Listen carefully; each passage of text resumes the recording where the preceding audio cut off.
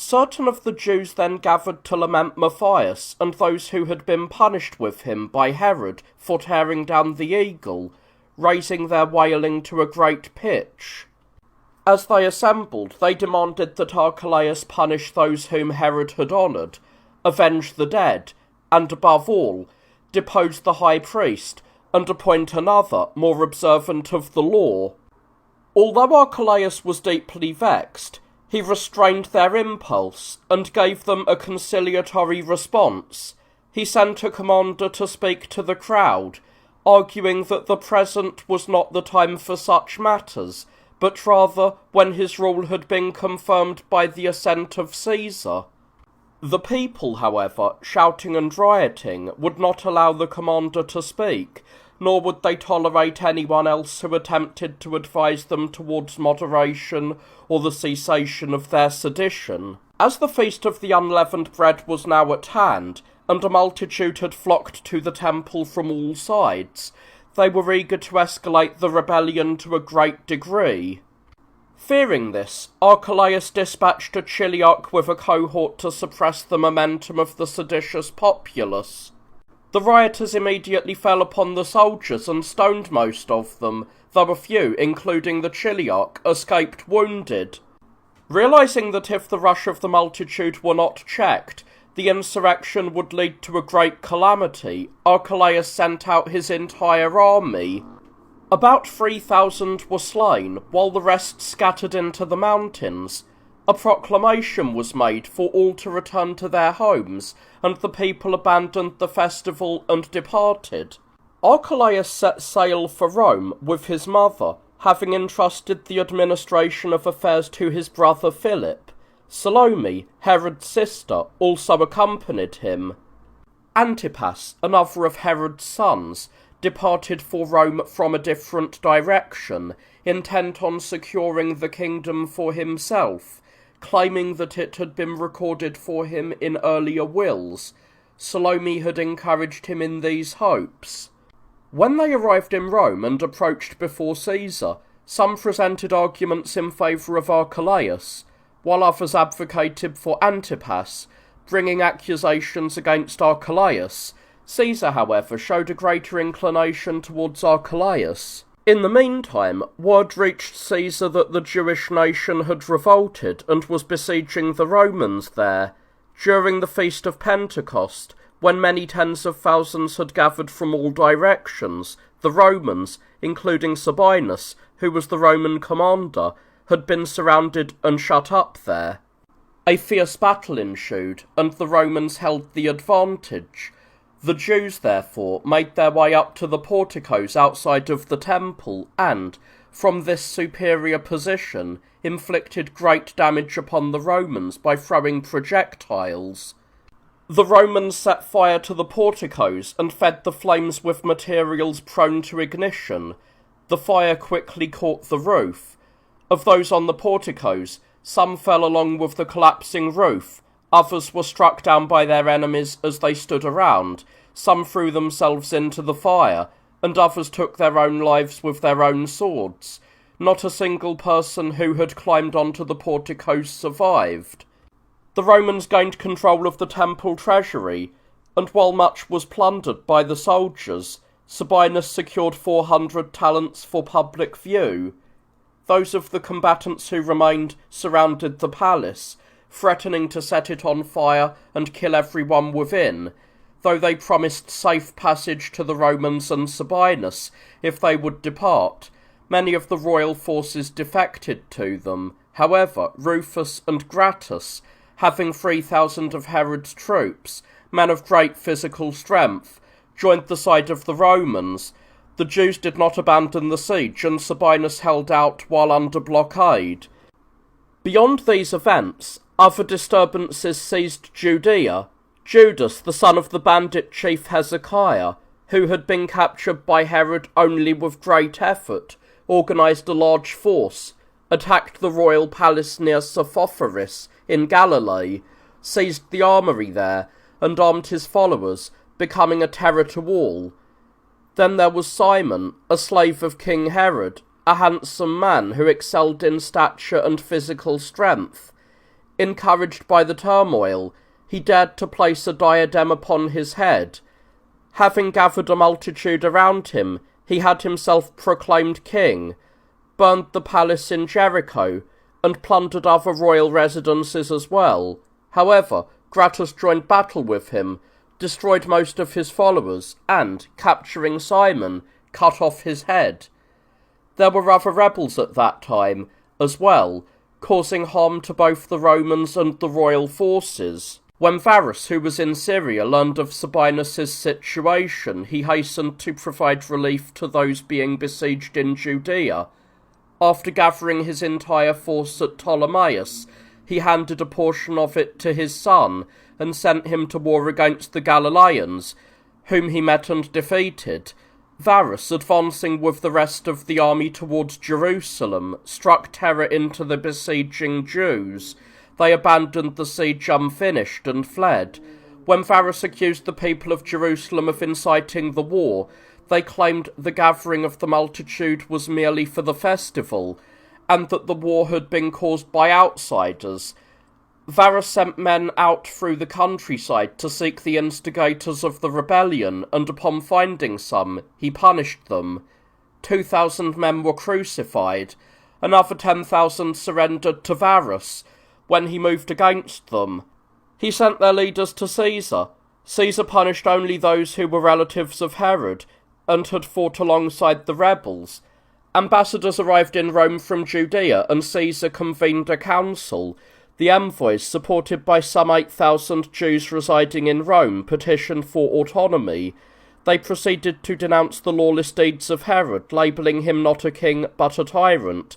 They claimed that of the many calamities that had befallen the nation over time, none could compare with the sufferings inflicted upon them by Herod. Expecting that any ruler who succeeded Herod would be more moderate, they had willingly addressed Archelaus as king. Yet, fearing that he would not be considered Herod's true son if he appeared too lenient towards the Jews, he had ordered the slaughter of 3,000 men within the sanctuary, and this, Caesar, before you had even confirmed his authority. By these arguments they requested to be delivered from kings and such types of rule, asking instead to be annexed to Syria, and placed under the command of the Roman governors stationed there. While they made these requests, those surrounding Archelaus spoke in his defence, clearing both kings, the father and the son, of the charges, and accusing the Jews of sedition and rebellion. Caesar, however, did not designate Archelaus as king, but granted him half of his father's territory, promising to bestow the title of king upon him if he governed it well. The annual tribute from the region assigned to him was 600 talents. The other half, divided in 2 parts, he distributed to Antipas and Philip, the other sons of Herod. The region assigned to Antipas provided a revenue of 200 talents, while the portion handed to Philip brought in 100 talents. To Salome he granted what Herod had left her, along with the palace at Ascalon. From all these sources she received an annual tribute of 60 talents. These matters having been settled, a young Jewish man insinuated himself into Herod's family, as he resembled Alexander, the murdered son of Herod. Taking with him a fellow countryman, a wicked man capable of stirring up trouble, he called himself Alexander, the son of Herod, claiming that while others had been sent to kill both brothers, they had been saved and spirited away. With such stories he deceived those he met, and having amassed a great deal of money, he hastened to Rome. Caesar doubted that Herod could have been so easily deceived, and upon bringing the false Alexander into his presence, he was not fooled. Although the youth's appearance was similar to Herod's Alexander, his body was worn from manual labour, and was naturally hardened, unlike the other's body, which had been softened by luxury. Caesar therefore questioned him about where Aristobulus might be. When the man claimed he had been left behind in Cyprus, so that if anything terrible happened to him, the line of Mariamne would not be entirely extinguished, Caesar took the false Alexander aside and urged him to tell the truth, promising to spare his life in return. He revealed the scheme to Caesar. Seeing that the man was robust enough for manual labour, Caesar assigned him to work as an oarsman. He had the man's accomplice, who had conspired with him in these matters, put to death. Archelaus, having assumed the ethnarchy, removed the high priesthood from Josia, the son of Boethus, and replaced him with his brother Eleazar. He also married Glaphyra, the daughter of Archelaus, the king of Cappadocia, who had been the wife of his brother Alexander, and had borne children by him, a union forbidden by the law, which prohibits taking as wives women who have borne children to deceased brothers. Shortly thereafter, he expelled Eleazar and installed Jesus, the son of C, in his place. When he reached the 10th year of his rule, he was accused before Caesar by his subjects of having acted with cruelty and total tyranny. Caesar quickly summoned him, and after hearing from both the accusers and Archelaus himself, he sentenced him to exile and confiscated his wealth. The future was revealed to Archelaus in a dream. It seemed to him that he saw 10 ears of grain, ripe and full of wheat, being devoured by oxen. While others interpreted the dream in various ways, Simon, an Essene by birth, declared that the vision brought tidings of a change in Archelaus's circumstances, and not for the better. He explained that the oxen were a symbol of hardship, animals that labour in toil and signify change in affairs, as the ground ploughed by them is not permitted to remain undisturbed, and that the 10 ears of grain signified the number of years, for the seasonal cycle completes them in a harvest, and thus the time of Archelaus's reign was coming to an end. A different dream was also seen by Archelaus's wife, Glaphyra. As is recorded, she had previously been married to Alexander, the brother of Archelaus. After he was put to death, she had married Juba, the king of the Libyans. When he too departed this life, she became the wife of Archelaus, who had dismissed his own consort, Mariamne, to marry her, even though she had children by Alexander. The woman imagined that Alexander stood before her, reproaching her and saying, "Glaphyra, you have proven the saying true which claims that women are unfaithful to their husbands. You, who lived with me as a virgin and bore me children, you forgot my love and engaged in a second marriage, and even that was not enough to satisfy your insult. For you have taken a third husband to your bed, and that too, my own brother. But I shall take you for my own once again and deliver you from this shame." Having recounted this to her female companions, she passed away shortly thereafter. The territory subject to Archelaus was annexed to Syria. Quirinus was sent to conduct a census of Syria, including Judea, which had been added to it. Although the Jews had initially been distressed by the very mention of the census, they finally yielded after the high priest Josia persuaded them. A man from Gaulonitis, having formed an alliance with a Pharisee named Sequod, filled the nation with war and banditry, claiming that the appraisal of property was nothing other than outright slavery. They appeared to be stirred to action for the reform of public affairs, but in truth they were eager for opportunities for personal gain. From these seeds grew rebellions, the murder of many, including the leading men, civil slaughters, deaths at the hands of enemies, famine, the capture and destruction of cities, and the burning of the temple. Since there had been 3 ancient schools of philosophy among the Jews, as mentioned previously, those of the Essenes, the Pharisees, and the Sadducees, this 4th school was introduced as an innovation by Judas and Sequod. The Pharisees live simply and do not lean towards luxury. They are precise in their observance of the laws, defer to those old in age, and do not boldly contradict those who offer guidance. They teach that all things are governed by fate, yet they hold that humans may resist its impulse with effort. They attribute immortality to the soul and believe in subterranean judgments for one's conduct in life.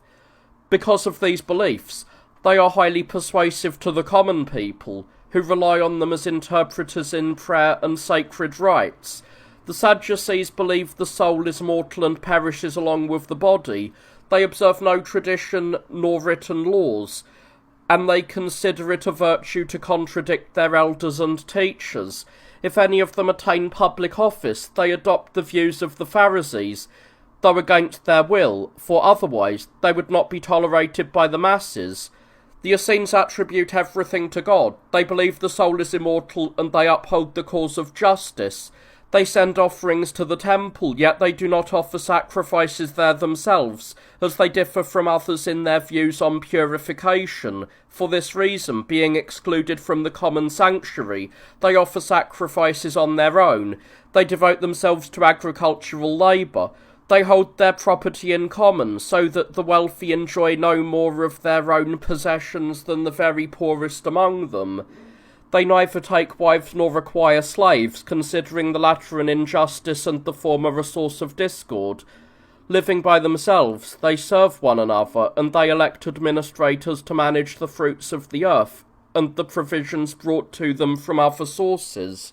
The fourth school, of which Judas the Galilean became the leader, agrees with the Pharisees on all other matters, but has an intense, deeply ingrained love of liberty.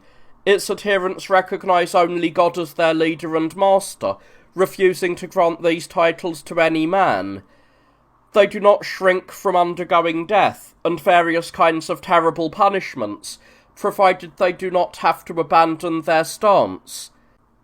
From this point, the Jewish nation began to suffer from a madness born of folly, provoked by the insolence of the governor Gessius Florus. After the census and property appraisals were completed, which occurred in the 37th year after Antony's defeat by Caesar at Actium, Quirinus removed the high priest Josa, who had been deposed by the populace, and appointed Annas, the son of Seth, as high priest. When Quirinus departed for Rome, Coponius took charge of Judea. He was succeeded by Marcus Ambivius, and Rufus Annius followed Marcus. During this time, Caesar, the emperor of the Romans, died, having reigned for 57 years, 6 months, and 2 days. This includes the 14 years he ruled jointly with Antony, making his total period of sole monarchy 43 years, or according to some, 44. He lived for 77 years. The monarchy was transferred to Tiberius, the son of Caesar's wife Julia. Under him, Valerius Gratus was sent as governor to Judea. He removed Annas from the high priesthood and appointed Ishmael, the son of Phabi. Not long after, he replaced him and bestowed the honour of the priesthood upon Eleazar, the son of Annas, and after 1 year he introduced Simon, the son of Comithus, in his place. After he had served for the same duration, Joseph, known as Caiaphas, became his successor. After Gratus had governed Judea for 11 years and accomplished these things, he departed for Rome. Pontius Pilate arrived to take over the administration. The Tetrarch Herod, who had been a friend of Tiberius before his reign, built a city named after him in Galilee, by the lake of Gennesaret, calling it Tiberias. Pilate, having transferred his troops from Caesarea to winter in Jerusalem, brought ensigns bearing images of Caesar into the city under the cover of night, despite the fact that the Jewish law forbids such images. Once the act became known, a multitude rushed to Caesarea to request the removal of the images, continuing their supplications for 5 days. When Pilate refused, claiming that the honour of Caesar would be insulted by such a move, and the crowd would not cease in their pleas, he surrounded them with armed soldiers on the 6th day, and threatened them with death if they did not stop their disturbance. They threw themselves prostrate and declared that they would gladly accept death. Astonished by their courage and the zeal for the preservation of their laws, Pilate immediately had the images returned to Caesarea. When he later undertook the construction of an aqueduct to bring water into Jerusalem, he spent the sacred funds upon this project, Consequently, many people gathered and shouted against Pilate, demanding that he stop, and some even resorted to heaping insults upon him. He ordered a large number of soldiers dressed in Jewish garments with clubs hidden beneath them to surround the protesters, and then commanded the Jews to disperse. When they began to insult him, he gave the signal to his soldiers, who punished the agitators with blows. The people, being unarmed, were beaten, but did not yield, so many fell, and others departed wounded. At that time in Judea appeared Jesus, our Lord and God, of whom Josephus speaks in these words in the 18th book of his Antiquities. At this time there was a man named Jesus, a wise man, if indeed it is proper to call him a man, for he was a doer of wonderful works, a teacher of people who gladly received the truth, and he drew to himself many Jews, and many also of the Greek nation. This was the Christ.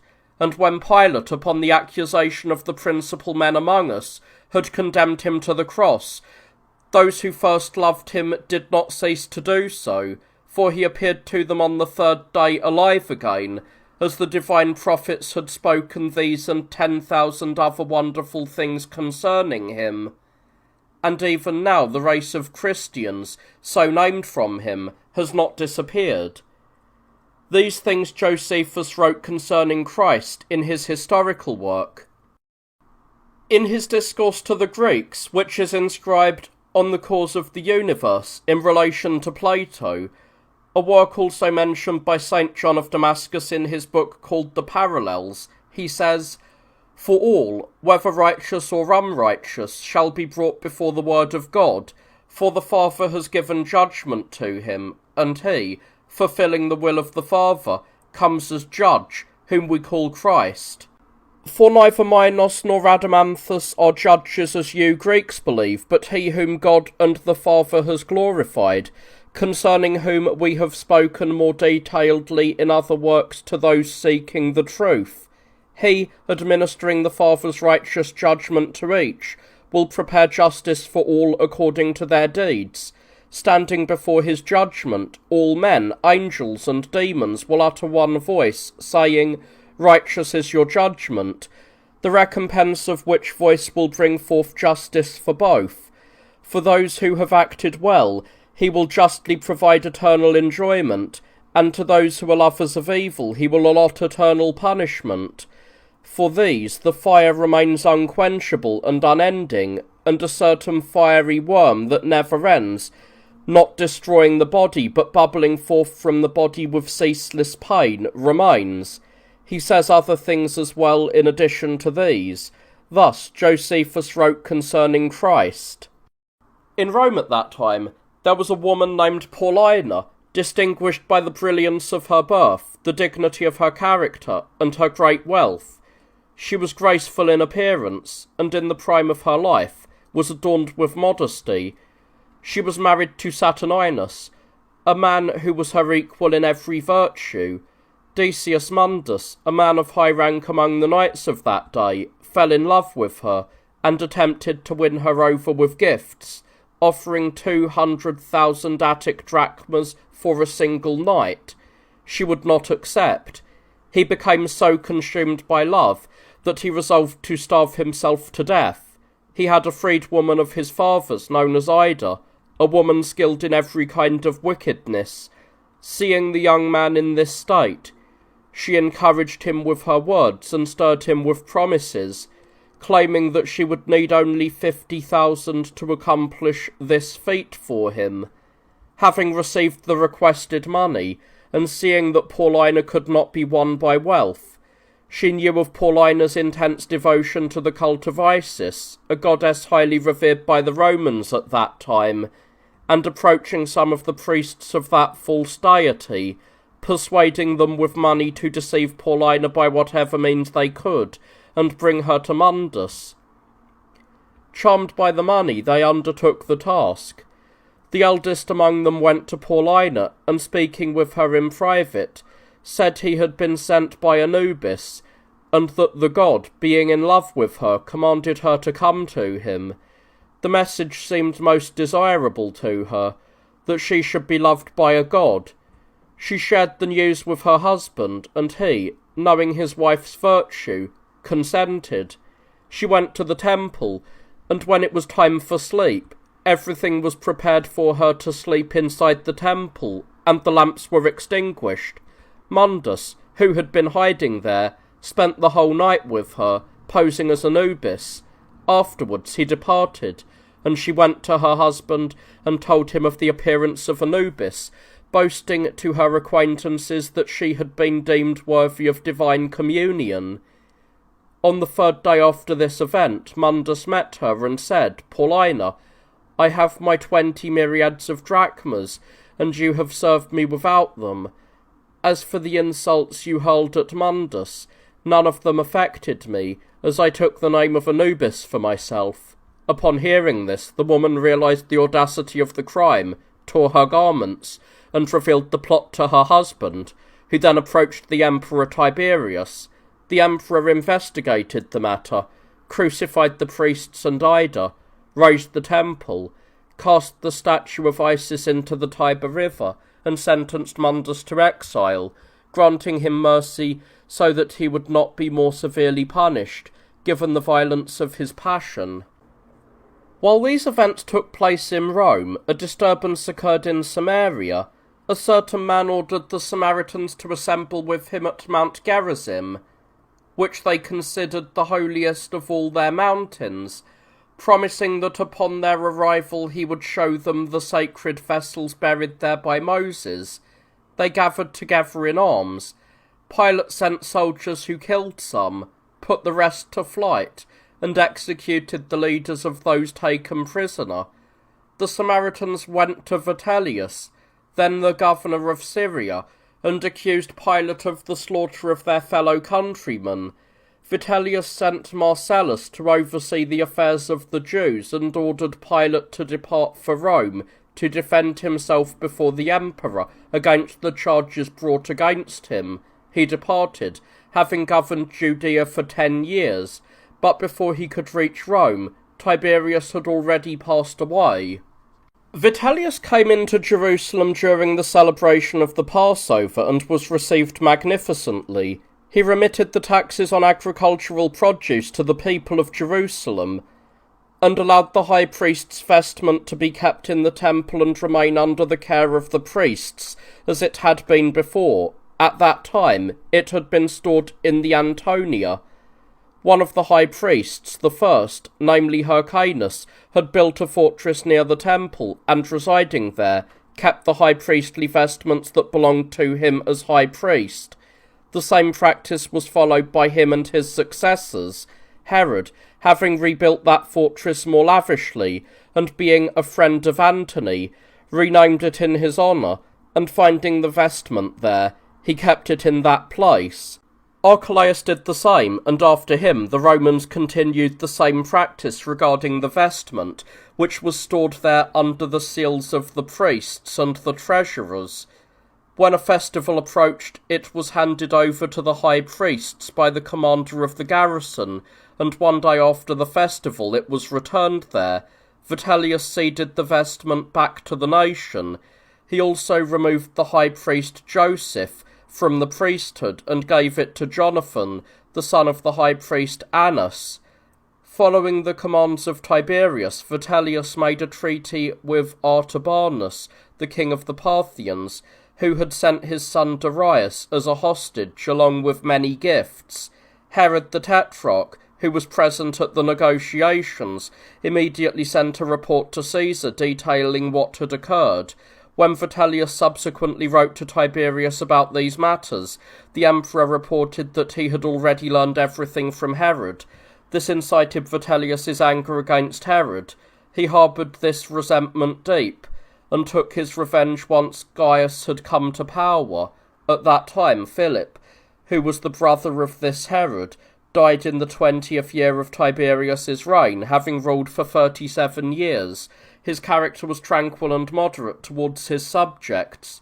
He would make his rounds with only a few of his chosen attendants.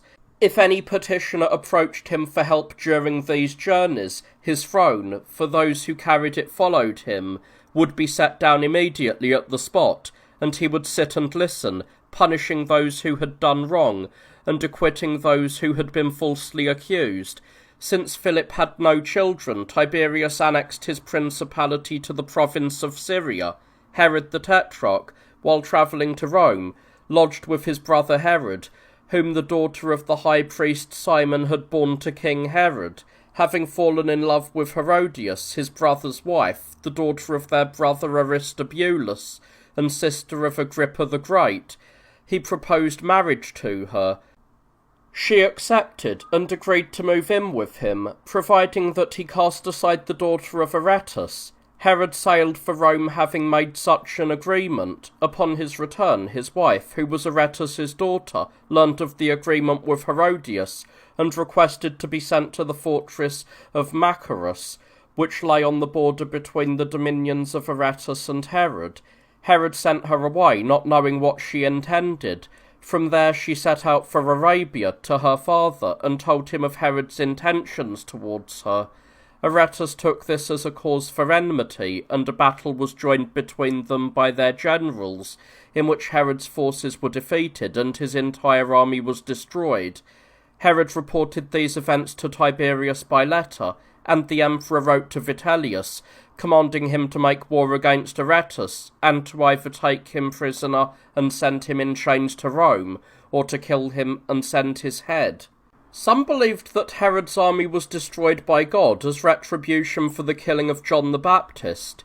Josephus wrote the following verbatim concerning this. Herod killed him, a good man, who urged the Jews to cultivate virtue, to practice justice towards one another, and piety towards God, and to come together for baptism, for in this way, he believed, baptism would be acceptable to him.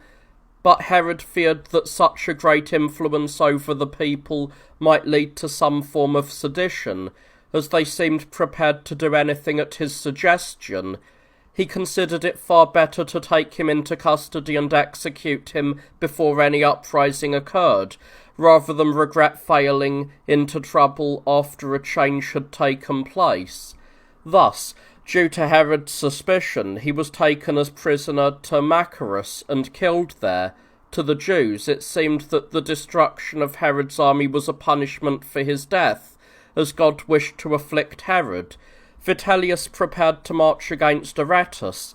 When he intended to pass through the land of the Jews, their leaders begged him to take a different route, as it was not their custom to allow images to be carried through their land, and there were many images on the standards. Persuaded by this, he moved his army through the great plain, while he himself went up to Jerusalem with Herod to offer sacrifices to God.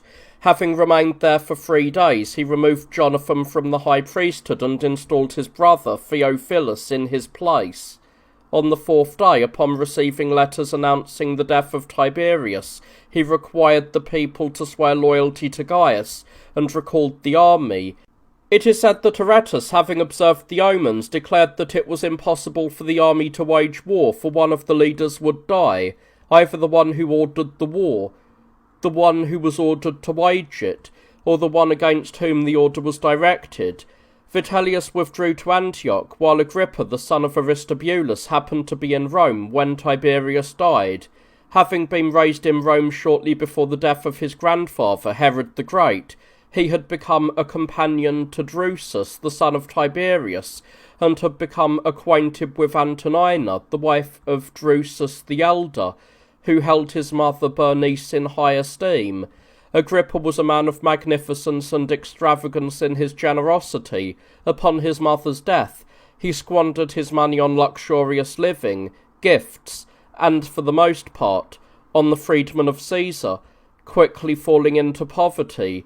When the son of Tiberius died, the emperor forbade any of the boy's former companions to come into his presence, lest the sight of them stir up painful memories. For this reason, and because he lacked funds, Agrippa returned to Judea in distress. Compelled by his many creditors to pay his debts and possessing nothing, he contemplated suicide. His wife, Cypros, the daughter of Faisal, who was the nephew of King Herod, born to him by Salampiso, the daughter of Herod and Mariamne, whom he had executed, as has been told, perceived his intentions. Sensing his plan, she deterred him and sent word to Herodias, the wife of Herod the Tetrarch and sister of Agrippa, revealing her brother's state of mind and asking her to assist and urge her husband to provide relief. They sent for him, gave him Tiberias as a residence, and assigned him a stipend for his living expenses. After a time, a dispute then arose between Herod and Agrippa moved to Syria to stay with Flaccus, the governor, who had been friendly towards him in Rome. Flaccus received him. Agrippa's brother, Aristobulus, was also there, and being at odds with his brother, he used slanders to turn Flaccus against him, and Agrippa was forced to leave. Reduced to the utmost extremity, he wished to sail for Italy, and asked for his freedman, Marsyas, to produce money for him by borrowing it from somewhere. Marsyas approached Peter, a freedman of Bernice, Agrippa's mother, and Peter agreed to provide 20,000 Attic drachma, though with a deduction of 2,500. Agrippa agreed, received the loan, and prepared to sail. However, Herennius Capito, the procurator of Gemina, demanded from him 300,000 pieces of silver owed to Caesar, and ordered him to stay. Agrippa pretended to obey, but fled by night. Upon sailing to Alexandria, he begged Alexander the Albarch to lend him 200,000 drachma. Alexander said he would not provide it to him, but granted it to his wife, Cypros, because of her devotion to her husband and her other virtues. After she received the loan, Agrippa sailed for Italy, and Cypros returned to Judea with her children. Upon approaching Tiberius Caesar, he was received kindly. However, when a letter from Herennius Capito arrived for Caesar stating that Agrippa had fled while owing 300,000, the emperor was angered and ordered that he not be allowed to access him until the debt was paid. Agrippa borrowed the money, paid the debt, and was again admitted to Tiberius. The emperor then commanded him to attend upon his grandson and serve him. Agrippa leaned more towards Gaius, who was the grandson of Antonina, the mother of Germanicus and of Claudius, who succeeded Gaius as emperor. By serving him, he became well loved by him. Once, as they were both walking together, the conversation turned to Tiberius, and Agrippa, praying to God, wished for Tiberius to quickly relinquish the rule to Gaius. Eutychius, a freedman of Agrippa, overheard these words and approached Caesar, claiming he had something of great importance to tell him. Tiberius, however, was slow in all things, and despised those who reported matters concerning him. He did not process embassies quickly, saying that he did not want them to return immediately so that others might come and create a crowd, nor would he appoint successors for the governors and procurators he sent out, unless they died first. He claimed he did this for the sake of his subjects, so that if they had sufficient time to gain wealth, they would be less inclined to commit crimes. He used the example of a wounded man covered in flies. Someone out of pity attempted to drive them away, but the man asked him to stop. When asked why, the wounded man replied, "These are already full of blood and do not bother me much. If you drive them away, new ones will come, famished, and they will cause me more pain." As proof of Tiberius's slowness in these matters, during his 22-year reign, he sent only 2 men to rule over the Jewish nation, Gratus and Pilate. Being such a man in all things, he did not even deem Eutychius worthy of a hearing. Agrippa begged Antonina to prevail upon Caesar to grant Eutychius a hearing. Antonina was held in high honour by Tiberius, both for having been the wife of his brother Drusus, and especially for her virtuous character. Having been widowed young, she remained a widow, and declined a second marriage, even though the emperor himself permitted it. And she lived her life in such a way as to be above reproach. For these reasons she was esteemed by Tiberius, and also because she had been his benefactress, having alerted him to a conspiracy formed by many powerful men. Thus, being requested by her to examine Eutychius, he said, May the gods know, Antonina, that what is about to happen is not by my will, but by your entreaty." He then ordered Eutychius to be brought in. Upon appearing, Eutychius testified, "Gaius and Agrippa, my master, were conversing, and Agrippa said, 'If only the day would come when this old man passes away and appoints you ruler for the world, for Tiberius, his grandson, will be no obstacle to us, as he will be finished off by you. Then the world would be blessed, and I most of all.' These words seemed true to Tiberius. Furthermore, harbouring anger towards Agrippa for not choosing to serve his grandson, but instead turning entirely towards Gaius, he ordered one of those standing by to bind him. He was led away in chains while still wearing his purple robe, and he stood before the palace, leaning against a tree in despondency. There were others there in bonds as well. An owl, a bird the Romans call bubo, flew to that tree, and one of the prisoners, seeing it, asked the guard watching him who the man in the purple robe was. Upon learning, he requested that the soldier standing next to him come closer. Having succeeded, he said, "Young man, I bring you the good news of a very swift release from your chains and of advancement to the highest degree of honour and power. You will be envied by those who now pity you, and you will die in happiness, leaving your wealth to your children. Yet whenever you see this bird again, know that your death will come 5 days thereafter. But when you have attained the happiness I have predicted, remember us, so that we may escape the misfortune in which we now reside." The man who spoke these words was laughed at then, but later he appeared worthy of wonder. Agrippa remained in chains for 6 months. As Tiberius grew weak and his illness intensified, he commanded Zonaras, the most esteemed of his freedmen, to bring his children to him, so that he might speak with them before he died. He had no sons, for his own son Drusus had died. He had a grandson by him, Tiberius Gemellus, and a nephew, Gaius, the son of his brother Germanicus. Gaius was already a young man, well educated and beloved and honoured by the people for his father's virtues. Tiberius ordered that the boys be brought to him at dawn the next day.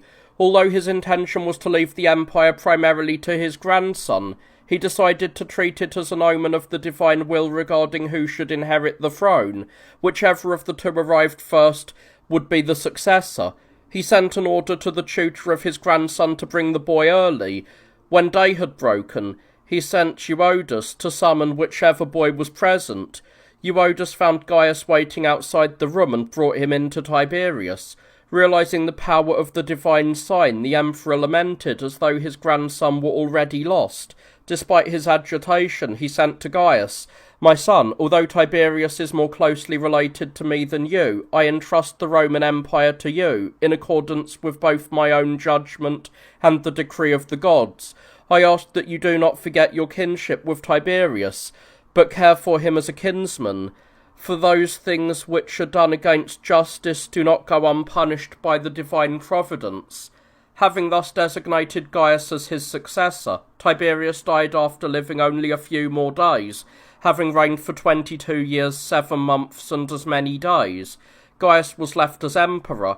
When the death of Tiberius was announced to the Romans, they were reluctant to believe it, so much did they desire it to be true. For he had committed many terrible acts against the Roman nobility, being prone to anger and punishing even the most trivial offences with death. Marsyas, Agrippa's freedman, upon learning of Tiberius's death, ran to him and said in the Hebrew tongue, "The lion is dead." Agrippa thanked him, provided the news was true. The centurion, seeing Agrippa's joy, suspected something new had happened and asked what had been announced. Agrippa, who had become well acquainted with the man, revealed the secret. The centurion shared in the joy and prepared a banquet. While they were feasting, someone arrived claiming that Tiberius was still alive. The centurion, fearing because he had been dining with a prisoner of the emperor, ordered him to be bound again, having already released him. The next day, there was widespread talk of Tiberius's death.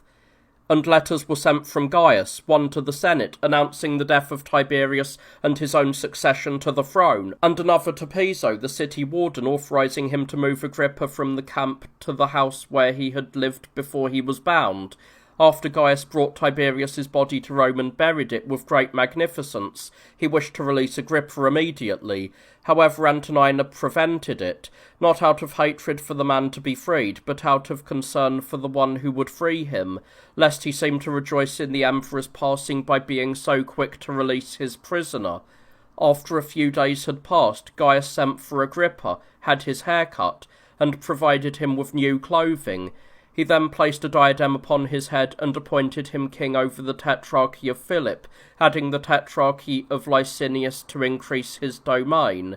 He also exchanged his shackles for gold, granting him a golden chain of equal weight to the iron one which he had been bound with.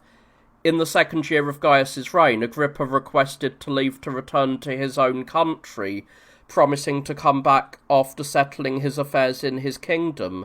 Gaius consented, and he set sail. His sister, Herodias, envied her brother's good fortune, especially when she saw him appearing before the crowds adorned with the insignia of royalty, and she provoked her husband to sail to Rome and seek an equal title for himself.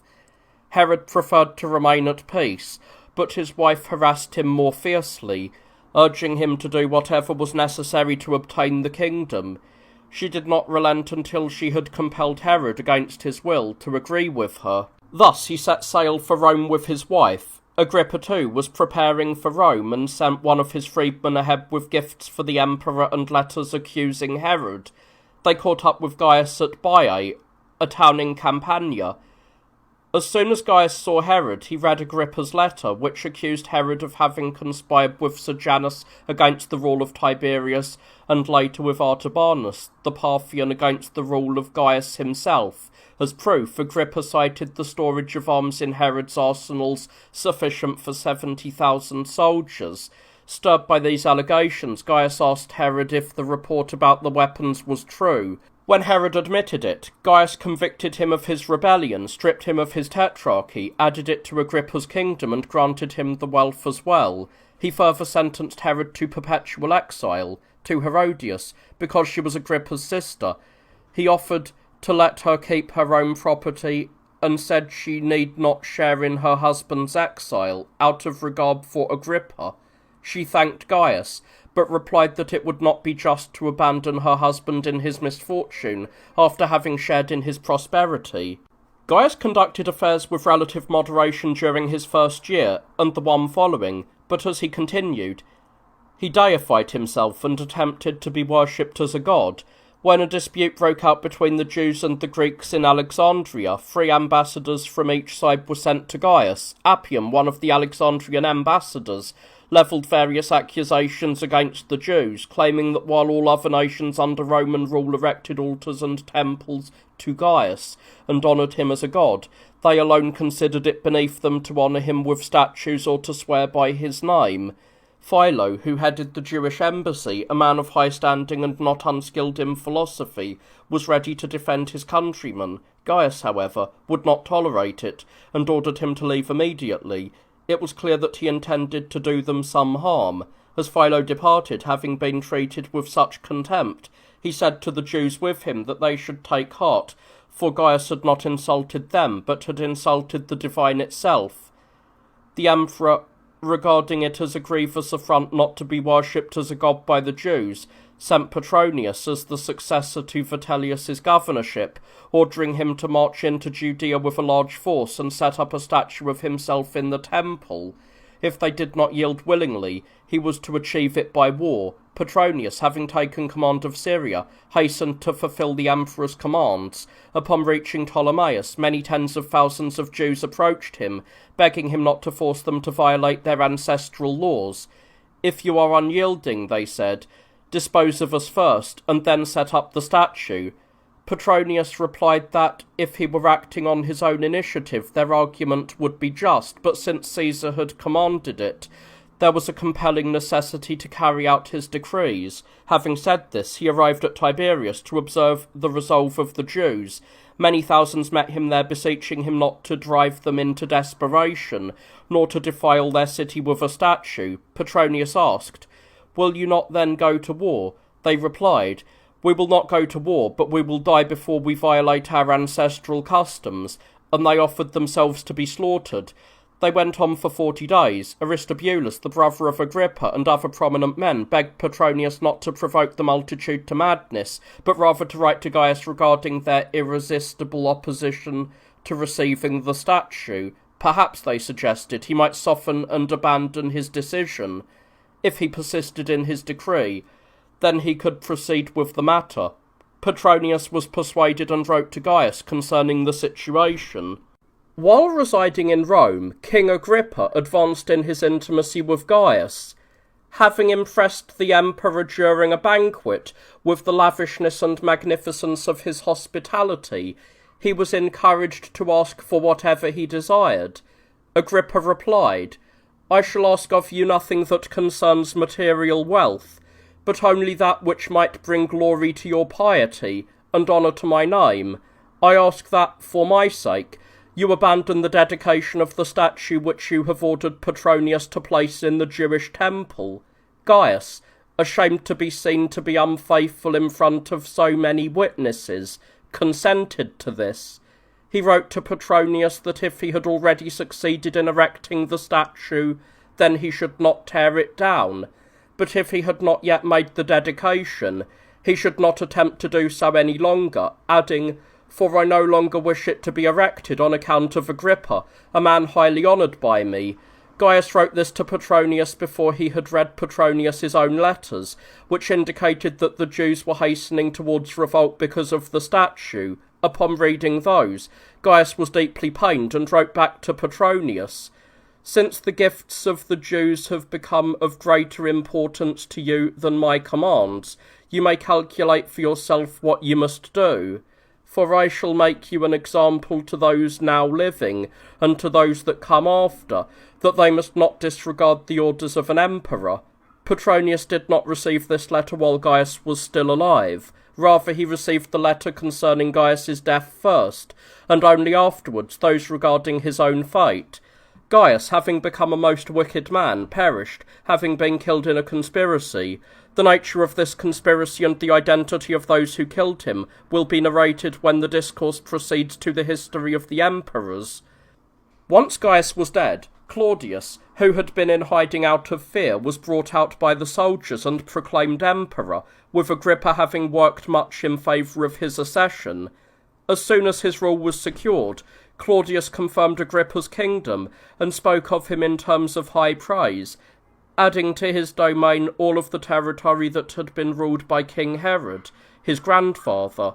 Agrippa also requested from Claudius the kingdom of Chalcis for his brother Herod. This was granted to him by the emperor. At this time, the Jews in Alexandria were in conflict with the Alexandrians. As has been stated, during Gaius's reign, they were mistreated by the Greeks in the city due to Gaius's hostility towards them. However, upon the death of Gaius, they took heart and took up arms. Claudius wrote to the prefect of Egypt, ordering him to quell the disturbance, and also issued an edict at the request of the two kings, Agrippa and Herod, to be published in Syria, Alexandria, and the rest of the Roman world. It stated, "Since the Jews have long been deemed worthy of equal citizenship with the Alexandrians and the citizens of other cities, Gaius, out of madness, humbled them because they refused to address him as a god.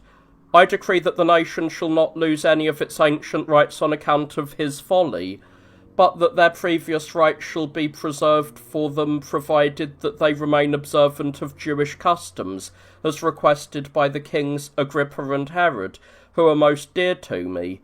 He also sent Agrippa to his kingdom, which had been made even more illustrious. Upon arriving in Jerusalem, Agrippa ordered sacrifices of thanksgiving, and hung the golden chain he had received from Gaius above the treasury, as a testament to the power of God and the mutability of human affairs, showing that great things may fall, and the humble may be exalted. Having offered these lavish sacrifices, he removed Theophilus, the son of Annas, from the high priesthood and bestowed the honour upon Simon, the son of Boethus, who was surnamed Canatharus. Simon had 2 brothers, and his father was Boethus, whose daughter King Herod had married, as has been recounted. Agrippa rewarded the people of Jerusalem for their goodwill by remitting the tax on every house. He also appointed Silas, a man who had shared in many of his miseries, as commander of the entire army. Meanwhile, some bold and reckless youths of Dora brought a statue of Caesar and set it up in the Jewish synagogue. This greatly disturbed Agrippa. He immediately went to Publius Petronius, the governor of Syria, and accused the people of Dora. Petronius sent a centurion with orders to bring those who had committed this act before him, and he dispatched a letter to the magistrates of Dora, commanding them to hand over the culprits to the centurion if they did not wish to appear as accomplices in the act. Agrippa later stripped Simon Canthorus of the priesthood and once again invited Jonathan, the son of Annas, to take it. Jonathan declined, saying he was content to have held the high priesthood once, and instead requested that his brother Matthias be promoted to it, as he was worthy of the honour. Persuaded by this, the king bestowed the high priesthood upon Matthias. Silas, Agrippa's commander of the cavalry, emboldened by the risks he had taken for the king, began to speak with ill-timed bluntness and became overbearing, constantly reminding Agrippa of the grim days of his past, and glorifying himself for the zeal and loyalty he had shown during those times. Agrippa felt profound distaste for his unrestrained frankness. When Silas would not yield, the king's anger was provoked, and he not only removed him from his command, but had him thrown into prison. In time, however, his resentment softened. Reflecting upon the hardships Silas had endured for his sake, Agrippa sent for him on the day of his own birthday celebration, to dine with him. Silas would not be persuaded, saying, "Why does the king summon me to receive an honour that will soon be lost? Does he think I have ceased to speak my mind? Now I shall cry out all the more loudly about the dangers from which I have delivered him, and the labours I bore to provide him with safety and honour, rewards for which I have been long in chains, and in a dark prison, which I shall never forget." When the king learned of this and saw that Silas was irreconcilable, he left him in confinement. The king was no less generous with his gifts than his grandfather Herod, yet while Herod displayed his munificence towards foreigners rather than towards the Jews, Agrippa was equally beneficent to all, and gentle in his manner. He took great pleasure in residing constantly in Jerusalem, and strictly observed the ancestral laws. Once a certain Simon in Jerusalem, who was considered an expert in the law, gathered a crowd and dared to speak against the king while he was away in Caesarea. This did not escape Agrippa's notice. He summoned Simon and asked, "Tell me what is being done here that is contrary to the law." Unable to name anything, Simon begged for pardon. Contrary to all expectations, the king was reconciled to him and sent him away with a gift. Later, Agrippa removed Matthias from the high priesthood and bestowed it upon Eleonius, the son of Canthorus. After reigning over the whole of Judea for 3 years, Agrippa went to the city of Caesarea, formerly called Strato's Tower, to celebrate games. On the 2nd day of the spectacles, at the break of day, he entered the theatre wearing a robe made entirely of silver. At the first rays of the sun, the silver gleamed with a marvellous brilliance, shining with a terrifying radiance to those who gazed upon him. Immediately, the flatterers shouted from all sides, hailing him as a god, and adding, "Be propitious to us, for even if we have hitherto feared you as a man, from this point on we acknowledge you to be superior to mortal nature." The king did not rebuke them, nor did he reject their impious flattery. Shortly after, looking up, he saw an owl perched above his head. He recognized it then as a messenger of evil, just as it had once been a harbinger of good. A sharp pain pierced his heart, and he was suddenly seized by a violent agony in his abdomen. He turned to his friends and said, "I, whom you call a god, am now ending my life, and I, who have been called immortal by you, am now compelled to die." As he spoke, the pain intensified, and he was carried in a haste to the palace. Word spread that he was dying, and the multitude, along with their wives and children, immediately sat in sackcloth according to ancestral law and besought God on behalf of the king, and all wept. Agrippa, lying in high chamber and looking down upon them as he lay prostrate, could not restrain his own tears. After 5 days of being consumed by the pain in his abdomen, he ended his life, having lived 45 years, and reigned for 7, 4 under Gaius and 3 under Claudius. While the news of his death was still unknown to the masses, his brother Herod, the ruler of Chalcis, and Helsias, the commander of the cavalry, conspired together and sent someone to kill Silas, who was their enemy, claiming that the king himself had ordered it. Thus Agrippa died, leaving behind a son, Agrippa, who was 17 years old, and 3 daughters, one, Bernice, who was married to her father's brother Herod, and 2 unmarried, Mariamne and Drusilla. When the king's death became known, the inhabitants of Caesarea and Sebastia, forgetting his benefactions, spoke blasphemies against him. They seized the statue of the king's daughters, carried them into brothels, and heaped insults upon them.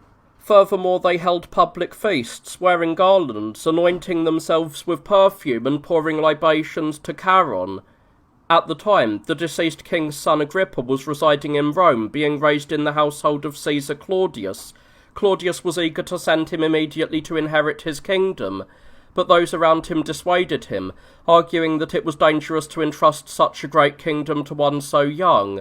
Claudius therefore sent Cuspius Fadus to serve as procurator of Judea and the entire kingdom, instructing him to rebuke the people of Caesarea and Sebastia for their insults against the deceased. Upon arriving in Judea, Fadus suppressed the civil unrest, cleared the country of robber bands, and ordered the high priest's vestments to be deposited in the fortress of Antonia, as it had been before. Although the priests and the leading men of Jerusalem did not dare to openly oppose him, they nevertheless begged him to allow them to send envoys to Caesar to request the sacred vestments remain in their custody. He granted this. When the envoys arrived in Rome, the younger Agrippa, who was living there as mentioned, interceded with Caesar on behalf of the Jews to allow them to keep their sacred vestment.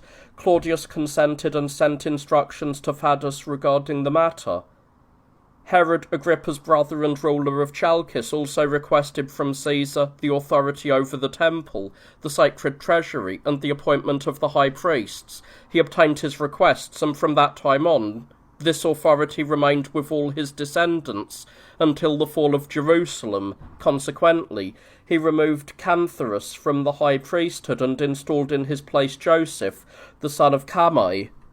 At this time, Helena, the queen of the Adiabani, and her son Azates adopted the customs of the Jews. Monobazus, the king of the Adiabani, who was also known by the surname Basius, fell in love with his sister Helena and took her as his wife. Once, while sleeping with her while she was pregnant, he placed his hand upon her abdomen. In his sleep, he seemed to hear a voice commanding him to take his hand away, and not to crush the infant. For by divine providence it would attain both power and a fortunate end. Disturbed by the voice, he told his wife, and when the son was born, he named him Azates. Monobazus had an older son born to him by Helena, as well as other children by other wives, but he cherished Azates as if he were his only son. The brothers were envious of him. Fearing for his safety, the father sent him to Abnerig, the king of Charax-Spasini. He welcomed Azates gladly, took him as a son-in-law, and gave him territory to rule. When Monobazus had grown old, he desired to see Azates before he died. Having sent for him, he greeted him affectionately and allotted him a territory where he resided until his father's death. Upon the passing of Monobazus, Queen Helena summoned the grandees and satraps. When they arrived, she said, "You are aware that my husband wished Azates to be his successor as king, knowing, however, that it is a blessed thing for a king to receive the throne not from one person alone, but from the consent of many. I have placed the matter under your judgment." They declared that they would confirm the king's decision and would willingly submit to Azates, who had been justly preferred over his brothers in accordance with everyone's wishes. They added that it was necessary to execute his brothers and kinsmen so that he might rule securely. The queen advised them to withhold their opinion regarding the killing of Azartes' relatives until he arrived and could consider it for himself. They suggested that the brothers be held in chains until he returned. The queen then placed her eldest son in charge of affairs until his brother arrived, and she also gave him the signet ring of his father. Azartes arrived, and his brother welcomed him and ceded the throne to him. When he was away, a Jew named Ananias became acquainted with him and instructed him in God and the customs of the Jews. It also happened that Helena, having been catechized by another Jew, had converted to Jewish customs. When Azartes returned and found his kinsmen in bonds, he was displeased. He released them, but to prevent suspicion while they remained, he sent some as hostages to Rome and others to the Parthians. Upon learning that his mother had embraced Jewish ways, Azartes himself became eager to convert, and was prepared to be circumcised. His mother, however, restrained him, saying that his subjects would become hostile if they found out, and would not tolerate being ruled by a king who had become a Jew. He referred these concerns to Ananias, who was present. Ananias advised him to the same effect, and the king was persuaded for the time being. But later, another Jew named Eleazar, who had arrived from Galilee, found the king reading the law of Moses and said, "You do not only need to read those words, O king, but you must also do what they command. How long will you remain uncircumcised?" He did not delay the action, but was circumcised, and informed his mother and Ananias that it was done. They were filled with fear that the king and they themselves would be in danger, but God did not allow that fear to be realized. Helena desired to travel to Jerusalem to worship at the temple of God. Her son consented and gave her vast sums of money, and she departed for Jerusalem. Finding many people there perishing from famine, she brought grain from Alexandria, and purchased a cargo of dried figs from Cyprus at a great price, distributing them to those in need. Her son also sent large sums of money to the leading men of Jerusalem, so that the starving people could be relieved as much as possible. So it happened. Meanwhile, Artabanus, the king of the Parthians, having learned of a conspiracy the satraps were plotting against him, came to Azartes, bringing with him about 1,000 of his kinsmen and servants. Meeting Azartes on the way, he said, "Do not overlook me, O king, now that I have been humbled by fortune and reduced from a king to a private citizen, but assist me." He said this with tears. Upon hearing the name, Azartes leapt from his horse and said, "Take heart, O king, for I will either restore you to the Parthian throne, or I will cede my own to you." He said this and helped him onto his horse, while he himself followed on foot. Artabanus swore that unless Azartes also mounted his horse and rode in front, he would dismount. Persuaded, Azartes sprang onto his own horse, and paid every honour to the Parthian, leading him to his royal palace. He then wrote to the Parthians to receive Artabanus back. Although the Parthians agreed to receive him, they said they could not restore the throne, as it had already been entrusted to another. Cinemus, for that was the name of the man who had taken the kingdom, wrote to Artabanus, for he had been raised by him and was a good man, urging him to come back with confidence, promising he would receive the throne back. Artabanus trusted him and set off. Cinemus met him, bowed, addressed him as king, and placed the diadem upon his head, removing it from his own. Having thus been restored to his throne after 6 years, Artabanus did not forget the kindness of Azartes, but rewarded him. Some time later, after Artabanus died, his son, Vardanes, girded himself with the kingdom. He came to Azartes and requested that he join him in an alliance against the Romans. Azartes would not be persuaded. Instead, he advised him to desist from the campaign against them, and not to attempt the impossible. Vardanes declared war on Azartes for his refusal. However, the Parthians, learning that he intended to march against the Romans, killed him, and gave the kingdom to his brother Gotarzes. Upon his death, by conspiracy, his brother Vologases succeeded him. Azartes' brother, Monobazus, and his kinsmen also desired to embrace Judaism and put that desire into action. Their conduct was discovered by their subjects. They wrote to Abias, the king of the Arabs, promising to provide him with much money if he would march against their own king, and pledging that they would abandon his arties at the first engagement. The Arab was persuaded and, bringing a large force, arrived to attack his arties. When the battle took place, his arties' own men, according to the agreement, abandoned him and turned their backs in flight. Realizing that the treason had been committed by his grandees, his arties withdrew to his camp and, having found those responsible, punished them. The next day he joined battle, won a victory, routed the Arabs, and pursued their king, driving him into a fortress. The king killed himself when he was on the point of being captured, and the fortress was taken and its contents plundered. His arties then returned home.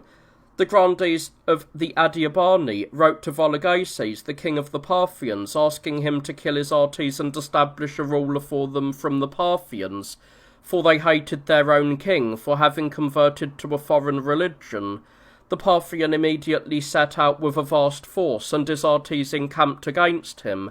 A messenger sent from the Parthian king told his arties how great the Parthian power was, and that Vologases threatened to punish him for being ungrateful towards his masters.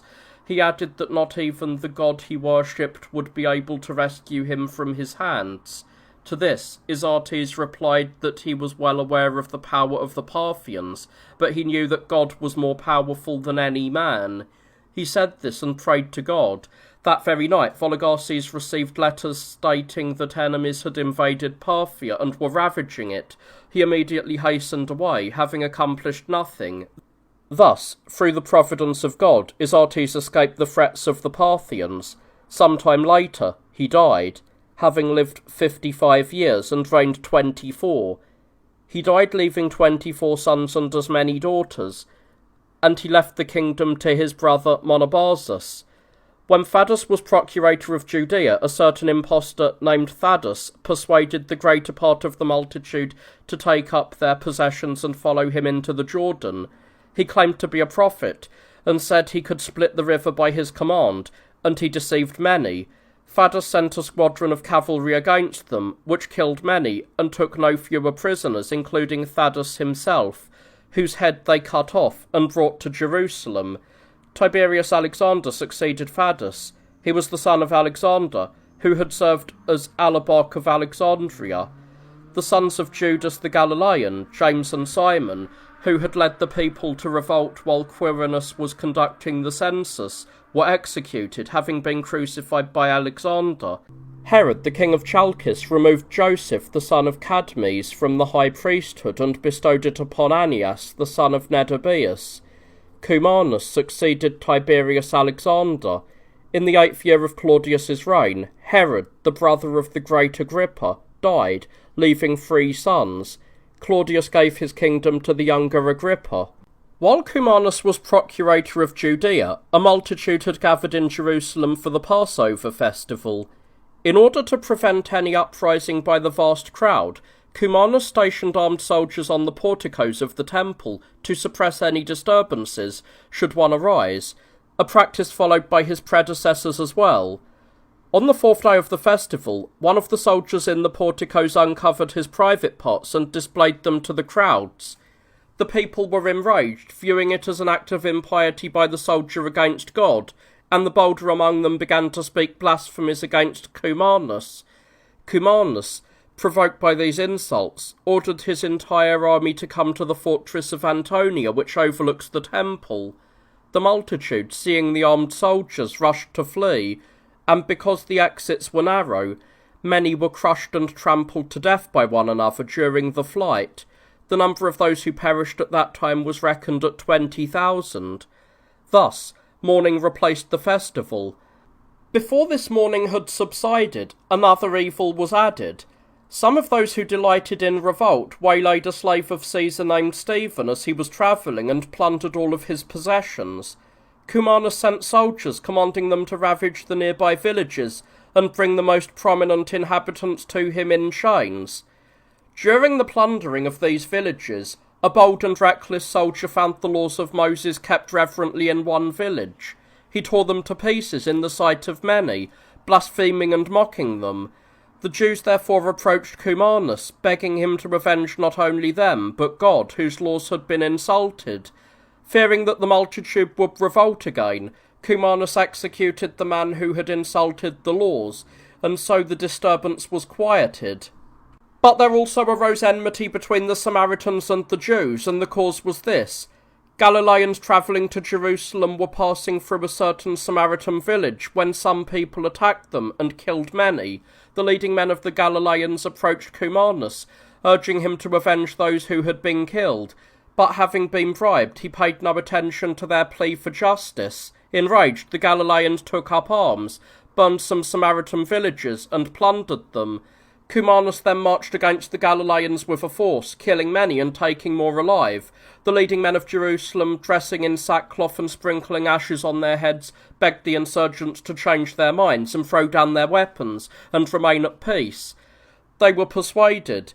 The crowd dispersed, but from that time on the country was filled with brigands. The Samaritans accused the Jews before Quadratus, the governor of Syria, of burning their villages, while the Jews blamed the Samaritans as the cause of the riot, and Cumanus before them, for being corrupted by bribes and failing to avenge those who had been killed.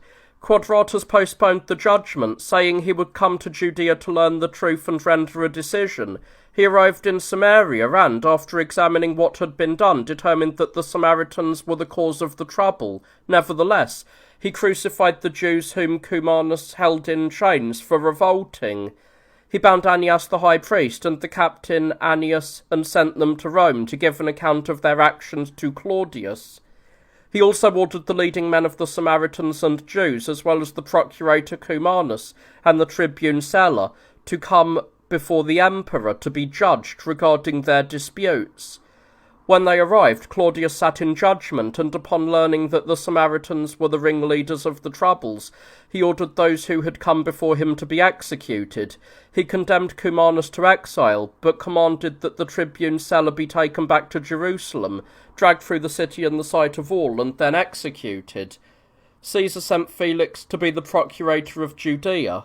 To Agrippa he granted the territory of Philip along with Batanea and Trachonitis, with Abilithes being the tetrarchies of Licinius, but he took Chalcis away from him after he had ruled it for 4 years. Agrippa gave his sister Drusilla in marriage to Azizius, the king of Emesa, who had agreed to be circumcised, after Antiochus Epiphanes had declined the marriage because he would not adopt Jewish customs. He also betrothed Mariamne to Archelaus, the son of Helcias, to whom she had been promised long before by her father Agrippa.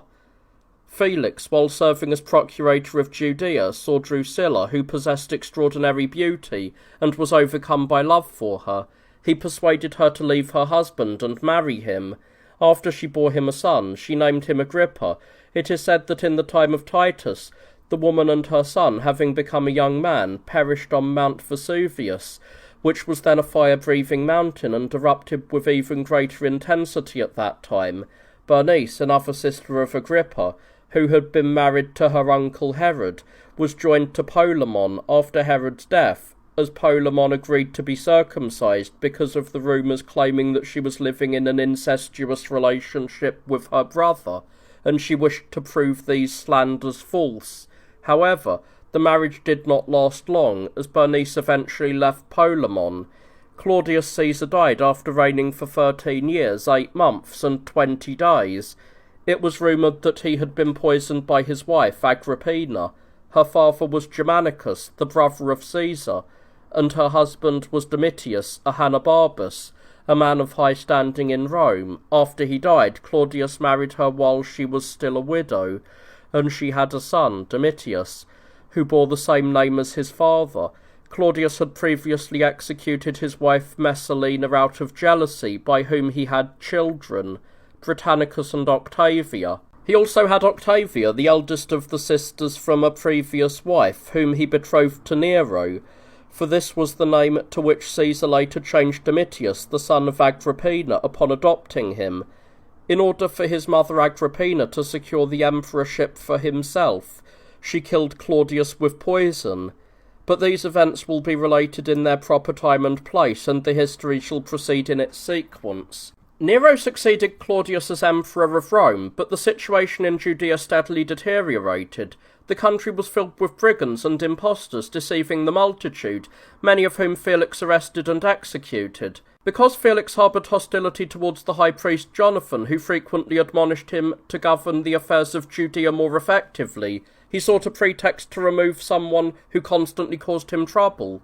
He arranged for his assassination by brigands who came into the temple under the guise of worshippers, carrying daggers hidden under their garments.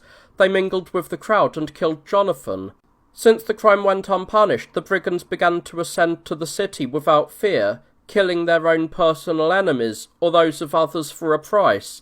Meanwhile, impostors and swindlers persuaded the crowd to follow them into the wilderness, promising to show them clear signs and wonders performed by God.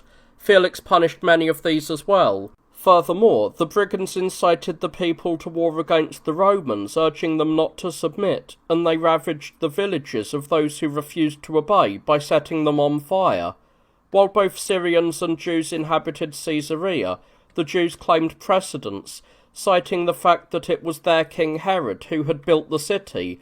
The Syrians acknowledged Herod's role, but argued that the city was formerly called Strato's Tower, and that no Jews had lived there at the time. Because of this, the inhabitants of Caesarea were in constant conflict, and the administrators of the region punished the instigators with beatings, quieting the disturbance for a time. However, the Jews, possessing more wealth than the Syrians, despised them and spoke blasphemies against them. The Syrians, though outmatched in wealth, took heart from the fact that most of their soldiers serving under the Romans were from Caesarea. For a while, they returned the insults with words, but then they began throwing stones at each other until many on both sides were wounded or killed, with the Jews gaining the upper hand. Felix ordered the Jews to stop, and when they refused, he unleashed the soldiers upon them. They killed many, took even more alive, and Felix allowed the soldiers to plunder their houses. The more moderate and prominent Jews then implored Felix to call off the soldiers, spare them, and allow them to repent for what had been done. Felix was persuaded. King Agrippa bestowed the high priesthood upon Ishmael, the son of Pharbi. A conflict arose between the high priests and the priests, along with the leading men of Jerusalem. They maligned one another and pelted each other with stones, and there was no one to rebuke them or halt the strife. The high priests became so shameless that they sent servants to the threshing floors to seize by force the tithes owed to the priests, with the result that the poorer priests died from want. When Porcius Festus was sent by Nero as the successor to Felix, the Jews of Caesarea accused Felix before Nero. He might well have paid the penalty for his injustices against them, had not his brother Pallas, who held great power with Nero, interceded to appease the emperor's anger. Meanwhile, the Syrians in Caesarea, having won over Bareilus, Nero's tutor, with money, obtained a letter from Caesar through him, declaring the equal citizenship of the Jews in Caesarea to be void. From this letter sprang the subsequent evils for the nation. Because of it, the Jews were more inclined to conflict with the Syrians until the war broke out. When Festus arrived in Judea, he found the country being ravaged by brigands.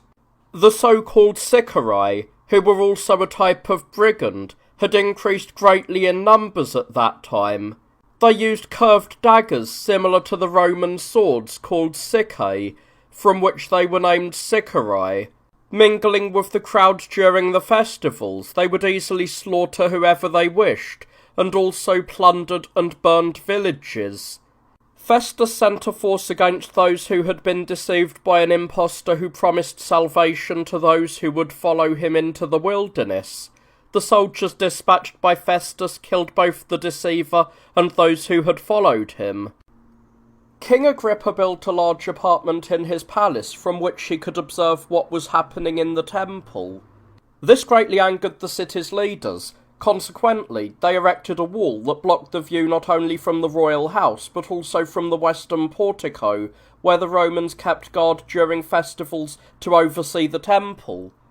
Agrippa was indignant at this, and Festus even more so, as he wished for the wall to be torn down. However, the Jews requested permission to send a delegation to petition Caesar.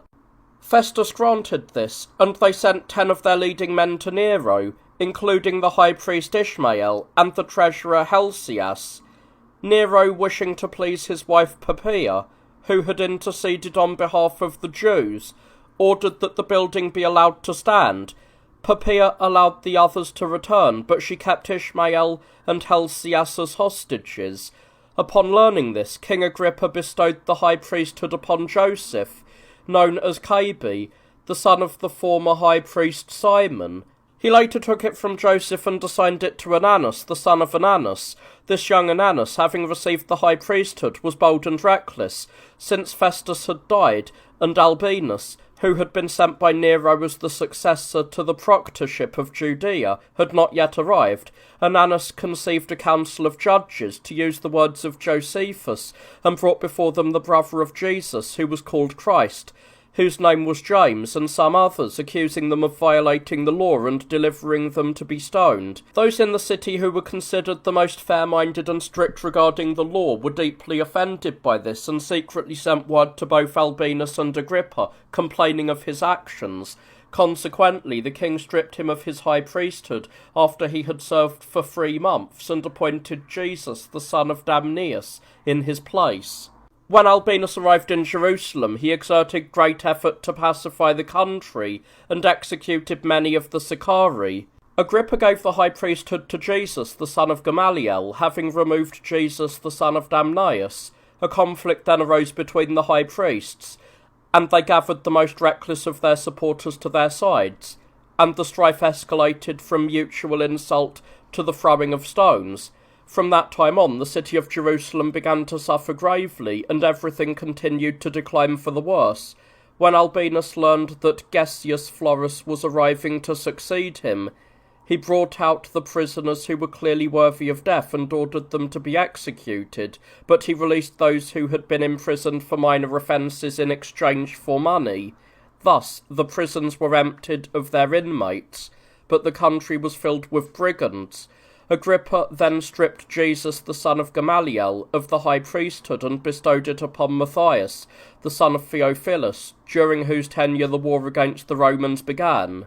The high priesthood had its origins in Aaron, and after his death his sons succeeded to it, and from them the honour remained with their descendants.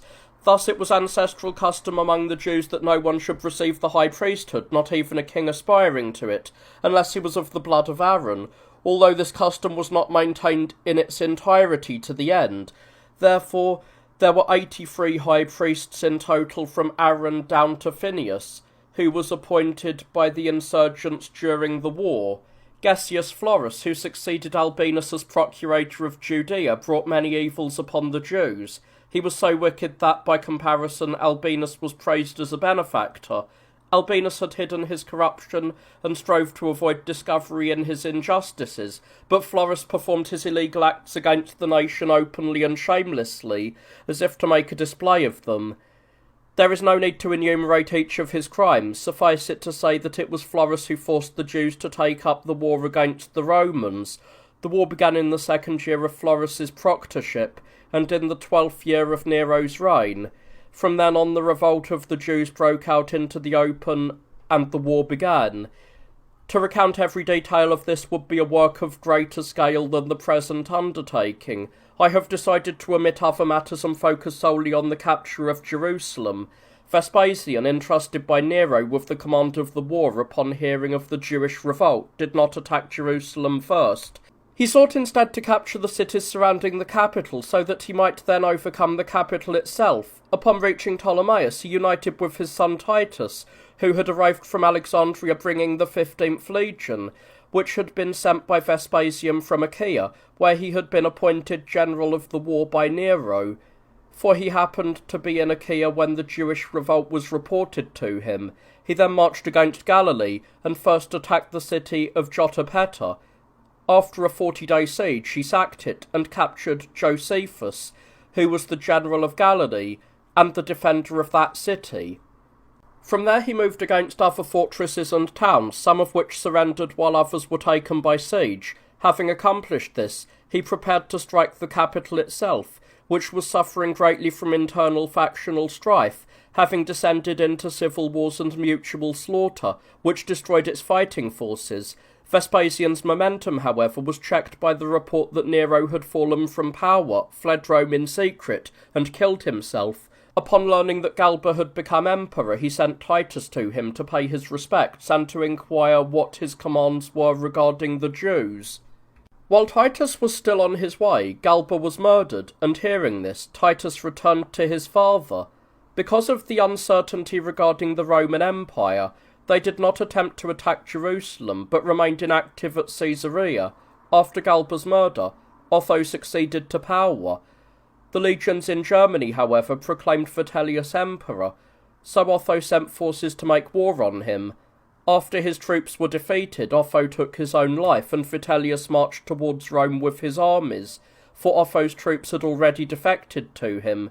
Vespasian, meanwhile, sent forces to ravage any remaining Jewish towns that had not yet been captured, leaving Jerusalem as the only objective left for the Romans.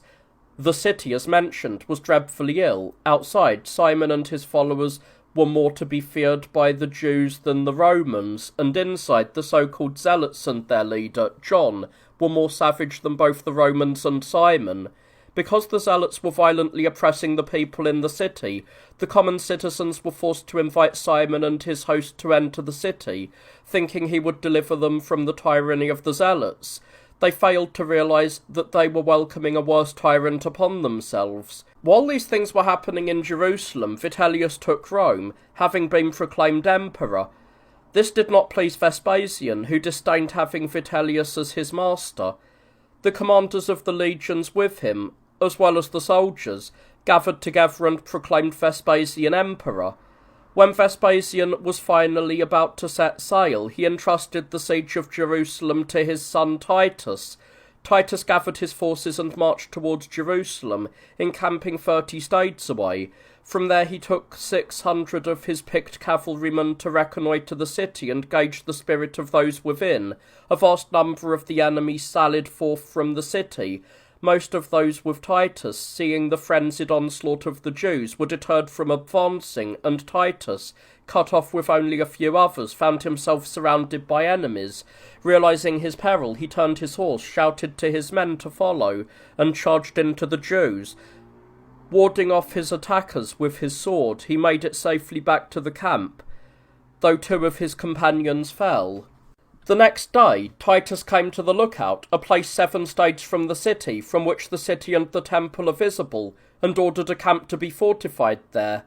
Although the factions within the city were constantly tearing at each other, the arrival of the great external war at that time brought a pause to their strife.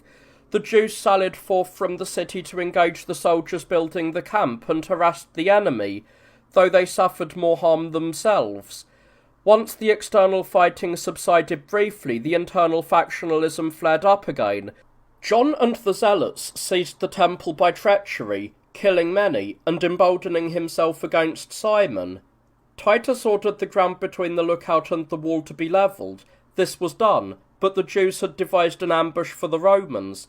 The boldest of the insurgents sallied out of the city as if driven out by those desiring peace, lingering near the wall. Others stood upon the wall, pretending to be from the common people, shouting for peace, begging for mercy, and inviting the Romans as if they were going to open the gates. The soldiers suspected nothing and proceeded with their work, but the absurdity of the invitation struck Titus as suspicious. Only a day earlier he had attempted to negotiate through Josephus and had found them unreasonable. Therefore he ordered the soldiers to hold their ground. However, some ran ahead to the gates. At first, those who seemed to have been driven out fled, but when the Romans were between the city towers, the Jews rushed out and surrounded them. Those on the wall shot arrows and threw stones at them, killing many and wounding more. The Jews exulted, shaking their shields, while Titus and his centurions reprimanded the soldiers. Once the area before the walls had been levelled, Titus wished to move his camp there. He extended the strongest part of his force alongside the wall, and with the Jews' sallies thus cut off, the Romans encamped there. The city was surrounded by 3 walls. Though the natural terrain provided fortification, it was girded by only one. With the city in this state, an assault seemed difficult to Titus. For the time being, he decided to attack near the monument of John the High Priest. He ordered his legions to clear the ground before the city and collect timber to raise mounds. They carried out his command, and once the mounds were erected, Titus ordered the battering rams to be brought up to strike the wall. Once the battering rams had begun their work from 3 sides, and an extraordinary roar echoed through the city, a cry arose from within. The factions, now fearful, reached a consensus and agreed to unite in their defence against the enemy. Although the rams struck the wall, it did not give way. Only the corner of one tower shifted, while the wall itself remained intact. Observing the Romans scattered across their camp, the Jews sallied forth in full force, bringing fire to the siege engines. A fierce battle ensued around the siege engines, with the Jews desperate to burn them and the Romans struggling to protect them. Fire began to take hold of the engines, and they would have been consumed had Titus not intervened with his cavalry. In the ensuing struggle, about 12 of the Jewish champions fell, and the rest retreated, driven back into the city.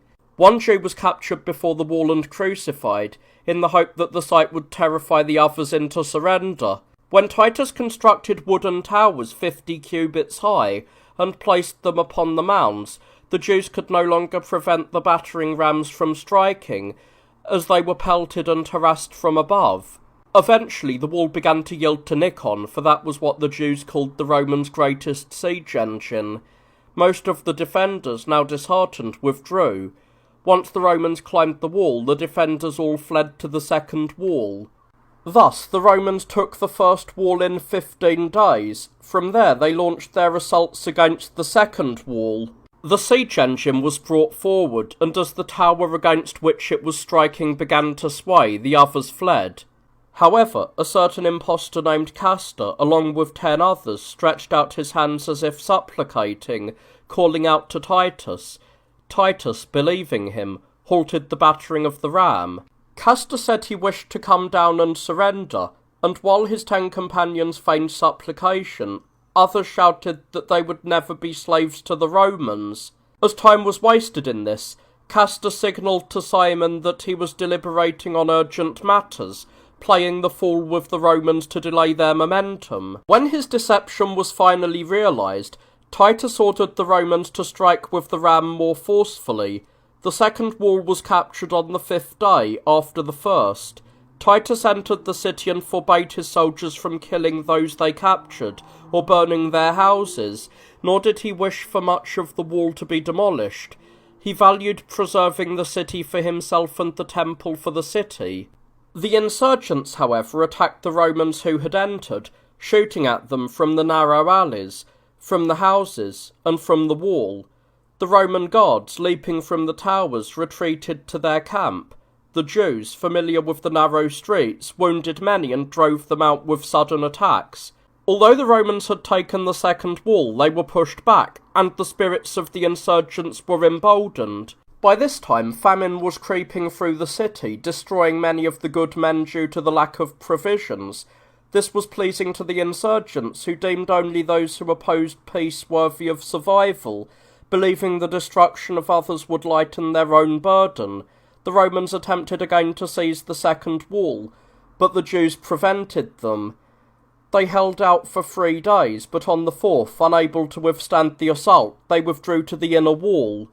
Once Titus had again seized the wall, he immediately raised its northern section. Having established a garrison in the remainder, he prepared to attack the third wall. Dividing his legions into 2 parts, he began to raise mounds within the city. While the insurgents remained hard-hearted and unyielding, the common people were stirred towards desertion, and many fled secretly. If the insurgents discovered anyone intending to do so, or even harboured a mere shadow of suspicion, they slaughtered them immediately. To the wealthy, they falsely imputed the charge of desertion in order to kill them at once and plunder their estates. The famine, now at its peak, exacerbated the cruelty of the insurgents. Driven by the lack of food, they would break into houses and search them. If they found the inhabitants denying that they had anything, they tortured them, and if they found nothing, they questioned them even more rigorously, suspecting they had hidden it carefully. They used the physical condition of the wretched people as evidence of whether they had food.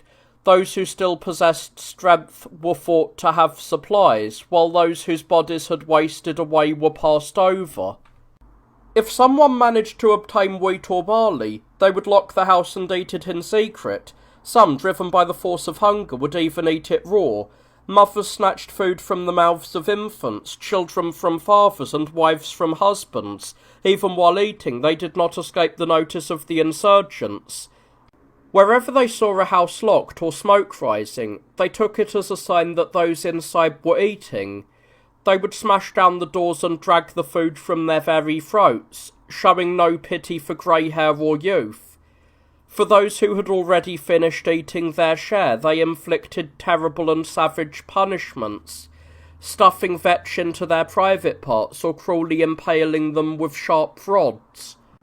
People suffered horrors unspeakable just to confess the possession of a single loaf of bread, or to surrender a handful of barley to the brigands. To recount each event that took place then is difficult, if not impossible, but in short, no other city has suffered such things, nor has any other race in all of history been more fertile in wickedness. Such was the suffering of the Jews, while Titus's mounds continued to progress, even though his soldiers were being harassed from the wall. Those who went out to forage for food were ambushed, not only the commoners but also some of the fighting men, who were no longer satisfied with plunder, and upon being captured by the Romans, they were subjected to every torture, and crucified before the wall. To Titus, the sight was pitiful, with 500 or more being caught each day. He deemed it neither safe to guard them nor to release them, and at the same time, he hoped that the sight would induce the rest to surrender.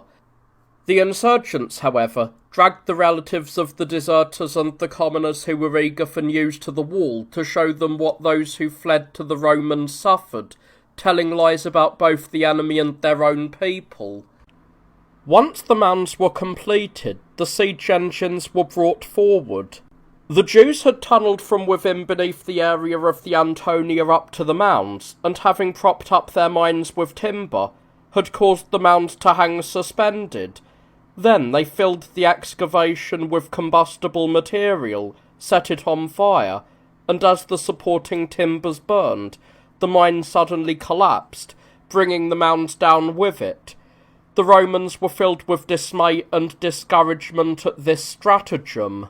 Meanwhile, the Romans brought their siege engines against other points and battered the wall, but some of the Jews made a reckless sortie, set fire to them, and burned everything. With the mounds destroyed, the Romans were disheartened, and Titus consulted with his commanders. Some advised building new mounds, others suggested blockading the city with mounds, guarding the exits and the routes for provisions, arguing that the city would be taken by famine. Others thought it best to bring the entire force against the wall, believing that the Jews would not withstand the assault. None of these options pleased Titus. He decided to encircle the city with a wall to completely block off all escape for those inside. He divided the labour among the army, and a divine fervour seized the men as they worked, so the wall was built with great speed. Having enclosed the city, Titus himself inspected the first watch of the night, while entrusting the remaining watches to others, with the guards drawing lots for sleep. For the Jews, all hope of salvation was cut off, along with their exits. Famine preyed upon the people, household by household, and generation by generation. The upper rooms were filled with women and infants dying of exhaustion, and the alleys were littered with the bodies of the elderly. Children and young men, swollen like ghosts, wandered the marketplaces and fell wherever their weakness overtook them. Those who were still alive lacked the strength to bury their kin. Many who attempted to do so died upon the bodies they were burying.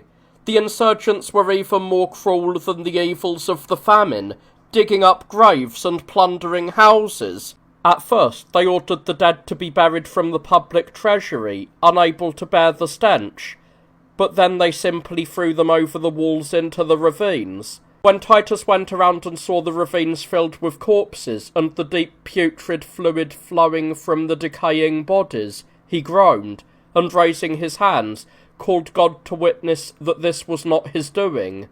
He again turned to the mounds, though he faced great difficulty in procuring timber, as it had been brought from 90 states away. Many of the common people deserted.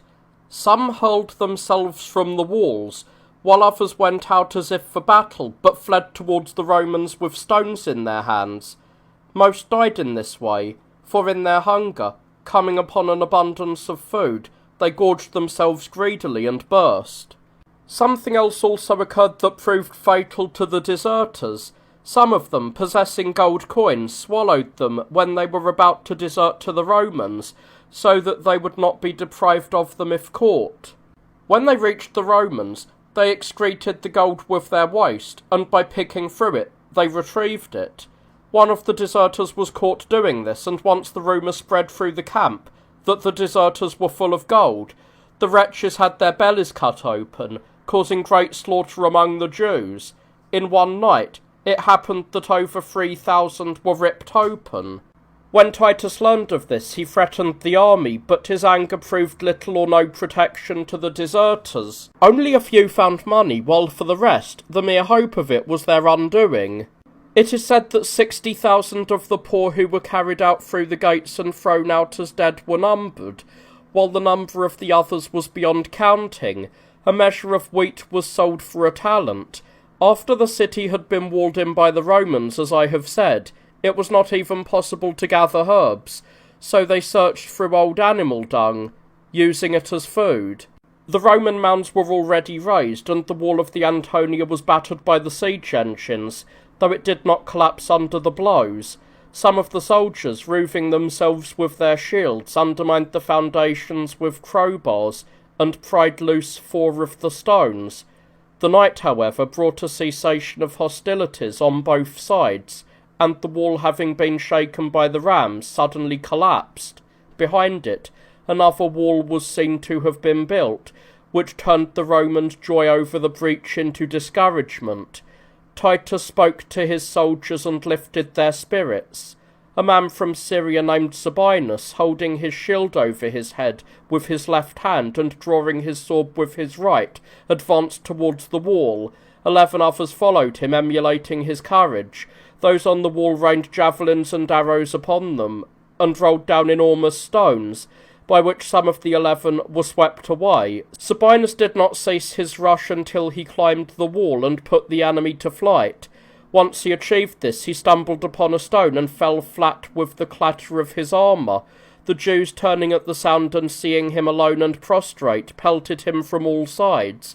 He rose to his knees and defended himself, but overwhelmed by a multitude of wounds, his right hand gave way, and he was buried under the missiles.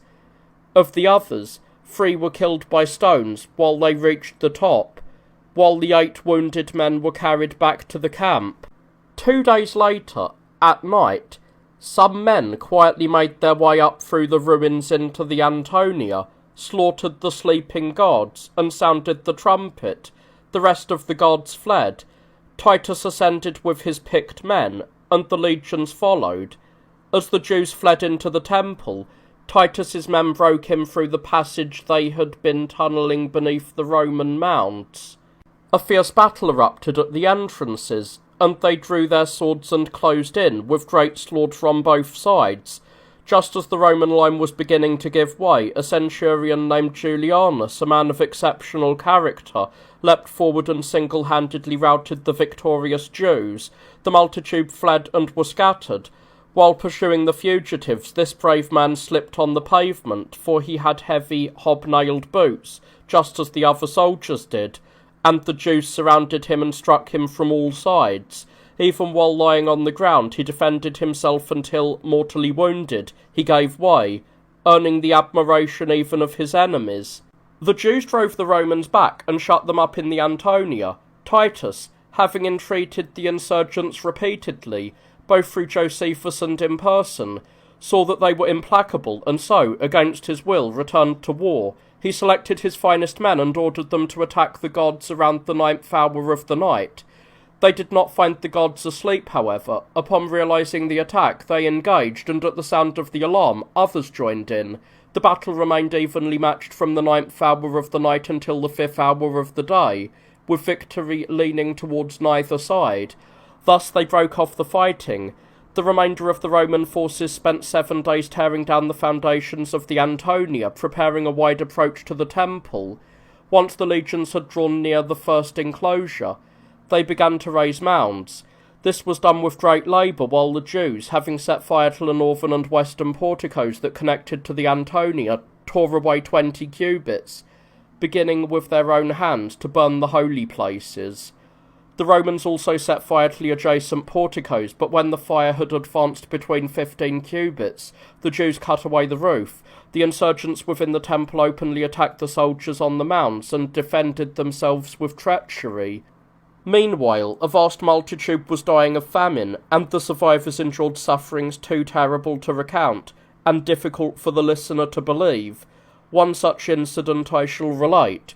A woman from beyond the Jordan, not unknown for her lineage and wealth, had fled to Jerusalem and was caught in the siege. Having frequently procured food for herself, she found that the brigands within the city would seize it.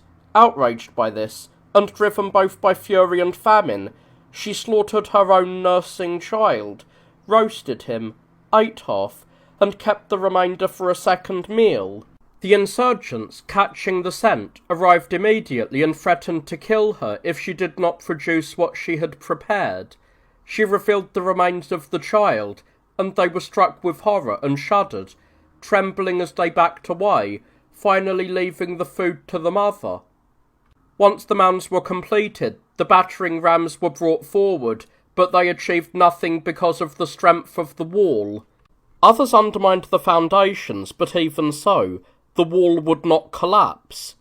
Despairing of other means, they brought ladders to the porticos. The Jews did not manage to stop them, but they engaged the men who climbed up in hand-to-hand combat. Many were killed on both sides. Titus, seeing that his forbearance regarding the temple was causing harm to his soldiers, ordered the gates to be set on fire. As the fire was applied, the silver with which they were plated melted, allowing the flames to take hold of the wood, and from there it spread to the porticos. When the Jews saw the fire encircling them, their spirits failed along with their strength. The fire raged throughout that day and the following night, though they were unable to ignite all of the porticos simultaneously, but only in parts. The next day, Titus ordered a portion of his force to extinguish the fire and clear a path through the gates for the easier ascent of the legions. He then summoned the 6 most senior commanders to deliberate on the fate of the temple. Some argued that they should follow the law of war and spare nothing, while others advised that if the Jews fought from within, they should burn it down, for it would be a fortress being burned and not a temple, but if not, they should spare it. Titus declared that even if the Jews fought from within it, he would not direct his vengeance against inanimate objects instead of men, nor would he burn down such a magnificent work, for it would be a loss to the Romans if destroyed, just as it would be an ornament to their empire if preserved. Titus had intended to attack with his full force on the following day and secure the temple, but God had long since decreed its destruction. The insurgents attacked the guards of the outer temple, but they were defeated by the sheer number and ferocity of those sallying forth, and they gave way. Watching this from above in the Antonia, Titus moved to reinforce them with his picked cavalry. The Jews could not withstand the charge, and were shut up within the inner temple. After Titus withdrew, the insurgents recovered briefly and attacked the Romans again. The Romans drove them back and advanced as far as the sanctuary. One of the soldiers, grabbing a piece of burning material, and lifted up by another soldier, cast the fire through a golden window. As the flames rose, a cry went up from the Jews, and they rushed to defend it, but Titus, realizing the danger, ran towards the sanctuary to stop the fire, signalling with his voice and his right hand for the combatants to extinguish the flames. They neither heard his shouts nor paid heed to his gestures. The legions, entering and approaching the temple, pretended not to hear Titus's orders, and urged those in front to cast fire inside. The insurgents were helpless, exhausted, and fleeing, with slaughter and rout everywhere. Seeing that he could not restrain his soldiers' fanatical fervour, and that the fire was gaining ground, Titus entered with his commanders to behold the holy place of God and its interior. Since the flames had not yet reached the inner sanctum, but were consuming the rooms around it, he believed the structure could still be saved. He tried himself to urge the soldiers to extinguish the fire, and ordered those around him to beat the disobedient with staves.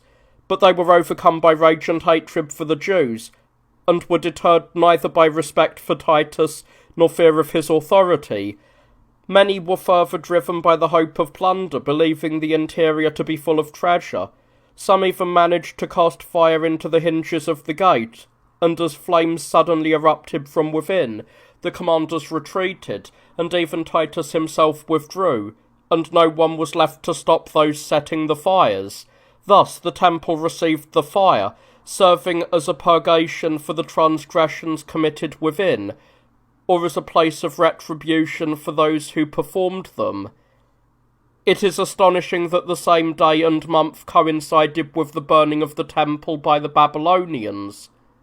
From the first construction by Solomon until this recorded destruction, which occurred in the second year of the reign of Vespasian, there were 1,130 years, 7 months and 15 days, and from the second temple, which began to be built in the second year of the reign of Cyrus, until the final capture, there were 639 years and 45 days.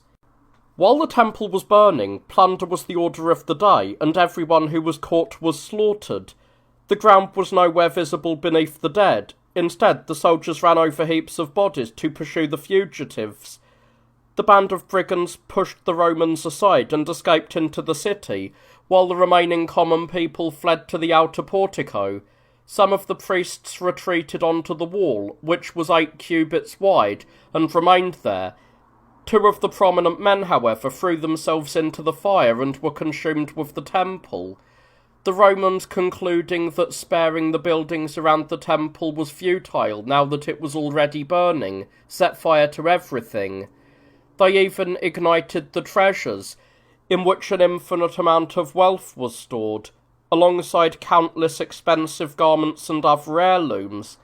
Indeed, all of the wealth of the Jews had been piled up there from everywhere, as the owners had deposited it there as if in a secure vault.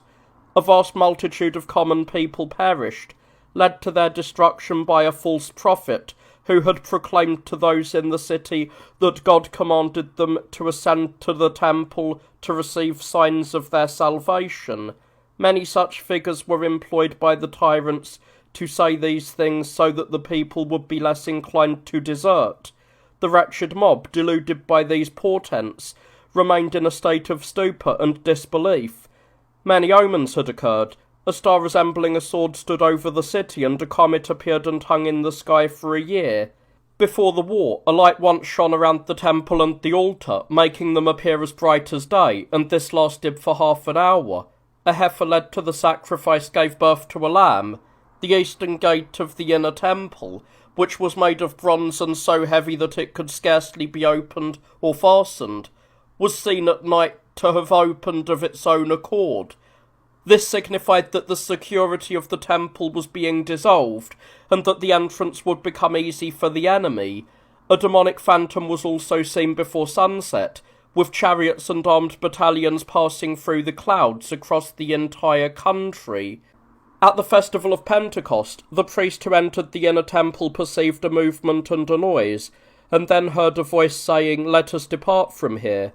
4 years before the war, at the Feast of the Tabernacle, a rustic named Jesus began to cry out, a voice from the east, a voice from the west, a voice from the four winds, a voice against Jerusalem and the temple, a voice against bridegrooms and brides, a voice against all the people.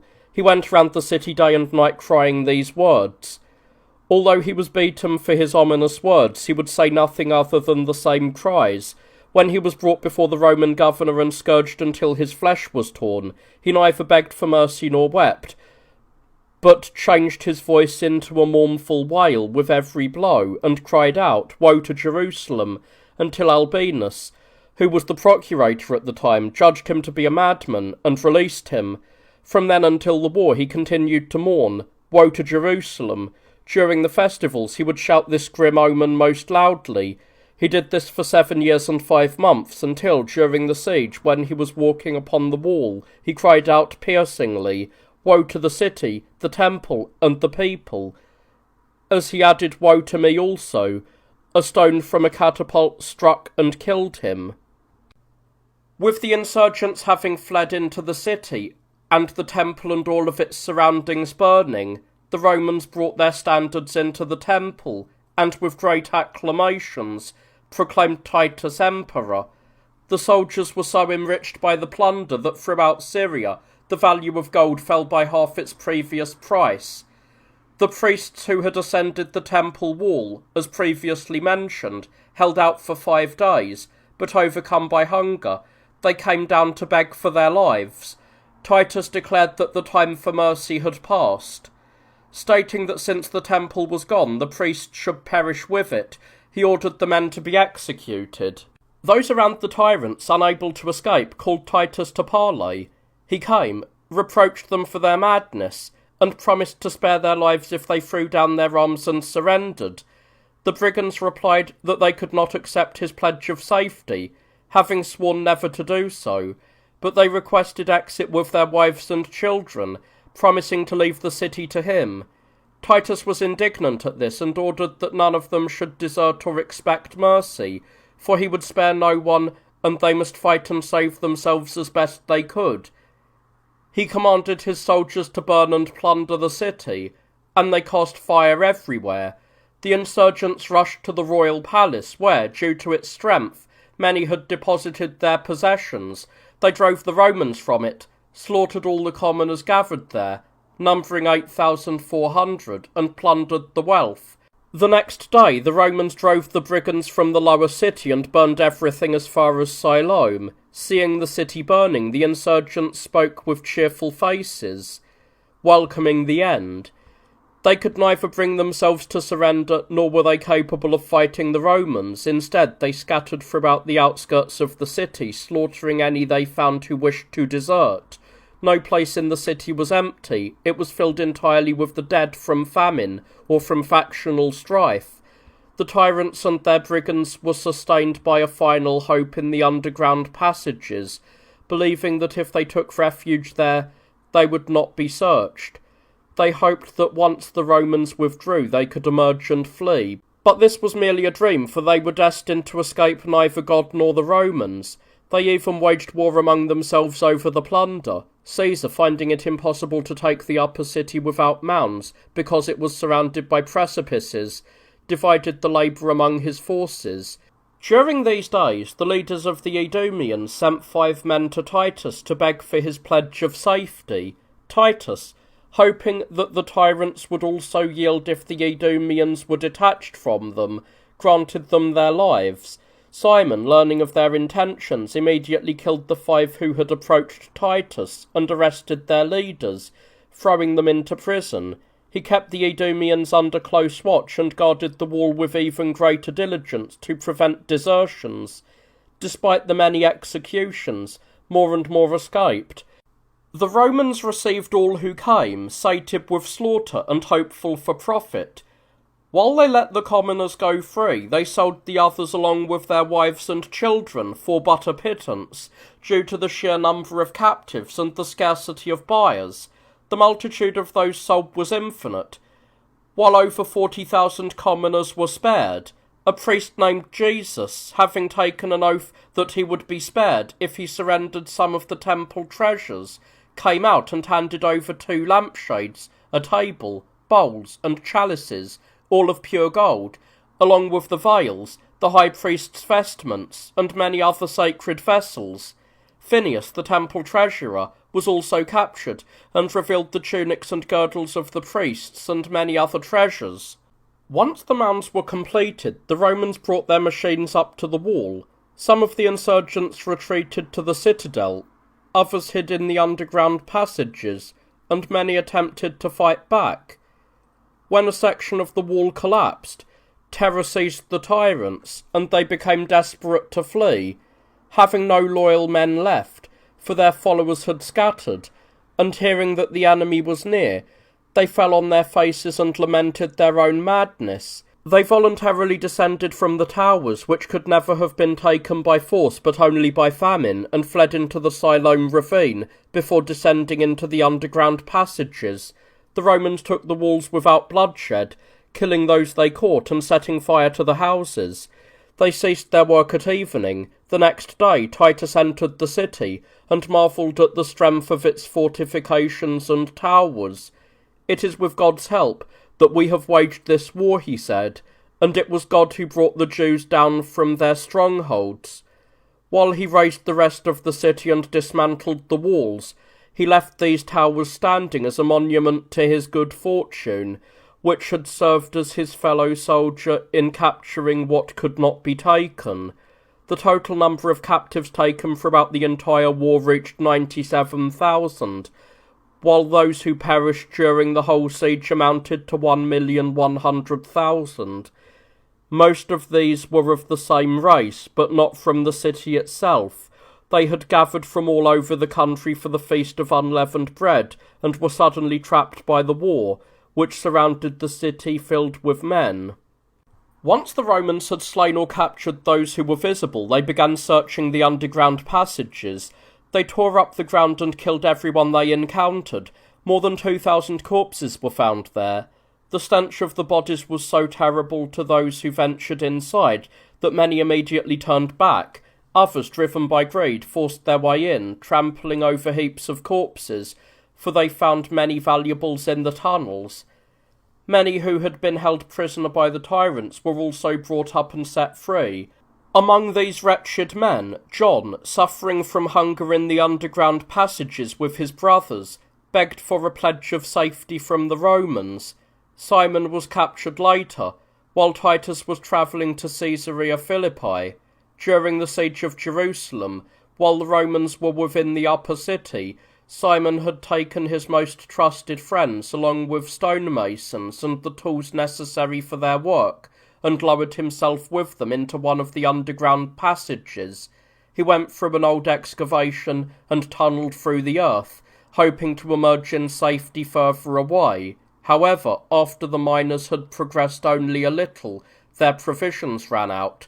Simon then put on white tunics and fastened a purple cloak over them, emerging from the earth at the very place where the temple had previously stood. At first, those who saw him were struck with amazement, but then they approached and asked who he was. Simon commanded them to call their commander. Tertenius Rufus, who had been left in command of the army, came when summoned. Upon identifying Simon, he had him arrested and kept in chains. Titus was informed of his capture. He was reserved for the triumph, during which he was executed by being dragged with a noose in the Forum in Rome, where it was the custom for the Romans to execute those condemned for their crimes. Such was the end for Simon, the son of Giourus. John, the other fury of the Jews, was condemned to life imprisonment. As for the multitude of captives, some were sent to the labour works in Egypt, while others perished in the public spectacles held in various cities, either thrown to wild beasts or forced to kill one another. Simon's emergence from the earth led to the discovery of a great number of other insurgents within the underground passages, and consequently, the very foundations of the temple were dug up. The danger extended not only to the Jews in Jerusalem, but also to those in other cities. It would be difficult to relate everything, but the events that befell the Jews living in Antioch must be told. The Jewish nation is scattered across the entire inhabited world, having been frequently taken captive, as has already been recorded, and dispersed everywhere. Yet they have intermingled most densely in Syria due to its proximity. Indeed, Antioch possessed a larger Jewish population than any other city of that region, both because of the city's size, and because the kings who succeeded Antiochus had granted them secure residence there. For although Antiochus Epiphanes had sacked Jerusalem and plundered the temple, the kings who followed him had permitted the Jews to participate in the city on equal terms with the Greeks. Thus, they grew in number and brought a vast multitude of Greeks into their religion. At the time when the war in Jerusalem broke out and Vespasian arrived in Syria, hatred against the Jewish nation was at its peak everywhere. It was then that a certain Jew named Antiochus, the son of the leading Jew in Antioch, went before the assembly of the citizens of Antioch and accused his father and the rest of the Jews of planning to burn down the entire city. He delivered over several foreign Jews as participants in this plot. The common people of Antioch immediately burned those who had been surrendered, and then rushed to punish the native Jews as well. The accuser of his own countrymen, Antiochus, declared that he had abandoned the ancestral religion and offered sacrifices according to the customs of the Greeks, and he urged that the others be forced to do the same. He argued that those who were plotting against the city would be revealed if they refused to renounce their own religion. When the people of Antioch acted upon this suggestion, a few yielded, but those who would not endure the conversion to the Greek customs were destroyed. The aforementioned Antiochus, having received soldiers from the Roman governor, became harsh towards his countrymen, not even allowing them to observe the seventh day. He imposed this necessity so strictly that the observance of the Sabbath was not only abolished in Antioch, but also suppressed for a time in the other cities as well. This was not the only misfortune to befall the Jews in Antioch. A second calamity soon followed. It happened that the city's central square, along with the archives and the record offices, was burned down. The aforementioned Antiochus blamed the Jews for the fire, and the men of Antioch, already suspicious, were incited against them. They rushed at the accused as if they were possessed by madness. Some people barely managed to restrain them, advising them to refer the matter to Titus. In the meantime, those who conducted a careful investigation of the affair found the Jewish people to be innocent, discovering instead that wicked men had dared to act due to the pressure of debts, believing that if they burned the marketplace and the public records, they would be freed from the demands of their creditors. During this time, Titus arrived in Antioch. The people of Antioch went out to meet him and offered him acclamations, to which they added a petition requesting that he expel the Jews from the city. Titus listened silently to their requests as he passed, but when the Antiochans later pressed him very persistently to have the Jews driven out, he replied, "But their fatherland, to which they ought to return, has been destroyed, and there is no longer any place that would receive them." Having failed in this request, they turned to a second, asking that the bronze tablets on which the rights of the Jews were inscribed be removed. Titus did not consent to this either, but left everything for the Jews in Antioch as it had been before. Departing for Alexandria, Titus passed by Jerusalem along the way. He pitied the destruction of the city, and cursed those who were responsible for the revolt, as they were the cause of the ruin of such an ancient and prosperous city. Even among the ruins, parts of its immense wealth were still being found.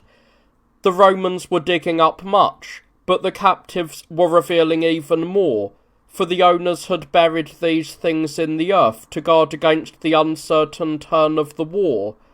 Titus travelled to Egypt and reached Alexandria, and while preparing to sail from there to Italy, he ordered the insurgent leaders, John and Simon, along with 700 other men distinguished by their heightened beauty, to be taken to Italy immediately, to complete the procession of his triumph. After Titus arrived in Rome, Lucius Bassus was sent as general to Judea. He first secured the fortress of Herodium along with those who held it, and then, gathering all the military forces available there, he marched against Machaerus. This fortress was extremely difficult to capture, as it was a rocky hill fortified by nature in such a way that it was inaccessible, surrounded on all sides by deep ravines. Because of its strength, it contained a palace inside that was remarkable for the size and beauty of its rooms, and it possessed many cisterns for holding water in the most suitable places. Among other things in the palace was a rue plant, worth wondering at for its size, as it was no smaller in height and thickness than any fig tree. It was said to have lasted from the time of Herod, and it might have remained for much longer, had it not been cut down by the Jews who took the place. In the ravine to the north of the fortress is a place called Bar, which produces a root of the same name. Its colour resembles a flame, and towards evening it flashes with a light like a beam.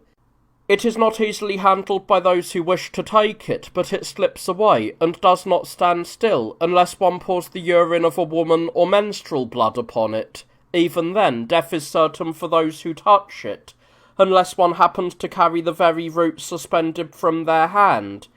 It can be captured without danger in another way. They dig around it in a circle, so that only a tiny part of the root is hidden in the earth. Then they tie a dog to it. When the animal tries to follow the one who tied it, the root is pulled up easily, though the dog dies immediately. There is no danger to those who take it afterwards. It is highly sought after for a single power. It quickly drives out the so-called demons, spirits that enter into people, if it is merely brought near those who are ill. Bassus, wishing to subdue this fortress, attempted to fill in the ravine to the east. The Jews trapped inside separated themselves from the foreigners, forcing them to remain in the lower city, while they held the upper fortress themselves. They made sorties eagerly every day, and in the clashes that followed, many of them died, but they also killed many Romans who were working on the mounts. Through a turn of fortune, the fortress was surrendered without the need for mounts. Among those besieged was a young man named Eleazar, bold and daring in battle. Having urged the others to sally forth to hinder the construction of the earthworks, he became highly conspicuous in the fighting, inflicting much harm upon the Romans. Once, when the battle had broken off, he remained outside the gates and began talking to those on the wall. A Roman soldier named Rufus, an Egyptian by birth, suddenly lunged forwards, snatched Eleazar up, armour and all, and carried him off to the Roman camp. When the general ordered him to be stripped and whipped in full view of those in the city, a great cry of lamentation rose from the city. Bassus used this as a stratagem against the enemy. He ordered a cross to be set up, as if he were about to hang Eleazar immediately. Those in the fortress, seeing this, were overcome with grief and raised a piercing wail. Eleazar begged them not to abandon him to such a death, but to provide for their own safety by yielding to the power and fortune of Rome, relenting at his words, and because many inside, since he came from a large and prominent family, pleaded on his behalf, they yielded to pity. They sent word offering to surrender the fortress if they could depart unharmed and receive Eleazar back. The general accepted these terms, but when those in the lower city heard of the private agreement made by the Jews with Bassus, they decided to escape by night. They opened their gates, but notice of this reached Bassus from those who had made the pact. The strongest of those attempting to exit managed to break through, but of those caught inside, 1,700 men were slain, while the women and children were taken as slaves. Keeping his word to those who had surrendered the fortress, Bassus let them go, and returned Eleazar to them. Having accomplished this, Bassus hastened to the forest known as Jardes, for many of those who had fled earlier during the siege had gathered there. Upon arriving at the place, he surrounded it entirely with cavalry and ordered the infantry to cut down the trees. The Jews who had fled there rushed out in a body, shouting, and fell upon those who had surrounded them. Because the Romans received them resolutely, the battle lasted for a long time, but the outcome was not the same for both sides. While 12 Romans fell, and a few were wounded, not one of the Jews escaped the battle. All of them, numbering no fewer than 3,000, were captured and killed. Subsequently, Bassus and the procurator Liberius Maximus were ordered by Caesar to sell all the land belonging to the Jews. He granted a place called Emmaus, located 30 stages from Jerusalem, as a residence for 800 soldiers who had been discharged from the army. He ordered that all Jews, wherever they lived, should pay a tax of 2 drachma annually to the capital, just as they had formerly contributed to the temple in Jerusalem. After the death of Bassus, Flavius Silva succeeded to the command. He marched against the fortress of Masada, the last of the strongholds still in revolt. It was held by Sicari, led by a powerful man named Eleazar, a descendant of the Judas who had persuaded many Jews not to submit to the census under Quirinus.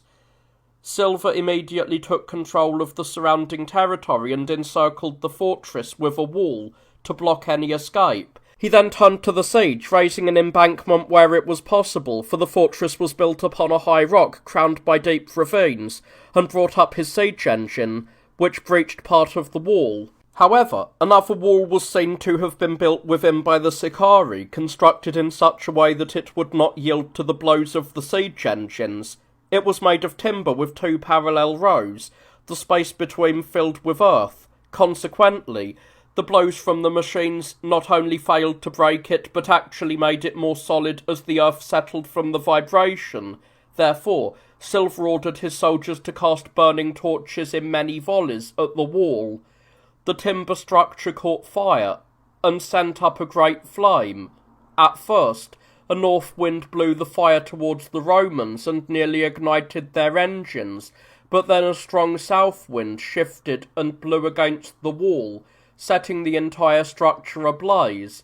With this, the Romans prepared to attack the next day, but Eleazar addressed those in the fortress, and persuaded them all to kill their own wives and children, and then each to slay himself. Once this was agreed upon, they embraced their wives and children, clinging to them with kisses and tears, before dispatching their loved ones with their own hands, as if they were no longer related to them. Then, gathering all their possessions, they set them on fire. Having chosen 10 men by lot to be the executioners of all the others, each man lay down beside his loved ones and was put to death by them. Then the man who had drawn the lot to kill the 9 remaining men checked all around to see if anyone else remained alive. When he saw that all were slain, he set fire to the place and, driving his sword through his own body, fell beside his kin. Thus they died, believing that no one remained alive, but an elderly woman, another woman, and 5 children had hidden in the underground passages. The number of those slaughtered, including women and children, was 260. The Romans launched their assault at dawn. Seeing no enemies and finding profound silence within and fires still burning, they were perplexed. Finally, they raised a shout as if to call out to anyone inside. The woman heard the call, emerged from the underground passages, and informed the Romans of what had happened. At first, they did not believe them, but when they passed into the palace and encountered the slain, they marvelled at the courage of the men and their contempt for death. Such was the fall of Masada. In Alexandria in Egypt, many Jews also perished. Those who had fled there from the faction of the Sicari tried to persuade many of their hosts to claim their liberty. If any of the prominent Jews opposed them, they killed them, and urged the rest toward revolt. The leaders of the Senate gathered the Jews in an assembly, denounced the madness of the Sicari, and exhorted the people to guard against the destruction they brought and to hand them over to the Romans. The crowd was persuaded. They rushed upon the Sicarii and seized them. About 600 were captured, and those who escaped then were caught not long after and brought back. Though every form of torture was applied to force them to acknowledge Caesar as their master, not one yielded. All maintained their resolve as superior to necessity. The children's age most astonished the observers, for not one of them was forced to name Caesar as master. The madness of the Sicarii also reached the cities around Cyrene. A most wicked man named Jonathan, by trade a weaver, escaped to that region, and persuaded some of the impoverished to follow him, leading them into the desert with promises of showing them signs and wonders. The leading men among the Jews of Cyrene reported these things to Catullus, the governor of Cyrene. He sent soldiers who arrested those with Jonathan. Jonathan himself escaped at that time, but after a diligent search he was caught, and upon being brought before the governor, he devised a way to escape his own punishment. While providing Catullus with a pretext for unjust gain, he falsely accused the wealthiest Jews, claiming that they were the instigators of his actions, and the governor eagerly accepted these slanders. Not only did he readily believe these false accusations, but he even coached the Sicarii in how to make them.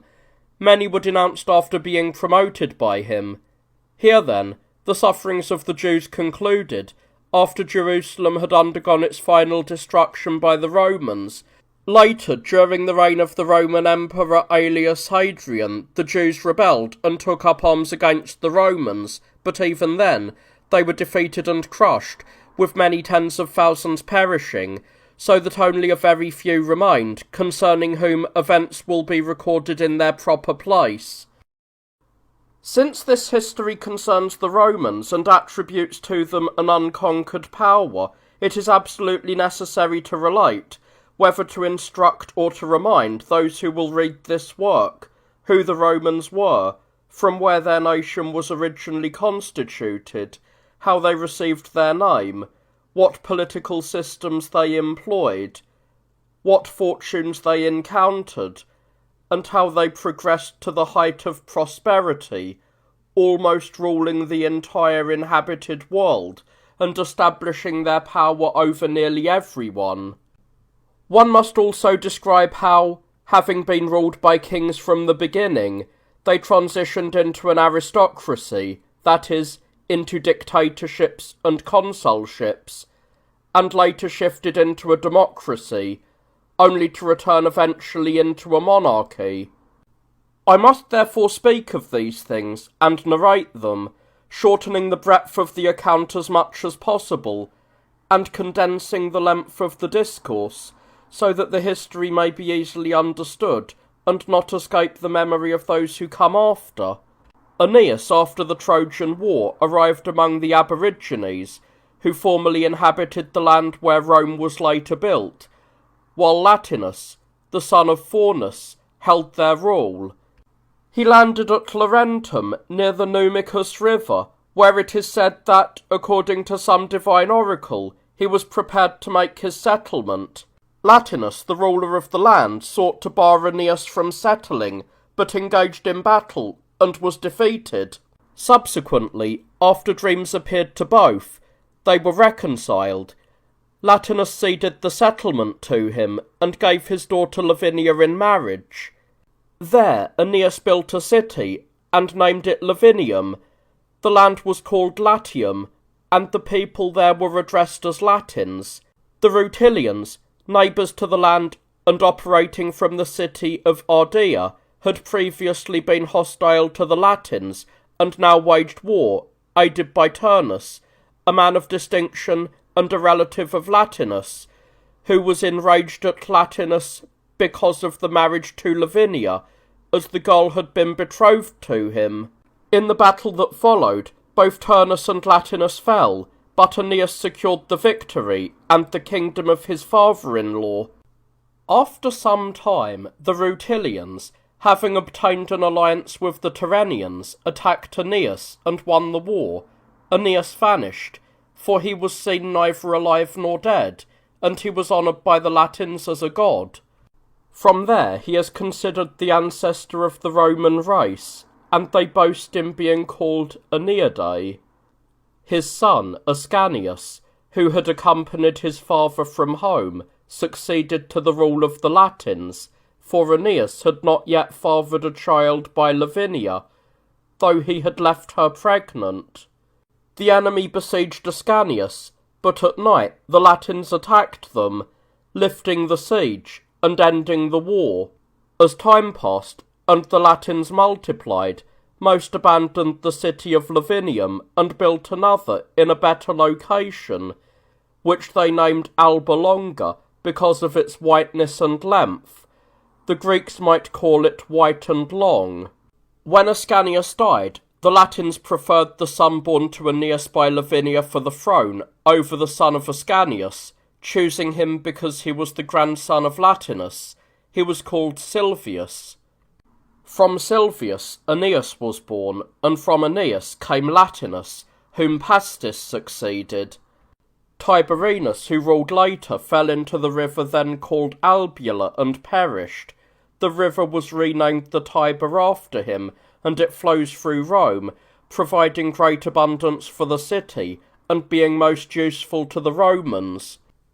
A descendant of Tiberinus was Amulius, who in his arrogance dared to declare himself a god, claiming to counter the thunder with man-made machinery, to flash back at lightning, and hurl thunderbolts. He was destroyed when the lake by which his palace was situated suddenly flooded, and drowned both him and his palace. His son Aventinus died in war, so much for Lavinium and the Albans. The Roman line began with Numitor and Amulius, who were grandsons of Aventinus and descendants of Aeneas. When the kingship at Alba came to them by succession, they wished to divide it along with their wealth. Amulius placed the wealth on one side and the kingdom on the other, inviting his brother to choose which he preferred. Numitor chose the kingdom, as he was the elder brother. But Amulius took the wealth, used it to gather power, and seized the kingdom. Numitor had a daughter, and fearing that she might have children who would rise up against him, Amulius appointed her a priestess of Vesta, intending for her to remain unmarried and a virgin for life. Later, however, she was discovered to be pregnant by Mars, as the myth goes, though certainly by some man. She was imprisoned for this to prevent her from giving birth in secret, and she bore twin sons, who were large and beautiful. Fearing even more, Amulius ordered the infants to be thrown away. The man who took them placed them in a trough and cast them into the river Tiber. The current carried the trough along and deposited it in a soft spot. There they recount that a she-wolf approached the lying infants and gave them her teat, while a woodpecker was present to feed and guard them. While the infants lay there, a swineherd of Amulius named Faustulus secretly took them. They were reared by his wife, whose name was Laurentia. One was called Romulus, and the other Remus. Some say that a she-wolf was not the nurse of the children, which is more plausible, if not more truthful, and that the story began this way. Romans call both she-wolves and harlots lupa. Since Laurentia, who raised the children, was a prostitute and therefore called a lupa, this provided the basis for the myth.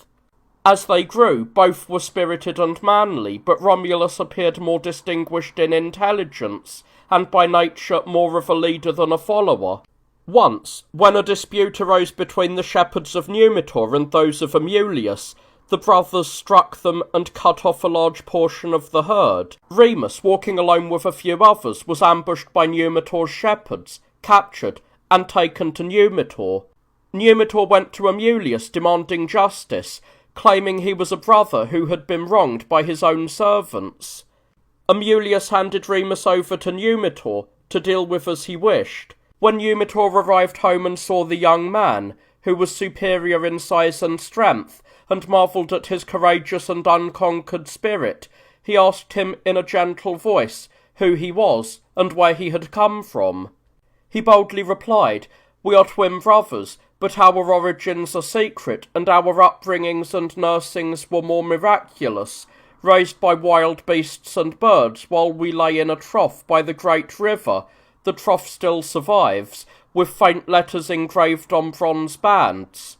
Numitor, moved by Remus's words and appearance, was led to consider the exposure of his daughter's children. Faustulus, having learned of Remus's arrest, urged Romulus to come to his aid and explained his lineage clearly, for he had only hinted at it before, so that they would not think themselves base-born.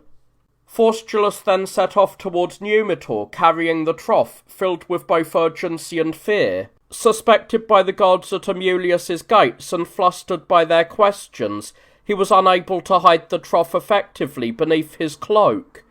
Assuming he was carrying stolen goods, they brought the trough out into the open. It happened that one of the men who had been ordered to expose the infants was present. Recognizing the trough, he ran and told Amulius. When interrogated by the king, Faustulus admitted that the children were alive, but claimed they were herding far from Alba. He said he was taking the trough to Ilia, the children's mother, who longed to see it. Disturbed by this, Amulius sent a man to Numitor to inquire if he had learned anything about the children still being alive. The man sent was a friend of Numitor's. Upon arriving and finding Numitor in the company of Remus, he encouraged them and advised them not to delay, promising to act with them. Romulus arrived just then as well, leading a large force of country folk, and many citizens also joined him out of hatred for Amulius. Under these circumstances, Amulius was killed, having neither acted nor planned anything to save himself. Romulus and Remus granted the rule of Alba to their grandfather, and accorded their mother proper honour, but decided to live apart. They would not endure being subjects, and wished to raise a city where they had been reared. As they set out to build the city, a dispute arose between the brothers regarding the leadership and the city itself, leading to a fight in which Remus died. Another account holds that while Romulus was digging the trench that was to be the city's defence, Remus partly obstructed the work and partly mocked it. Finally, when he jumped over it, as if he were easily crossing it, some say Romulus struck him down, while others say it was someone else who killed him. Hence, it became the custom that anyone who dares to cross a camp's trench outside the designated paths is to be put to death. Romulus, having buried his brother, began to build the city. He yoked a male and female ox together, fitted a bronze ploughshare to the plough, and himself marked out a deep circular trench. Those following turned all the clods of earth cast up by the plough to the inside of the trench. Where the wall was to rise, the trench was cut, and where they intended to place gates, they left a gap in the trench, lifting the plough over it. They consider every wall sacred. If they had also considered the gates sacred, it would have been impossible to bring certain necessary yet unclean things through them. The founding of the city was completed on the 11th day before the calends of May, which would be the 20th of April. The Romans celebrate this day as the birthday of their fatherland. It is also recorded that Romulus was 18 years old when he founded Rome. He built it near the dwelling of Faustulus, and the area was named the Palatine. Once the city was built, Romulus divided those of military age into tactical units. Each unit consisted of 3,000 infantry and 300 cavalry, and was called a legion, because they were the pick of all the fighting men. For the rest of the populace, he used the term people. He named this mass populace. Hence, in legal books, the term popularia is used for democratic conduct. From the most distinguished men in lineage, wisdom, and way of life, he appointed 100 senators, whom he named patricians. He called this body of men the senatus, which means a council of elders. These senators were called patricians either because they were fathers of legitimate children, or more likely, because each was from a well-known family and could point to their own fathers, or perhaps from the concept of patronage. This was what they called protection. as they termed those who were guardians and helpers patrons. One might best summarise Romulus's intent by believing that through this title he meant to indicate that the first and most powerful men of the city should exercise fatherly care over the humbler citizens, while simultaneously leading the people through the title of patricians, not to be burdened by the honours of the elite, but to be kindly disposed towards them, thinking of them as fathers and addressing them as such. As many people had settled in the city, and few were married, Romulus became concerned that his men should also find wives. Being a motley group of poor and obscure people, they were looked down upon for marriage by the neighbouring nations. Therefore he planned to obtain wives for his citizens by abduction. He proclaimed that he was about to perform a celebratory sacrifice, contest, and spectacle, as if an altar had been discovered to a new god. Many arrived. Romulus sat in front of the nobles, adorned in a purple robe. He gave the people the signal for the operation by opening his robe and then wrapping it around himself again. When this happened, they drew their swords, rushed forward with a shout, and abducted the daughters of the Sabines, though only the virgins, not women who were already married to anyone. Having dared this abduction, the Sabines, many and warlike, living in unwalled villages because they prided themselves on being descendants of the Spartans, sent an embassy to Romulus, seeking to undo this act of violence and, through persuasion and law, to establish friendship and kinship between the peoples. Romulus would not release the maidens, and instead insisted that the Sabines accept the alliance. While others debated and hesitated, Acron, the king of the Canaanenses, a spirited and most warlike man, stood up first and marched with a large force against Romulus. When they met, they challenged each other to battle while their armies stood still. In the ensuing duel, Romulus struck down Acron, and his army was routed when a battle was joined. Romulus captured the city, yet he did not inflict any harm upon those within it. He merely ordered them to tear down their houses and follow him to Rome to become citizens and be granted equal rights. Later, others of the Sabines fought the Romans and were defeated. After these events, the remaining Sabines appointed Tatius as their general and marched against Rome, capturing the capital, which had been betrayed by Tarpeia, the daughter of the garrison commander. She had gone down for water, was captured, and brought to Tatius. She was persuaded to betray the fortress, having fallen in love with the gold bracelets the Sabines wore on their left arms, and demanded them as payment for the betrayal. Tatius agreed, and by night she opened one of the gates and let the Sabines in.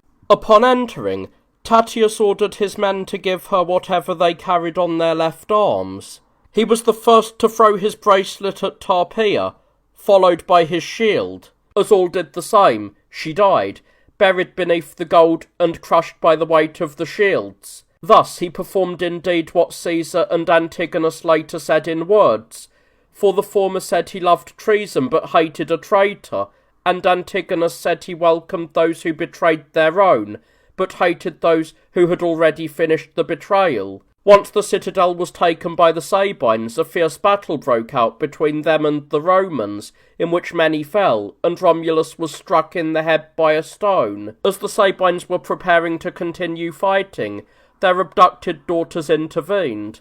Appearing from various sides with wailing and lamentations, some carrying infants in their arms and others with their hair dishevelled, they called out to their loved ones, sometimes the Sabines, sometimes the Romans. The combatants were softened and stood apart to allow the women to stand in the middle of the ranks, and weeping broke out among all sides. After the women spoke, the leaders came together and agreed that those women who wished to remain with their husbands should be exempt from all labour and services except spinning, that Romans and Sabines should inhabit the city in common, that it should be called Rome after Romulus, and the Romans should be called Quirites after Tatius's homeland of Cures, and that both should rule and lead the army together.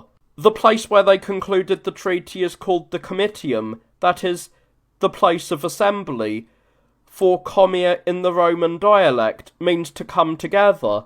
100 more men from among the Sabines were added to the patricians. The kings did not initially deliberate together in public, but each first conferred privately with his 100, and then all assembled together in the same place.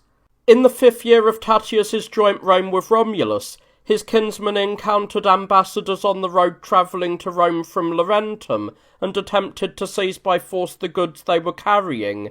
When the ambassadors would not yield, but defended themselves, the kinsmen killed them. Romulus voted to punish the wrongdoers, but Tatius stalled and deflected, and this alone was the cause of clear friction between them. The relatives of those who were killed, finding no justice, fell upon Tatius while he was sacrificing at Lavinium, and killed him.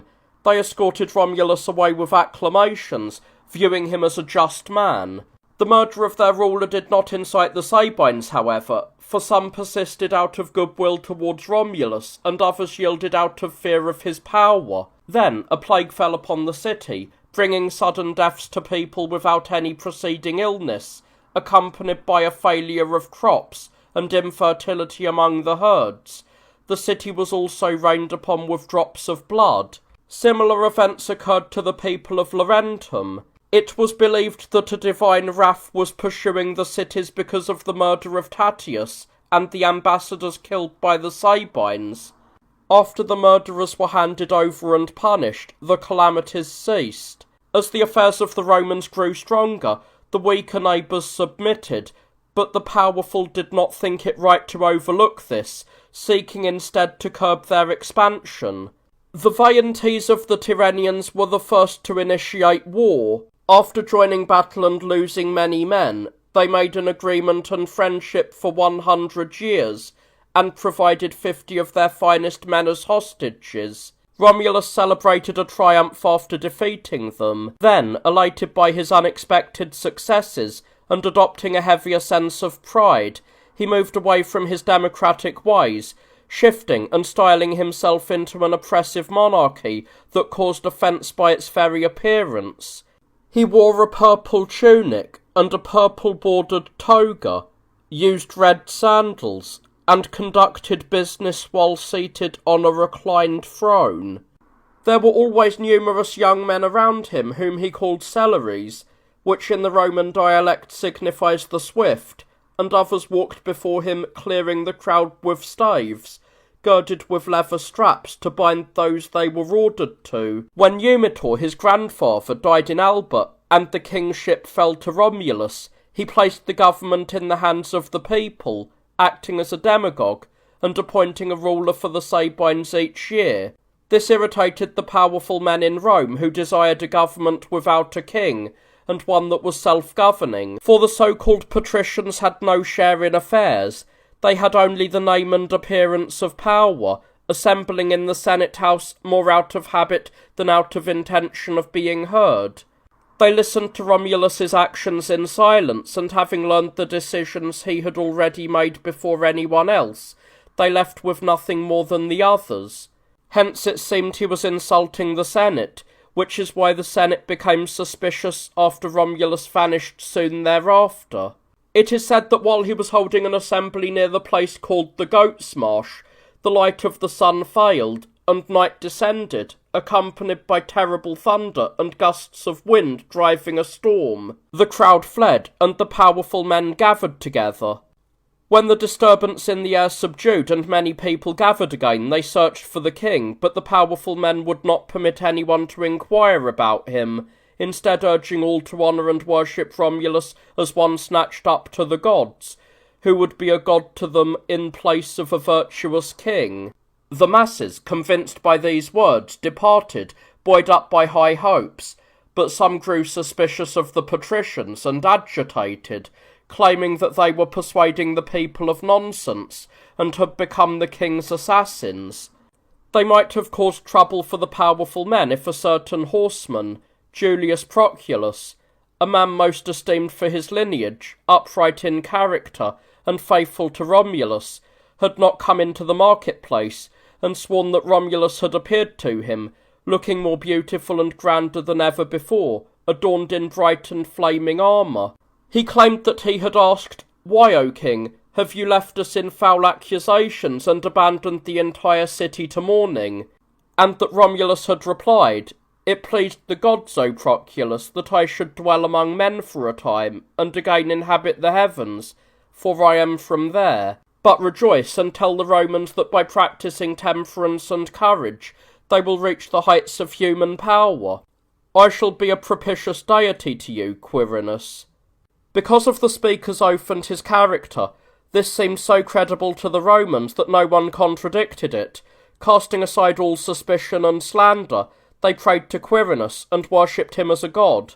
They say that the title was given to Romulus either because they called the citizens Quirites, or because the ancients called a spear or pike a quirus. Thus, Romulus was named Quirinus as a martial deity, or a spear-bearing god. It is said that he lived for 54 years and disappeared from among men in the 38th year of his reign. With these events regarding Romulus, it seemed to everyone that they ought to be ruled by a king, but a certain rivalry and factionalism grew among those in Rome, not only over the man who would lead, but also over which of the two races would provide the ruler. To those who had first settled the city with Romulus, it seemed intolerable that the Sabines, whom they had admitted into the state, should be forced to be ruled by those who they had welcomed.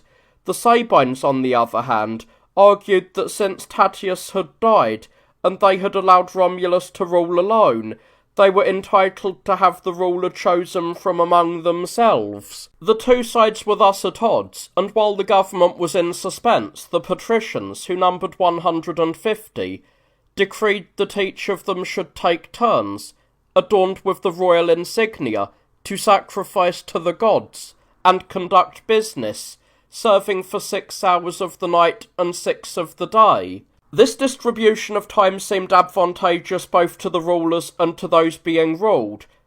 The swift relinquishing of power removed envy, as the subject saw the same man become a private citizen from a king within the same day and night.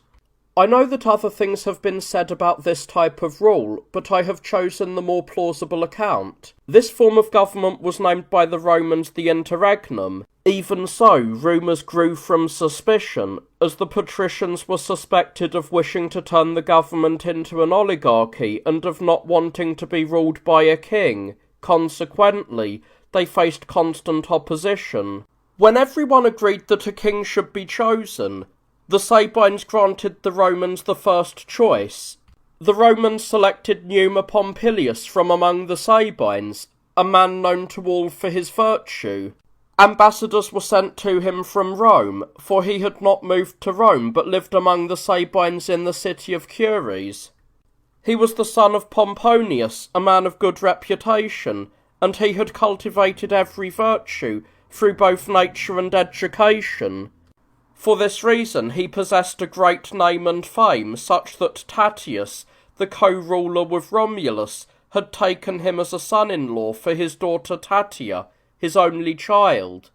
She lived with Numa for 13 years before passing away. Numa, abandoning city life, preferred to spend most of his time living in the country, in meadows and groves. The ambassadors arrived from Rome to invite him to the kingship, as he was entering his 40th year, but he refused. The ambassadors persisted, contriving every way to persuade him, and begging him not to plunge the city again into faction and civil war, as there was no other person towards whom both sides would lean. Privately, his father also urged Numa to accept the authority as a gift from God, and a service that would be a source of noble and great deeds for a sensible and virtuous man, and a bond of goodwill and friendship between his homeland and the entire Sabine nation, and a city that was powerful and flourishing. Having yielded to these entreaties, Numa sacrificed to the gods and set out for Rome. The Senate and the people met him with acclamations and joy. When they arrived at the marketplace and the royal insignia were offered to him, he ordered them to stop, saying he needed the gods to confirm the kingship for him. He ascended to the capital and, after sacrificing, assumed the royal robes, and descended. Upon taking power, he first dissolved the group of 300 men whom Romulus had kept around his person, saying that one should not mistrust those who are trusted, nor did he wish to be a king of people who were mistrusted. Then he endeavoured to make the city, which had been harsh and warlike, milder and more peaceful. He forbade the Romans from erecting human-shaped or animal-shaped images of gods. Hence there was no graven or moulded form of a god among them, and although temples were built for them over the next 170 years, they made no statues, as it was considered neither holy to liken better things to worse things, nor possible to approach God otherwise than through the mind. He also decreed that sacrifices should be made bloodless, using only meal and libations, for the gods, being guardians of peace and justice, should be pure of slaughter. He commanded that one should neither hear nor see anything divine in a casual or negligent manner, but rather that one should take leave from other tasks and focus the mind as if on the greatest action, that of piety. Through these and many other measures, which we have omitted due to their number, Numa instilled a disposition towards the divine in the people of that time through habit. They say that he was so attached to the divine in his hopes that when someone once brought him word while he was sacrificing that enemies were approaching, he smiled and said, "But I am sacrificing." He also distributed the land that Romulus had acquired by the spear to the needy among the citizens, removing their poverty, which he viewed as a cause of injustice, and turning them towards farming, as this domesticated the people, and could instill a keen love of peace. It is also said that he added January and February to the months, legislating that the year should be calculated according to the moon's course as 12 months. It had previously been 10 months, as it was 3 months for some barbarians, 4 months for the Arcadians among the Greeks, and 6 months for the Acarnanians. For the Egyptians, the year was once a month long, then 4 months. That is why they appear to be the most ancient, though they are not, as they introduce an impossible number of years into their genealogies by counting months as years. Numa assigned January as the beginning of the year. Having thus accustomed his subjects to justice and piety, the practice of war was entirely removed. Not only was the Roman people tamed by the king's good laws and gentleness, but the surrounding cities also began to change, and a desire for peace and justice flowed into everyone, as well as a wish to plant the earth, raise children in quiet, and worship the gods. Neither war nor faction nor political upheaval is recorded during Numa's reign, nor is it written that any enmity, envy, or conspiracy of men, or plot born of desire for the throne, occurred under him. He had a daughter, Pompilia, whom he gave in marriage to Marcius. From her, Marcius Ancus was born as his grandson, who ruled after Tullus Hostilius. Numa died, wasting away little by little from old age and a mild illness, having lived 83 years and reigned for 43. Upon the death of Numa, who left no successor, Tullus Hostilius was chosen by the people and the Senate. Mocking most of Numa's customs, he emulated Romulus, and was himself eager for battle, inciting the people as well. When an abdication occurred between the Romans and the Albans, both sides rushed to war, but before they engaged, they reconciled, and it seemed best that both people should live together in one city. Because each held to its own and expected the other to move, they abandoned that plan. Then they quarrelled over who should have the leadership. Since neither would yield, they agreed to compete for the authority. It did not seem right to have the entire armies fight, nor yet to decide it by a single duel. There were, on both sides, triplet brothers born of twin mothers, equal in age and strength. The Romans were called the Herati, and the Albans the Curiati. These they put forward to fight, disregarding their kinship with one another. They armed themselves, drew up in the space between the armies, invoked their ancestral gods, and kept looking towards the sun. They fought, sometimes in a mass, sometimes one-on-one. Finally, when 2 of the Romans had fallen and all the Albans were wounded, the remaining Horatius, realizing he could not stand against the three at once, even though he was unhurt, fled, so that in pursuing him they would scatter. When they were dispersed in the chase, he attacked each one and killed them all. For this he was honoured. However, he was also tried for murder because he killed his sister, who was lamenting when she saw Horatius carrying the spoils of her cousins. He appealed to the people and was acquitted. The Albans became subjects of the Romans at that time, but later, having broken the treaty, and when called to alliance as subjects, they attempted to defect to the enemy during the battle and attack the Romans. They were discovered and punished. Many were killed, including their leader, Metius. The others were forced to migrate, and their city, Alba, was razed to the ground, having been considered the mother city of the Romans for some 500 years. Tullus was considered excellent against enemies, but he neglected the divine. When a pestilential disease struck, and he himself fell ill, he turned towards superstition. It is said that he met the end of his life by being consumed by lightning, or perhaps through a plot of Marcius Ancus, who was, as mentioned, the grandson of Numa. He reigned over the Romans for 32 years. When Hostilius died, Marcius succeeded to the kingship, having received it from the willing Romans. He was not physically perfect, as his bent arm was withered, which is how he came by the name Ancus. Although he was a gentle man, he was compelled to change and turned to military campaigns. The remaining Latins, embittered by the destruction of Alba, and fearing that they might suffer a similar fate, had kept themselves in check while Tullus lived, dreading him as a warrior.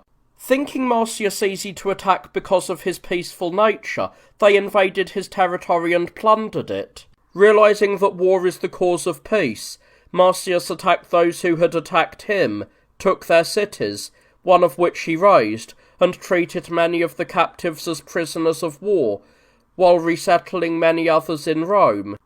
As the Romans grew and territory was added to them, the neighbouring peoples were annoyed and waged war against them. Thus the Romans conquered the Fidenae by siege and crippled the Sabines by attacking them while they were scattered, capturing their camp and terrifying the others into peace, even against their will. With these things accomplished, Marcius's life came to an end after ruling for 24 years, having shown great concern for divine matters, like his grandfather Numa. Lucius Tarquinius claimed the power for himself. He was the son of Demaratus the Corinthian, who had fled to the Tyrrhenian city of Tarquinia and settled there, where he was born to a native woman and named Lucomo. Having inherited much from his father, but not being deemed worthy of the highest offices by the Tarquinians because he was an outsider, he migrated to Rome, bringing the name of the city with him, and was renamed Lucius Tarquinius after the city where he had lived. It is said that as he was moving, an eagle swooped down and snatched the cap from his head, then rose high and shrieked, then placed it back upon his head. From this, he hoped for nothing small, and moved into Rome with eagerness. Thus, it was not long before he was numbered among the foremost men. Utilising his wealth liberally, and winning over the powerful with his intelligence and charm, he was enrolled among the patricians and the Senate by Marcius. He was appointed general and entrusted with the guardianship of Marcius's children and the kingdom. He proved himself a good man, sharing his wealth with those in need, and making himself ready to help if anyone required assistance. He neither did nor said anything base to anyone.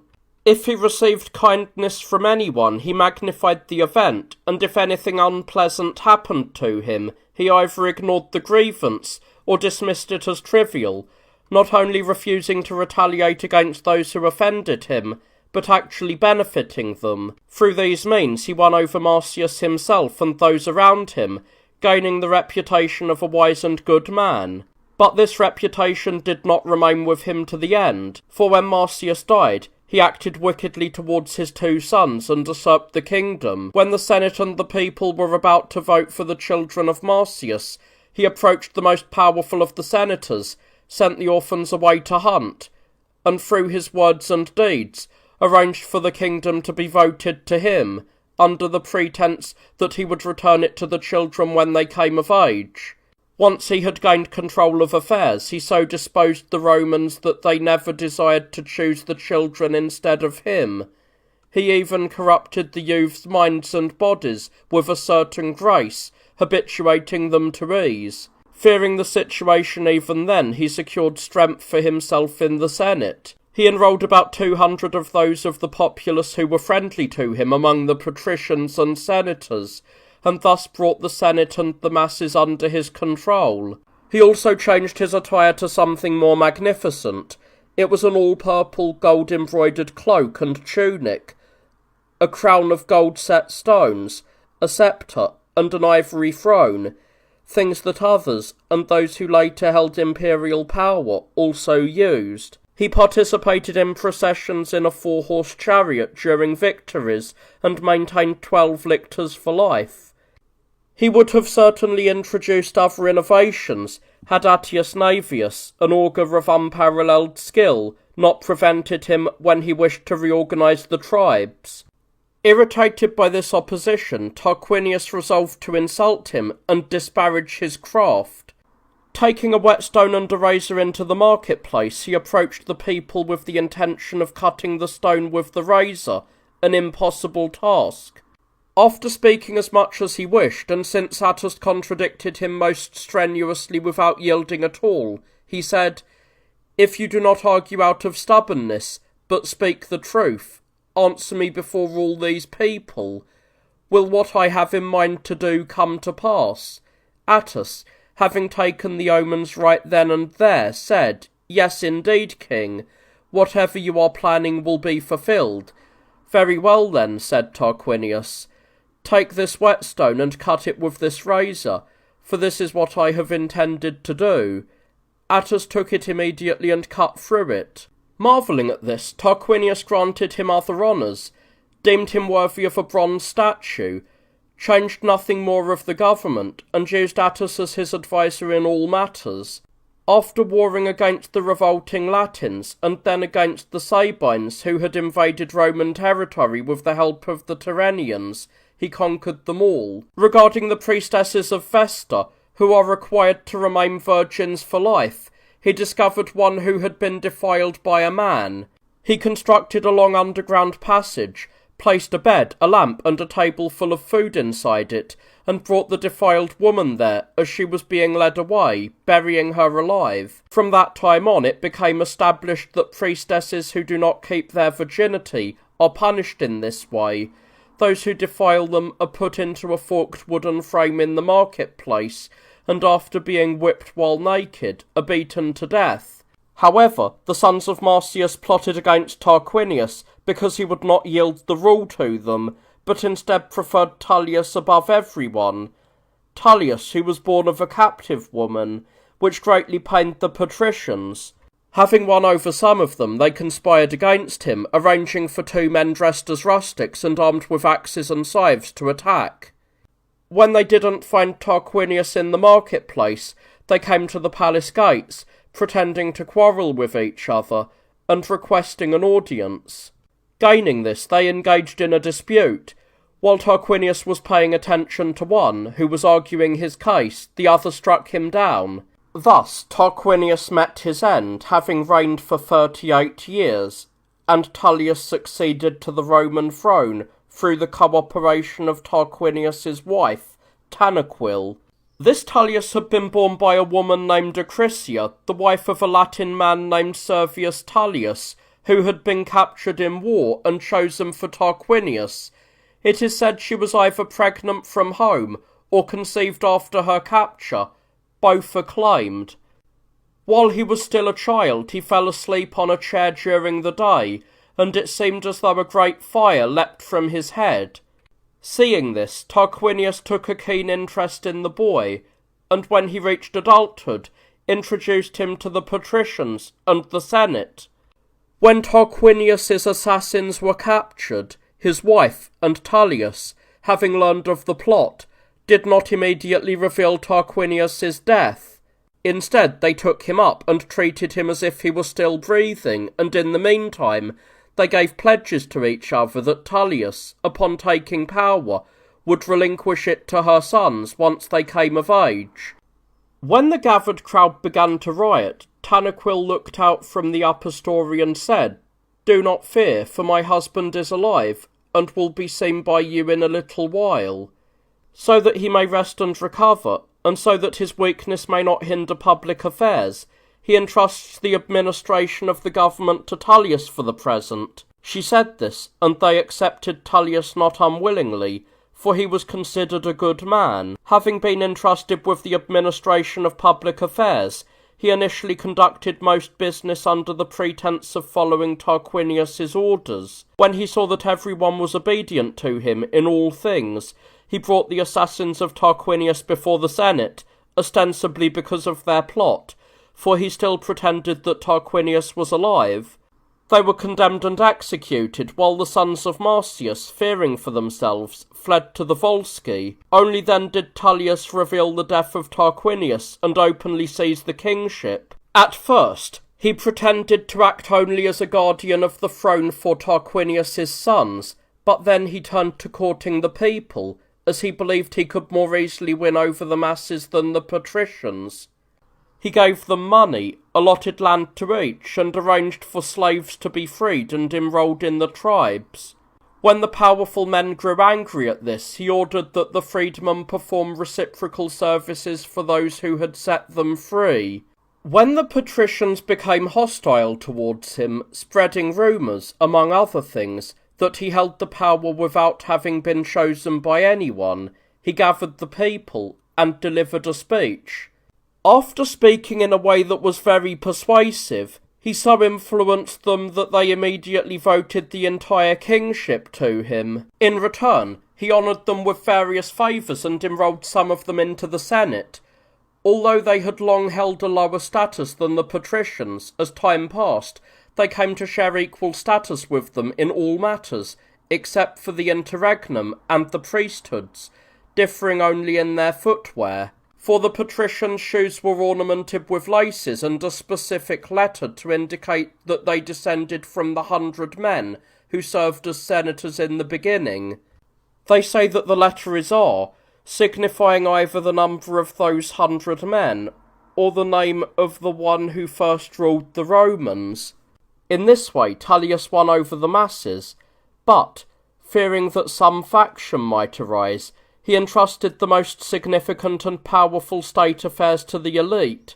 Thus, they reached an accord and managed the public business excellently. He also waged wars against the Veientes and all the Tyrrhenians, though nothing worth recording happened in them. Wishing to bring the Latins closer to the Romans, he persuaded them to build a temple in Rome with common funds, which they dedicated to Artemis. They quarrelled, however, over who should have the guardianship of the temple. During this, a Sabine man brought a beautiful ox to Rome to sacrifice to Artemis, following some oracle. The oracle stated that whoever sacrificed it would increase his homeland.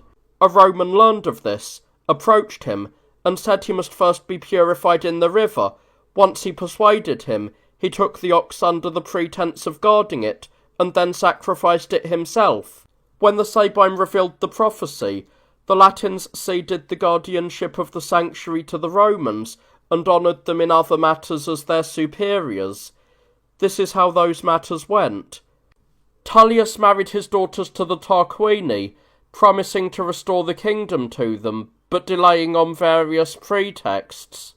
They, however, harboured no healthy intentions, but were embittered. He held them in low regard and continued to urge the Romans towards a democratic and free system.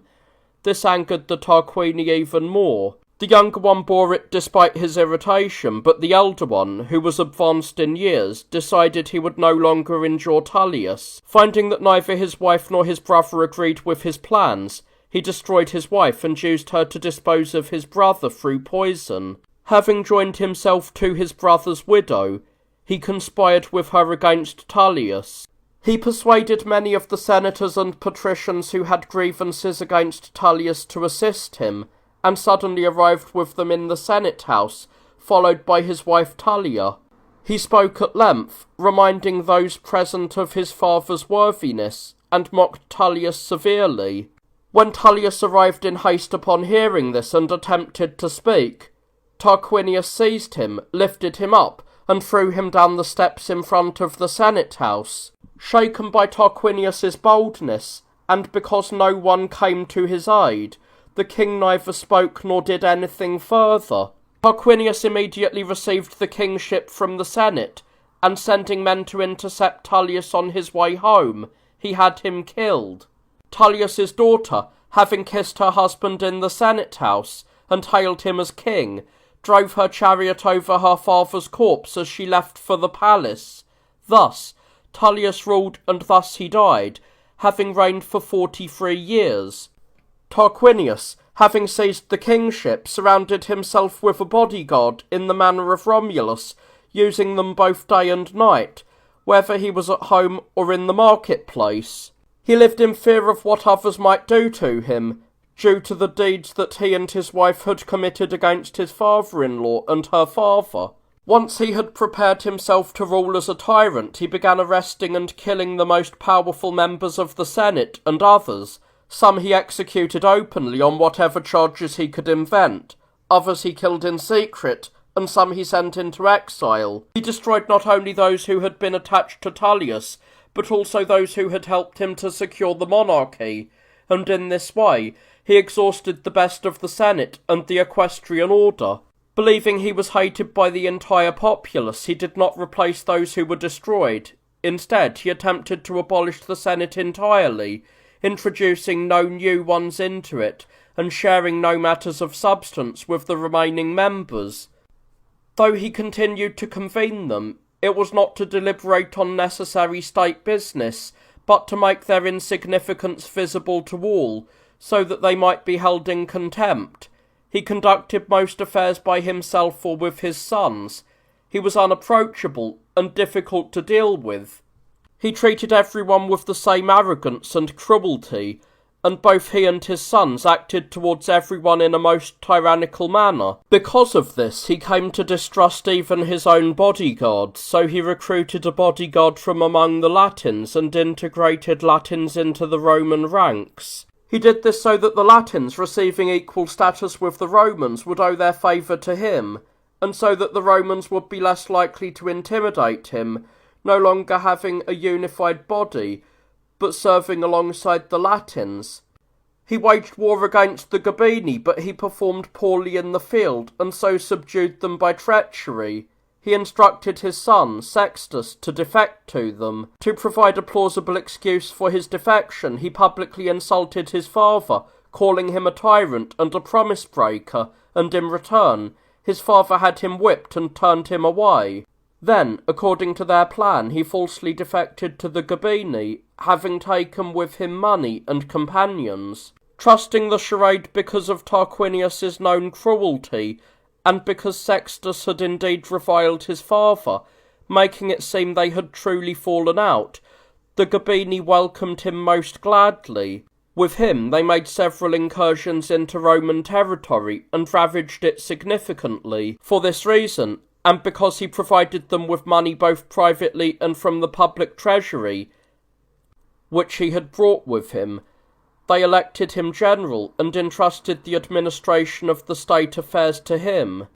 He then secretly sent a messenger to inform his father of the situation and ask for his advice on how to proceed. His father said nothing to the messenger, lest he be discovered and speak, whether willingly or unwillingly, but led him into a garden where there were poppies. He took a rod and struck off the tallest heads of the poppies, levelling them to the ground, and sent the messenger away. The man reported what had been done to Sextus, but he didn't understand the meaning of the act. Sextus, however, grasped his father's intent. He destroyed the most notable of the Gabini, some secretly by poison, others through staged attacks by bandits, and others by having them executed by the courts after fabricating charges of treason against them. Herodotus records a similar story. He says that Periander, the son of Capsalus, the tyrant of Corinth, sent to Thrasybulus, the tyrant of Miletus, inquiring how he might most safely maintain his rule. Thrasybulus gave no answer to the messenger, but led him into a field of grain, where he cut down and threw away the tallest stalks, and thus sent the messenger back. When the man returned, and was asked for Thrasybulus's advice, he said that he had been sent to a madman, and described what the tyrant had done, without saying a word about the question he was asked. Periander, however, understood Thrasybulus's logic, and destroyed all the most prominent men of Corinth. Therefore Sextus treated the Gabini in this way, destroying the best among them, and distributing their wealth to the masses. After the prominent men were destroyed, and the remaining citizens, deceived, trusted him completely, he seized the city with the help of captive Romans and defectors, whom he had collected in large numbers for this purpose, and handed it over to his father. Tarquinius gave the city to his son, while he himself turned to war against other nations. Tarquinius also acquired the Sibylline oracles for the Romans, albeit reluctantly. A female diviner known as the Sibyl came to the Romans, bringing 3 or 9 books, which she offered to sell to the Tarquins at a price she set.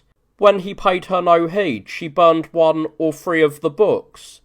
When Tarquinius again disregarded her, she destroyed the same number from the remainder. As she was about to burn the still remaining books, the augurs compelled him to buy those that were left. He purchased them for the same price he would have paid for the entire collection, and entrusted them to 2 senators for safekeeping.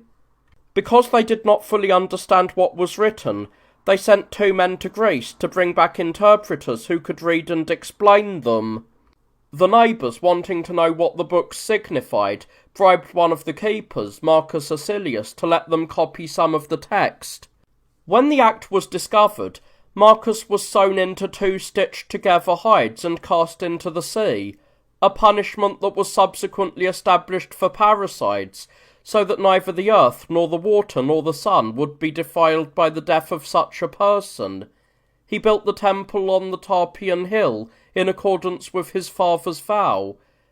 As the ground was being broken for the foundations, the head of a man who had just died appeared, still bloody. The Romans sent for a Tyrrhenian diviner to ask what this sign meant. The diviner, scheming to shift the omen to the Tyrrhenians, drew a diagram on the ground and, plotting the location of Rome and the Tarpeian hill upon it, prepared to ask the ambassadors, "Is this Rome? Is this the hill? Was the head found here?" hoping that they, suspecting nothing and agreeing, would cause the power of the sign to transfer to the place he had drawn. He devised this trick, but the ambassadors, having learned of the scheme from Tarquinius's son, replied when questioned, "Rome is not situated here but in Latium. The hill is in Roman territory, and the head was found on that hill." The diviner's manoeuvre being thus thwarted, they learned the full truth and announced to the citizens that they would be the most powerful and rule over many. This further fueled their hopes, and from that event they renamed the hill Capitolinum, for capita is their word for head. Needing money for the temple's construction, Tarquinius waged war against the Ardeates, but he neither gained the wealth, nor was he able to hold on to his kingdom. Various omens occurred portending his fall. From his garden vultures drove out a brood of baby eagles, and in the banquet hall, where he was dining with his friends, a great snake appeared, and drove him and his guests away. Because of these things, he sent his sons, Titus and Aruns, to Delphi, since the oracle of Apollo declared that he would fall from power when a dog should speak with a human voice. He was buoyed by high hopes, never believing such a prophecy could come to pass. Lucius Junius was the son of Tarquinius's sister, whose father and brother Tarquinius had killed. Fearing for his own life, he feigned madness, using it as a shield. For this reason he was called Brutus, as it was the custom of the Latins to call foolish people by that name. While pretending to be simple-minded, he was taken along by the sons of Tarquinius as a plaything while they went to Delphi. He claimed to be bringing an offering to the god, which was a staff that appeared to have no value, and for this he became a laughingstock. Yet it was a kind of emblem of his pretended state, for he had hollowed it out and secretly filled it with gold, demonstrating through it that his wisdom, like the gold, was hidden safely and honourably beneath the despised appearance of folly. When Tarquinius's sons asked who would succeed their father as king, the god prophesied that the first to kiss his mother would hold that power. Brutus, understanding this, fell as if by accident and kissed the earth, judging correctly that it was the mother of all. This Brutus overthrew the Tarquini, using the incident concerning Lucretia as his cause. Though they were already hated by everyone for their tyrannical and violent behaviour, Lucretia was the daughter of Spurius Lucretius, a member of the Senate, and the wife of Collatinus Tarquinius, a man of note. She was famous for both her beauty and her virtue. Sextus, the son of Tarquinius, made it his goal to defile her, not so much out of lust for her beauty, as out of a desire to destroy her reputation for chastity. Watching until Collatinus was away from home, he came to her at night, and as the husband was his relative, he stayed at her house. At first he tried to persuade her to sleep with him with words, then he resorted to force. When he achieved nothing, he threatened to kill her. When she remained indifferent to death, he threatened to kill a slave and place him beside her, then slay them both, and spread the story that he had found them together and killed them. This terrified Lucretia, and fearing such a disgrace would be believed, she yielded.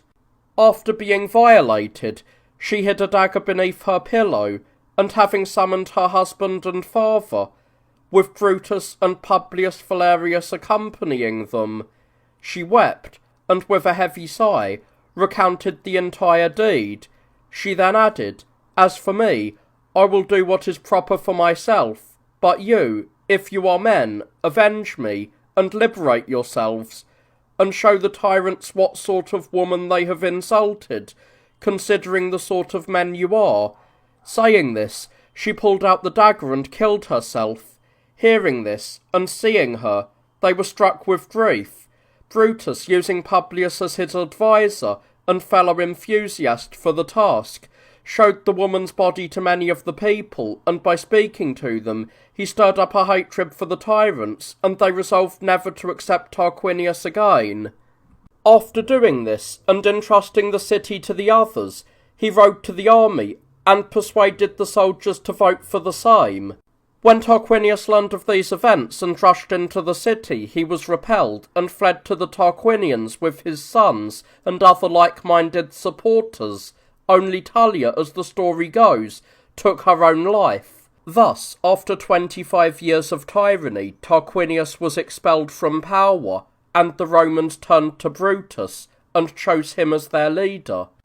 To ensure that the office would not seem like a monarchy, they voted that the husband of that Lucretia, Collatinus Tarquinius, should be his co-ruler, believing he was hostile to the tyrants because of the violence done to his wife.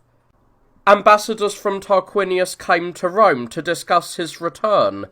When they achieved nothing, others arrived, claiming that Tarquinius would renounce the kingdom and end the war if the money belonging to him, his friends and his relatives were given to him, so that they might live in exile. When many were inclined to grant this, including Collatinus, the co-ruler of Brutus, Brutus ran out of the Senate house and into the marketplace, calling Collatinus a traitor for providing the means for war and tyranny. The ambassadors, lingering in Rome under the pretext of settling the matter of the money, managed to corrupt several prominent men, among whom they persuaded two of Brutus's own sons to join in the treason. Once the youths had been won over, it was decided that an oath should be taken, and for this purpose they gathered in a house. The room was dark and secluded. Unbeknownst to them, a slave named Vindicius happened to be inside, not by design, but by chance, and hiding there, he became a witness to their actions, and an auditor of their deliberations, which were to assassinate the consuls and betray the city, all of which they had committed to writing for Tarquinius through the ambassadors. After the conspirators left the house, the slave emerged and revealed everything. The traitors were arrested, the documents were seized, and when they were brought into the marketplace, Vindicius was produced as their accuser. The documents were read aloud. While the others stood in dejection and silence, Brutus addressed each of his sons by name and said, "Do you not defend yourselves against such charges?" When they remained silent, he turned to the attendants and said, "The task is now yours." They seized the young men and lacerated them with rods. While others pitied the victims, the father neither averted his gaze nor showed any sign of compassion until they had severed the heads of his sons with an axe. It is not easy to praise or blame this. Either the height of his virtue raised his soul to a state of apathy, or the magnitude of his grief drove him to insensibility, neither of which is a small or a human thing, but rather something divine or bestial. After they had died in this manner, Brutus was required to cast a vote regarding the other conspirators. He said, "I am a sufficient judge for my sons, but as for the others, I defer to the citizens, who are free to cast their votes." When the votes were cast, they were all executed by axe. Some of these men were related to Collatinus, for which reason he was angry. Consequently, Brutus stirred up the people so fiercely against him that they nearly killed him on the spot. They did not do so, however, but forced him to resign his office. In his place, they elected as co-consul Publius Valerius, who was surnamed Poplicola. The name, when translated, signifies a man of the people, or a democrat. Tarquinius, despairing of regaining his kingdom through treason, appealed to the Tyrrhenians. They brought him back with a heavy force, and the Roman consuls marched out to meet them. As the battle began, Arruns, the son of Tarquinius, and Brutus, the Roman consul, encountered one another and fought. Carried away by fury and disregarding their own lives, they fell together. The battle was great, and with many dead on both sides, the victory was indecisive. When night fell, it is said that the grove where they were encamped shook, and a great voice was heard from it, declaring that one more Tyrrhenian had died than Roman. Upon hearing the voice, the Romans raised a great and confident shout, while panic fell among the Tyrrhenians. Thrown into confusion, they fled their camp, which the Romans then captured and plundered.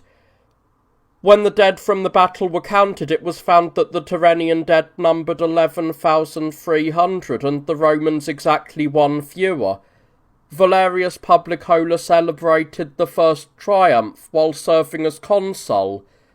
After the great battle in which he lost his son, who had fought Brutus, Tarquinius fled to Clusium and sought the aid of Lars Porsena, a man who possessed the greatest power among the Italian kings. He promised to assist him. First he sent to Rome, demanding that they receive Tarquinius back, but when they did not comply, he arrived with a heavy force. Publius Valerius, having been elected consul for the second time, joined battle, was wounded, and was carried out of the fight on a stretcher. As Porsena pressed upon the city, famine began to afflict the Romans. Through an accidental event, or rather one of divine providence, Porsena ended the war against the Romans. A man named Mucius Cordus, excellent in every virtue and best in warfare, nicknamed Scaevola, which means the left-handed, or the one not having the full use of his right hand, planned to kill Porsena. He entered the enemy camp wearing Tyrrhenian attire and speaking their language. Not knowing Porsena clearly, and fearing to ask, he drew his sword, and killed the secretary sitting beside the king, who was dressed in similar robes. He was seized and interrogated. As a brazier was prepared for Porsena's upcoming sacrifice, he thrust his hand into the flames, and stood watching Porsena with an unshaken face, while his flesh burned. This is how he earned the nickname, as his hand was destroyed, until Porsena, marvelling at him, released him. Scaevola then deceived his enemy further, saying, "Having conquered your fear, Porsena, I have been defeated by your virtue, and in gratitude I reveal what I would not have uttered under compulsion. 300 Romans with the same resolve as mine are in your camp. I was the one who drew the lot to act first, and I do not regret my luck, as I failed against a good man, and a friend who is more fitting to be an ally than an enemy of the Romans." From then on, Porsena became more eager for a truce.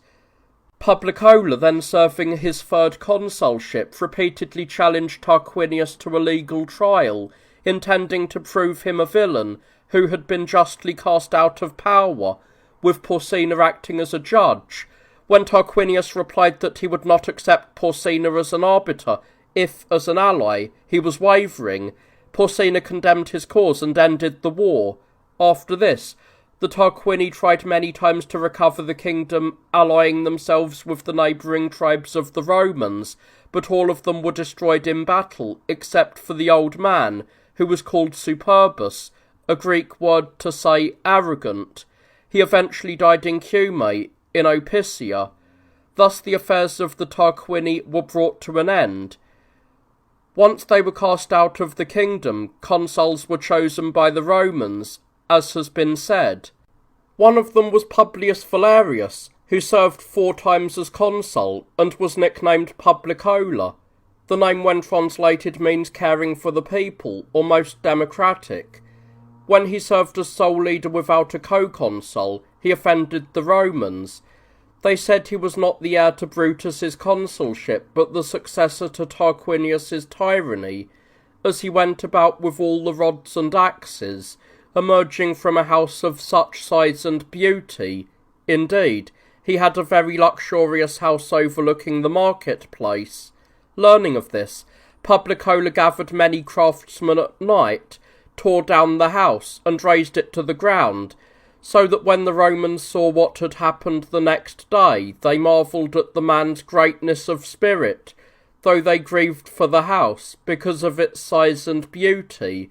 He also removed the axes from the rods, and when he entered the assembly, he lowered the rods himself before the people. He assigned the administration of the treasury to others, so that those serving as consuls would not have great power by controlling the funds. This was when the quaestors first began to be appointed. At first, they judged capital cases, hence their name, which comes from their role in interrogations and the search for truth through questioning. But later they were allotted the administration of public funds and were called treasurers. Later, the courts were entrusted to others, while they remained administrators of the money. He appointed Lucretius, the father of Lucretia, as his co-consul. Upon his death, Marcus Horatius was chosen to serve as co-consul for the remainder of the year. When Publicola was elected consul again, Titus Lucretius served as his co-consul. After this, when the Sabines invaded the territory, Marcus Valerius, Publicola's brother, and Postumius Tubertus were declared consuls. As the wars were conducted with the advice and presence of Publicola, Marcus won 2 battles. In the second of these, he destroyed 13,000 of the enemy without losing a single Roman. In the following year, Publicola served as consul again. An assault on Rome by the combined forces of the Sabines and Latins was then expected. Among the Sabines was a man named Appius Claudius, preeminent in wealth and physical strength, and especially distinguished for his virtue and eloquence. Because of these qualities, He was envied and plotted against by his own countrymen for advising them to end the war. Consequently, he moved to Rome, and persuaded many of his friends and relatives to accompany him. Publicola received them kindly, and enrolled Claudius in the Senate. By conducting himself wisely, he rose to the highest rank, and left behind the great Claudian family, which flourished for a long time and attained the pinnacle of glory. The Sabines, using this as a pretext for war, marched against Rome with a large army. Publicola led the Romans against them, and employing excellent strategy, nearly destroyed them all. He benefited the people with the spoils and captives taken. Having celebrated a triumph for the victory, and handed over the city to the consuls who followed him, he died shortly thereafter, was buried at public expense, and was mourned for an entire year. However, the Sabines, enraged by their losses, did not remain quiet even through the winter. They raided Roman territory and devastated the lands of Postumius, who was serving his second consulship. He would have been destroyed completely had not his co-consul, Menenius Agrippa, come to his aid. They fell upon the enemy and destroyed so many of them that the survivors retreated. After this, the consuls Spurius Cassius and Opicurius Virginius made peace with the Sabines. They captured the town of Camarium, killed most of the inhabitants, sold the rest as captives, and razed the city. Postumius Cominius and Titus Larsius arrested and executed certain slaves who had conspired to seize the capital. Servius Sulpicius and Marcus Tullius later preempted another conspiracy of slaves and certain others who had joined with them, having been alerted to the plot by some of the participants. They surrounded and slaughtered them, and the informants were rewarded with citizenship and other honours. When war was stirred up again by the Latins against Rome, the masses refused to take up arms, demanding a cancellation of their debts. Because of this, the elites established a new office for the first time to deal with both matters. The man deemed worthy of it was called Dictator, and he possessed power equal to that of the kings. They hated the name king because of the Tarquini, but they desired the benefit of the monarchy, as it was very powerful in times of war and civil strife, so they chose it under a different name. The dictatorship, as stated, was equal in authority to the kingship, except that the dictator could not mount a horse unless he were going on a campaign, nor was he permitted to spend public funds unless it had been voted on. However, he could judge and execute citizens both at home and on campaign, not only those from the common people, but also those from the equestrian order and the Senate itself. No one had the power to accuse him or act against him, not even the tribunes, and there was no appeal from his judgment. The tenure of the dictatorship did not extend beyond 6 months, so that no one, by lingering in such a great and absolute power, would become arrogant and develop a passion for monarchy, a fate that later befell Julius Caesar when he was deemed worthy of the dictatorship beyond the established laws. At that time, when Larsius became dictator, the people attempted no revolution, and even took up their arms. When the Latins remained quiet under a truce, the moneylenders treated the debtors more violently, and the people rebelled again because of this, to the point of rushing into the Senate House. They would have destroyed everyone inside, had not some people reported that the Volsci were already invading the country. At this news, the people calmed down, not out of pity for the Senate, but because they believed the Senate would soon be destroyed by the enemy. Therefore, they provided neither a guard for the wall nor any help, until Servilius released those held for defaulting on payments, decreed immunity from collection while they were on campaign, and promised to lighten their debts. Because of these measures, they marched out against the enemy and won. But when they were neither relieved of their debts nor granted any other leniency, they grew noisy and angry again, rebelling against the Senate and the generals. When war was declared again, the generals voted for debt relief, but others opposed it. Therefore, Marcus Valerius, a kinsman of Publicola, who was beloved by the masses, was appointed dictator. Because he promised them rewards, so many men gathered with such enthusiasm that they defeated the Sabines as well as the Volsci and the Aequi, who were allied with them. For these achievements, the people voted Valerius other honours and named him Maximus, which means the greatest when translated. Wishing to please the people, he spoke at length to the Senate, but he could not persuade them. Angry, he stormed out of the Senate house, delivered a speech to the people against the Senate, and resigned his command. The people were then stirred to even greater revolt. The creditors, adhering strictly to the letter of their contracts and refusing to concede anything to the debtors, missed the opportunity for moderation, and lost much more besides. For poverty and the desperation it breeds are violent evils, and when the masses join in, they are most difficult to combat. Indeed, the rigidity of the wealthy towards the less fortunate at that time became the cause of many disasters for the Roman people. Since the soldiery was worn out by campaigns and had been repeatedly deceived after high hopes, and the debtors were being insulted and abused by the creditors, they were inflamed to such a degree of rage that many of the poor left the city, retreated from the army, and began foraging for food in the countryside as if they were enemies. As matters stood thus, and because many people were streaming towards the secessionists, the senators feared that these men would become more hostile, and that the neighbouring tribes would join in the rebellion. They sent messengers to them, promising everything the Senate could offer. As the people remained defiant and would not listen to any proposals, one of the envoys, Menenius Agrippa, asked them to hear a fable. Upon receiving permission, he said that all the limbs of the body once rebelled against the stomach.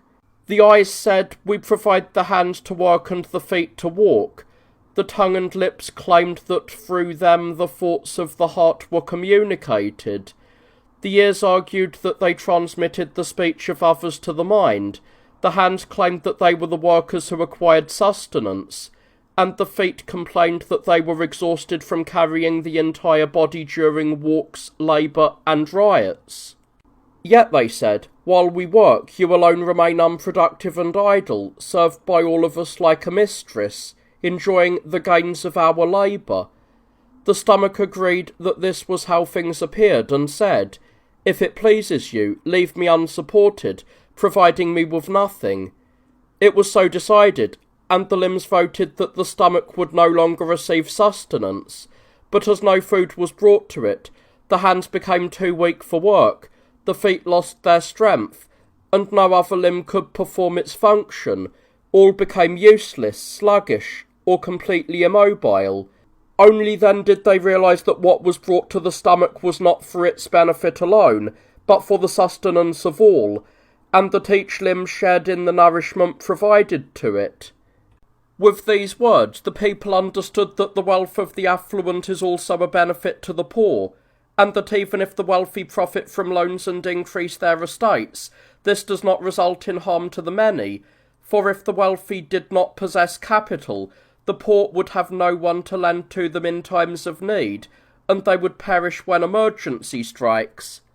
Having become more moderate because of this, they reconciled, and the Senate decreed for them a reduction of debts and a cancellation of defaults, fearing that if their coalition was dispersed, they would either be denied the promised terms or suffer harm once dissolved, and that each of them might be punished individually under various pretexts. They pledged to aid one another if anyone were wronged.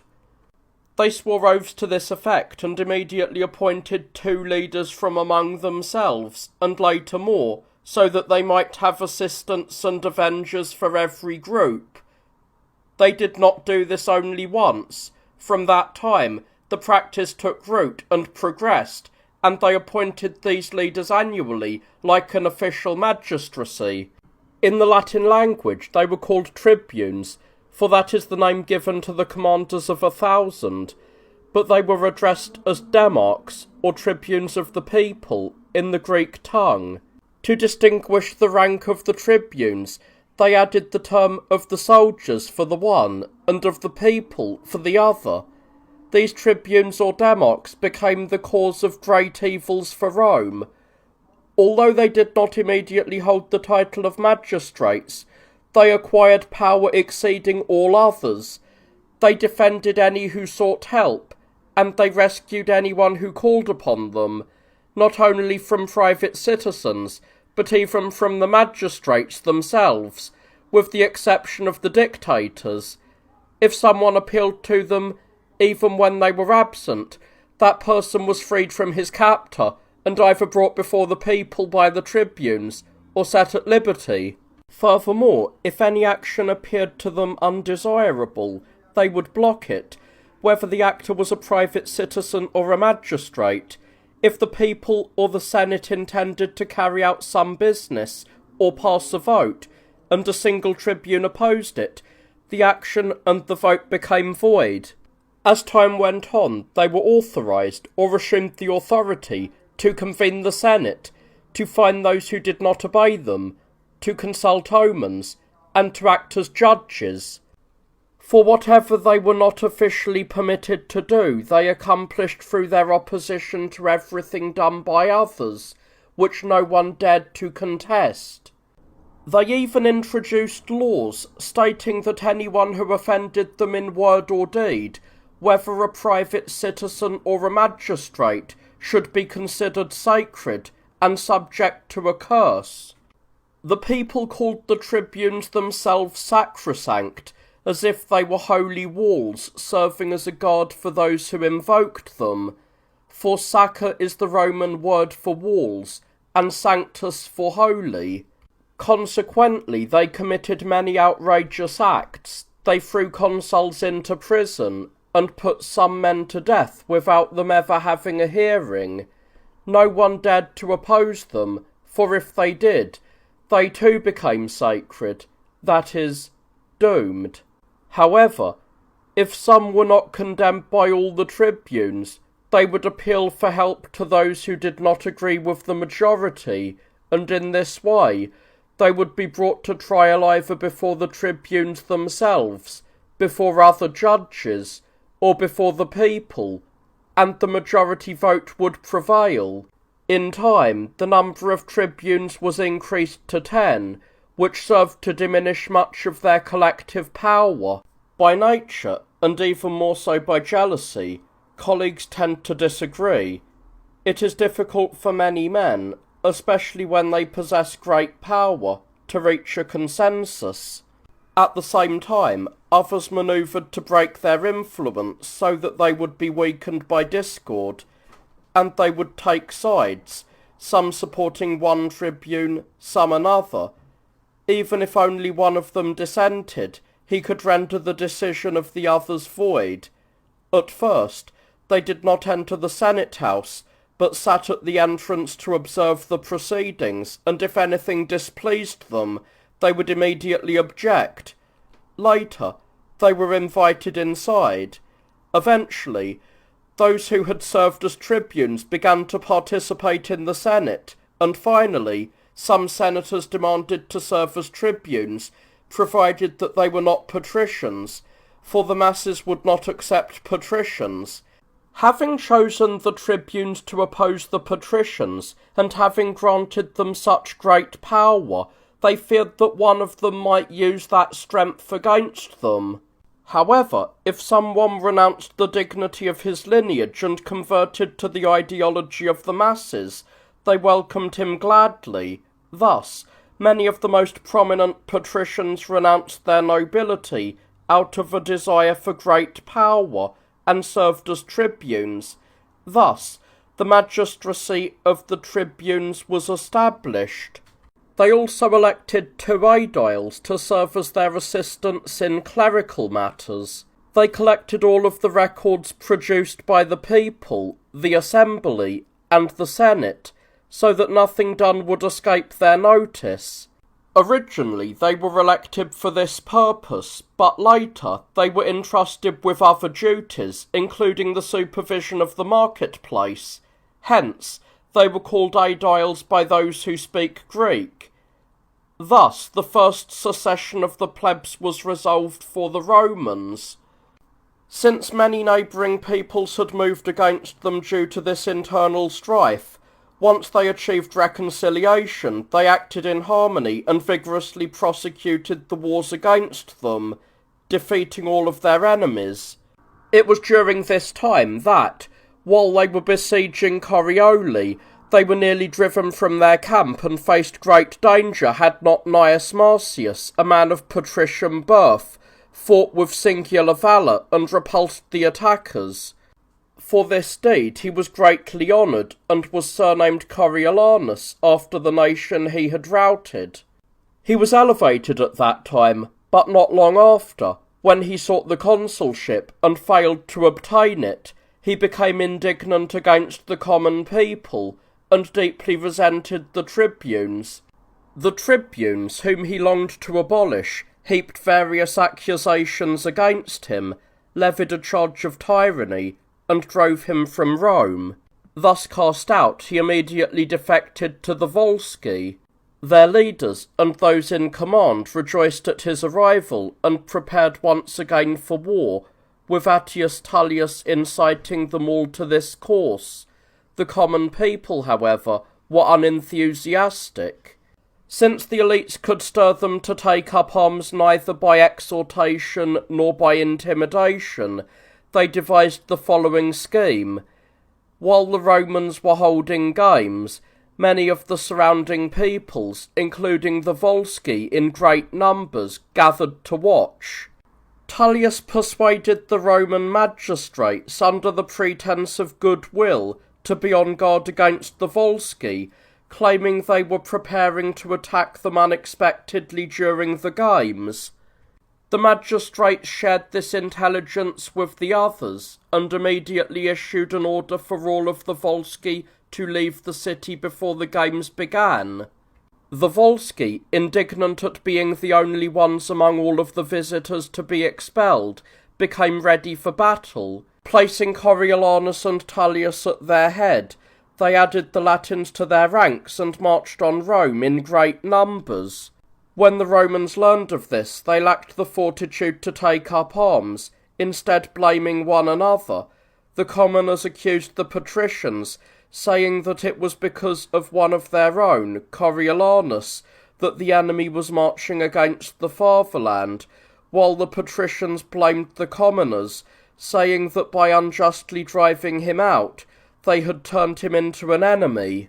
They were locked in such strife that they would have fallen in a great calamity had the women not come to their aid. When the Senate voted for the recall of Coriolanus and sent envoys for him, he demanded that the land the Volsci had lost in previous wars be restored. The commoners would not relinquish the territory, so another embassy was sent. He was infuriated that, even while risking his own destruction, they still would not part with what was not theirs. When this report was brought to them, the men remained unmoved, neither ceasing their internal conflict, nor yielding to the danger. Then the women, Coriolanus's wife, Volumina, and his mother, Veturia, accompanied by the other most prominent women and his children, came to his camp. While the others wept in silence, Veturia said, "We have not come as defectors, my child, but the fatherland has sent us to you, as mother, wife, and children, if you will be persuaded, but as captives if you will not. And if you are still angry, kill us first. Reconcile and no longer be angry at your fellow citizens, your friends, the temples, and the tombs. Do not besiege the fatherland in which you were born and raised, and where you earned this great name, Coriolanus. Do not send me away without results, lest you see me dead by my own hand." At these words she broke into tears, and baring her breasts and touching her belly, she said, "This bore you, my child, and these nurtured you. She said this, and his wife, children, and the other women joined in the lamentations, so that even he was moved to grief. Barely able to speak, he embraced his mother, and, kissing her, said, "See, mother, I yield to you, for you have conquered me.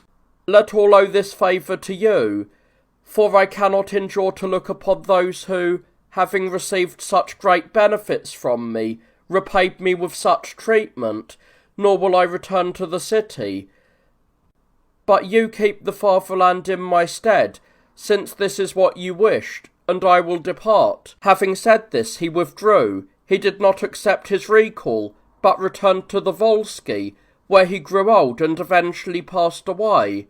The tribunes demanded that the land acquired from the enemy be distributed to the masses. Consequently, the Romans suffered greatly both from internal conflict and from their enemies. The elite, unable to restrain the people by other means, deliberately stirred up war after war so that, occupied with these, the people would not busy themselves with matters of land. In time, some began to suspect this manoeuvre and refused to allow both consuls or generals to be appointed by the elite. They insisted on choosing one of the two from the ranks of the patricians. Once they accomplished this, they elected Spurius Furius, and by campaigning with him, they willingly achieved every objective they set out for. Conversely, those who served under his co-consul Fabius Caeso were not only uninspired, but they abandoned their camp, returned to the city, and created chaos until the Tyrrhenians, learning of this, attacked them. It was only then that they left the city, after some of the tribunes had reached an agreement with the elite. They fought valiantly, killing many of the enemy, though many of their own also died. One of the consuls, Manlius, fell in the fighting. The people then elected Manlius as general for the third time. Another war was brought against them by the Tyrrhenians. While the Romans were disheartened and at a loss as to how to stand against their enemies, the Fabii came to their aid. Seeing the people dispirited, planning nothing of value, and despairing of everything, the 306 members of the Fabii took it upon themselves to wage the war against the Tyrrhenians, eager to fight with their own bodies and resources. They seized a strategic location and fortified it, using it as a base to seize everything belonging to the enemy. The Tyrrhenians did not even dare to engage them in hand-to-hand combat, and whenever they did clash, the Tyrrhenians were significantly disadvantaged. The Tyrrhenians, however, brought in allies and laid an ambush in a wooded area. They surrounded the Fabii as they approached carelessly, and despite their record of total victory, the Fabii were surrounded and killed to a man. Their lineage would have perished entirely had not one youth been left at home, from whom they flourished once again later on. With the Fabii thus destroyed, the Romans were severely harassed by the Tyrrhenians. Afterwards they made a truce with the enemy, but turned upon each other and committed many terrible acts. The masses did not even spare their own generals. They beat the generals' attendants, broke their rods, and dragged the generals themselves into investigations on every pretext, great or small. They even planned to throw Appius Claudius into prison while he was still in office, because he had opposed them in everything and had decimated those who served with him after they had yielded to the Volsci in battle. Decimation was a practice where, when soldiers committed a serious offence, the general would divide them into groups of 10 and punish with death one man from each group, chosen by lot. After Claudius left office, the commoners immediately brought him to trial.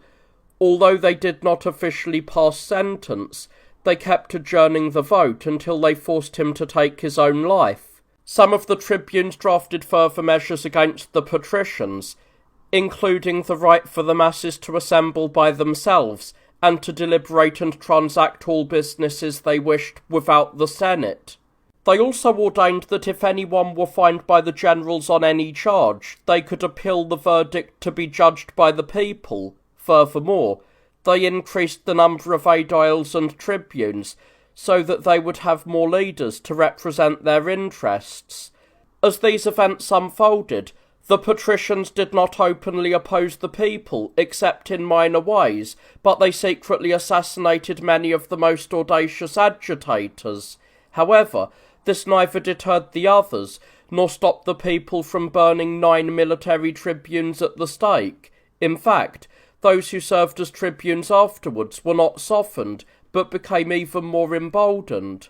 The masses were driven to such a state by the patricians that they would not agree to serve in the military when wars threatened, unless they obtained what they coveted, and if they ever did march out, they fought without spirit, unless they achieved everything they demanded. Consequently, many neighbouring peoples, emboldened by the internal discord, or by their own strength, rebelled. Among them were the Aequi, who grew arrogant after defeating Marcus Minucius, who was commanding at that time. Learning of Minucius's defeat, the Romans elected Lucius Quinctius as dictator, a poor man who lived by farming, yet remarkable for his virtue and self-restraint, though he wore his hair in long braids, for which he was named Cincinnatus. How many there are today around palaces who mimic such styles! Since the vice has crept into the state, one can see Cincinnatus everywhere. Once appointed dictator, he marched out that same day, acted with both speed and caution, and by attacking the Aequi alongside Minucius, he destroyed most of them and took the others captive. He forced them to pass under the yoke before releasing them. The practice of the yoke was this: they would plant 2 spears upright in the ground at a certain distance apart, and place another across them. The captured were then led naked through the middle. This brought glory to the victors, and profound shame to the vanquished, to the point where some preferred death to enduring such a thing. After capturing the city, Caruinum, he retired, stripped Minucius of his command due to his defeat, and resigned his own office. The Romans then faced a war of their own, composed of slaves and fugitives, who suddenly attacked and seized the capital by night. The people, even then, would not take up arms until they gained concessions from the patricians. Eventually they marched against the rebels and defeated them, though they lost many of their own men in the process. Because of these events, and prompted by certain omens, the Romans set aside their grievances against one another and voted to make the state more equitable. They sent free men to Greece to study their laws and customs. Upon their return, they abolished the other magistracies, including that of the tribunes, and elected 8 men from the leading citizens, appointing Appius Claudius and Titus Genucius as supreme commanders for that year. They entrusted them with the task of drafting laws and decreed that there would be no appeal from their decisions, a power previously granted to no magistrate except the dictator. They ruled for 1 day each, taking turns in the symbols of leadership. They drafted the laws and posted them in the marketplace. Once they pleased everyone, they were introduced to the people, ratified and inscribed on 10 tablets, as all that was deemed worthy of preservation was stored on wooden boards. Those men finished their year and resigned, but the 10 who were elected to supersede them steered the state towards collapse, as if appointed to destroy the constitution. They all ruled simultaneously with equal power, and by selecting the most audacious youths from the patrician class, they committed many acts of violence through them. Late in that year, as their term was ending, they added a few more laws on 2 extra tablets, having acted entirely on their own authority. From these, there were to follow not harmony, but even greater division for the Romans. The so-called 12 tables were thus established at that time. However, those lawmakers did not stop there. Even after their year of office had passed, they remained in power, holding the city by force and refusing to convene either the Senate or the Assembly, lest the people gather and depose them. When the Aequi and Sabines began to wage war against the Romans, the decemvirs ensured that they were the ones entrusted with the commands. Consequently, of the 10, Servius Oppius and Appius Claudius remained in the city, while the other 8 marched out against the enemy. Everything, both in the city and in the camps, was in total disarray, and from this, a new rebellion arose. After marching into Sabine territory, the commanders sent a man named Lucius Siccius, a veteran of great military skill, and a leader among the common people, to seize a certain location along with others, and through those sent with him, they murdered him. When a report reached the camp that the man had been killed by the enemy along with others, the soldiers rushed to collect the bodies. They found no enemy corpses, but they did find many of their own countrymen, whom Siccius had killed while defending himself from their attack. Seeing them lying in a circle, turned towards him, the soldiers suspected what had happened and were thrown into an uproar. This was exacerbated by another event. A certain Lucius Virginius, a man of the people, had a beautiful daughter, whom he intended to betroth to Lucius Sicilius, a man of his own station. Appius Claudius fell in love with the girl, and, when he could not have her, arranged for certain men to claim she was their slave. Claudius himself presided as the judge.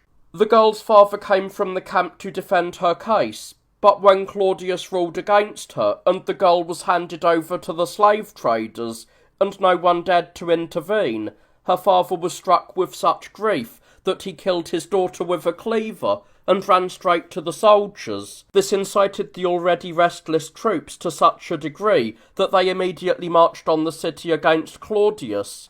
The other forces who were campaigning against the Sabines learned of this, abandoned their entrenchments, joined the others, and appointed 20 of their own as leaders, intending to take significant action. The rest of the populace in the city joined them, and added to the chaos.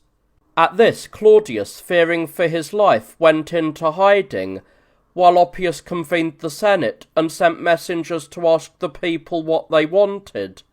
They demanded that Lucius Valerius and Marcus Horatius, men from the Senate who were favourable to their cause, be sent to them as representatives. When they were not sent, the 10 tyrants, who had all gathered, feared that the people might use the generals to turn against them, which only incensed the people's rage. A great fear fell upon the senators, and for this reason, against the wishes of the decemvirs, they sent Valerius and Horatius. As a result, a settlement was reached. The agitators were granted immunity for their actions. The decemvirate was abolished, and the annual magistracies, including the tribunate, were restored with all of their previous privileges. After new magistrates were elected, Virginius and the others threw Oppius and Claudius into prison, where they took their own lives before they could be brought to trial. The rest of the decemvirs were indicted, convicted, and exiled. The consuls, for it is said that they were first called consuls at this time, having previously been called generals, were Valerius and Horatius. Both then and thereafter, they sided with the people, strengthening their position more than that of the patricians. Consequently, the patricians were weakened, finding it difficult to convene and unable to control the state affairs entirely. They even conceded to the tribunes the right to use divination in their assemblies. While this supposedly brought them honour and prestige, as this privilege had been reserved for the patricians alone since the earliest times, in practice, it served as an obstruction, allowing the patricians to block the tribunes and the people whenever they pleased, by using the pretext of an unfavourable omen. The patricians and the Senate, angry at the consuls for favouring the people, refused to vote them a triumph after each had won their respective wars, nor did they grant them the traditional days of celebration. The people, however, celebrated for 2 days, and voted for the consuls' victory honours themselves. Thus, as the Romans fell into discord, their adversaries took heart and pressed upon them. In the following year, when Marcus Genucius and Gaius Curtius were consuls, they turned against one another. The common people desired to hold the consulship, especially since patricians were crossing over to support them in the tribunate, while the patricians clung stubbornly to the consular office, and both sides said and did many violent things against one another. To prevent matters from worsening, the elite conceded the responsibilities of the leadership to them, but refused to share the title. Instead of consuls, they named them military tribunes, so that the dignity of the title would not be sullied by the common rabble. It was decided that 3 military tribunes should be chosen from each side in place of the 2 consuls. However, the title of consul did not disappear entirely. At times, consuls were appointed, and at times, military tribunes. This is how the matter is traditionally reported to have evolved. But though it was not only the consuls who appointed dictators, despite the office being far subordinate to the consulate, but sometimes the military tribunes did so as well. It is said that none of the military tribunes, even though many often won victories, ever held a triumph. The military tribunes were thus elected at that time, and the censors were established in the following year. When Barbatus and Marcus Macrinus were consuls, Lucius Papirius and Lucius Sempronius were chosen. They were appointed because the consuls were unable to handle everything due to the size of the population, as they had previously performed the duties that were assigned as privileges to the censors. There were 2 censors from the beginning, drawn from the patricians. Initially, and for a long time, they held office for 5 years, but in the intermediate period, they served for 3 6-month terms. They became superior to the consuls, even though they had taken over a portion of their authority. It was permissible for them to lease out public revenues, to oversee roads and public buildings, to conduct the census of everyone's wealth, to supervise and examine the lives of the citizens, and to enrol those worthy of praise into the tribes, the equestrian order, and the Senate, as each was deemed appropriate, while striking from the rolls those who did not live virtuous lives, a power greater than any left to the consuls. They took solemn oaths for every action, swearing that they would do nothing out of favour or enmity, but would consider and perform what was advantageous to the Commonwealth from an upright mind. They gathered the people for the introduction of laws and other business, and they used the emblems of the higher magistracies, except for the lictors. Such was the authority of the censors.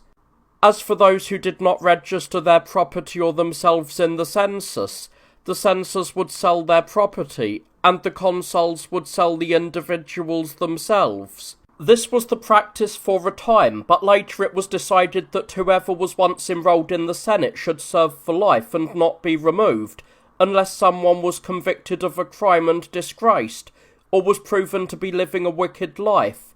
Such individuals were struck from the rolls, and others were enrolled in their place. Among the magistrates, precedence was given first to the dictators, second to the censors, and the third rank was assigned to the masters of the horse. This order was maintained regardless of whether they were currently in office or had finished their terms. For if someone moved from a higher office to a lower one, he retained the dignity of the previous position intact. One individual, whom they called the Princeps of the Senate, which in Greek could be called the foremost man, held precedence over all others for the duration of his selection, for no one was appointed to this for life, and he excelled the others in dignity, though he did not possess any executive power. For a time they maintained peace both among themselves and with their neighbours. Then a famine took hold, so severe that some, unable to bear the hunger, threw themselves into the river. Internal strife broke out as the people blamed the wealthy for manipulating the grain supply, while the rich accused the poor of refusing to work the land. Spurius Maelius, a wealthy equestrian, attempted to seize power by tyranny. He bought grain from the surrounding regions, selling it to many at a low price and giving it away for free to others. Having thus secured many followers, he stockpiled weapons and guards. He would have taken the city had not Minucius Augerinus, a patrician in charge of the grain distribution, who had been blamed for the shortage, reported his actions to the Senate. Upon learning this, despite his advanced age of 80, the Senate immediately named as dictator Lucius Quinctius Cincinnatus. They spent the entire day together as if in deliberation, ensuring that news of the decision did not leak. At night, the dictator, through his cavalry, secured the capital and other critical locations. At dawn, he sent Gaius Servilius, his master of the horse, to summon Maelius, ostensibly for another matter. When Maelius grew suspicious and hesitated, Servilius, fearing the commoners, who were already beginning to gather, would tear him away, killed him, either on his own initiative or by the dictator's orders. When the people grew agitated, Quinctius addressed them, provided them with grain, and calmed the uproar without punishing or accusing anyone. Wars were waged against the Romans by various nations. Some were defeated in a few days, but the war against the Tyrrhenians lasted a long time. When Postumius defeated the Aequi and captured one of their major cities, the soldiers, because they were not allowed to plunder the city and received no share of the spoils, summoned and murdered the treasurer who was managing them. When Postumius reprimanded them and sought out the culprits, they killed him as well, and they appropriated not only the captured territory, but all public land for themselves. The sedition would have lasted even longer had not the Aequi waged war against the Romans again. Fearing this, the people quieted down, accepted the punishment for the murderers as falling on only a few, and marched against the enemy, whom they defeated in battle. Consequently, the elite distributed the spoils to them and voted for pay for the infantry, and later for the cavalry as well. For until that time, they had served without pay and at their own expense. This was the first time they began to receive a wage. When a war broke out against the Veientes, the Romans defeated them many times and reduced them to a siege as long as they fought alone. But when allies joined the Veientines, they turned on the Romans and gained the upper hand. During this time, the lake located on the Alban mountain, enclosed by surrounding hills and having no outlet, flooded to such an extent during the siege of the Veientines that it overflowed the mountains and flowed towards the sea. The Romans, judging this to be a divine omen, sent to Delphi to consult the oracle. There was also a Tyrrhenian man among the Veientines who was a seer. Both his prophecy and that of the Pythia converged.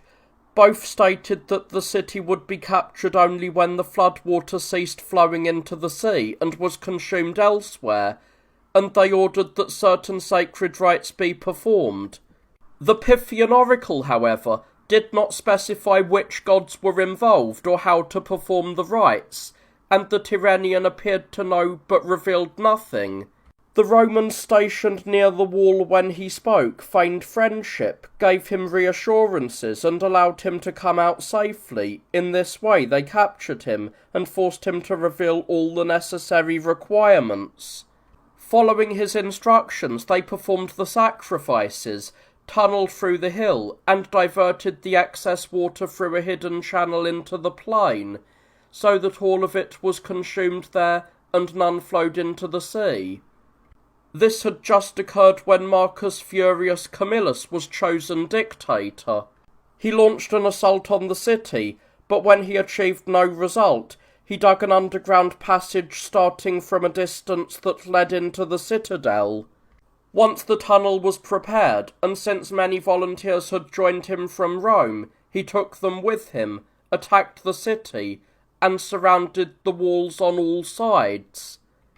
When those inside were scattered around the entire perimeter, others went unnoticed through the tunnels and emerged inside. When the city was taken and the Romans were plundering its contents, Camillus, watching the proceedings from the heights, groaned and wept, saying, O gods, if any retribution is owed to the Romans in exchange for this success, I pray that it falls upon me alone. He set aside a tithe of the spoils for Apollo, against the wishes of his soldiers, having previously made a vow to do so. He also dedicated a golden bowl made from the jewellery of the women. In return, a privilege was immediately voted for them. They were permitted to ride in carriages to festivals, whereas previously they had to walk on foot. However, the people resented Camillus and were angry with him, both because he had set aside the tithe of the spoils for the god after the time of distribution, rather than during the plundering, and because he had celebrated his triumph in an arrogant manner, becoming the first Roman to drive a white four-horse chariot during the victory procession. The procession of victory, which they also call a triumph, was conducted as follows. Whenever a great success worthy of a triumph was achieved, the commander was immediately hailed as imperator by his soldiers, and he would tie laurel branches to the rods and give them to his heralds to carry as they announced the victory to the city. Upon returning home, he would assemble the Senate and request that they vote him a triumph. If he obtained the vote of both the Senate and the people, his title of imperator was confirmed. If he was still in the office he held when he achieved the victory, he would celebrate using that authority. If his term of office had expired, he would receive some other appropriate title, for it was forbidden for a private citizen to celebrate a triumph. After dressing in triumphal attire, donning armbands, binding a laurel wreath upon his head, and holding a branch in his right hand, he would call the people together. After praising the soldiers who served with him, both collectively and individually, he would distribute money to them and honour them with regalia, presenting some with armbands and spears without iron, and awarding them crowns of gold or silver, each bearing the name of the recipient and an impression of their heroic deed. For instance, if someone was the first to scale a wall, the crown bore the likeness of a wall. If they had conquered a city, that too was depicted. If someone had been victorious at sea, the crown was decorated with ships. If someone had been victorious in cavalry combat, the equestrian emblem was stamped upon it. One who saved a fellow citizen from battle, from another danger, or from a siege received the greatest prize, and was allowed a crown made of oak leaves, which was preferred above all others, even those of gold or silver, as being the most honourable. These awards were given not only to individuals who had distinguished themselves, but also granted to entire companies and armies. Much of the spoils were distributed to the soldiers who had campaigned. Some commanders even distributed wealth to the entire citizenry, spent funds on festivals for the public, or, if anything remained, used it to build temples, colonnades, or other public works. After doing this, the triumphal general would ascend his chariot. The chariot did not resemble a racing or war vehicle, but was crafted in the style of a cylindrical tower. He was not alone in the chariot. If he had young children or relatives, he would bring his young daughters and sons into it, while the older ones were placed upon the lead and trace horses. If there were more, they accompanied the triumphator by riding alongside him on their saddle horses. No one else rode, everyone else walked, all crowned with laurel. A public slave, however, rode on the chariot itself, holding a crown of gold-set stones over the triumphator's head, saying to him, "Look behind you," meaning, "Consider your past and the future of your life, and do not be uplifted or arrogant because of your present circumstances." A bell and a whip were also attached to the chariot, serving as reminders that he was capable of misfortune and could be whipped or legally put to death. It was the custom that those condemned to death for some crime should carry a bell so that no one, by brushing against them as they walked, would be contaminated by their impurity. Travelling in this manner, he would enter the city. preceded by the spoils and trophies, along with artistic representations of captured fortresses, cities, mountains, rivers, lakes, seas, and everything else that had been conquered. If one day was sufficient for the procession, then it would finish then. If not, then it continued for a second or a third day. After these had passed, the triumphal general would be brought into the Roman Forum, order some of the captives to be led to prison and executed, and then drive up to the capital. There he would perform certain rites, offer dedications, and dine at the porticos before returning home in the evening to the sound of flutes and pipes. Such were the triumphs of old, though civil strife and struggles for power later caused many innovations to be made to them. Although, as has already been recorded, the people hated Camillus, the war against the Falisci forced them to elect him military tribune. They fought and defeated the Falisci in the field, but when they besieged their well-fortified city, named Falarii, they achieved nothing. The townspeople were so dismissive of the siege that they even let their children walk outside the walls with their teacher to exercise. They might have abandoned the siege had it not been for a certain event. Their teacher, plotting against his own citizens, whether out of anger or in hope of gain, would bring the children out of the walls each day, at first only a little way, and then lead them back in immediately after exercising. Finally, he marched them all the way to the Roman outpost and demanded to be taken to Camillus, telling him as he stood before him that he was handing over the entire city through its children. Camillus, considering the act monstrous and declaring that a great general should rely on his own virtue rather than the wickedness of others, ordered the teacher to be stripped, his hands tied behind his back, and gave the children rods and whips to beat the traitor as they drove him back into the city. When the citizens learned of this betrayal, there was a rush to the walls, and a great lamentation from both men and women. When they were in this state, the children arrived, driving the naked teacher before them. When the Falisci saw this and learned what had happened, they voluntarily surrendered themselves to Camillus, saying they preferred defeat to freedom because of his justice. Having received funds and established a peace treaty, he withdrew. The soldiers who had expected to plunder Falarii accused him of being a hater of the people. Envied even more, he was accused of having gained no profit for the public from the Tyrrhenian wealth, while having misappropriated it for himself. They were so angry at him that they showed no pity for the misfortune that befell him. His other son had died of illness. Though he begged his friends not to watch him be unjustly condemned, they refused to help him with the vote, promising only to help pay the fine if he was convicted. Unable to bear this, he decided to flee the city. As he left, he prayed that if he were being forced into exile unjustly, out of the people's insolence and envy, his fellow citizens would soon have need of him, and seek him out. Camillus departed to the Rotuli, and in his absence he was convicted in absentia. A verdict was brought against him, setting a fine of 15,000 arses, which in terms of silver amounts to 1,500 drachma.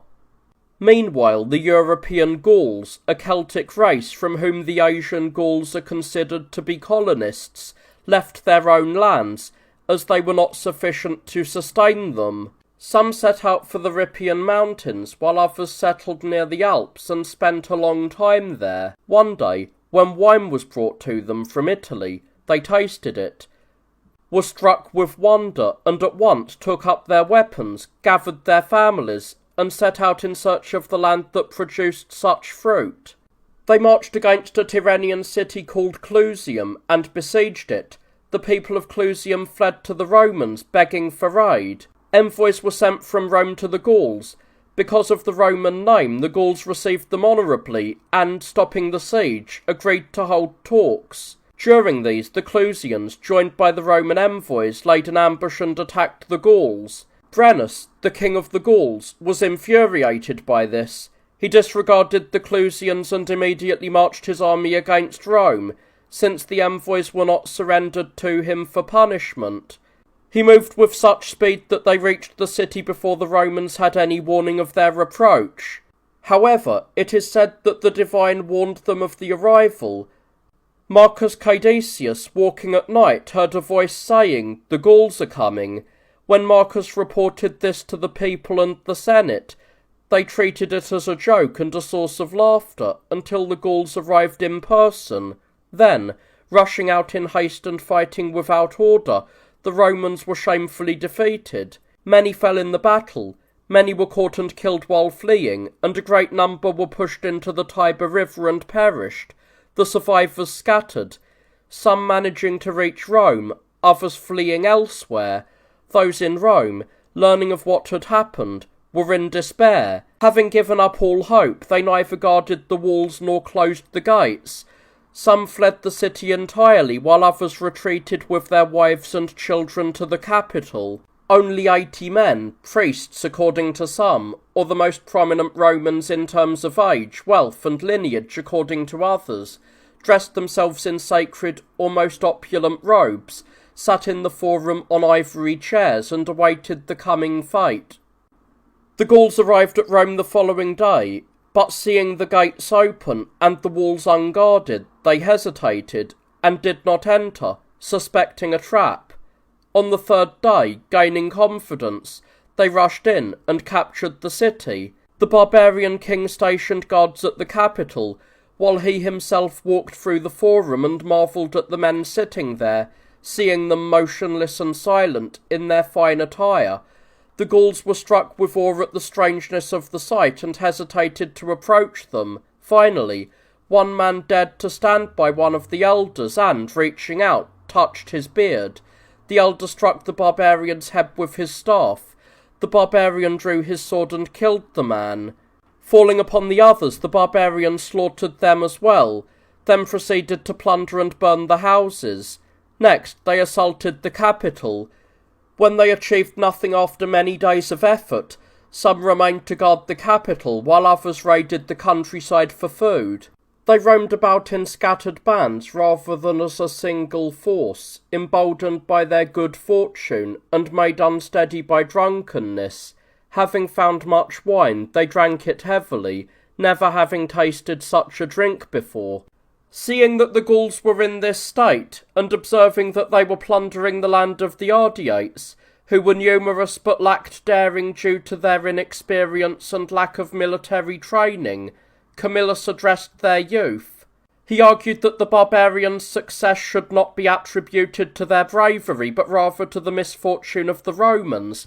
He insisted that if they themselves were eager and courageous, they could defeat the enemy without risk. Having persuaded the young men, and then the rest, he armed those of military age and, in the dead of night, led them along with the Ardeates against the barbarians. He slaughtered most of them, and if any managed to flee in the darkness, they were hunted down and destroyed by the cavalry the following day. When the news of this success quickly spread everywhere, those Romans who had survived the first battle against the Gauls took up their weapons and set out to join Camillus, begging him to accept command over them. He refused to consent unless those sheltered in the capital first voted him the position.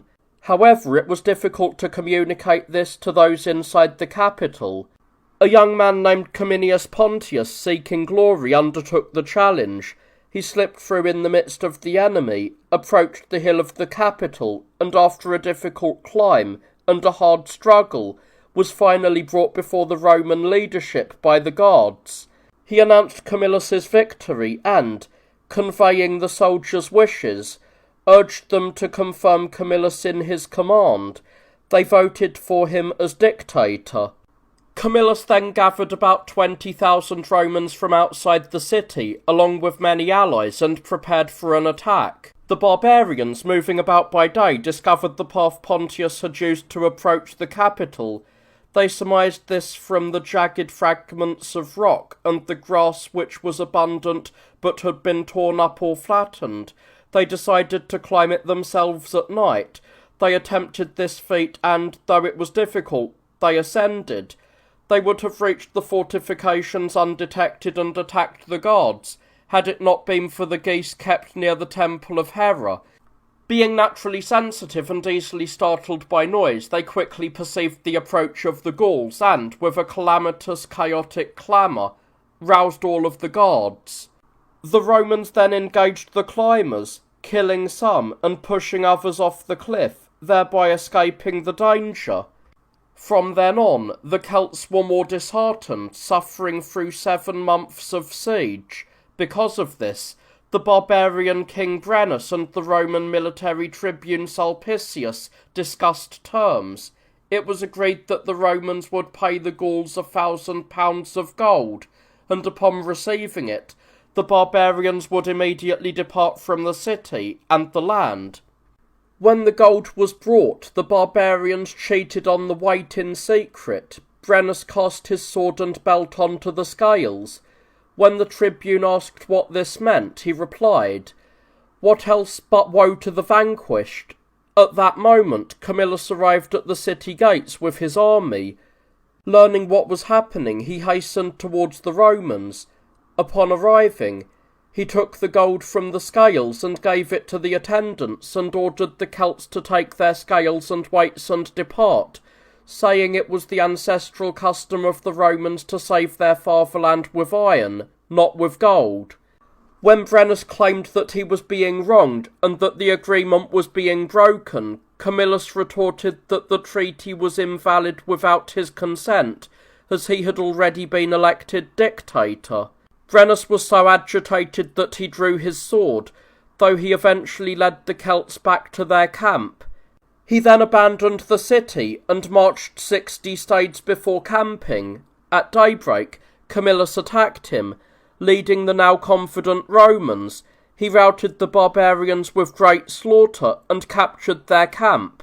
Thus, Rome was captured in a way that defied reason and was saved even more unexpectedly. Camillus celebrated a triumph. With the city entirely destroyed, the masses did not wish to rebuild it, as they lacked the resources and strength, and they very nearly abandoned it. They would not listen to their leader or the Senate, as they exhorted and advised them not to desert the city that had already been saved from the enemy. However, when everyone was debating this in the forum, a centurion leading the guard happened to march past the assembly and cried out to those following him, "Halt here, this is where we ought to stay." Believing this to have been said by divine providence, they refrained from migration and turned with enthusiasm to the restoration of Rome, rebuilding both the walls and the private houses within a year. Before they had finished with these tasks, wars broke out with various nations, including the Aequi, the Volsci, and the Latins. The Tyrrhenians were besieging Sutrium, a city allied with the Romans. Camillus was appointed dictator for the 3rd time. He marched against them, routed their forces, and led his army towards Sutrium. The people of Sutrium, having already surrendered their city to the enemy and departed, happened to meet Camillus on the road, along with their wives and children. Upon seeing them and learning what had happened, Camillus hastened to Sutrium as he was. Catching the enemy by surprise and finding it unguarded, he recovered the city for its citizens on that very day, free of harm. For these deeds he celebrated a triumph and rose to greater glory. Marcus Manlius, the first to push back the Celts as they scaled the Capitol, from which he was nicknamed Capitolinus, envied Camillus more than others and attempted to seize power as a tyrant. To this end he sought to win over the common people by demagoguery, doing everything to court their favour. Consequently, the masses took him up to the Capitol, which they then occupied. For this reason, Camillus was elected dictator for the 4th time. When the Senate and the leaders fell into great fear, not knowing what to do, a slave approached them and promised to deliver Capitolinus to them alive. He took a band of hoplites and hid them secretly beneath the Capitol. Then, pretending to be a deserter, he approached Capitolinus, praised him for his enterprise, and promised him the support of his fellow slaves. Conversing with him, he led the man away from those standing around, as if to discuss some private matters, and quietly approached that part of the capital where the ambush lay in wait, where he pushed him over the edge. Capitolinus was seized and taken to the courthouse. There he enumerated his heroic deeds and pointed out the capital to the judges and the onlookers, as it was visible from that spot, reminding them of how he had saved both himself and the citizens who had fled there for refuge. The judges were moved and deferred their vote, neither acquitting nor condemning him. Realizing this, Camillus convened the court in another location, from which the capital was not visible. Having been found guilty, Capitolinus was taken to the Capitol and thrown from that very cliff over which he had once cast the Celt, and there he perished. After many wars were waged against Rome itself and its subject cities, the Romans, through Camillus and others, though he was by then quite aged, brought the conflict to an end and enjoyed a deep peace with external powers, even if they continued to factionalize among themselves. Marcus Fabius, a patrician and father of 2 daughters, betrothed his elder daughter to a certain Licinius Stolo, who was of much lower status, and married his younger daughter to Sulpicius Rufus, a man of equal rank. When Rufus was serving as military tribune and was in the forum, his wife's sister came to visit her. When Rufus returned home, his lictor knocked on the door according to ancient custom. The woman, having never experienced this before, was startled by the noise. Her sister and those present laughed at this, and she was mocked for her ignorance. She took the matter as a grievous insult and goaded her husband to seek office. Stolo, spurred on by his wife, shared the plan with Lucius Sextus, a man of similar standing, and together they pressured the leadership to allow them to stand for the tribunate. They threw the order of the Senate into such confusion that the people went 4 years without any magistrates at all, as they blocked the patrician elections. They would have continued even longer had a report not arrived that the Celts were marching on Rome once more. Casting aside all their differences, the people chose Camillus as dictator for the 5th time and marched against the barbarians. Before a general battle could take place, a duel occurred. Titus Manlius, a patrician who had been neglected by his father due to a past falling out and was living in the country, reconciled with him. When he became a military tribune, he faced a Celt who had challenged anyone to single combat. Manlius defeated him and stripped him of his golden neck chain, which was called the Torque, and was thereafter called Torquatus. When the main armies clashed, the Celts were defeated. They abandoned their march on Rome and plundered the Alban territory. The Romans allowed them to pillage the land until they were gloried with food and drink, then attacked them while they were vulnerable, slaughtering many and capturing their camp. Camillus returned to Rome and resigned the office. From then on, the office of military tribune in place of the consulship was abandoned. Consulships were appointed, sometimes patricians, sometimes plebeians, and sometimes from both together. When a plague struck Rome, Camillus died, and the Romans mourned his passing greatly. Following this, it is recorded that a disaster occurred in Rome. The ground in the field between the Palatine and the Capitol is said to have suddenly split, without any preceding earthquake or other natural phenomenon of the kind that usually accompanies such events. The chasm remained open for a long time, neither closing nor filling up, despite the Romans dumping a great deal of earth, stones, and all manner of other materials into it. Being in despair, the Romans consulted an oracle which told them that the chasm would not close unless they threw into it that which was the greatest among them, and that which they valued the most, for by doing so the chasm would cease to exist and the city would possess invincible power. The problem remained unsolved, as the meaning of the oracle was unclear. Marcus Curtius, a young patrician of great beauty, strength, and courage, as well as remarkable in intelligence, understood the intent of the oracle. He came forward and addressed the assembly. Why do we judge the prophecy to be obscure, or ourselves to be ignorant? We are the very thing that is sought and needed.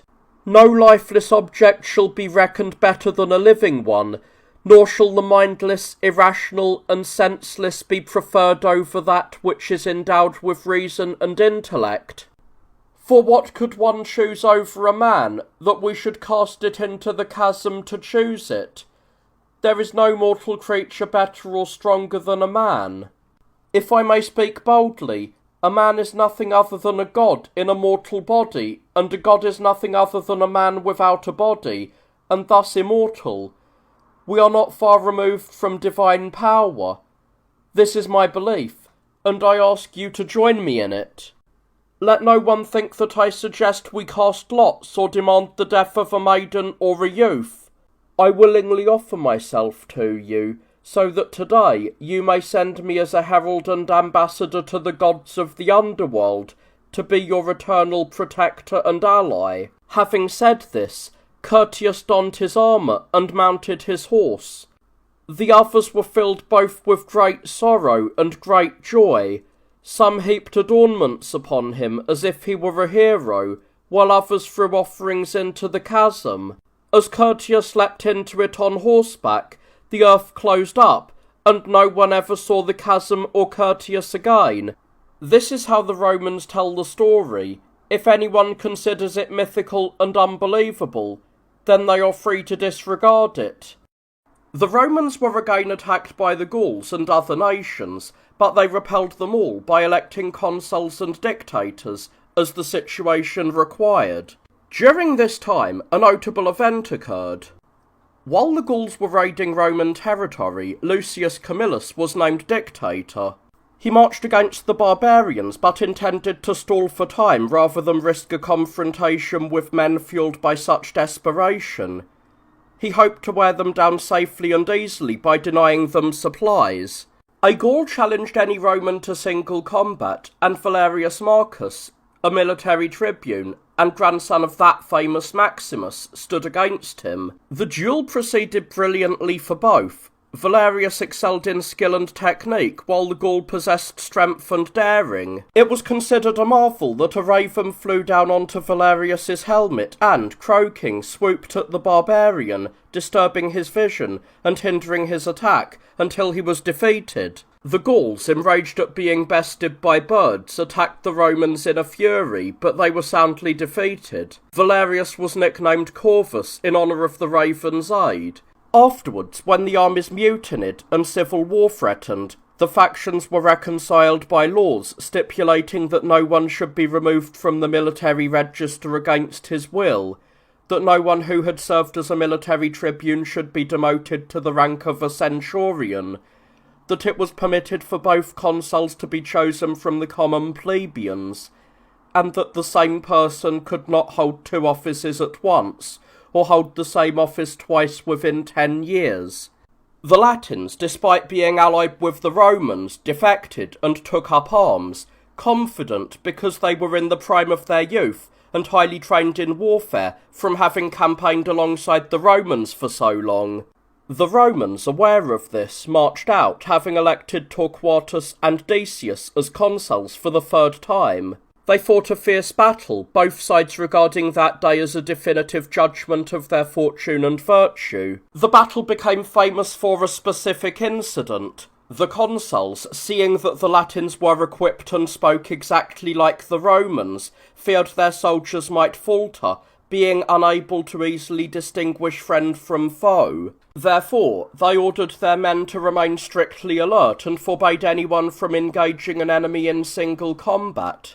The men obeyed this order, but Torquatus's son, serving in the cavalry and sent to scout the enemy, disregarded it, not out of insolence, but out of pride. When the commander of the Latin cavalry saw him approaching and challenged him to a duel, and the son refused due to the order, The Latin taunted him.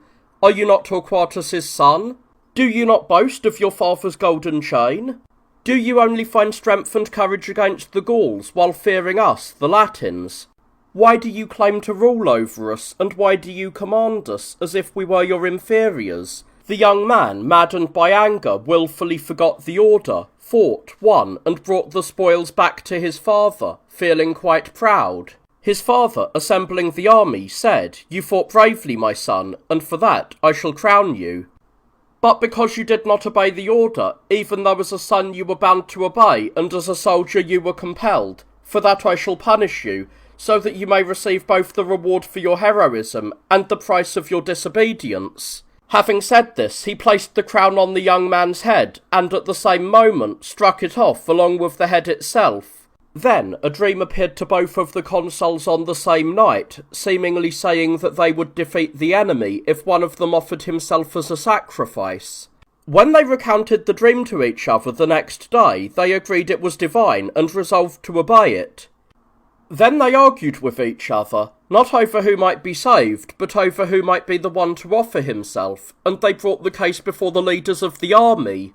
In the end, they decided that one would command the right wing and the other the left, and whichever wing faltered, the consul stationed there would die. Their rivalry regarding the sacrifice was so great that each consul prayed for his own wing to be defeated, so that he might be the one to achieve the sacrifice and the glory that came with it.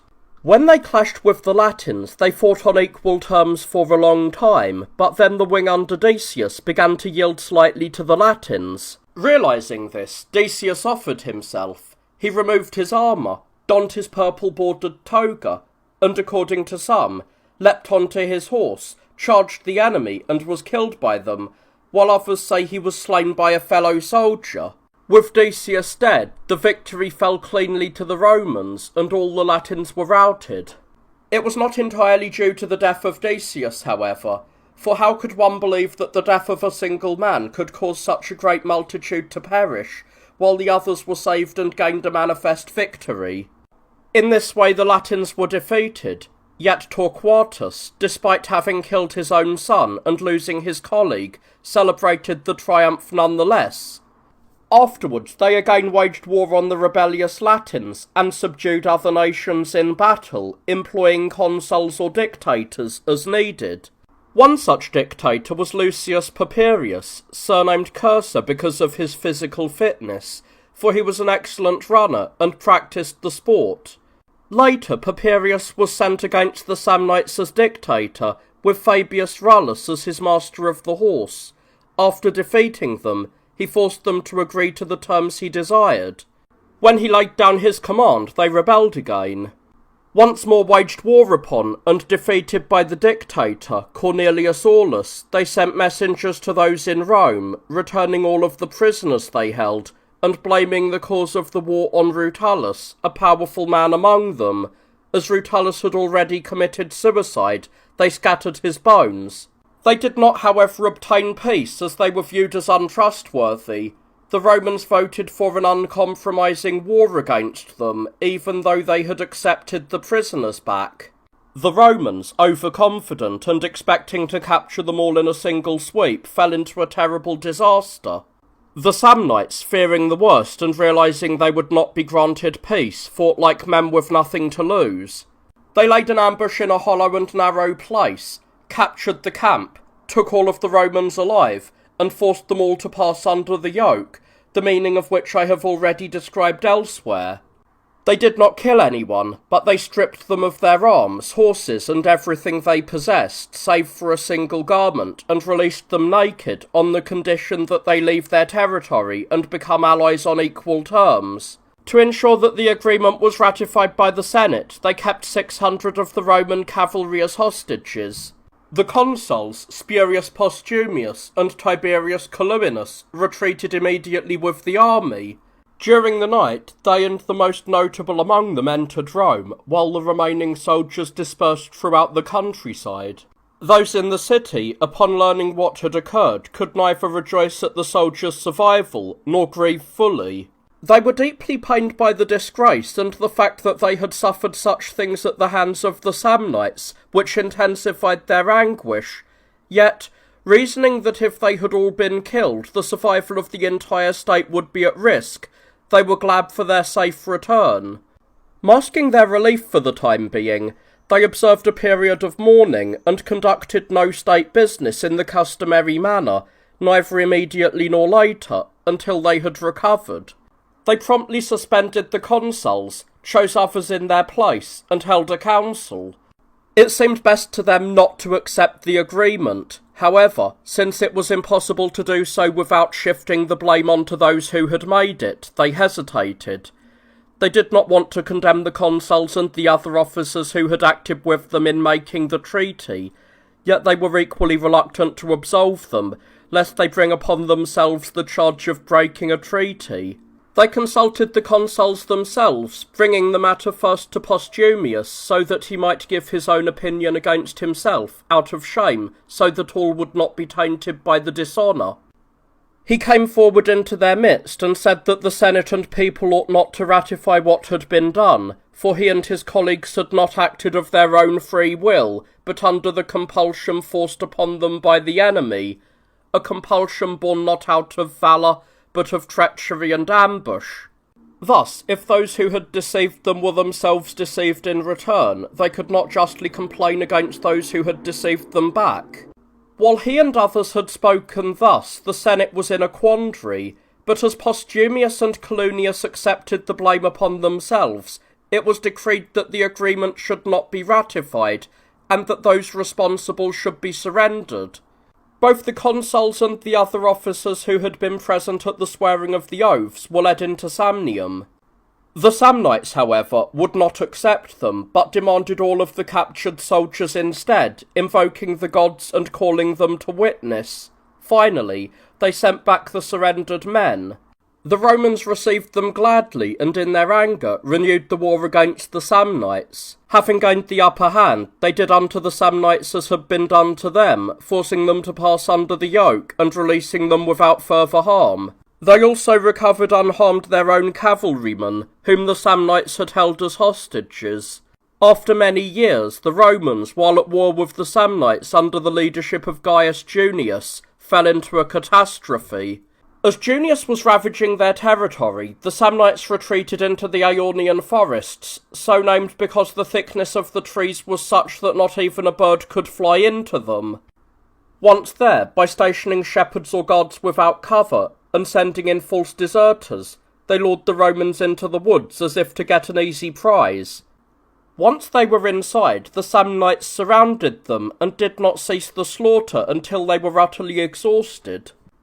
Even after having fought the Romans many times and being defeated, the Samnites didn't rest. Rather, they took on other allies, including the Gauls, and prepared to march on Rome itself. Upon learning of this, the Romans were gripped by fear, as many omens seemed to confirm these threats. It is rumoured that on the Capitol, for 3 days, a blood flowed from the altar of Jupiter, while on one day it was honey, and on another milk, if one chooses to believe such things. Furthermore, in the Forum, a bronze statue of Victory, which had been standing on a stone pedestal, was found to have moved of its own accord and was standing on the ground. It happened to be facing the direction from which the Gauls were already advancing. These things and others terrified the people, even more so because of the ominous interpretations of the soothsayers. They were encouraged by a certain Manius, an Etruscan by birth, who said that Victory, even if she had descended, had moved forward and stood more firmly upon the ground, thus promising them dominion in the war. Consequently, many sacrifices would be offered to the gods, for the altars, especially those on the Capitol, where they sacrifice in times of victory, are accustomed to being blooded in times of prosperity, not in times of disaster. From this he persuaded them to expect something good, interpreting the honey as a sign of illness, for the sick require it, and the milk as a sign of famine, implying they would reach such a state of food scarcity that they would be forced to seek out naturally occurring and independent sources of nourishment. Manius thus interpreted the omens, and when events later confirmed his prophecy, he gained a reputation for wisdom and foresight.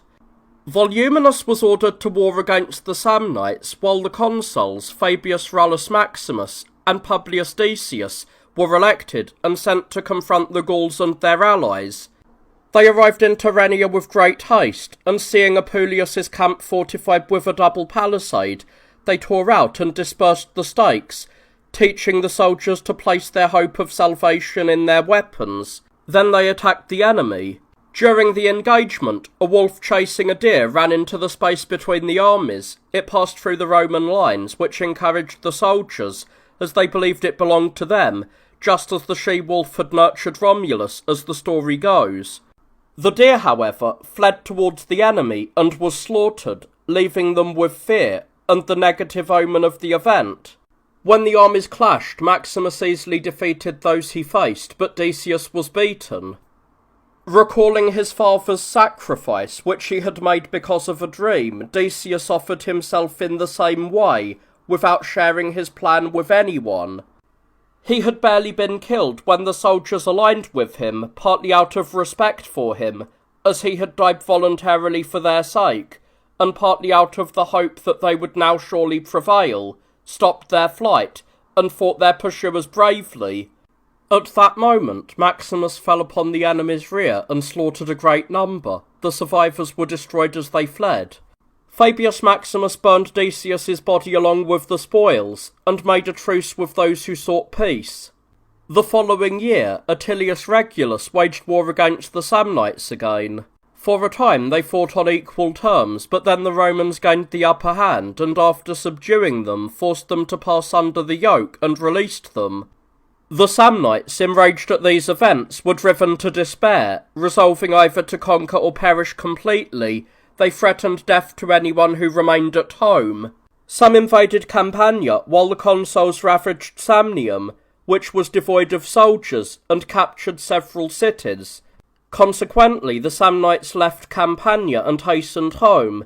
They encountered one of the consuls, were defeated by a stratagem, and in their flight suffered terribly, losing their camp, and also the small town they had come to relieve. The consuls sent news of the victory, and distributed the gathered spoils to the public. The consuls campaigned against the Tyrrhenians, quickly subdued them, and after exacting grain and money, distributed some to the soldiers, and deposited the rest in the treasury. When a severe plague broke out, the Samnites and Falisci, despising the Romans because of the disease and believing the consuls were not elected for their merits since there were no major wars, revolted. Upon learning of this, the Romans sent out Junius Brutus with Carvilius and Quintus Fabius with his father, Rullus Maximus, as subcommanders or envoys. Brutus defeated the Falisci and plundered their territory, and that of the other Tyrrhenians. Fabius, having marched from Rome ahead of his father, learned that the Samnites were plundering Campania and hastened towards them. He encountered some of their scouts, and seeing them withdraw quickly, he assumed that they were the entire army, and believed them to be in flight. Consequently, he rushed to engage them before his father could arrive, so that the success would appear to be his own, rather than his father's, and he advanced in disorder. He fell upon the main body of the enemy, and would have been utterly destroyed had not night fallen. Many died even after this, with no surgeon or supplies available, because they rushed far ahead of the baggage train, expecting an immediate victory. They certainly would have perished the next day, had not the Samnites, believing his father to be nearby, not grown afraid and withdrawn. When the people in the city learned of these events, they were terribly indignant and summoned the consul to stand trial. However, his elderly father recounted his own noble deeds and those of their ancestors, promised that the son would do nothing unworthy of them, and pleaded his youth as a reason for his misfortune, thereby instantly dissolving their anger. He accompanied his son on campaign, where they defeated the Samnites, captured their camp, ravaged their territory, and drove off a great deal of plunder. Some of this was made public property, and the rest was distributed among the soldiers. For these reasons the Romans honoured him, and for the future they ordered his son to serve as consul, though he continued to rely on his father as his lieutenant. The father managed and directed everything, sparing no effort despite his old age, yet he was careful not to appear to be acting on his own authority, instead attributing the glory of the deeds to his son. After this, when some tribunes proposed a cancellation of debts, the common people revolted because the creditors would not agree to it. The sedition did not subside until enemies marched against the city. The Tarentines began the war, having formed an alliance with the Tyrrhenians, the Gauls, the Samnites, and several others. The Romans defeated the others in various battles with various consuls, but the Tarentines, despite having prepared for war, had not yet stood against them in open battle. When Lucius Valerius was serving as admiral and intended to anchor his triremes at Tarentum, he sailed there to where he had been sent, thinking the region to be friendly. The Tarentines, suspecting that Valerius was sailing against them because they were conscious of their own actions, angrily put to sea. They fell upon him when he was expecting no hostility, sank his ship, and many others, and imprisoned or killed those they captured. Upon learning this, the Romans were indignant, but still sent envoys to complain and demand satisfaction. The Tarentines not only failed to respond with anything reasonable, but even mocked them, going so far as to stain the robes of Lucius Postumius, the leading envoy. Amidst the uproar and the laughter of the Tarentines, Postumius said, laugh while you can, for you will weep for a long time when you wash this robe clean with your own blood." When the envoys returned, the Romans were pained to learn what had happened and voted for Lucius Aemilius, the consul, to campaign against the Tarentines. He approached Tarentum and sent them favourable terms, thinking that if the conditions were moderate, then they would choose peace. However, they were divided in their opinions. While the older and wealthier citizens were eager for peace, the men of military age, who owned little or nothing, chose war, and the younger faction prevailed. Nevertheless, fearing the outcome, they decided to call upon Pyrrhus of Epirus for an alliance, and sent him envoys and gifts. Learning of this, Aemilius began to plunder and ravage their territory. The Tarentines marched out against him, but were routed, allowing the Romans to ravage their land without fear, and to capture several fortresses. Aemilius showed great concern for the captives and liberated some of the more influential ones. The Tarentines, struck by his kindness and encouraged by hopes of a treaty, elected Agis, a man friendly to the Romans, as their commander-in-chief. He had barely been elected when Cineas, sent ahead by Pyrrhus, arrived and obstructed their plans. Pyrrhus, who reigned over Epirus, excelled all others in natural talent, the power of his education, and his experience, having secured the loyalty of most of the Greek world through both favours and fear. Meeting with the Tarentine envoys, he considered the alliance a stroke of luck, as he had long desired Sicily, Carthage, and Sardinia, but had hesitated to be the one to initiate hostilities against the Romans. He promised to aid them, but to avoid being suspected of the ulterior motives mentioned, he said that he would return home immediately, and saw to it that a clause was added to the treaty, stating that he would not be kept in Italy by them for any longer than was absolutely necessary. Having agreed to these terms, he held most of the envoys as hostages to ensure that they would raise the promised troops for him, but sent a few of them and Cineas ahead with an army. Upon their arrival, the Tarentines gained courage, abandoned their negotiations with the Romans, dismissed Agis from his command, and elected one of the envoys as their general. Not long after, Milon was sent by Pyrrhus with a force. He seized their citadel to prepare for Pyrrhus's arrival, and placed the city's garrison under his own control. The Tarentines were pleased by this, as they were no longer required to stand guard or endure other toilsome duties, and they supplied the garrison with food and sent money to Pyrrhus. Aemilius remained in place for a time, but when he learned that the forces of Pyrrhus had arrived, and realised he could not hold out through the winter, he marched towards Apulia.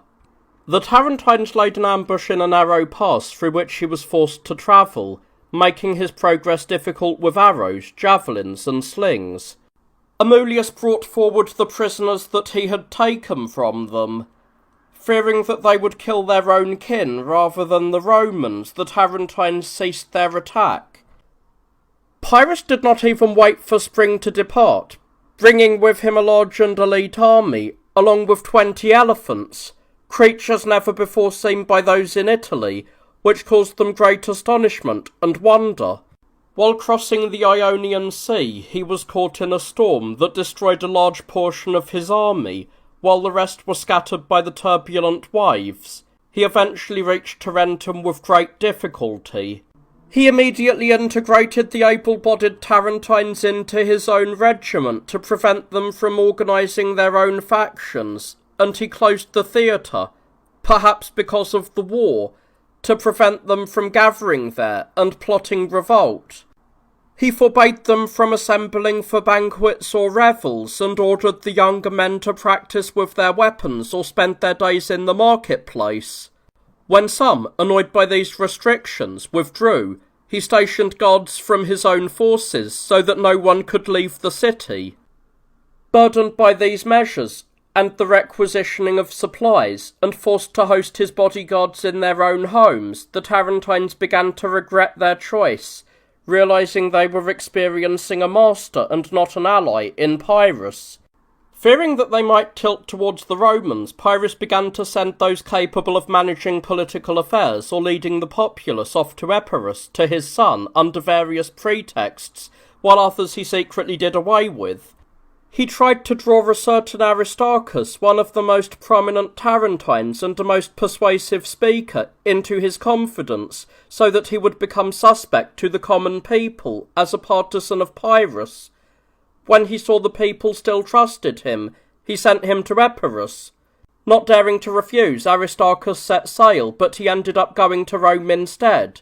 While Pyrrhus was treating the Tarentines in this manner, those in Rome learned of his arrival at Tarentum and were struck by fear, both because their affairs in Italy were in a state of open war, and because it was rumoured that he was highly skilled in war, and possessed an irresistible force.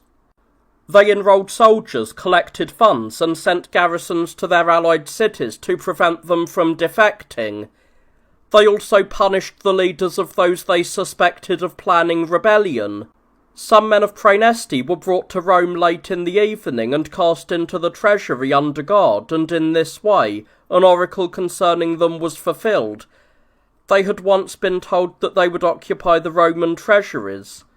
The prophecy turned out to mean this, though the men themselves perished. The Romans sent Valerius Laevinus against Pyrrhus, the Tarentines, and their allies, while maintaining some forces within the city itself. Laevinus marched out immediately to keep the war as far as possible from his own territory. He hoped to stun Pyrrhus by attacking him voluntarily, whereas Pyrrhus had expected to have to besiege the Romans. On his way, Laevinus captured a strong and strategic town belonging to the Lucanians and left a force in Lucania to prevent them from assisting the enemy. When Pyrrhus learned that Laevinus was approaching, he marched out ahead of him, set up camp, and sought to stall for time while waiting for his allies. He sent a haughty letter to Laevinus, hoping to intimidate him. King Pyrrhus to Laevinus, greetings. I hear you are leading an army against the Tarentines. Send your army home and come to me with a few men. I will judge your grievances against one another, and force you to accept what is fair, even against your will. Laevinus replied, You seem quite deluded, Pyrrhus, if you set yourself up as a judge over us and the Tarentines before you have even answered for your own crossing into Italy. I will come with my entire army, and exact the proper punishment from both you and the Tarentines. Why should I bother with such trifles and nonsense, when we can be judged by Mars, our forefather? Having sent this reply, Laevinus hastened forward and encamped with the local river between himself and the enemy. He captured some scouts, showed them his full strength, and claiming he had many times that number in reserve, sent them back. Intimidated by this, Pyrrhus did not wish to fight, both because his allies had not yet joined him, and because he hoped the Romans would exhaust their supplies while in hostile territory. Laevinus, realising this, hurried to engage him. Though his soldiers were terrified by Pyrrhus's reputation and his elephants, Laevinus gathered them and delivered a speech filled with encouragement, preparing to force Pyrrhus to fight. Pyrrhus had no intention of battling, but not wanting to appear afraid of the Romans, he spoke to his own men and urged them to war. When Laevinus attempted to cross the river near the camp, he was blocked. He drew his infantry back to hold their position and sent his cavalry to prepare forage, ordering them to ride a distance away and cross elsewhere. They fell upon the enemy's rear unexpectedly, and while the enemy was in disarray, Laevinus crossed the river and joined the battle. When Pyrrhus saw his men fleeing, he rushed to support them, but his horse was wounded and he was thrown, and the rumour spread that he was dead. The Romans were emboldened while Pyrrhus's troops were demoralised, turning the tide of the engagement. Realising this, Pyrrhus gave his own magnificent armour to Megacles, ordering him to wear it and ride everywhere so that the enemy would think the king was still safe and be struck with fear, and his own men would take heart. Pyrrhus himself, dressed as a common soldier, joined the fray with his entire army, save for the elephants, and by rushing to aid those who were struggling, he greatly bolstered his forces. The battle remained evenly matched for much of the day, but when someone killed Megacles and mistakenly believed he had slain Pyrrhus, the rumour spread to the rest of the ranks. The Romans were again encouraged, and Pyrrhus's line began to give way. Seeing this, Pyrrhus cast off his helmet and rode about with his head bare. The battle swung back in his favour. Laevinus, seeing this, ordered the cavalry he had kept in ambush outside the battle to attack the enemy's rear. Counter-manoeuvring, Pyrrhus signalled his elephants to advance. The Romans were terrified by the strange sight of the beasts, their chilling cries, and the clatter of the armour on the towers carried by the animals. The Roman horses were thrown into such a panic that some threw their riders, while others bolted in flight. The Roman army, losing heart, broke and fled. As they retreated, they were slaughtered by the men in the towers on the elephants' backs, or crushed by the beasts themselves under their trunks, tusks, or teeth. Many were trampled to death underfoot. The enemy cavalry also rode them down, killing many. Not a man would have been left alive had not a wounded elephant thrashed in agony, causing the others to be startled by its cries. Because of this, Pyrrhus halted the pursuit, and the Romans managed to cross the river and reach a town in Apulia. Many of Pyrrhus's own soldiers and commanders had fallen, and when some congratulated him on the victory, he replied, "If we win one more battle like this, we shall be ruined." He expressed admiration for the Romans even in defeat, saying, "I would have conquered the entire world if I were king of the Romans." Pyrrhus gained great renown from his victory, and many flocked to his side, as allies arrived to support him. He reprimanded them slightly for their delay, but shared the spoils of the war with them. In Rome, the people were pained by the defeat. They sent reinforcements to Lavinius, recalled Tiberius from Tyrrhenia, and placed the city under guard, having learned that Pyrrhus was hastening towards it. Learning that Pyrrhus was eager to capture Capua, Laevinus seized and secured it first. Foiled there, Pyrrhus turned towards Neapolis. When he could achieve nothing there either, he hurried to seize Rome, passing through Tyrrhenia, in hopes of bringing them over as well. But when he learned that they had concluded a treaty with the Romans and that Tiberius was approaching him while Lavinius followed from behind, he feared being trapped from all sides in unfamiliar territory, and did not advance further. As Pyrrhus retreated and reached Campania, Laevinus appeared, his army now far larger than before, leading Pyrrhus to remark that the Roman armies were like the Hydra, springing back to life even after being struck. Pyrrhus drew up his lines, but did not engage, hoping to intimidate the Romans before the clash, by ordering his soldiers to strike their shields with their spears and roar, while his trumpeters and elephants joined in the cacophony. When the Romans answered with a far greater roar that startled Pyrrhus's men, he lost the desire to engage and retreated, returning to Tarentum. There, Roman envoys arrived to negotiate for the prisoners, including Fabricius. Pyrrhus entertained and welcomed them with great ambition, hoping they would agree to a truce and an admission of defeat. When Fabricius asked to redeem the prisoners taken in battle for mutually agreeable ransoms, Pyrrhus was troubled that he did not also seek to negotiate for peace. He consulted privately with his friends, as was his custom, regarding the release of the captives, the war, and how to conduct it. Milon advised him against releasing the prisoners or making a truce, arguing that since the Romans were already defeated, he should finish them off in the war. Cineas, however, advised the exact opposite, urging him to release the prisoners for free, and to send envoys and money to Rome to seek peace and a treaty. The others agreed with this view, and Pyrrhus himself was inclined towards it. He called the envoys and said, "Romans, I did not wage war on you willingly before, nor would I now. I have wished to be your friend. Therefore, I release your prisoners without ransom and propose a truce." He spoke this to all of the envoys and gave them money, some immediately, some promised, but spoke to Fabricius in private. "I would gladly be a friend of all of the Romans, but especially to you. I see you are a good man, and I ask you to help me secure peace." As he said this, he offered him many gifts. Fabricius replied, "I praise you, Pyrrhus, for desiring peace, and I will help you to achieve it, if it is indeed to our advantage. You would not ask a good man, as you call me, to do anything against his country, but I would not take any of these things you offer.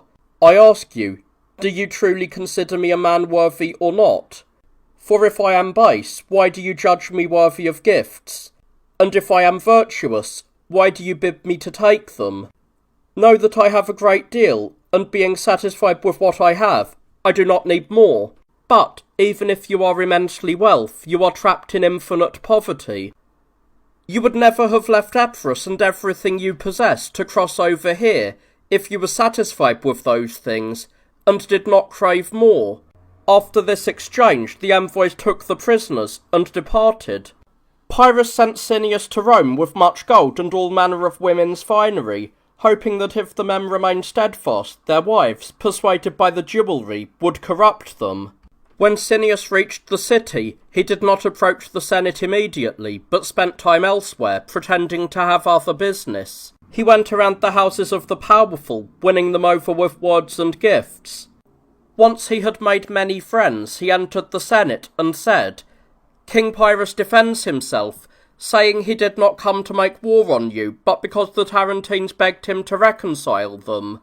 Indeed, he has released your captives without ransom, and though he could ravage your territory and attack your city, he asks instead to be inscribed among your friends and allies, hoping to benefit much from you, even more to bestow greater and more significant favours on you." Most of the senators were pleased by the gifts and the return of the prisoners. They did not answer immediately, however, but deliberated for several more days over what course of action to take. Many arguments were made, but the prevailing sentiment was to reach a truce. Upon learning this, Appius the Blind was carried to the Senate House, as he had been confined to his home by age and illness. He argued that an agreement with Pyrrhus was not in the interests of the state, and he advised them to expel Cineas from the city at once, and to send word through him to Pyrrhus that he should return home, and only then send messengers to negotiate for peace, or whatever else he desired. This was the advice of Appius.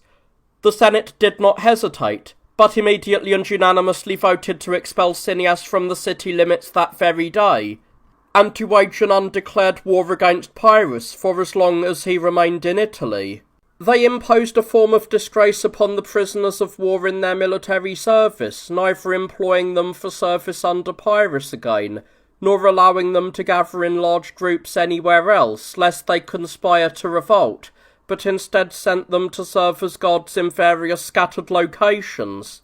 During the winter, both sides prepared, and once spring had arrived, Pyrrhus invaded Apulia, seizing many places by force and others by surrender, until the Romans approached and encamped against him near the city of Asculum. For several days they remained idle, hesitant to engage one another. The Romans did not trust their ability to repeat their previous victory, and Pyrrhus feared the Romans as if they were men possessed by desperation.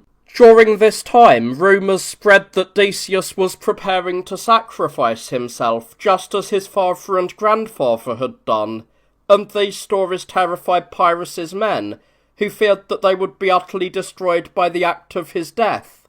Pyrrhus gathered his soldiers and spoke to them about this, advising them not to lose heart or be startled by such talk. He argued that no man, even in death, could overcome many, nor could any spell or sorcery be more powerful than their weapons and their courage.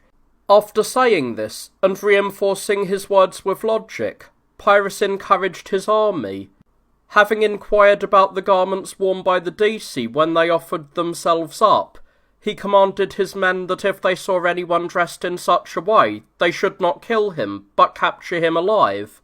He sent word to Decius, saying he would not succeed in his intent, and threatening that if he were captured, he would be put to a miserable death. The consuls replied that they had no need of such a deed, for they would overcome him regardless.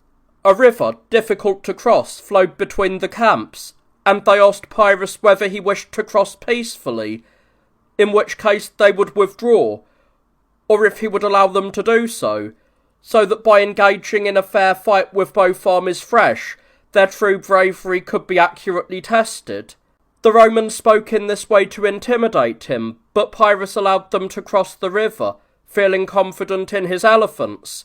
The Romans prepared all of their other equipment, and for the elephants, they readied wagons equipped with iron-tipped poles projecting on all sides, from which they could shoot missiles, including fire, to hinder the beasts. When they clashed, the Romans held off the Greeks for some time, but eventually were pushed back, until Pyrrhus brought his elephants to the flank rather than against the wagons. He routed the Roman cavalry, even before they could engage, out of fear of the beasts. He did little damage to the infantry, however. During this time, some Apulians who had launched an attack on the Epirots camp became the cause of the Roman victory. When Pyrrhus sent some of his men to intercept them, all the rest of his troops were thrown into confusion, assuming their camp had been captured, and that those men were fleeing. They gave way. Many of them fell, and Pyrrhus himself, along with many other high-ranking officers, was wounded.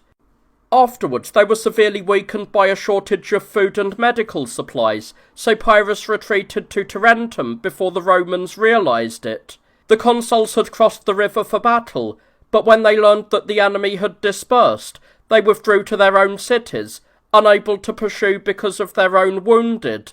They wintered in Apulia while Pyrrhus prepared and sent for soldiers and funds from home. Upon learning that Fabricius and Pappus had been elected consuls, and had arrived at the camp, he no longer remained of the same mind. With the aforementioned consuls now in the field, a man named Nicias, believed to be one of Pyrrhus's trusted confidants, approached Fabricius and promised to assassinate Pyrrhus. Fabricius, however, was disgusted by this.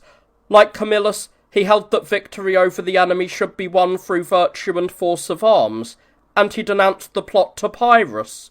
This so stunned Pyrrhus that he once again released his Roman prisoners without ransom and sent envoys to sue for peace. But the Romans offered no response regarding peace.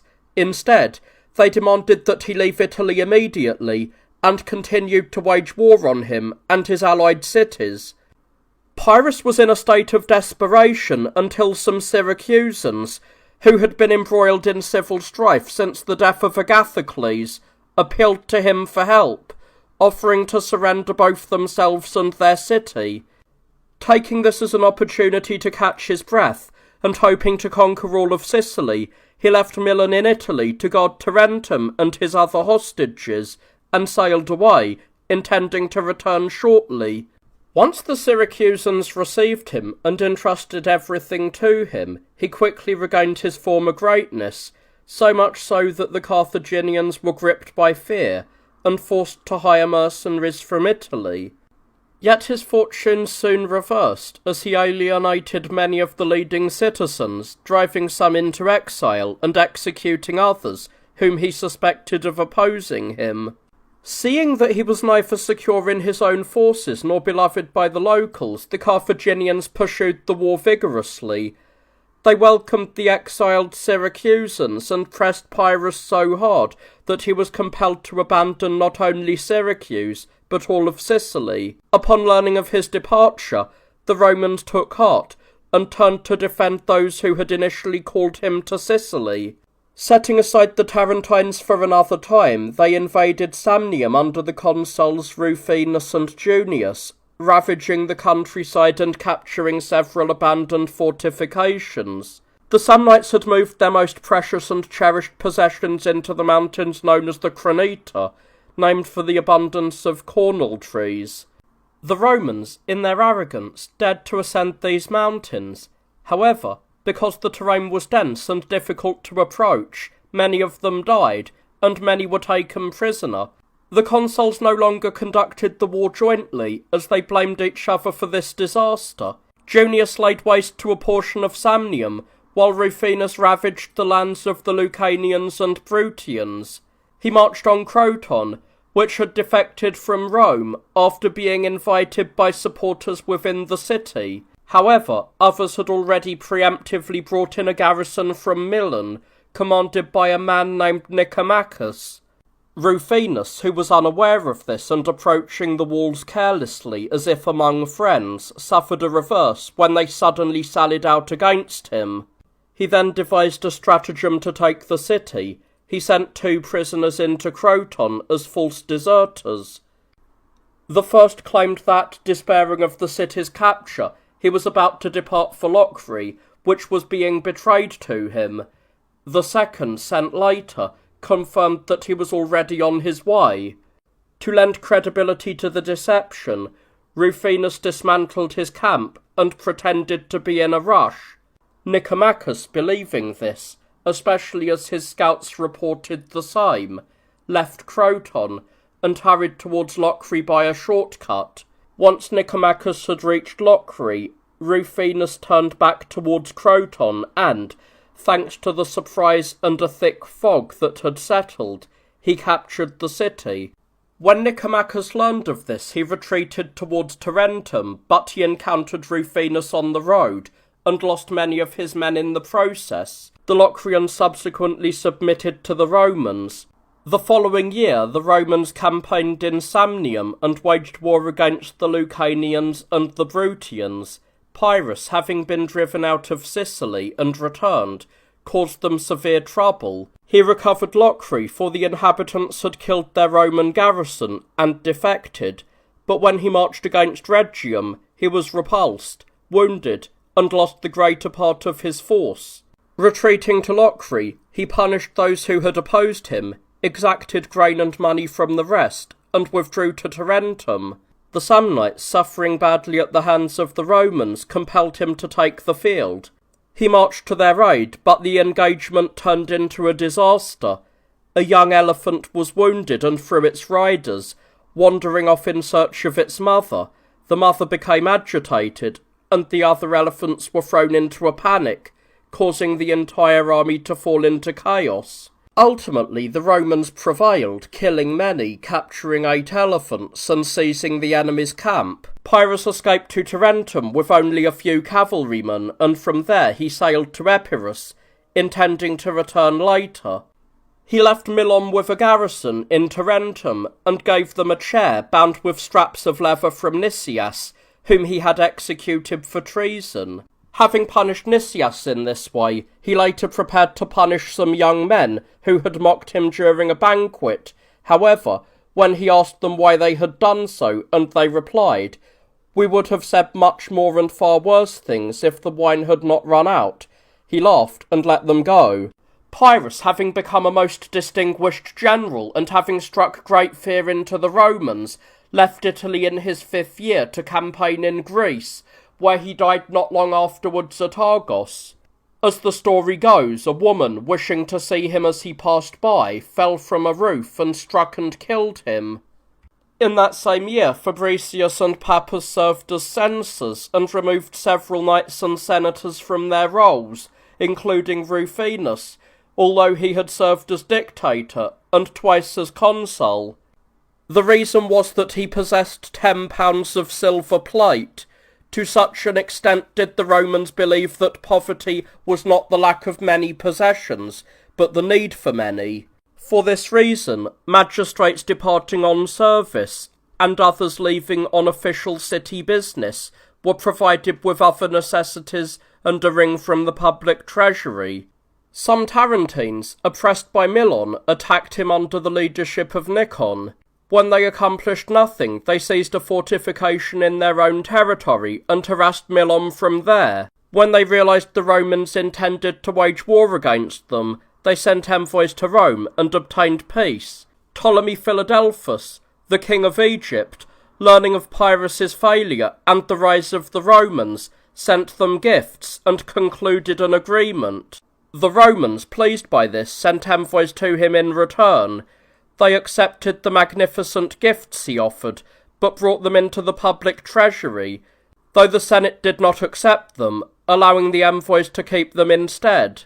Following this, they subjugated the Samnites through Carvilius and overcame the Lucanians and Brutians through Papirius. The same Papirius also subdued the Tarentines. Distressed by Milon and harmed by their own countrymen who, as mentioned, had attacked Milon, they appealed to the Carthaginians upon learning that Pyrrhus was dead.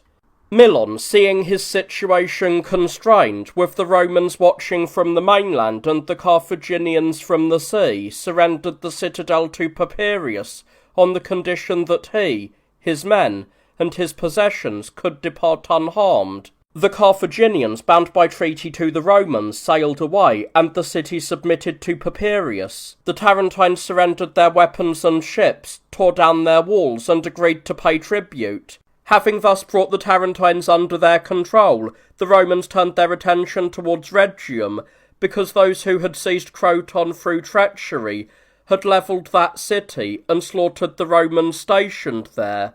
They negotiated a settlement with the Mamertines, who held Messana, whom the occupiers of Rhegium had accepted as allies, but the Romans suffered great hardships while besieging Rhegium due to a shortage of food and other supplies. This lasted until Hiero of Sicily sent grain and soldiers to strengthen them, which enabled them to capture the city. It was returned to the survivors of the original citizens, while those who had conspired against it were punished. Hiero, though he had no noble lineage from his father, and was associated with servitude on his mother's side, ruled over nearly all of Sicily and was considered a friend and ally to the Romans. After seizing control of Syracuse following the flight of Pyrrhus and fearing the Carthaginians who pressed upon Sicily, he leaned towards the Romans, granting them the aforementioned alliance and the grain supply as his first gesture of goodwill. After this, a winter occurred so severe that the Tiber froze to a great depth and the trees withered. The people in Rome suffered greatly, and the livestock perished as the grass failed. The following year, a Samnite man named Lollius, who had been a hostage in Rome, escaped and gathered a force, seizing a strong position in his own territory, from which he conducted raids. Quintus Gallus and Gaius Fabius marched against him and trapped him and his motley, mostly unarmed followers. They then advanced on the Carsini, with whom the plunder had been deposited, and encountered difficulties. Finally, having climbed over part of the wall by night with the help of defectors, they were at risk of perishing due to the darkness, not because the moon was absent, but because it was snowing so heavily. But when the moon appeared, they suddenly took the place. Rome acquired much wealth at that time, to the point that they began to use silver drachmas. Next, they campaigned in what is now called Calabria, using as a pretext that the inhabitants had welcomed Pyrrhus and were raiding allied territory. In truth, they wanted to acquire Brundisium, which possessed a good harbour, and served as such a favourable point of arrival and departure for Illyria and Greece, that vessels could set sail or dock there under the same wind. They captured it and sent settlers both there and to other locations. While achieving these things and rising in power, they did not grow arrogant. Instead, they handed over a senator named Quintus Fabius to the people of Apollonia, located on the Ionian Gulf, because he had insulted their envoys.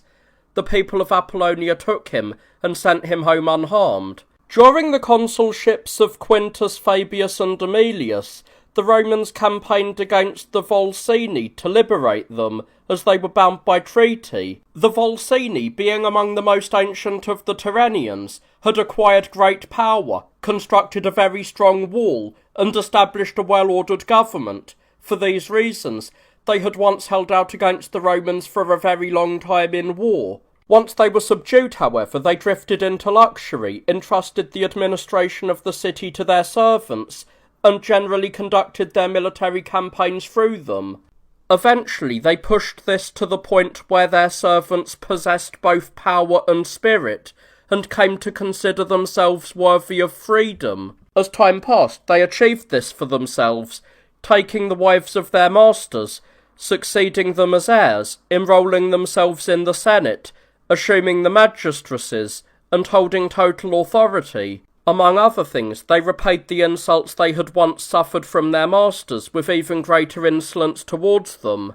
Being unable to endure this, and unable to defend themselves on their own, the original citizens secretly sent envoys to Rome. These envoys begged the Senate to meet them in a private home by night so nothing would leak, and their request was granted. While they were deliberating without anyone hearing, a Samnite man who was staying as a guest in the house of the host happened to be ill, and remained in his room, unnoticed. He learned what they had voted for, and informed those who held power. They detained the envoys upon their return and tortured them. Having learned what was being done, they killed them and the other leading citizens. Because of these events, the Romans sent Fabius against them. He routed those who came out to meet him, slaughtered many in the flight, trapped the rest within the walls, and laid siege to the city. During the siege, the consul was wounded and died, but the enemy, emboldened by this, sallied out. They were defeated, however, and withdrew back into their city, where they were besieged. Eventually, driven by necessity and famine, they surrendered.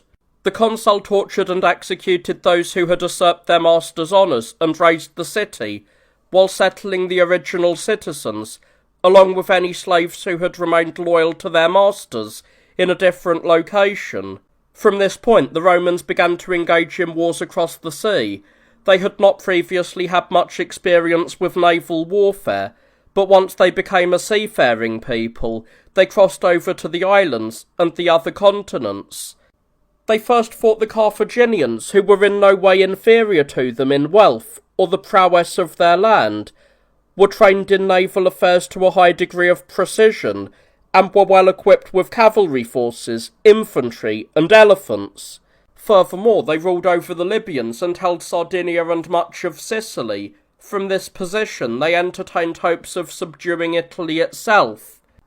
Other factors convinced them of their own greatness, and they were highly invigorated by their self-governing system, for they regarded the kingship not as a long-term tyranny, but as a yearly office, and they were eager to toil for the state. The pretexts for the war were, for the Romans, that the Carthaginians had aided the Tarentines, and for the Carthaginians, that the Romans had concluded a friendship with Hiero. In truth, however, they looked upon one another with suspicion, and each side believed that their own safety depended on acquiring the possessions of the other. As they were thinking along these lines, an incident occurred that dissolved the treaties and incited them to war. It was as follows. The Mamertines, who had once set out from Campania to colonize Messana, found themselves under siege by Hiero and appealed to the Romans, claiming they were kin. The Romans voted readily to assist them, knowing that if the Mamertines did not obtain their alliance, they would turn to the Carthaginians. Should that happen, the Carthaginians would control all of Sicily, and cross from there into Italy. The island lies not a short distance from the mainland, to such an extent that it is fabled to have once been joined to it. Thus, the island, lying so close to Italy, seemed likely to invite the Carthaginians to lay claim to the regions across the strait, provided they held it, and Messana allowed whoever controlled it to dominate the strait itself. Although the Romans had voted to assist the Mamertines, they did not intervene immediately due to various intervening causes. Compelled by necessity, the Mamertines called upon the Carthaginians for help. The Carthaginians negotiated peace with Hiero on behalf of themselves and the Mamertines to prevent the Romans from crossing into the island, and they guarded both the strait and the city, led by Hanno. Meanwhile, Gaius Claudius, a military tribune sent ahead by Appius Claudius with a few ships, arrived at Rhegium. He did not dare to cross the strait, seeing the Carthaginian fleet to be far superior. He boarded a small boat, approached Messana, and spoke to them as circumstances permitted. When the Carthaginians opposed him, he achieved nothing and returned. However, later learning that the Mamertines were in a state of discord, as they wished to neither yield to the Romans nor endure the Carthaginians, he sailed back.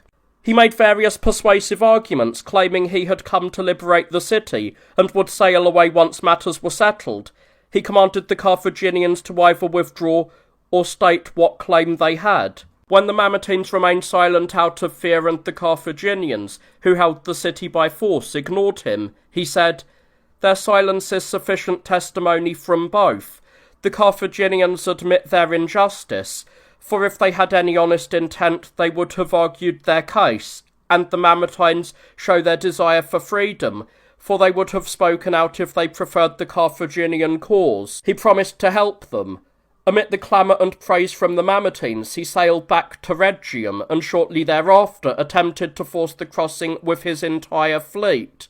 Due partly to the size and skill of the Carthaginian navy, but mostly because of the ferocity of the current and a sudden storm, he lost some of his triremes, and barely managed to save the rest back at Rhegium. The Romans were not deterred from the sea by this defeat. Claudius began repairing his ships, while Hanno, wishing to shift the blame for the breaking of the treaty onto the Romans, sent the captured triremes back to Claudius, returned the prisoners, and invited him to negotiate for peace. When Claudius refused, Hanno threatened that the Romans would never again be allowed to even wash their hands in the sea.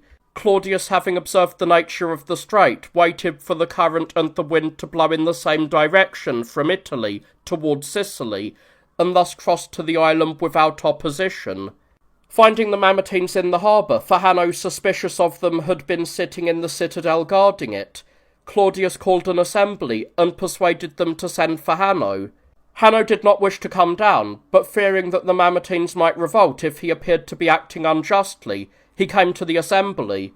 After many vain words were spoken by both sides, the Romans seized Hanno and threw him into a prison. With the Mamertines cheering on the act, Hanno was thus compelled to abandon Messana entirely. The Carthaginians punished Hanno and sent a herald to the Romans demanding that they leave Messana and withdraw from all of Sicily by a set day, and they dispatched an army. When the Romans refused, the Carthaginians killed the mercenaries serving alongside them from Italy and attacked Messana. Hiero also joined them, and they besieged the city and guarded the strait to prevent any troops or grain from reaching the Romans. Upon learning this, the consul, who had already approached, found many of them anchored in various places under the pretext of trade. He deceived them to cross the strait safely, and landed securely on Sicily by night. He sailed not far from Hiero's camp and immediately joined battle, thinking he would appear more formidable to them by appearing suddenly. Though they sallied out to meet him, the Roman cavalry was worsted, but their heavy infantry prevailed. Hiero first withdrew to the mountains, and later to Syracuse. With the departure of Hiero, and the encouragement the Mamertines felt due to his arrival, Claudius attacked the isolated Carthaginians, assaulting their camp, which was situated as if on a peninsula. On one side it was protected by the sea, and on the others by impassable marshes. Furthermore, a wall had been constructed across the narrow neck of land, through which alone they could be approached. The Romans suffered great hardships in forcing this position, and were driven back by missiles. The Libyans, emboldened, sallied out in pursuit of the retreating Romans and ventured beyond the narrow pass. At that point, the Romans turned around and routed them, killing so many that the enemy did not dare to venture out of their camp for so long as Claudius remained in Messana. Not daring to force the passage, Claudius turned his attention to Syracuse and Hiero, leaving a guard behind in Messana. He attacked the city, and the enemy would sally out. There were times when one side prevailed, and times when the other did. On one occasion, the consul found himself in a narrow defile and would have been captured had he not sent to Hiero before being encircled, proposing terms. A messenger went to the king to negotiate, and while they were talking, the consul slipped away until he reached safety. As the city could not be taken easily, and the siege became unsustainable due to the shortage of food and sickness within his army, he withdrew. The Syracusans followed, and when the Romans began to scatter, they entered into parleys, and would have reached a truce had Hiero been willing to agree. The consul left a garrison in Messana and sailed away to Rhegium. When the Tyrrhenian affair had been settled, and the situation in Italy was finally peaceful, while the Carthaginian strength continued to grow, the Romans ordered both consuls to campaign in Sicily. Once Maximus Valerius and Ottocillus Crassus had crossed over, they travelled through the island both together and separately, bringing many cities over through diplomacy. Once most of the region was settled, they marched on Syracuse. Hiero, seized with fear, sent envoys to treat with them, offering to restore the cities that had been taken from him, promising money, and agreeing to free the captives. He obtained a truce on those terms, as the consuls believed it would be easier to defeat the Carthaginians with his help. After reaching an agreement with him, they turned to the remaining cities still garrisoned by the Carthaginians. They were repulsed from some, but captured Segesta voluntarily.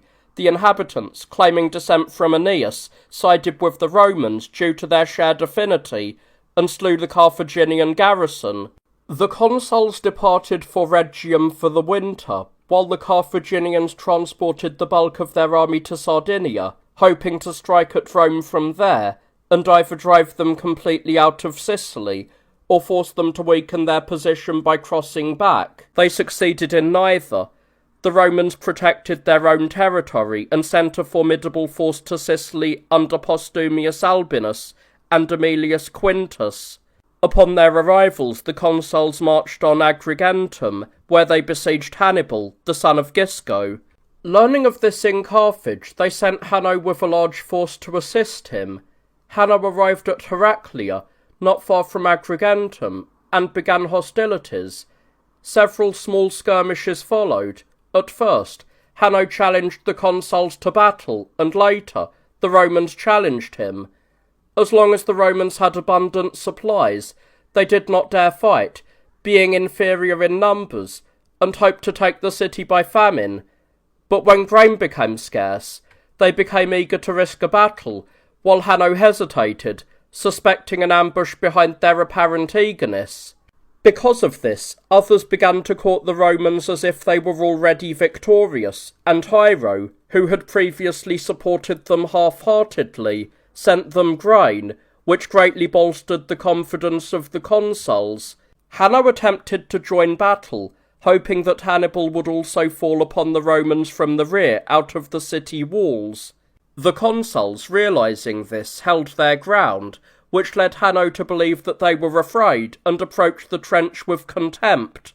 Meanwhile, the Romans had sent a force to ambush him from behind. When Hanno began to retreat towards evening in a careless and scornful manner, the Romans attacked him from both the ambush and the camp, slaughtering many of his men and the elephants. Hannibal, meanwhile, attacked the Roman tents, but was repulsed by the guards. Hanno fled into Heraclea, abandoning his camp. Hannibal, planning to escape from Agrigentum by night, managed to slip away himself, but the others were discovered and slaughtered, some by the Romans, and many by the men of Agrigentum. The people of Agrigentum did not receive mercy. Their wealth was plundered, and they were all sold into slavery. The consuls withdrew to Messana for the winter. The Carthaginians, angry with Hanno, sent Hamilcar, the son of Barca, to replace him, a man superior in generalship to any of his countrymen, save for his son Hannibal. Hamilcar guarded Sicily, while he sent Hannibal, who commanded the fleet, to Italy, to harass its coasts, and draw the consul towards him. He failed in this objective, however, for the Romans established guards at every point along the coast, and then sailed to Sicily. They accomplished nothing worthy of record. Fearing that his mercenary Gauls would defect to the Romans after becoming angry over the incomplete payment of their wages, Hamilcar destroyed them. He sent them to take a city held by the Romans, pretending it was being betrayed by them, and giving them permission to plunder it, while simultaneously sending false deserters to the consuls to tip them off about the Gauls' arrival. Consequently, all the Gauls were ambushed and destroyed, though many Romans also perished in the process. After the consuls had returned home, Hamilcar ravaged the Italian coast and subjected several cities in Sicily. Upon learning of this, the Romans formed a fleet and placed Gaius Duilius, one of the consuls, in command of it, sending his colleague Gaius Cornelius to Sicily. Cornelius, neglecting the land war he had been assigned, sailed with his available ships to Lipara, under the impression that it was being betrayed to him. However, this was a trap laid by the Carthaginians. As soon as he anchored at Lipara, Bodes, Hannibal's subordinate, surrounded him. As Gaius prepared his defence, Bodes, fearing their desperation, invited them to negotiate a truce. By this ruse, he persuaded the consul and his military tribunes to board his own trireme under the pretext of a meeting. They were promptly sent to Carthage, and the remaining Romans were captured without even raising their weapons. Hannibal ravaged the Italian coast, while Hamilcar campaigned against Segesta, where the bulk of the Roman infantry was stationed. Gaius Caecilius, a military tribune, attempted to aid them, but Hamilcar ambushed him and slaughtered many of his men. Upon learning this, the Romans in Rome immediately dispatched the urban praetor and hurried Duilius to the scene. Arriving in Sicily, Duilius observed that while the Carthaginian ships were superior in speed and the complexity of manoeuvring, they were inferior in thickness and size. Consequently, he constructed machines on his triremes, anchors, iron grappling hooks, and other such devices, so that they could throw them onto the enemy ships, lock them together, board them, and engage the Carthaginians in hand-to-hand combat, as if fighting on land. When the Carthaginians clashed with the Roman fleet, they attempted to sail around them, using their rowing power to strike suddenly. For a time the battle was evenly matched, but then the Romans gained the upper hand, sinking many ships and capturing others. Hannibal, fighting from a quinquereme, feared capture when his ship became entangled with a Roman trireme. He abandoned his quinquereme, boarded another, and escaped. Such was the end of the naval battle, and much booty was taken. The Carthaginians would have executed Hannibal for this defeat, had he not immediately asked them, while the situation was still salvageable, whether they still ordered him to engage in naval battle or not. When they replied that they did, priding themselves on their naval superiority, he retorted, "Then I have committed no crime by engaging them, sharing the same hopes as you, for I was master of my judgment, just not of my fortune. His life was spared, though he was removed from command.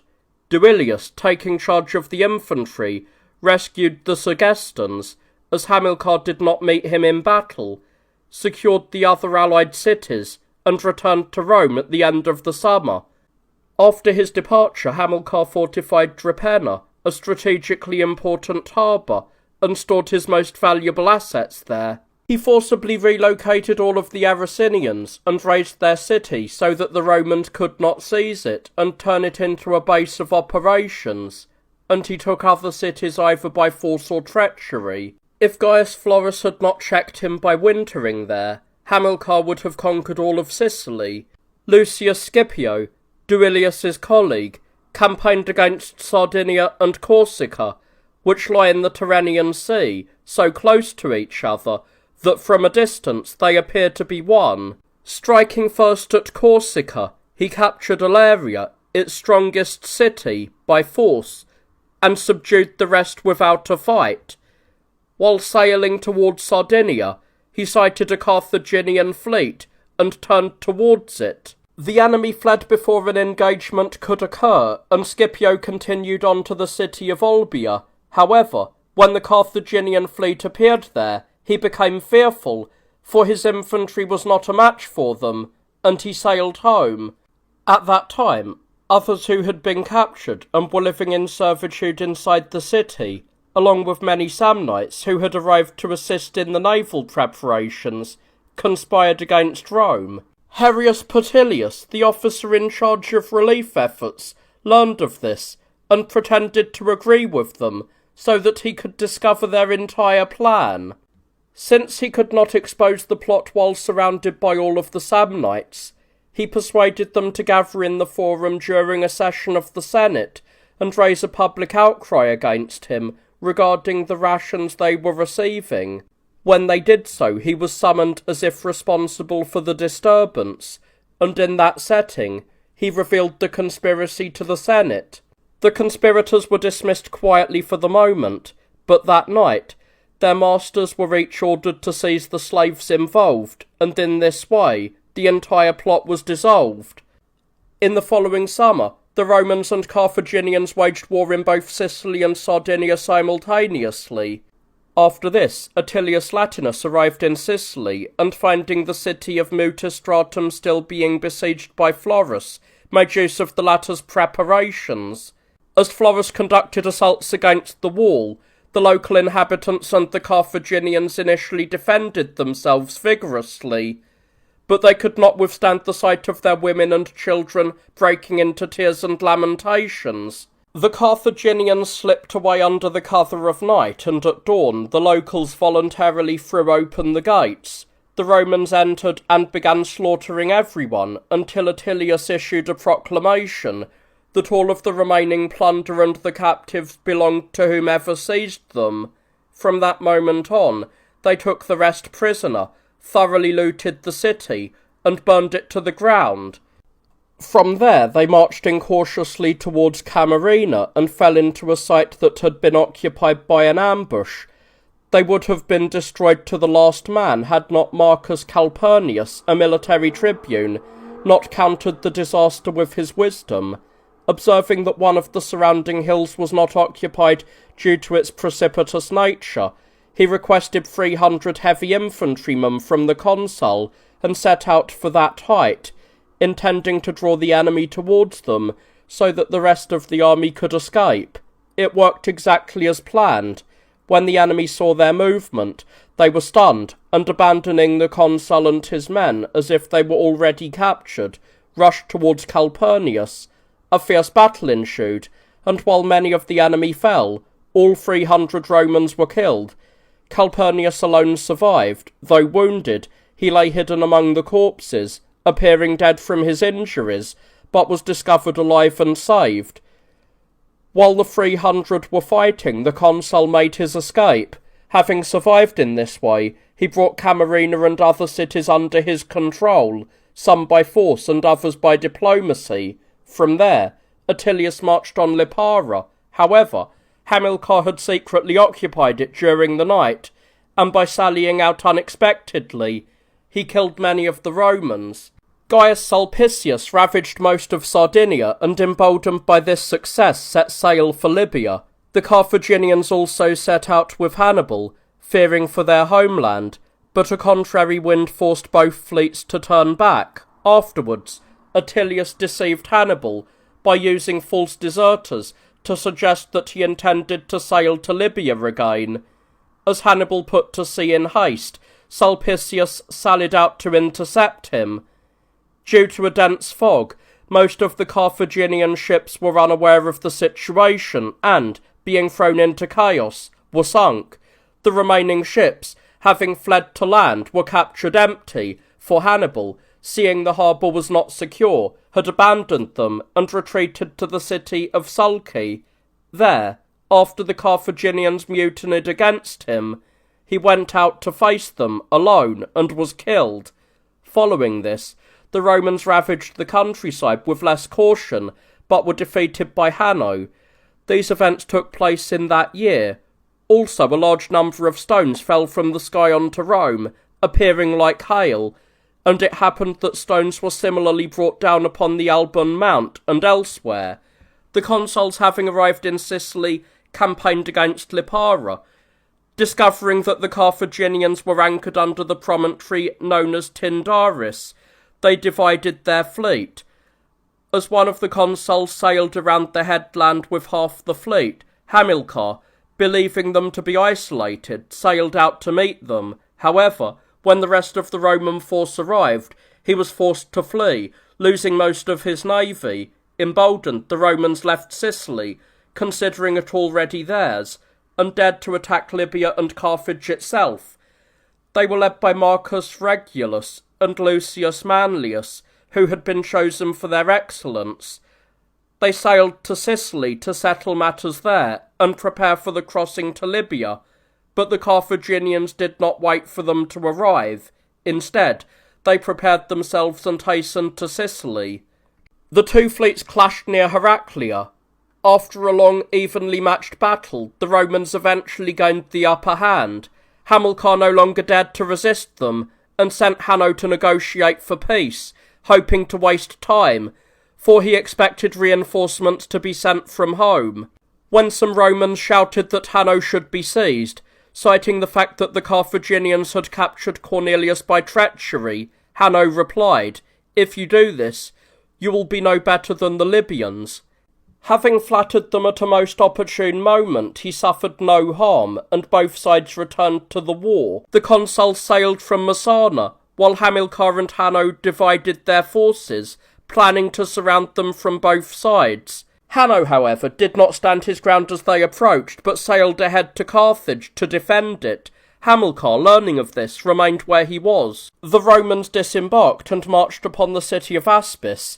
Seeing them approach, the inhabitants fled, and the Romans occupied it without a fight, making it their base of operations. From there, they ravaged the land, acquired cities either voluntarily or through fear, took much plunder, accepted many deserters, and recovered many of their own men who had been captured in previous wars. As winter approached, Manlius sailed to Rome with the plunder, but Regulus remained in Libya.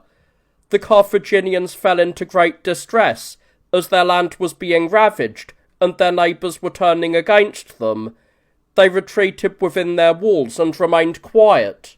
While Regulus was encamped by the Bagridas River, a dragon of immense size appeared, said to be 120 feet in length, for its skin was brought to Rome for display, and it possessed a body bulk in proportion to its length.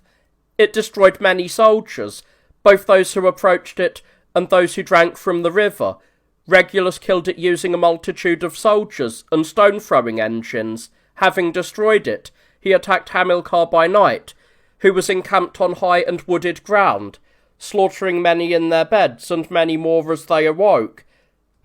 Those who fled were killed by those guarding the roads. Thus, a large part of the Carthaginian force was destroyed, and many of their cities defected to the Romans. Fearing the city would be taken, the inhabitants sent envoys to the consul to negotiate a reasonable settlement that would allow them to depart and escape the immediate danger. However, the demands made on them were so numerous and burdensome that the peace terms were equivalent to total defeat, and they chose to continue the war instead. Regulus, however, had become so filled with pride and arrogance from his successes up to that point, that he even wrote to Rome claiming he had locked the gates of Carthage through fear. Those with him and those in Rome shared his sentiment, and thus they were deceived. For the Carthaginians received new allies, and among them came Xanthippus from Lacedaemon. He was granted supreme command by the Carthaginians, for the populace eagerly entrusted affairs to him, and Hamilcar and the other leaders willingly stepped aside. He prepared all things and led the Carthaginians down from the high ground where they had been paralysed by fear to the plains, where their cavalry and elephants were destined to be most effective. For a time he remained quiet, but observing that the Romans were encamped with careless contempt, for they were puffed up by their victory, and looked down upon Xanthippas as Grecius, for that is how they refer to Greeks, using the term as a reproach of low birth, he attacked them while they were in this state. He routed their cavalry with his elephants, slaughtered many, and took many others prisoner, including Regulus himself. The Carthaginians were elated by these events. They spared the prisoners they had taken, so that the Romans would not retaliate by killing those they had previously captured from Carthage. They treated the other Roman captives well, but they subjected Regulus to every form of cruelty, providing him with only enough food to survive, and constantly exposing him to an elephant, so that, terrified by it, he would find no rest in his body or mind. After tormenting him in this way for a long time, they cast him into a prison. The Carthaginians treated their own allies most dreadfully. Being unable to pay them what was promised, they sent them away, promising they would pay their wages before long. They ordered those transporting them to land them on a desolate island and sail away in secret. Some say that Xanthippas was drowned by them as they sallied upon him as he was leaving, while others say they gave him an old ship that was not watertight, which they had newly corked from the outside so that it would not sink on its own, but that he discovered this, boarded another ship, and survived. They did these things so that it would not appear as though they had been saved by him, for they believed that if he perished, the glory of his achievements would perish with him. Those in Rome were grieved by what had occurred, and even more so because they expected the Carthaginians to sail against Rome itself. For this reason, they placed Italy under guard, and hastily sent the consuls Marcus Aemilius and Fulvius Platinus to the Romans in Sicily and Libya. They sailed to Sicily, guarding the region, and then set out for Libya, but were caught in a storm, and driven to Cassora. After ravaging the island and leaving a garrison, they sailed on. Meanwhile, a fierce naval battle took place against the Carthaginians, for the latter were fighting to drive the Romans entirely from their territory, while the Romans were fighting to rescue their men abandoned in enemy land. As they fought on equal terms, the Romans at Aspis suddenly sallied against the rear of the Carthaginians, and catching them between two fires, defeated them. Following this, the Romans also prevailed on land and captured many, whom they spared for the sake of Regulus and those captured with him. After looting, they sailed for Sicily. Encountering a winter storm and losing many ships, they sailed home with those that had been saved. The Carthaginians captured Cassora and crossed over into Sicily. They would have conquered the entire island, had they not learned that Caecilius and Gnaeus Cornelius were sailing towards them with a large fleet. The Romans quickly fitted out an excellent navy, and made superior drafts, becoming so energized that they returned to Sicily in the 3rd month. This was the 500th year since the founding of Rome. They easily captured the lower part of the city of Panormus, but they suffered great hardships while besieging the citadel, until the food supply of those within had failed. Only then did they surrender to the consuls. The Carthaginians, however, lay in wait and captured many of the Roman ships as they sailed home full of wealth. Next, the consuls Servilius Caepio and Gaius Sempronius attempted to take Lilybaeum, but were repulsed, after which they crossed to Libya and ravaged the coastline. While returning home, they encountered a storm and were damaged. Believing that these losses were due to inexperience at sea, the Roman people voted to abstain from naval warfare and to guard Italy with only a few ships. In the following year, Publius Gaius and Aurelius Servilius went to Sicily, where they conquered several places, including Himera. However, they captured none of the inhabitants, as the Carthaginians had evacuated them by night. After this, Aurelius took ships from Hiero and, collecting all the Romans there, sailed to Lipara. He left the military tribune, Quintus Cassius, there to maintain the siege without risking battle, and then departed for home. Cassius, disregarding his orders, engaged the city and lost many men. Aurelius subsequently captured the city, executed all within, and dismissed Cassius from his command. The Carthaginians, learning of the Roman decision regarding the navy, sent a force to Sicily, hoping to subjugate the entire island at that time. As long as both consuls, Caecilius Metellus and Gaius Furius, were present, they remained inactive, but when Furius sailed for Rome, they grew contemptuous of Metellus and advanced on Panormus. Metellus, learning the enemy scouts had entered the city, gathered all of the inhabitants and ordered them to pair off. By questioning each one about who they were and what they were doing, he uncovered the enemy spies. The Carthaginians drew up in battle formation, and Metellus pretended to be afraid. As this continued for several days, the Carthaginians grew arrogant and attacked more boldly.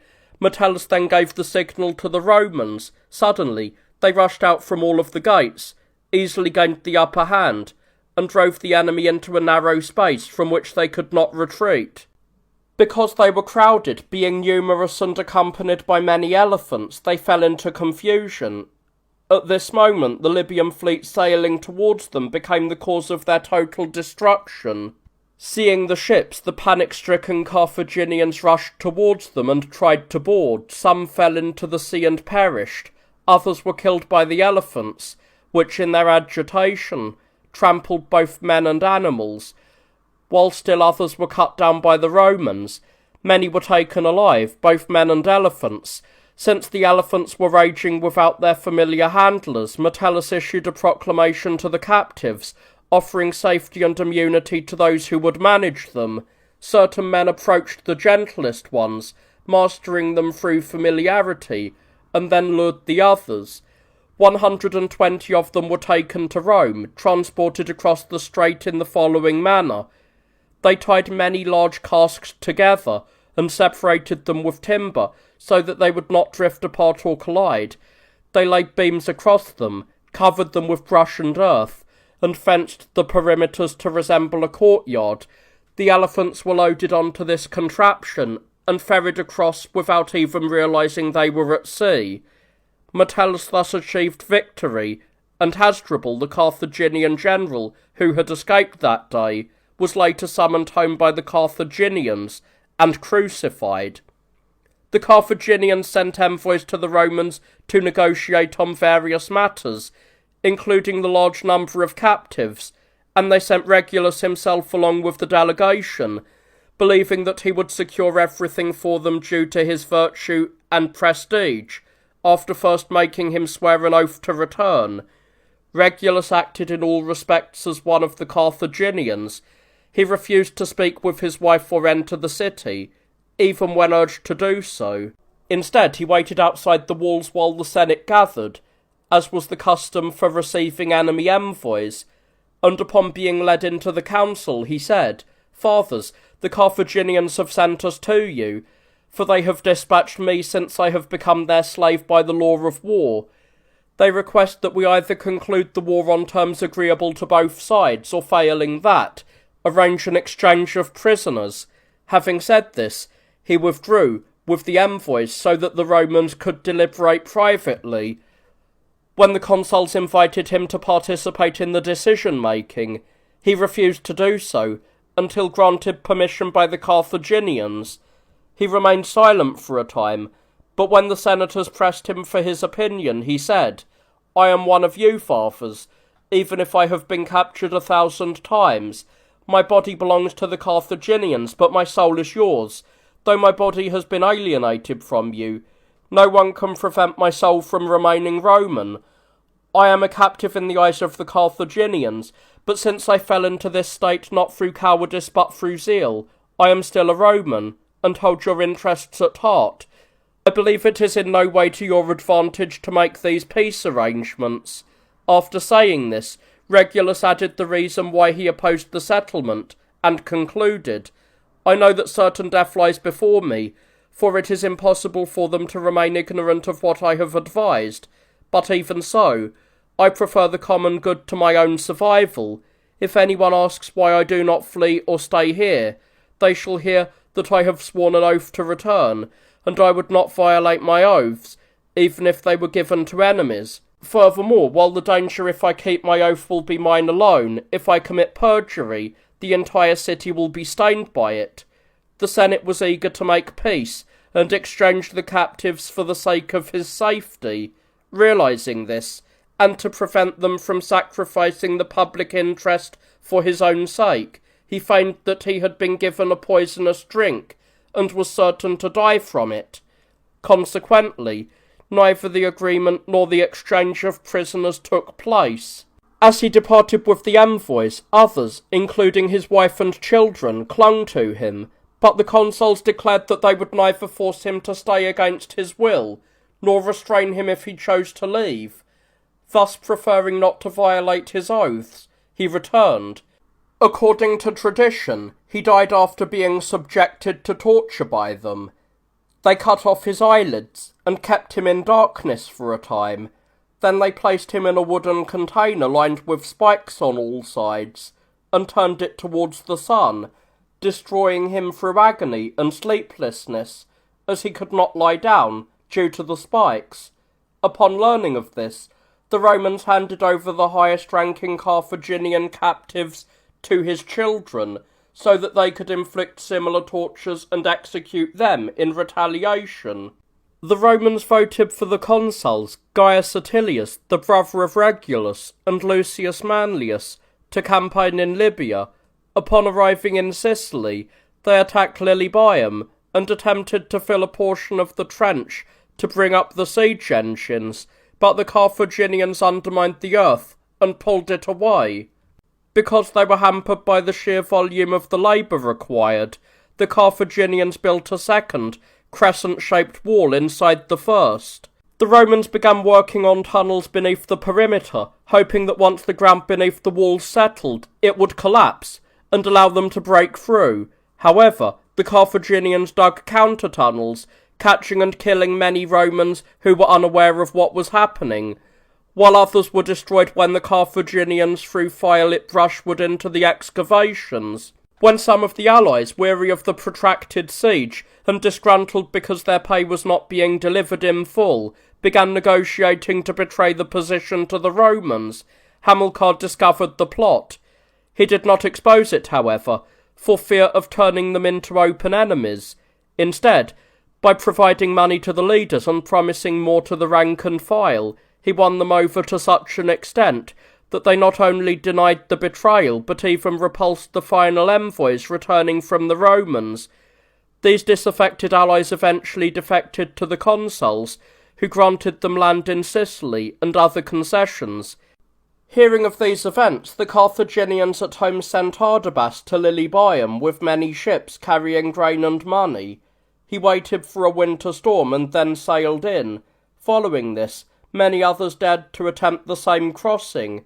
Some succeeded, while others perished. As long as both consuls were present, the struggles were evenly matched. But when disease and famine wore them down, and one of the consuls withdrew home with his soldiers due to these hardships, Hamilcar grew emboldened. He began to sally out, burning the siege engines and slaughtering those who came to their defence. His cavalry, operating from Drepana, prevented the Romans from bringing in supplies and ravaged their allied territory, while Adrabas laid waste to the coasts of Sicily and Italy, leaving the Romans in a state of desperation. Meanwhile, Lucius Junius prepared a fleet, and Claudius Pulcher, hurrying to Lilybaeum, manned the triremes and used them to capture the Carthaginian Hanno, who was sailing out in a quinquereme. This ship became the model for the Romans in the construction of their own vessels. With their fleet frequently in danger, the Romans became burdened with the constant loss of ships, for they were losing a great number of men and vast amounts of money. Nevertheless, they did not give up. Indeed, when someone in the Senate spoke of making peace with the Carthaginians, they put him to death, and voted to appoint a dictator. Collatinus was named dictator, and Metellus was made master of the horse, but they performed nothing worthy of record. While Collatinus was dictator, Junius brought Eryx under his control, but Carthallo seized Agethalus and captured Junius. In the following year, Gaius Aurelius and Publius Servilius took office and began harassing Lilybaeum and Drepana, cutting the Carthaginians off from the land and ravaging their allied territories. When Carthallo failed to achieve anything against them despite his various stratagems, he set out for Italy, hoping to draw the consuls away, or, failing that, to devastate the countryside and capture cities. But he had no success there either. Learning that the urban praetor was approaching with an army, he sailed back to Sicily. There, when his mercenaries mutinied over their pay, he had many of them taken to desolate islands and abandoned, while sending others to Carthage. When the rest learned of this, they were outraged and prepared to revolt. Hamilcar, who had succeeded Carthallo, slaughtered many of them by night, and drowned others at sea. Meanwhile, the Romans concluded a perpetual peace treaty with Hiero, and relinquished the annual tribute they had been receiving from him. In the next year, the Romans officially abstained from naval warfare due to their past misfortunes and the heavy expenditures involved. However, private individuals requested ships, with the understanding that they would return them and keep the plunder for themselves. They caused the enemy various troubles, including sailing into the Libyan city of Hippo, where they burned all of the ships in the harbour, and many of the buildings. When the locals blocked the harbour mouth with chains, the Romans found themselves in a difficult position, but they overcame it through wit and luck. They sailed vigorously towards the chains, and just as the rams of the ships were about to strike, the crews rushed the sterns. This lightened the prows, allowing them to ride over the chains. Once they had passed over, the men jumped back onto the prows, causing the sterns to rise, which allowed the vessels to clear the obstacles. Following this, they defeated the Carthaginians at sea near Panormus. As for the consuls, Caecilius Metellus was stationed near Lilybaeum, while Numerius Fabius besieged Drepana. Fabius plotted against a small island called Pelias, which had been occupied by the Carthaginians. He sent soldiers at night, who killed the guards and captured the island. Upon learning this, Hamilcar attacked those who had crossed over at dawn. Unable to defend them, Fabius engaged Drepana, intending either to capture the city in its depleted state, or to draw Hamilcar away from the island. He succeeded in the latter, for Hamilcar grew fearful and retreated behind the walls. Fabius seized Pelias, and by filling in the narrow marshy strait between the island and the mainland, he created a land bridge, allowing him to prosecute the siege more easily against the weaker parts of the wall. The Carthaginians continued to harass them by sailing around Sicily and crossing over to Italy. Eventually, the two sides exchanged prisoners man for man. For the remainder, since the numbers were unequal, the Carthaginians paid in silver. From then on, various consuls held office, but performed nothing worthy of history. The greatest mistake of the Romans was that they sent new commanders every year. They relieved them of command just as they were learning the art of war, as if they were choosing them for training rather than for practical utility. The Gauls, who were allied with the Carthaginians but hated them for their mistreatment, were entrusted with a guard of a certain fortress and surrendered it to the Romans for money. After the Gauls defected from the Carthaginians, the Romans hired them and other former allies as mercenaries, a practice they had not previously employed. Emboldened by this, and by the success of the private citizens who had ravaged Libya with their ships, the Romans no longer wished to neglect the sea, and organised a new navy. Lutatius Catullus was elected consul, and Quintus Valerius Flaccus was sent out with him as urban praetor. They arrived in Sicily and attacked Drepana both by land and by sea, successfully breaching a portion of the wall. They would have captured it entirely had the soldiers not been distracted when the consul was wounded. Meanwhile, Learning that the enemy had arrived from home with a massive naval force under the command of Hanno, they turned to meet them. As the two sides drew up in battle formation, a meteor-like star appeared above the Romans, rose from the left and descended upon the Carthaginian lines. The naval engagement then followed and was fierce, both because the Carthaginians aimed to force the Romans into total despair of their naval capabilities, and because the Romans sought to redeem their previous disasters. Ultimately, however, the Romans emerged victorious, as the Carthaginian ships were heavily burdened, carrying cargo, grain, and money. Hanno fled immediately and hastened to Carthage. Overcome by anger and fear, the Carthaginians crucified him, and sent envoys to Catullus to sue for peace. Catullus was inclined to end the war, as his term of office was nearing its end, and he neither hoped to take Carthage itself in a short time, nor wished to leave the glory of his labours to his successors. Consequently, they arranged a truce. The Carthaginians provided him with money, grain, and hostages to be sent to Rome, on the condition that they cede all of Sicily to the Romans, abandon all of the surrounding islands, refrain from warring against Hiero, pay a portion of the money immediately and the rest later, release all Roman deserters and captives without ransom, and purchase their own prisoners back. Such was the agreed-upon settlement, for Hamilcar had insisted only on the humiliation of the yoke being waived. He negotiated these terms, and led his soldiers out of the fortifications, sailing home even before the oaths could be ratified. In Rome, they learned of the victory quickly and were elated, believing they had gained total control. When the envoys arrived, the Romans could no longer restrain themselves, and began to hope for the possession of all of Libya. Therefore, they did not abide by the consul's agreements, but instead demanded much more money than promised, and forbade the Carthaginians from sailing their warships along the coast of Italy, or any of the Roman allied territories, or from employing mercenaries from those lands. The first war between the Romans and Carthaginians thus concluded, in its 24th year.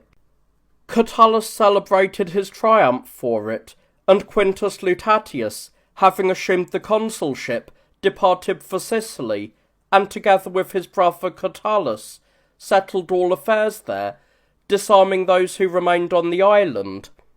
Sicily was thus subjected by the Romans, except for the realm of Hiero, and from that point forward they maintained a friendship with the Carthaginians. However, both sides soon found themselves embroiled in separate wars. For the Carthaginians, the remainder of their mercenaries, the enslaved population of the city, and many of their neighbours revolted against them due to their misfortunes. The Romans, though called upon by those warring against Carthage, did not comply. Instead, they sent counter-envoys, and when they failed to reconcile the parties, they released all their Carthaginian captives without ransom, sent grain, and allowed them to recruit mercenaries from their own allied territories, seeking a reputation for fairness rather than acting in their own self-interest.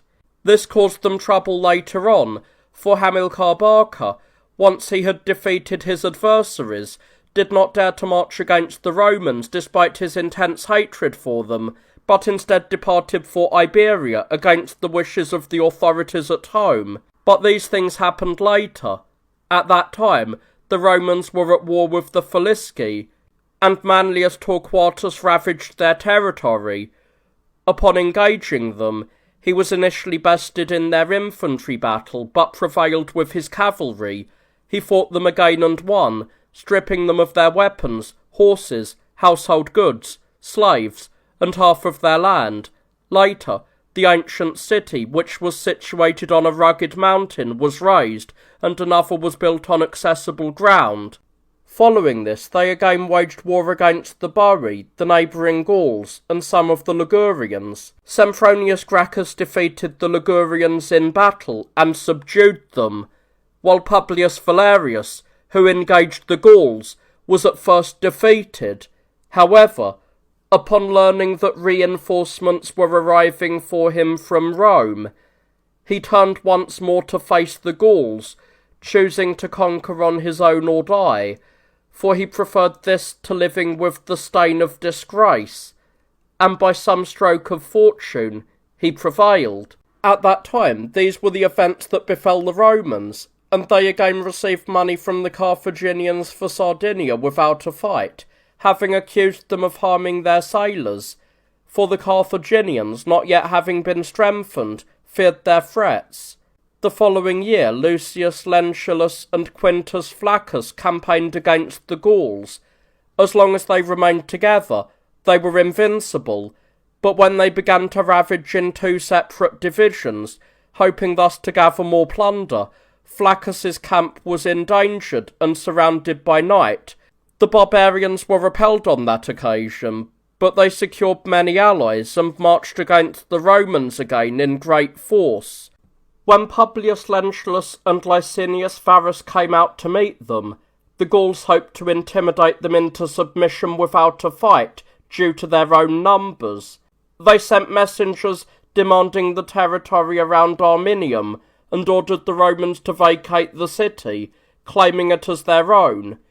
The consuls, not daring to engage due to their small numbers, and unwilling to concede anything, arranged for a truce, in order to send an embassy to Rome.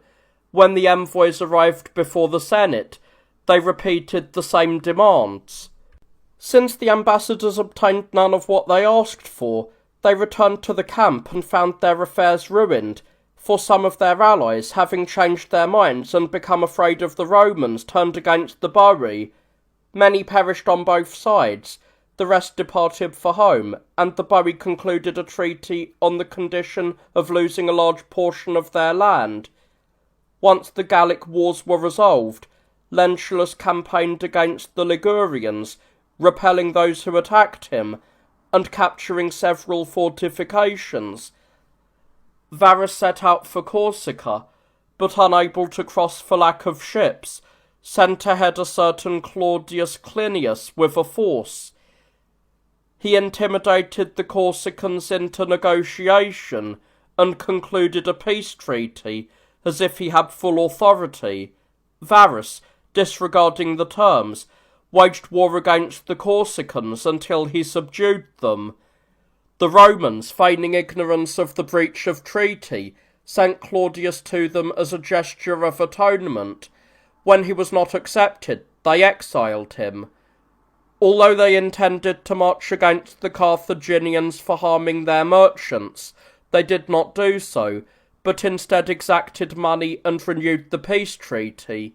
Even so, the agreements were not destined to last long. Matters with the Carthaginians were postponed, but the Romans campaigned against the Sardinians, who were refusing to obey them, and defeated them. After this, the Carthaginians secretly persuaded the Sardinians to revolt against the Romans. The Corsicans rebelled alongside them, and the Ligurians did not remain quiet. In the following year, the Romans divided their forces into 3 parts, so that their enemies, being attacked simultaneously, would not be able to assist one another. They sent Postumius Albinus to Liguria, Spurius Carvilius against the Corsicans, and the urban praetor, Publius Cornelius, to Sardinia. The consuls accomplished their assigned tasks, though not without difficulty, and not quickly. Carvilius crushed the Sardinians, who were plotting rebellion, in a fierce battle, while Cornelius and many of his soldiers were struck down by disease. Once the Romans withdrew from their territory, the Sardinians and Ligurians revolted again. Quintus Fabius Maximus was sent against the Ligurians, and Pomponius Manius to Sardinia. As for the Carthaginians, the Romans judged them to be enemies responsible for these wars. They sent envoys demanding money, and ordering them to sail away from all the islands, claiming they belonged to Rome. To make their intentions clear, they sent them a spear and a caduceus, bidding them choose whichever they preferred. The Carthaginians, showing no fear, replied quite harshly. They said they would choose neither, but would readily accept whichever one the Romans left behind. From then on, they hated one another, yet both hesitated to be the first to start a war. When the Sardinians rose up against them again, both consuls, Marcus Maelius and Marcus Aemilius, campaigned against them. They took much plunder, but when stopping by the Corsicans, they were robbed of it. Consequently, the Romans turned against both peoples. Marcus Pomponius devastated Sardinia. Upon learning that the majority of the enemy had hidden in the wooded, inaccessible caves, and being unable to find them, he sent to Italy for scent-tracking dogs. Through them he tracked the paths of the men and their livestock, and captured many. Gaius Papirius drove the Corsicans from the plains, but as he pressed them into the mountains, he lost many to ambushes. He would have lost even more to a lack of water, had not water unexpectedly appeared, which persuaded the Corsicans to sue for peace. During this time, Hamilcar, the Carthaginian general, was defeated by the Iberians, and died.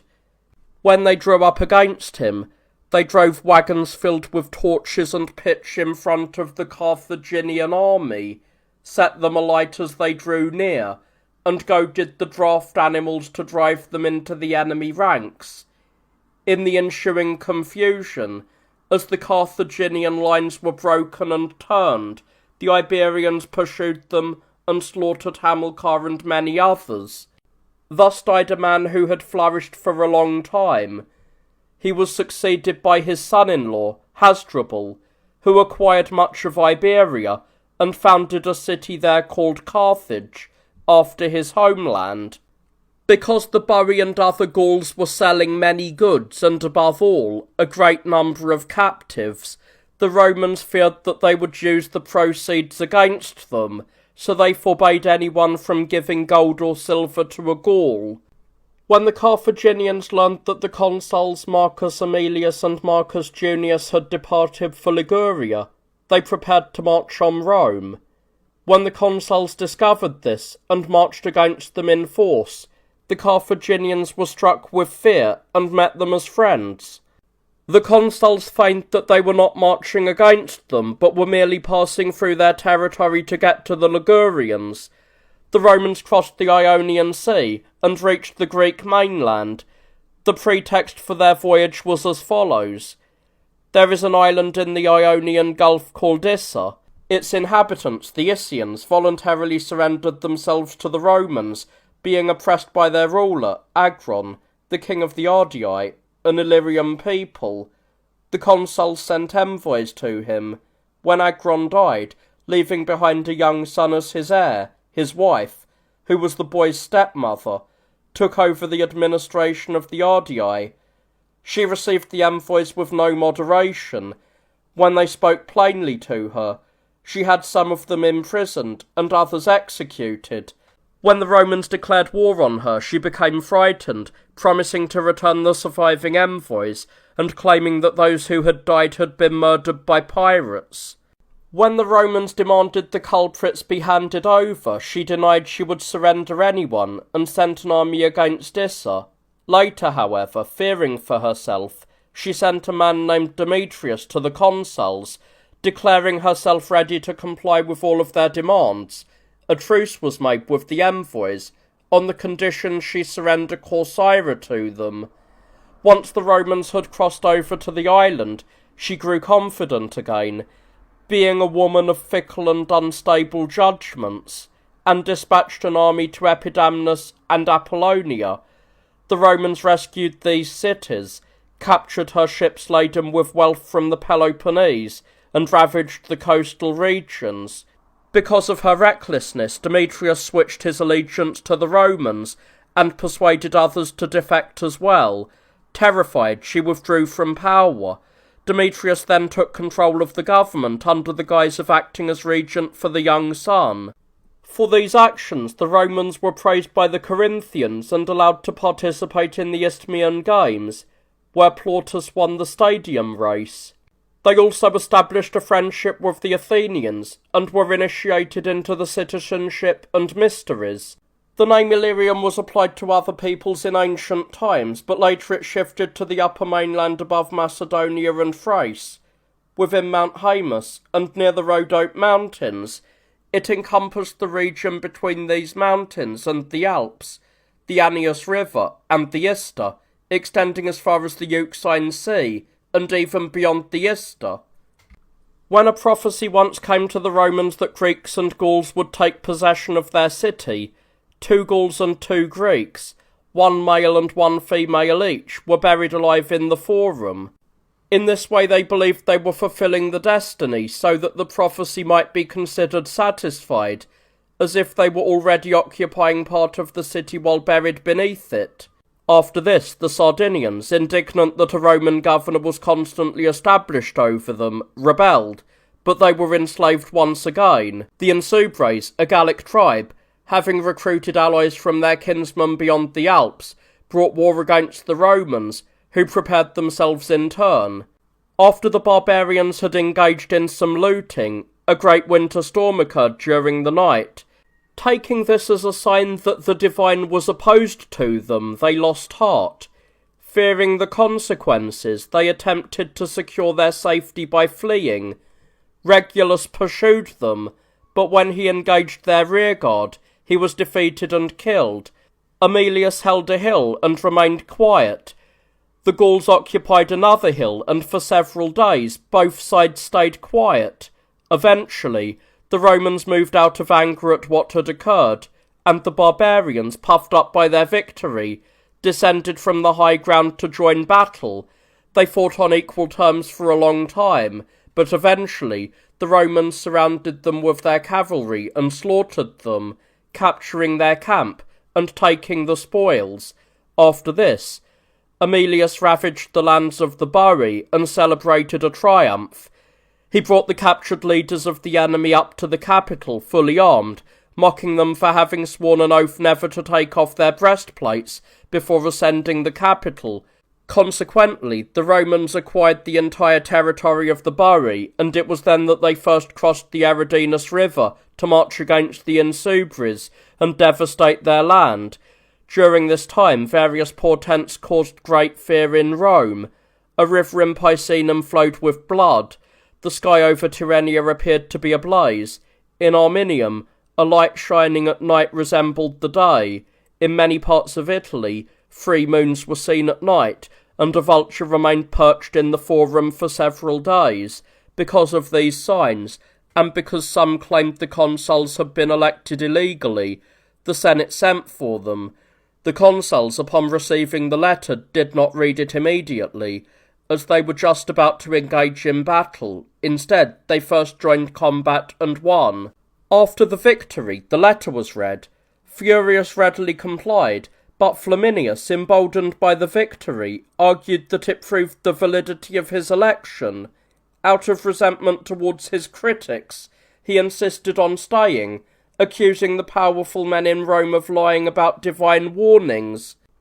He refused to depart before finishing his campaign, telling his men that they should not be deceived by omens or any such things. While he wished to remain and tried to keep his co-consul with him, Furius would not be persuaded. The men serving under Flaminius, fearing they would be left behind and suffer at the hands of the enemy, begged him to wait a few days. He agreed, though he did not actually engage in any further action.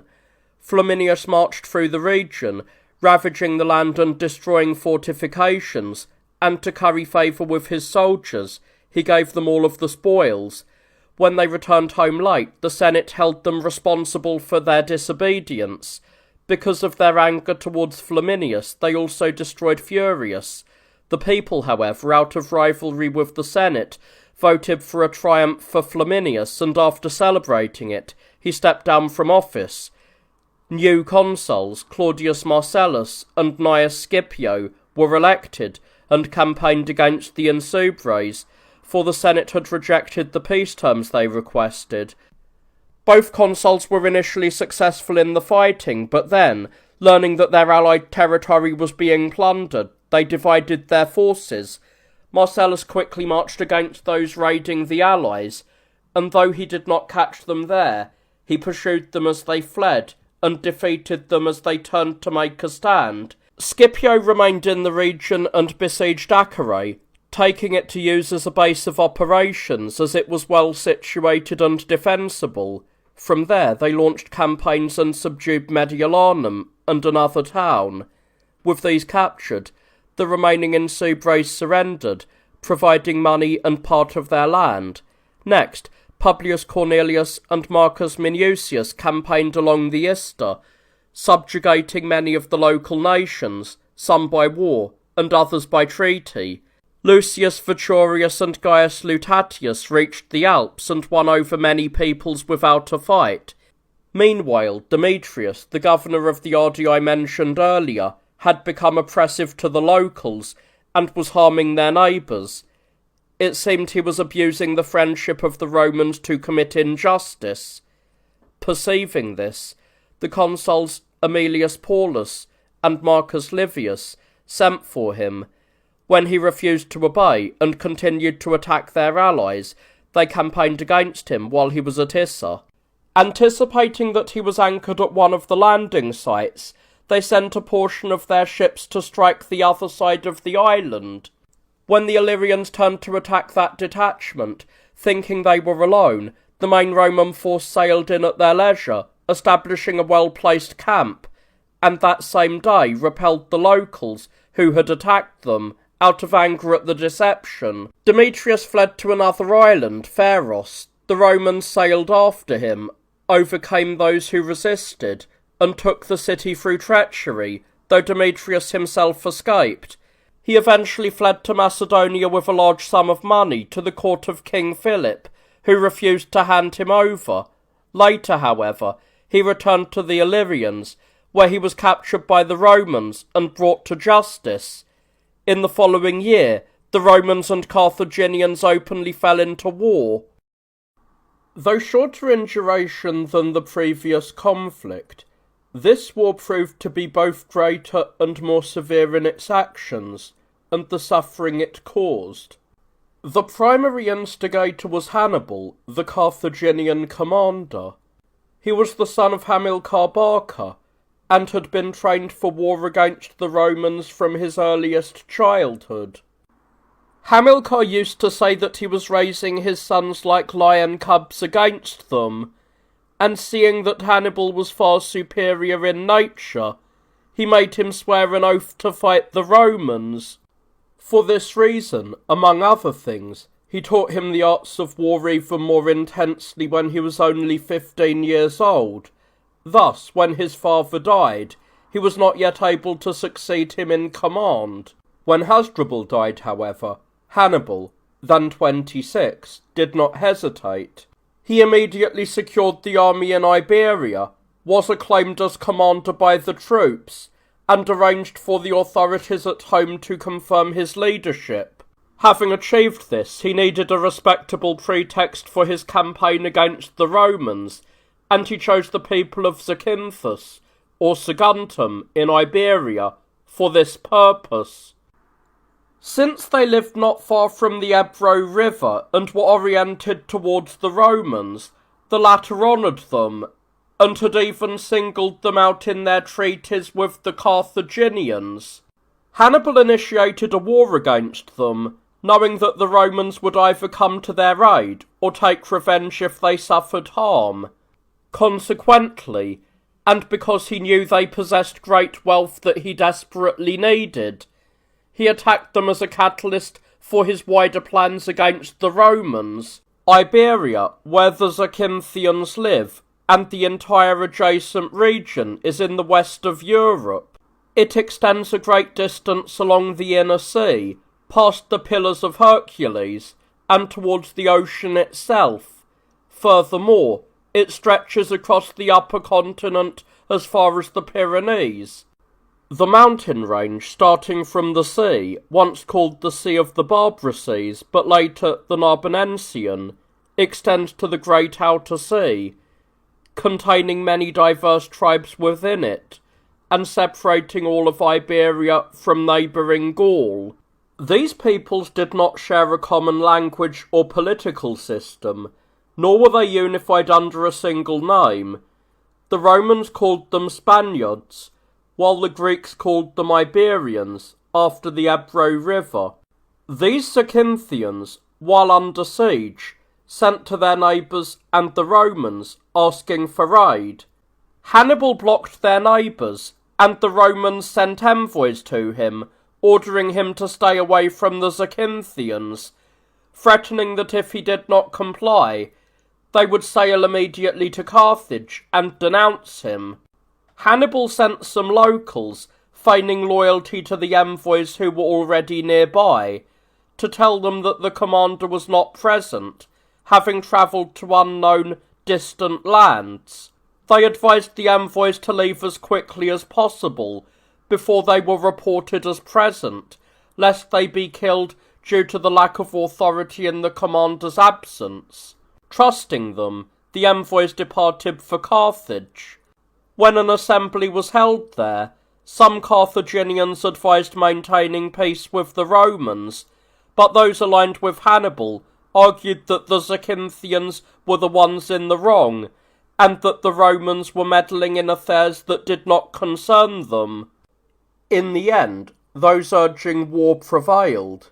Meanwhile, Hannibal pressed the siege operations with great intensity.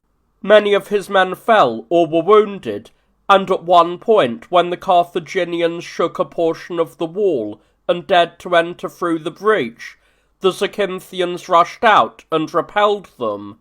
This encouraged the Zacynthians and left the Carthaginians despondent. They did not withdraw until they took the city, though the siege dragged on for 8 months. During this time, many strange and difficult events occurred, and Hannibal himself was severely wounded. The city was captured in this way. They brought up a massive siege engine that towered over the wall, housing some soldiers in plain view, and others hidden inside. As the Zacynthians fought the visible men more vigorously, the hidden ones tunnelled under the wall, forced their way in, and got inside. Stunned by the unexpected turn of events, the Zacynthians fled to the Acropolis and entered into negotiations, hoping to be saved through some reasonable settlement. When Hannibal offered no reasonable terms and no help came from the Romans, the Zacynthians begged for a cessation of the attacks so they could deliberate their situation. Meanwhile, they gathered their most valuable possessions and threw them into a fire. The non-combatants took their own lives, while the men of military age rushed in a body against the enemy and were cut down fighting valiantly. This conflict ignited the war between the Romans and the Carthaginians. Hannibal, having recruited many allies, hastened towards Italy. When the Romans learned of this, they gathered in the Senate, and much was said. Lucius Cornelius Lentulus gave a speech urging them not to delay, but to vote for war against Carthage, and to divide both the consuls and the armies, sending one force to Iberia and the other to Libya, so that their land could be ravaged and their allies harmed simultaneously, preventing them from either reinforcing Iberia or receiving support from it. This was opposed by Quintus Fabius Maximus, who argued that they should not vote for war in such a desperate manner, but instead first send an embassy. If they could persuade the Carthaginians that they had committed no wrong, they should keep the peace. But if the Carthaginians were found to be in the wrong, only then should they wage war, so that the cause of the war might be laid upon them. In short, these were the views of those two, but the Senate decided to prepare for battle while also sending envoys to Carthage to accuse Hannibal. If the Carthaginians did not approve his actions, then they were to be judged. If they attributed them to him, they were to demand his surrender, and if the Carthaginians refused, they were to declare war.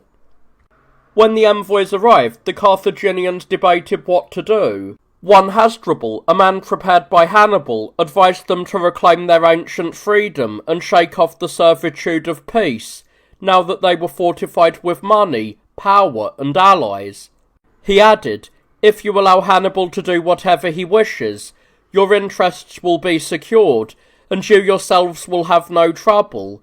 When he had spoken, Hanno the Great opposed Hasdrubal's words, proposing that they should not lightly invite war upon themselves over small external grievances, especially when it was possible to resolve some matters and lay the blame for others on those responsible. He ceased, and the older Carthaginians, remembering the previous war, agreed with him, but the younger men, especially those acting on Hannibal's behalf, argued vehemently against him. Since they gave no clear answer, and treated the envoy with indifference, Marcus Fabius gathered his toga in his hands, held them out, and said, "I bring both war and peace. Carthaginians, choose whichever you wish." When they replied that they would choose neither, but would readily accept whichever the Romans left behind, he immediately declared war on them. Thus, and for these reasons, the Romans and Carthaginians fought for the second time. The divine warned of what was to come. In Rome, an ox spoke with a human voice. In the Roman games, another ox threw itself from a house into the Tiber and died. Many lightning bolts struck. Blood was seen flowing from statues and from a soldier's shield, and a wolf snatched a sword from within the camp. As Hannibal crossed the Ebro, many strange beasts appeared to guide him, and he had a dream. He thought the gods, seated in an assembly, summoned him and ordered him to march as quickly as possible into Italy, assigning him a guide for the journey, and commanding him to follow without looking back. He turned, however, and saw a great storm approaching, followed by a monstrous serpent. Amazed, he asked his guide where these things were, and the guide replied, "O Hannibal, these are coming to help you lay waste to Italy." These omens gave Hannibal great hope, and struck the Romans with terrible fear. Dividing their forces, the Romans sent the consul Sempronius Longinus to Sicily, and Publius Scipio to Iberia. Hannibal, eager to invade Italy as quickly as possible, marched with haste, and passed through all of Gaul, between the Pyrenees and the Rhone, without a fight. No one opposed him until he reached the Rhone, but there Scipio appeared, even though his main force had not yet arrived. With the help of the local tribes and those nearby, Scipio destroyed the boats on the river, and kept its banks under guard. Hannibal spent some time constructing rafts and other vessels, including dugout canoes, and thanks to the sheer number of hands, he finished all necessary preparations for the crossing before Scipio's army arrived. He sent his brother Mago with the cavalry and some light infantry to cross where the river widens and is broken up by islands, while he himself approached the main crossing point, ostensibly so the Gauls would be deceived, arraying themselves against him and guarding other parts of the river less vigilantly, which is exactly what happened. Mago crossed the river, and Hannibal and his men began to cross at the main point. When they reached the middle, they raised a war cry, and the trumpeters joined in. Mago fell upon the enemy from the rear, and in this way the rest of the army and the elephants crossed without danger. Scipio's forces arrived just as they were completing the crossing. Both sides sent out cavalry scouts, and the skirmish that followed had the same result as the war as a whole. The Romans, despite suffering the worst of it at first, and losing many men, were victorious. Hannibal then hurried towards Italy, but suspecting the more direct routes, he avoided them and took another path, which caused his men to suffer intently. The mountains there are extremely steep, and the heavy snow that had filled the ravines, combined with thick ice, brought them terrible hardship. Many of his soldiers died from the cold and starvation, and many others turned back for home. It is said that he too would have turned back, had the route already covered not been longer and more difficult than the one remaining. For these reasons he did not retreat, and his sudden appearance out of the Alps filled the Romans with shock and terror. Hannibal pressed forward, dealing with obstacles as they arose. Scipio sent his brother, Gaius Scipio, to Iberia to secure it or to force Hannibal to return, while he himself marched against Hannibal. After waiting for some days, Both sides prepared for battle. Before engaging, Hannibal gathered his soldiers and brought forward the prisoners he had captured on the march, asking them whether they preferred to be shackled and live in misery, or to fight one another in single combat, with the victors to be set free. When they chose the latter, he made them fight. After they had done so, Hannibal addressed his soldiers, encouraging and sharpening them for war. Scipio did the same for his troops from the other side. They then joined battle with their full armies, but Scipio, having engaged with his cavalry, was defeated, lost many men, and was himself wounded. He would have been killed had his 17-year-old son, Scipio, not defended him. Fearing that his infantry would also falter, Scipio immediately withdrew and retreated during the night. Hannibal, learning of the retreat at daybreak, arrived at the Eridanus or Po River. Finding neither rafts nor boats, for Scipio had burned them, he ordered his brother Mago to swim across with the cavalry and pursue the Romans, while he himself marched up to the river's source and commanded the elephants to cross where the current was easier. In this way, the water was obstructed and dispersed by the bulk of the animals, allowing the others to cross more easily below them. Scipio was caught and remained in place, and he would have fought had the Gauls with him not deserted during the night. Disturbed by this, and suffering from his wound, Scipio rose again during the night and established his camp on high ground.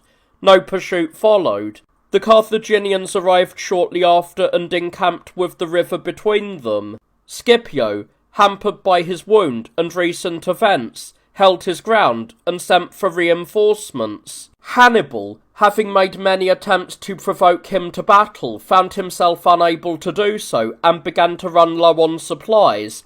He therefore attacked a fort where the Romans kept a large quantity of grain. Achieving no success, he bribed the garrison commander, took the place through treachery, and hoped to secure other locations either by force of arms or by gold.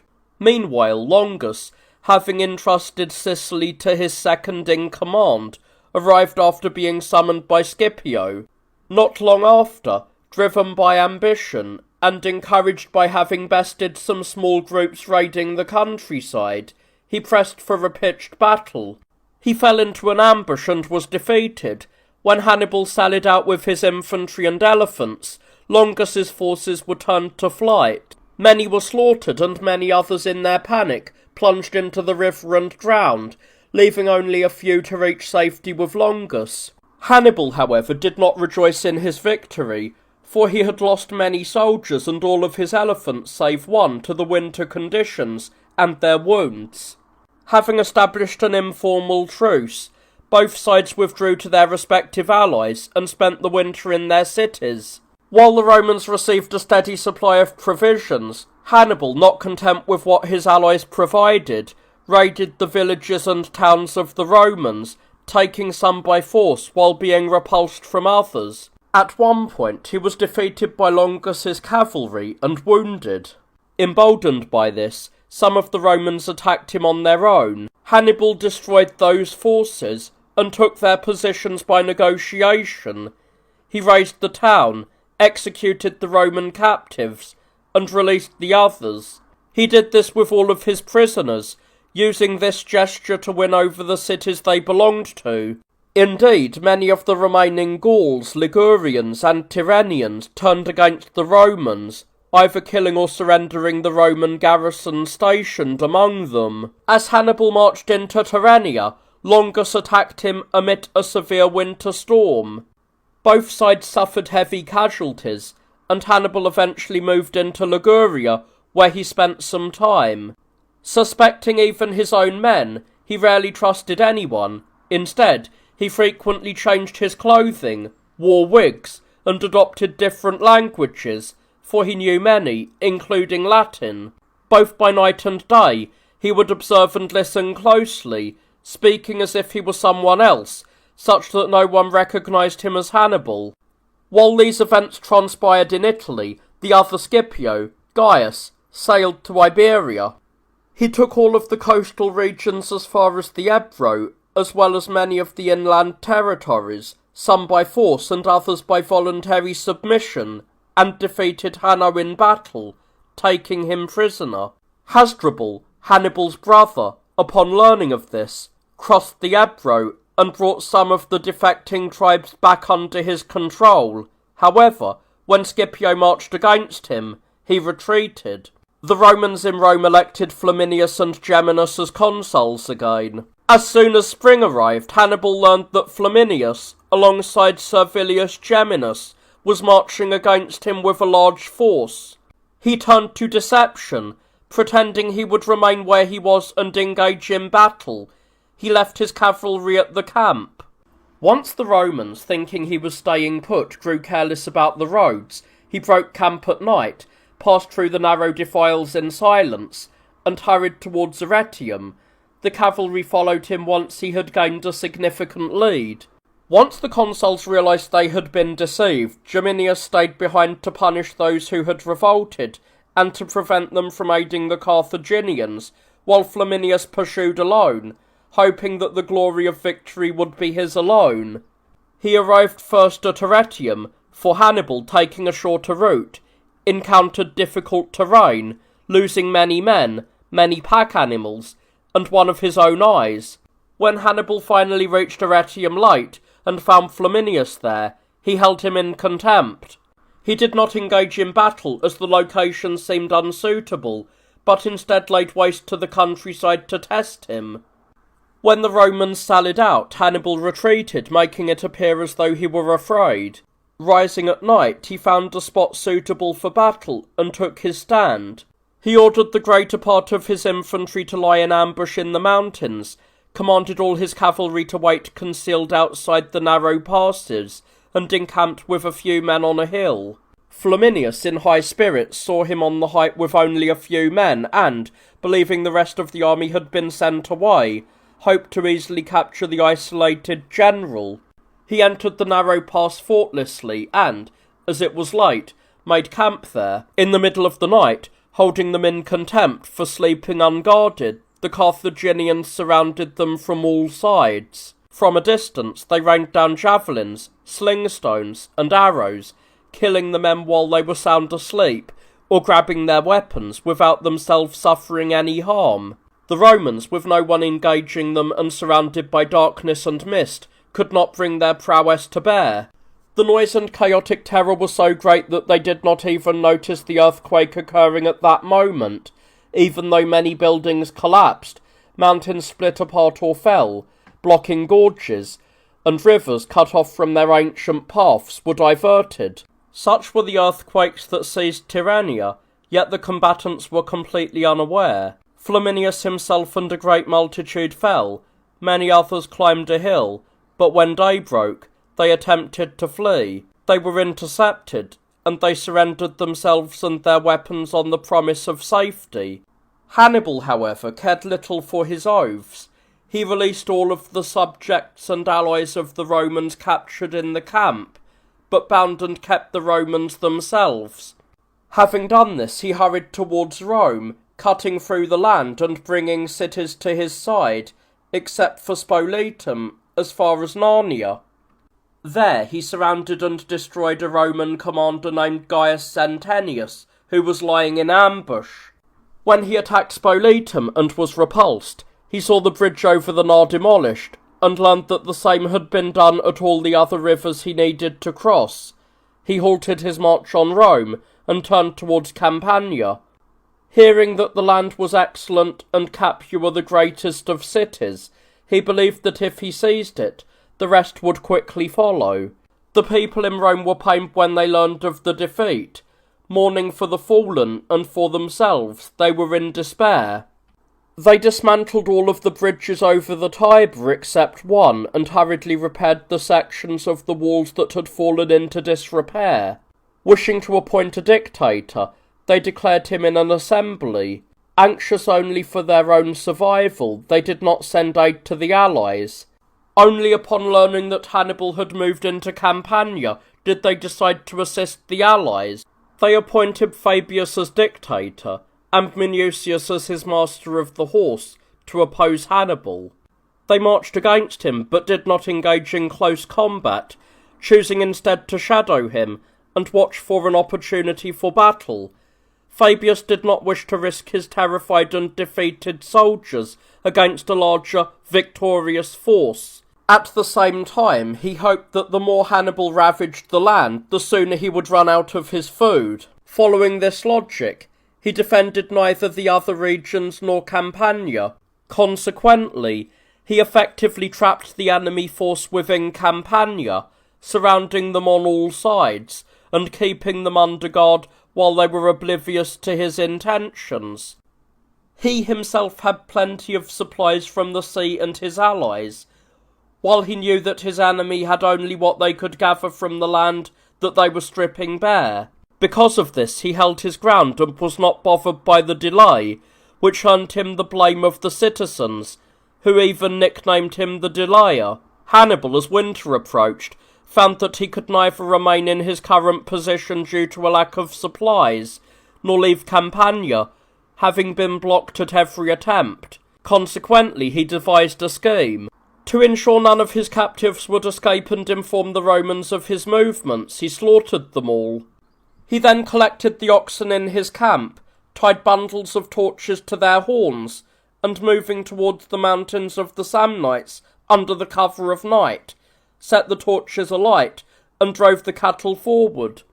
Maddened by the fire and the driving, the beasts set fire to the forest in many places, which provided Hannibal with an easy path for his escape. The Romans in the plain and those on the heights, fearing an ambush, did not move. In this way Hannibal passed through and reached Samnium. When Fabius learned of what had happened the following day, he gave chase. After routing those left behind on the road to hinder his advance, and defeating the reinforcements they had sent, he encamped not far from the enemy. He did not, however, engage them in open battle, but instead prevented them from dispersing to forage. Hannibal, finding himself in difficulty, initially considered marching on Rome, but since Fabius followed him in silence, and would not fight, he turned back to Samnium. Fabius continued to shadow him safely, taking care not to lose any of his own men. He was well provisioned, whereas he saw that Hannibal had nothing but his weapons, and was receiving no reinforcements from home. Indeed, the Carthaginians mocked Hannibal, noting that he wrote home claiming to be successful and winning great victories, yet simultaneously requested soldiers and money, arguing that such requests contradicted his supposed triumphs. They reasoned that a victor should be content with the army he already had, and send wealth home rather than beg for more. As long as Fabius was in command, no great disaster befell the Romans, but when he left for Rome for a public duty, they stumbled. Rufus, the master of horse, possessing a vanity born of youth, being indifferent to the mistakes of war, and resentful of Fabius's hesitation, disregarded the dictator's orders when he found himself in sole command of the army.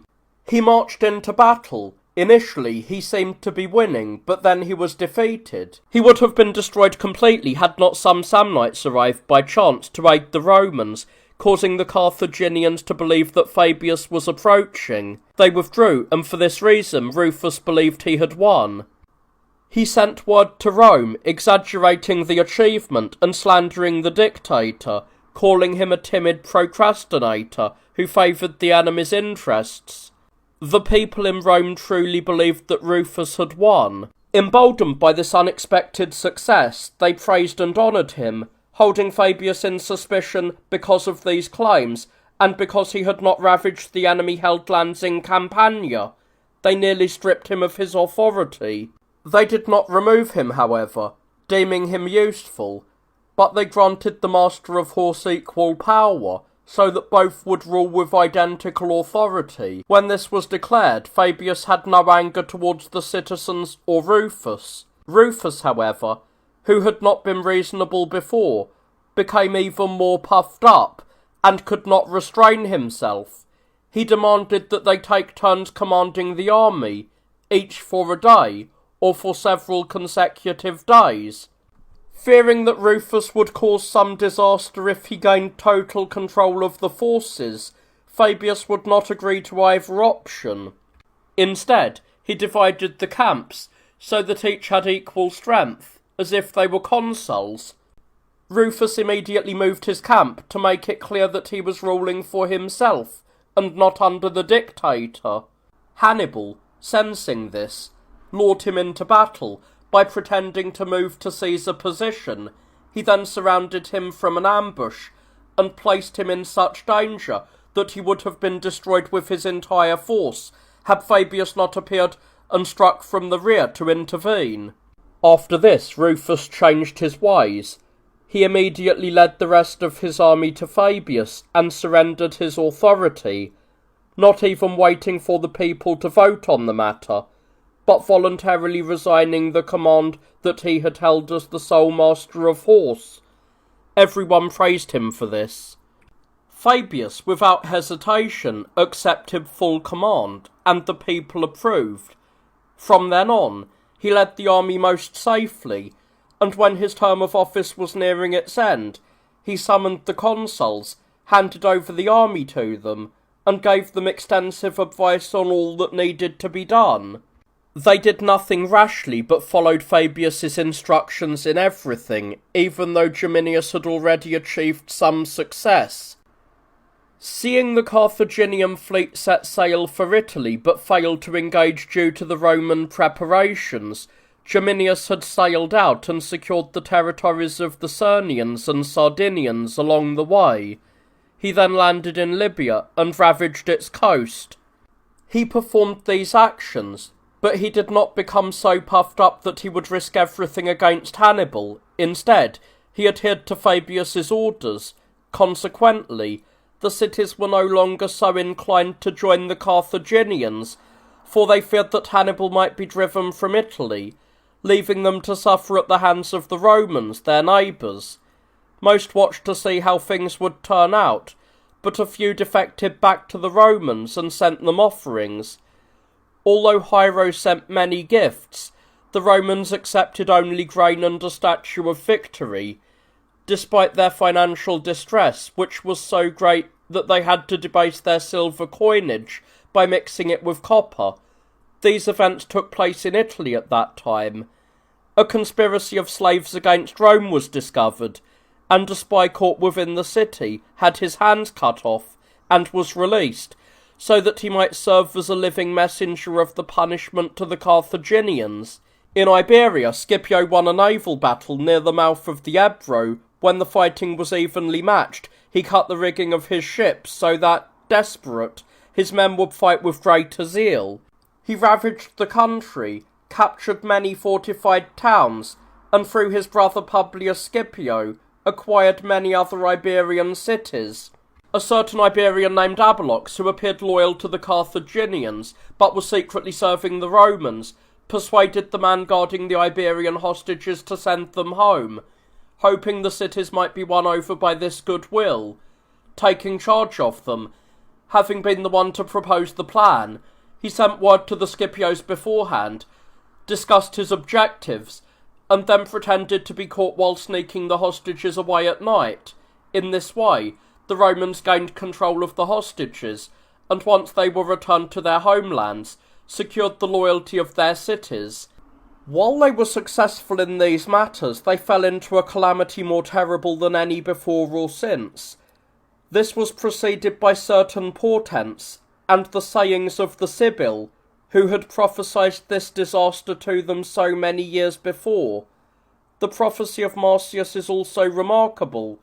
He too was a seer, who prophesied that they would stumble in the Diomedean plain, as they were originally Trojans. This plain is in Apulia, in the land of the Dorni, and takes its name from the settlement Diomedes established there after his wanderings. In the same plain lies Cannae, where they suffered their disaster, near the Ionian Gulf and the mouth of the Orphidius. The Sibyl had advised them to avoid this place, saying that even if they guarded it with all their might, nothing would change the outcome. Such were the prophecies, and this is how the event transpired for the Romans. They were led by Paulus Aemilius and Terentius Varro, men of completely opposite characters. Paulus was an aristocrat, well educated, and preferred caution to rashness. Terentius had been raised among the masses, trained in a vulgar boldness, and full of his own importance, believed he should hold command alone because of his colleague's mildness. They arrived at the camp at a very opportune time, for Hannibal had no food left, his Iberian affairs were unstable, and his allies were becoming estranged. Had they waited even a little while, they would have won without a struggle. Instead, the recklessness of Terentius and the mildness of Paulus defeated them. Hannibal attempted to provoke them to battle immediately. He approached their fortification with a few men, and when a sortie was made, he retreated intentionally, hoping to lure them into a pitched battle by appearing afraid. When Paulus restrained his men from this pursuit, Hannibal feigned fear. He broke camp at night as if departing, leaving much equipment in the camp, and ordering the rest to be carried carelessly, so that he might attack the Romans when they turned to plunder. He would have succeeded in this plan, had Paulus not restrained his soldiers and Terentius even against their will. Hannibal, having missed this opportunity, arrived at Cannae by night. Recognizing that the location was suitable for both an ambush and a pitched battle, he encamped there. He ploughed the entire area, which was sandy, so that dust would rise during the battle. He arranged so that the wind, which usually blew around midday in summer, would be at his back. At dawn, seeing his camp empty of men, the consuls hesitated at first, fearing an ambush, but later in the day they arrived at Cannae. Each pitched camp separately by the river, for as they were not of the same mind, they avoided each other's company. Paulus remained quiet, but Terentius wished to engage. Seeing the soldiers were less eager, he held back. Hannibal, inciting them to battle even against their will, cut them off from the water, prevented them from foraging, and threw the bodies of the slain in front of their trenches to make the water supply repulsive to them. Consequently, the Romans moved to battle. Hannibal, accepting this, stationed troops in ambush under the hills, drew up the rest of his army, and ordered some men to pretend to desert when he gave the signal, instructing them to throw away their shields, spears, and larger swords, but to carry their daggers secretly, so that once the enemy received them as unarmed, they might attack them unexpectedly. The Romans, seeing Hannibal's men drawn up from early morning, armed themselves and formed their lines. The trumpeters urged both sides on, the signals were raised, and they clashed, fighting in many ways. Until midday, victory remained with neither side, but when the wind arose and the fake deserters were received as if they were weaponless, and reached behind the Roman lines, ostensibly to ensure the Carthaginians would not attack them, then the ambushed troops rose from both sides. Hannibal himself charged with his cavalry from the front, and the enemies threw the Romans into confusion from every side. The wind and dust violently struck their faces, obscuring their vision, and the constant gasping from fatigue choked them, so that, deprived of both sight and voice, they were destroyed in total chaotic disorder. The multitude that fell was so great that Hannibal did not even attempt to count the common soldiers. As for the number of knights and senators, he did not write it to the Carthaginians at home, but indicated it through their rings, which he measured out by the bushel and sent. For only senators and knights wore such rings. Many, however, including Terentius, escaped. Paulus died. Hannibal did not pursue them, nor did he hasten to Rome. Though he could have marched on Rome immediately with his entire army, or a portion of it, and finished the war quickly, he did not do so, even though Mahabal advised him to. Thus, He was blamed for being able to win but not knowing how to use his victories. Once they delayed, they never again hurried. Hannibal later regretted his error, constantly crying out, "Oh, can I? Can I?" The Romans, having nearly been destroyed, recovered through the efforts of Scipio, the son of Publius, who was in Iberia. He had saved his father when he was wounded, and now, serving as a soldier, he fled to Canusium, and later gained renown. Having taken command from the willing survivors who fled to Canusium, he organised things there, sent guards to neighbouring areas, and planned and executed everything well. In Rome, they heard of the defeat, but could not believe it. When they were convinced, they mourned, and gathering in the Senate, they left without doing anything. Finally, Fabius proposed sending scouts to report the truth and observe what Hannibal was doing, and that the citizens should not weep, but walk in silence, so that they might do what was necessary when the time came, and that they should collect whatever force they could, and call upon the neighbouring peoples.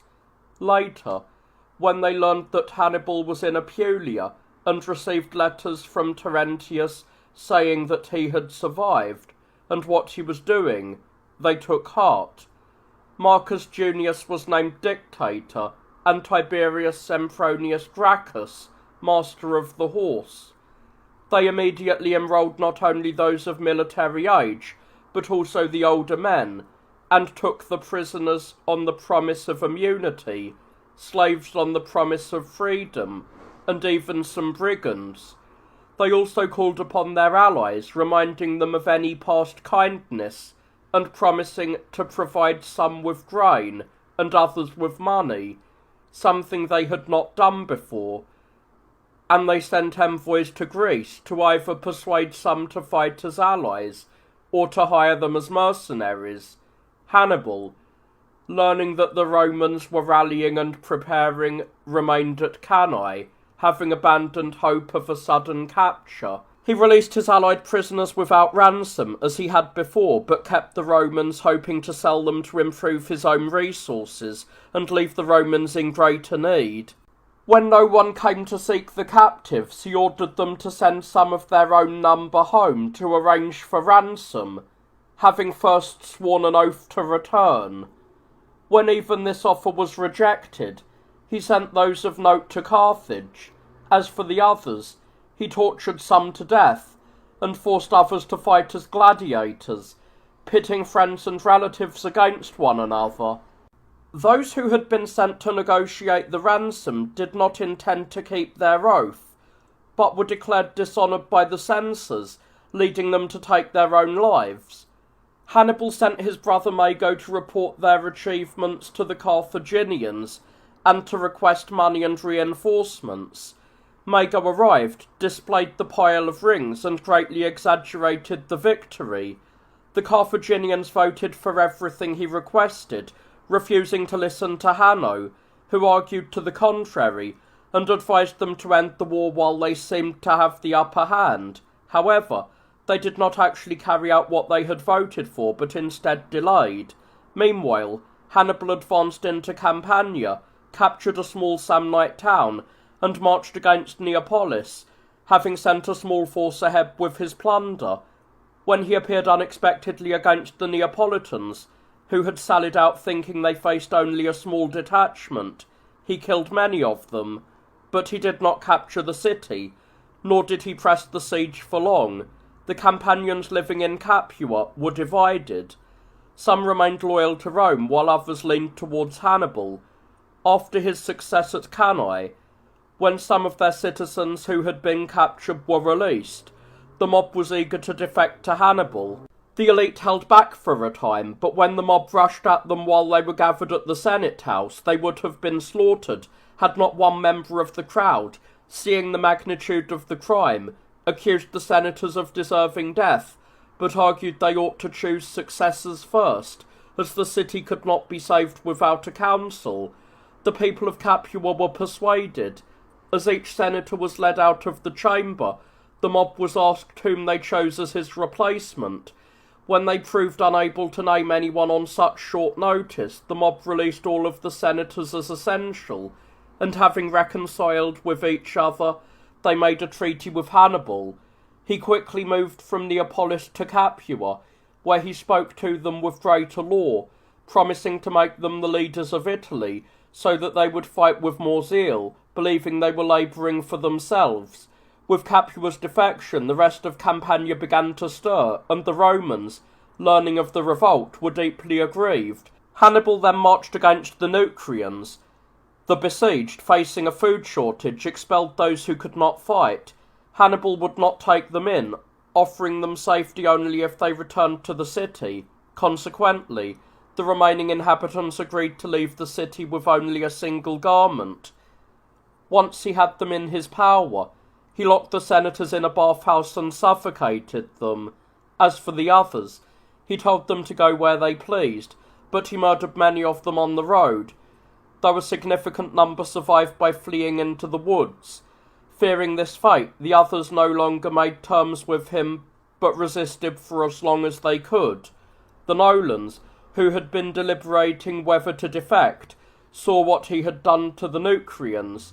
They secretly brought in Marcellus, and later repelled Hannibal when he attacked the city.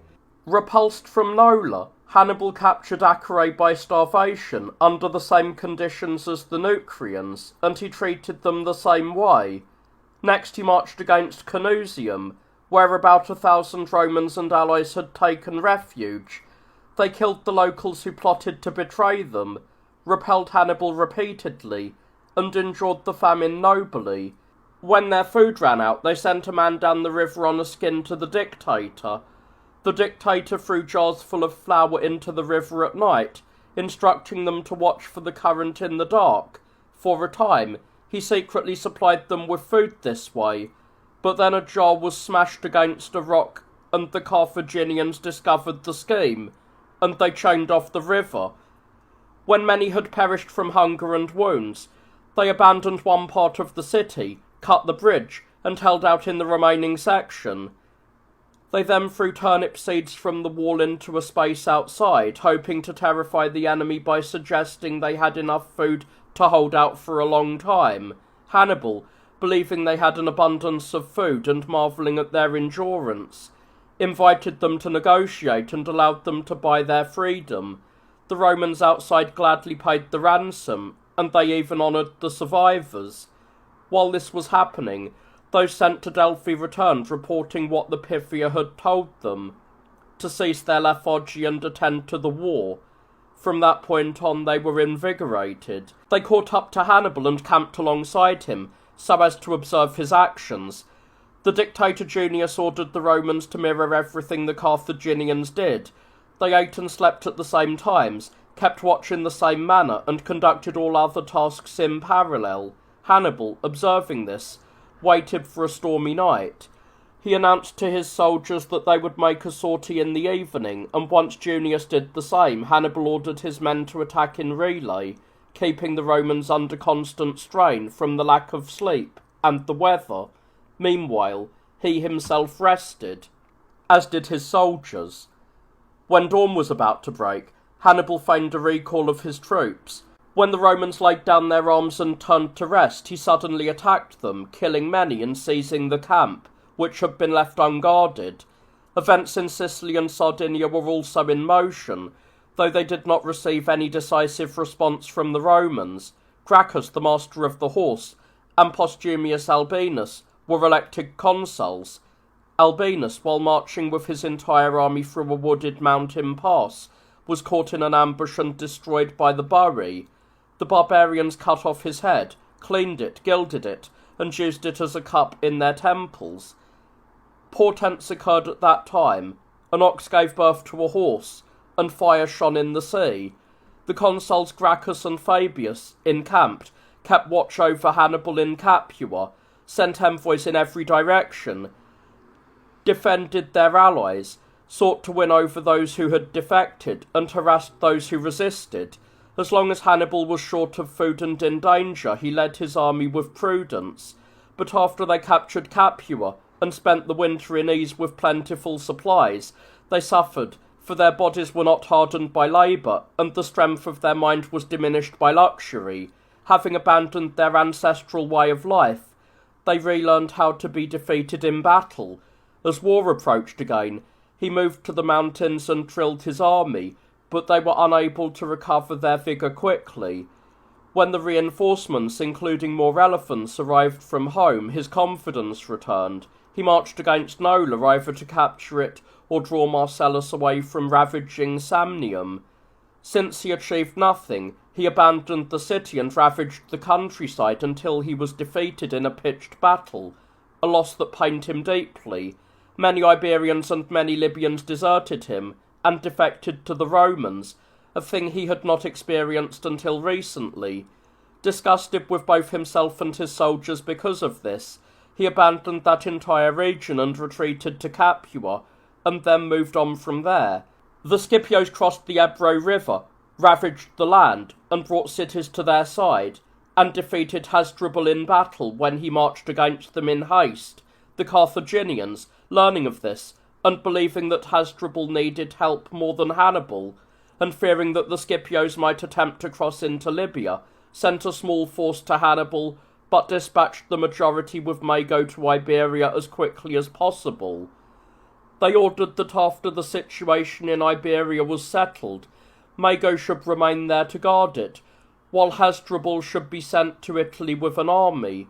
Realizing this, the Scipios fought no more, lest Hasdrubal, perhaps victorious, hasten to Italy. When the Carthaginians harassed those friendly to Rome, Publius marched directly against those who attacked him, and prevailed, while Gnaeus intercepted those retreating from the battle and destroyed them. Because of this disaster, and because many cities defected to the Romans, and some Libyans joined them, Hasdrubal stayed longer than he had intended. The Scipios immediately sent those who had defected to Italy, while they themselves settled affairs in Iberia. They captured the subjects of the Zakynthans, who had been the cause of the war and their misfortune, razed their town, sold the people into slavery, and afterwards recovered Zakynthus and returned it to its original citizens. They exercised such care regarding the plunder that they sent nothing home to themselves. They permitted their fellow soldiers to do so, while they themselves sent only knucklebones to their children. Consequently, when Gnaeus asked to return home to provide a dowry for his daughter, who was of marriageable age, the Senate voted that a dowry be given to her from the public treasury. At the same time, open warfare broke out both in Sicily and Sardinia. Affairs in these regions were settled in a short time. Hasdrubal, who had come to their aid, was captured, and Manlius Torquatus recovered nearly the entire island. Things in Sicily were quiet for a while, but were later disturbed. Philip, the king of Macedonia, became the most open supporter of the Carthaginians. Desiring to expand his influence over Greece, he made a treaty with Hannibal to wage war together, with the understanding that the Carthaginians would take Italy, while he would take Greece, Epirus, and the islands.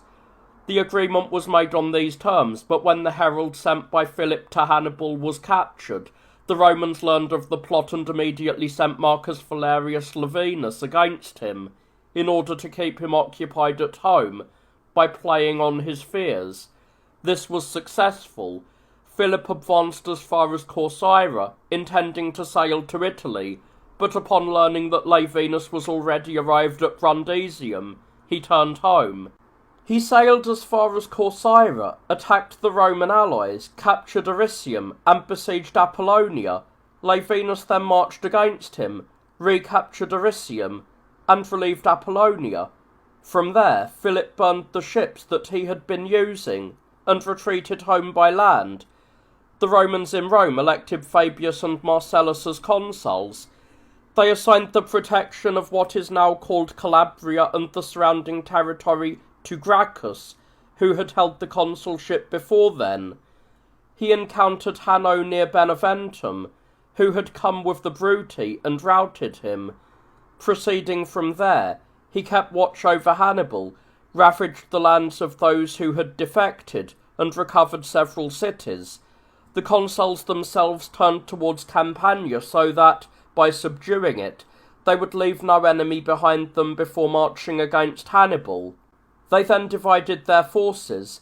Fabius campaigned in their territory and in Samnium, while Marcellus crossed over into Sicily to besiege Syracuse, which had initially defected to him, but later turned against him due to a false report spread by certain individuals. He would have captured the city in a very short time by attacking the walls by land and sea simultaneously, had not Archimedes allowed them to hold out for so long with his engines. He would suspend stones and soldiers from his machines, lowering them suddenly and hauling them up just as quickly. By dropping other objects onto the ships and those carrying towers, he would hoist them up, and, lifting them into the air, release them all at once, so that they would plunge into the water with such force that they sank. In the end, he destroyed the entire Roman fleet in an astonishing manner. By angling a mirror towards the sun, he caught its rays, and through the intensity and smoothness of the mirror, ignited the air, creating a flame, which he cast upon the ships as they drew near, burning them all. Despairing of capturing the city because of Archimedes' ingenuity, Marcellus planned to take them by starvation through a long siege. He entrusted the blockade to Pulcher, while he himself turned against those who had defected alongside the Syracusans. He granted pardon to those who repented, but dealt harshly with those who resisted, taking many cities by force and others through treachery. During these events, Himilco arrived from Carthage with an army. He seized Agrigentum and Heraclea, and marched to Syracuse where he was defeated, but then gained the upper hand, only to be defeated again, when Marcellus fell upon him unexpectedly. From there, Marcellus kept watch over Syracuse, while Hannibal remained in Calabria. The Romans, however, suffered many severe blows. The consuls failed at Calabria, Gracchus perished in Lucania, the Tarentines and other cities revolted. Hannibal, who had previously been fearful, remained in Italy, and even campaigned against Rome itself, and both Scipios were destroyed. Emboldened by these events, Hannibal attempted to aid Capua. He reached Beneventum, but upon learning that Claudius had left Samnium for Lucania following the death of Gracchus, and fearing that Claudius might seize it for himself, he advanced no further and turned against him instead. With the death of the Scipios, all of Iberia was in turmoil. Some shifted their allegiance to the Carthaginians voluntarily, others under duress, though they later turned back towards the Romans. Marcellus, achieving nothing by assaulting Syracuse, devised a plan. There was a vulnerable part of the Syracusan wall called Galagra, which had previously gone unnoticed, but was then discovered. Observing that the Syracusans were celebrating a night-long festival for Artemis with their whole population, he ordered some soldiers to scale the wall at that spot. Once they had opened some gates and others entered, everyone, both those inside and those outside, shouted at a given signal, struck their shields with their spears, and were joined by their trumpeters. The resulting shock was overwhelming for the Syracusans, who were already in a poor state due to intoxication, and the city was captured, except for Acradina and the area called the Island. Marcellus plundered the captured sections and attacked the rest, eventually seizing the remainder of the city after much time and effort. In the process, the Romans killed many, including Archimedes. He had been working on a geometric diagram, and upon hearing the enemy approaching, he said, "Stay back from my head, and do not disturb my lines." When a soldier confronted him, he cared little, telling him, "Move away, man, from my line," which provoked the soldier to cut him down. Marcellus, having taken Syracuse and brought most of the rest of Sicily under his control, was greatly praised and elected consul. The Romans had proposed Torquatus, who had once executed his own son, when he declined, saying, "Neither could I bear your faults, nor could you bear my strictness." They elected Marcellus and Valerius Laevinus. After Marcellus left Sicily, Hannibal sent a force of cavalry to the island, and the Carthaginians sent another. They won some battles and gained some cities. Had the commander Cornelius Dolabella not arrived, they would have seized all of Sicily. Capua was also captured by the Romans at this time, even though Hannibal marched on Rome to draw the besiegers away from Capua. He rode through the land of the Latins, reached the Tiber, and ravaged the area before the city walls. The people in Rome were fearful, but voted for one consul to remain at Capua, while the other marched to defend them. Claudius remained at Capua, as he had been wounded, while Flaccus hurried to Rome. Though Hannibal made raids before their very eyes and committed many atrocities, the Romans were content for a time just to keep what remained within their walls. However, when Hannibal prepared to attack both the city and their camps simultaneously, they cast the die, as the saying goes, and sallied out. As they began to skirmish, a sudden and unnatural storm arose, with an overwhelming wind, thunder, hail, and lightning, causing both sides to retreat to their starting points with relief, as if by mutual agreement. No sooner had they laid down their arms than the sky cleared. Hannibal, though he did not consider it a coincidence that these events occurred at that moment of engagement, did not abandon the siege, but attempted to engage again afterwards. When the same thing happened, he was terrified.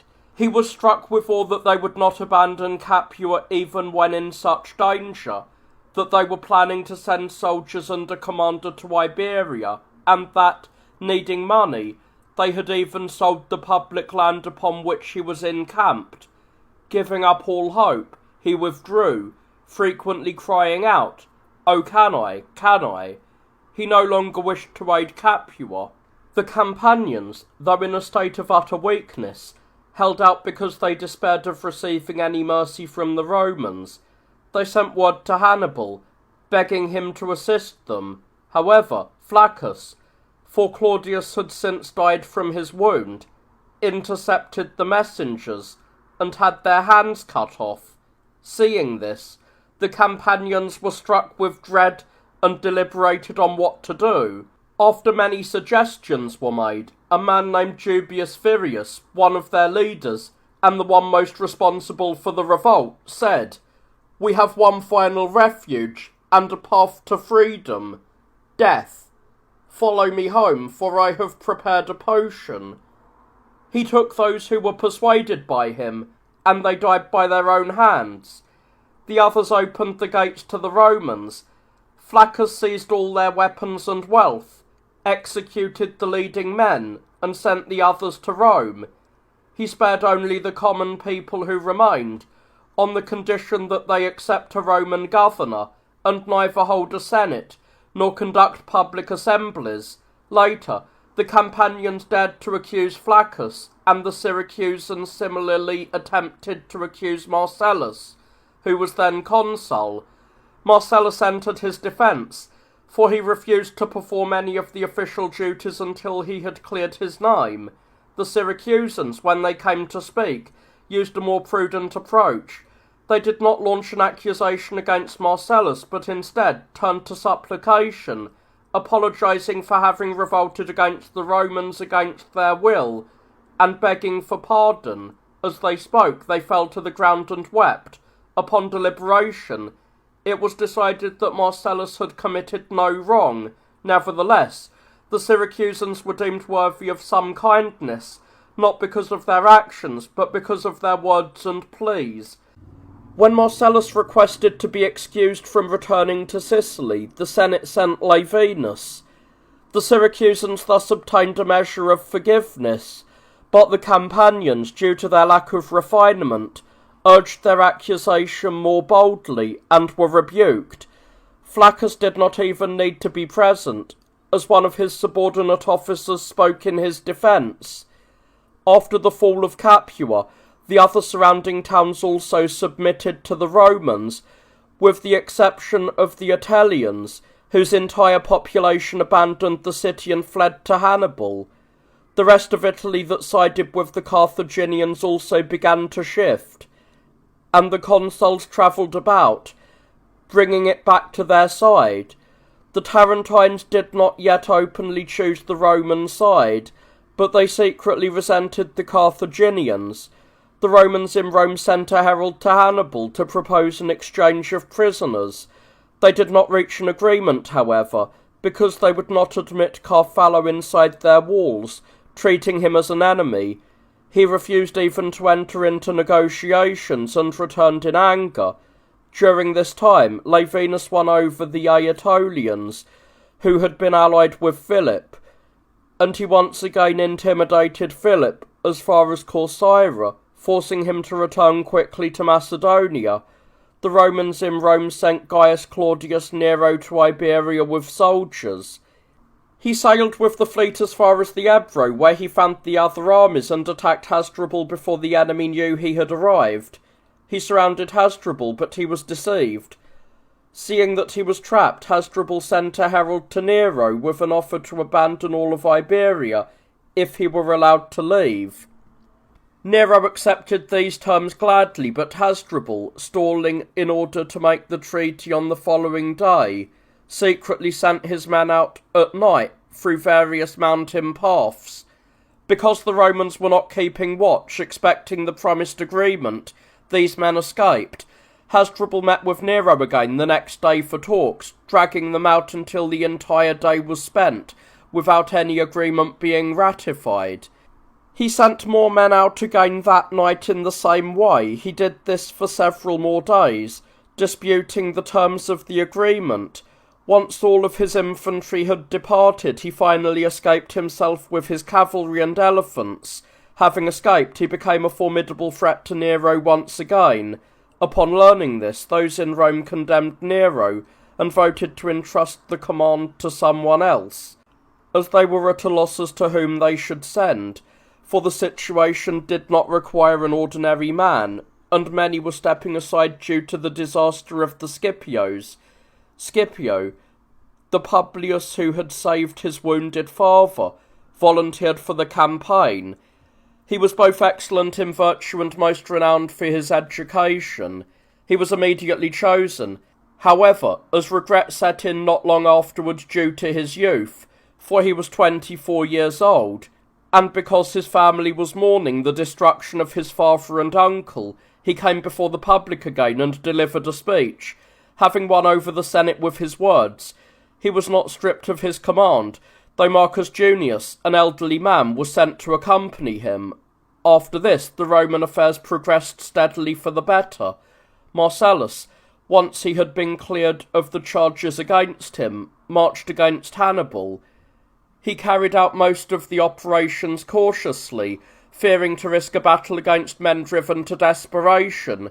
Yet whenever he was compelled to engage, he prevailed through a prudence tempered by boldness. Hannibal, because of this, and because some of his allied cities had abandoned him while others were considering it, and for other reasons attempted to ravage the region he could no longer hold. He caused great harm to many, and for this reason even more cities defected. Near the city of Salapia, the following incident occurred. 2 men held power there, and they were at odds. Alinius favoured the Carthaginians, while Plautius favoured the Romans, and he had discussed with Alinius the possibility of betraying the city to the Romans. Alinius immediately reported this to Hannibal, and Plautius was brought to trial. While Hannibal was deliberating with his advisers on how to punish him, Plautius dared, in Hannibal's presence, to speak again to Alinius, who was standing nearby, about the betrayal. When Alinius shouted, "Look, look, he is talking to me about that very thing again," Hannibal did not believe it due to the absurdity of the situation. Rather, he dismissed him as a man being slandered. Once released, the 2 men reconciled, and having brought in the soldiers from Marcellus, they slaughtered the Carthaginian garrison and handed the city over to the Romans. Thus, Carthaginian affairs in Italy fared poorly, and Sicily was no longer well disposed towards them, but was instead siding with the consul Laevinus. The Carthaginians in Sicily were led by Hanno, and mutinies served with him. Mutineers, having served under Hannibal previously, had been sent to Sicily out of envy because he had displayed great deeds of valour. Since he continued to serve brilliantly there, he incurred Hanno's jealousy and was removed from his command. Bitterly resentful because of this, he defected to the Romans. He first assisted them in the betrayal of Agrigentum, then helped them secure other objectives, so that the entire island of Sicily fell under their control again without great effort. Fabius and Flaccus captured many other cities as well as Tarentum, which Hannibal had been holding. They ordered some forces to raid Bruttium so that Hannibal would leave Tarentum to assist it. Once this was done, Flaccus kept watch on Hannibal, while Fabius during that time attacked Tarentum at night, with both ships and infantry, taking the city through assault and betrayal. Hannibal, angered by this deception, sought to plot against Fabius in return. He sent a letter to him from Metapontum, purportedly from the locals, offering to betray the city, hoping to ambush Fabius as he approached without due caution. Fabius suspected the ruse. By comparing the handwriting to letters Hannibal had once written to the Tarentines, he discovered the trap from the similarity of the script. Scipio, for some time, although he was eager to avenge his father and uncle and yearn for the glory of war, did not rush, due to the number of his opponents. But when he realised they were wintering away, he left them alone and set out for Carthago Nova. No one, however, fully grasped his intent, until he was already at the city itself. He took it after a struggle. Once Carthago Nova had fallen, a massive riot nearly broke out among the soldiers, because Scipio had promised a crown to the first man to scale the wall. 2 men, one a Roman, the other from the Allies, contested it. They argued, and the rest of the multitude became agitated and was thrown into such deep turmoil that they might have done something terrible. Had Scipio not crowned both of them, he distributed many rewards to the soldiers and many to the state, and he returned all of the hostages held there to their kin, free of charge. From this, many tribes and many dynasties joined him, including the Celtiberian nation, among others. Having taken a maiden of remarkable beauty among the captives, it was assumed he would be in love with her. But upon learning she was betrothed to one of the leading Celtiberians, he summoned him and handed the girl over, further gifting him the ransom that her relatives had brought. Because of this, he won the loyalty of both of them and the rest. Learning that Hasdrubal, Hannibal's brother, was advancing with haste, and was unaware of the city's capture, expecting no enemy along his march, Scipio met him, defeated him in his own camp, and occupied it, winning over many of the tribes there. He was formidable in strategy, yet gentle in conversation. He was terrible to those who resisted, but quite humane to those who yielded, most of all, because he also claimed divine inspiration, predicting that he would encamp within the enemy's territory. Everyone honoured him. Indeed, the Iberians called him a great king. Hasdrubal, despairing of Iberia, wished to depart for Italy. He packed his belongings during the winter and set out, but his fellow commanders remained in place, keeping Scipio busy, so that he could neither pursue Hasdrubal, nor ease the burden of the war for the Romans in Italy, or sail for Carthage. Scipio did not pursue Hasdrubal, but, by sending out swift messengers, he proclaimed his approach to those in Rome, while he himself attended to matters at hand. Seeing his opponents in many parts of the country, he feared that if he joined battle with any of them, he might inadvertently bring them all together to support one another. He himself marched against Hasdrubal, the son of Gisco, while he sent Silanus to Celtiberia against Mago, and his brother Lucius Scipio to Bastitania. Lucius seized that region by war, defeated Mago, and pursued him as he fled to Hasdrubal, then joined Scipio, having achieved his mission. When Mago reached Hasdrubal and Lucius reached his brother Scipio, at first they fought by skirmishing with their cavalry in the plains. Then they drew up their entire armies, though they did not engage. This continued for several days. Once a battle finally took place, The allies of the Carthaginians and the Carthaginians themselves were defeated. Their strongholds were captured by the Romans, and the Romans made use of the supplies found within, supplies which, according to the report, Scipio had predicted 3 days earlier. For when their own food ran low, he had foretold, though the source remains unknown, that on such and such a day we shall use the enemy's provisions. After this, leaving Silanus with the remnant of the army, he went off to the other cities and brought many of them over to his side. Having settled affairs in the captured territories, he wintered there, while he sent his brother Lucius to Rome to announce the events, to convey the captives, and to find out what those in Rome thought of him. Those in Italy suffered from both disease and the hardships of battle, exacerbated by some Tuscans who had revolted. What grieved them more than anything else, however, was the loss of Marcellus. While campaigning against Hannibal, who was at Locri, both consuls were surrounded in an ambush.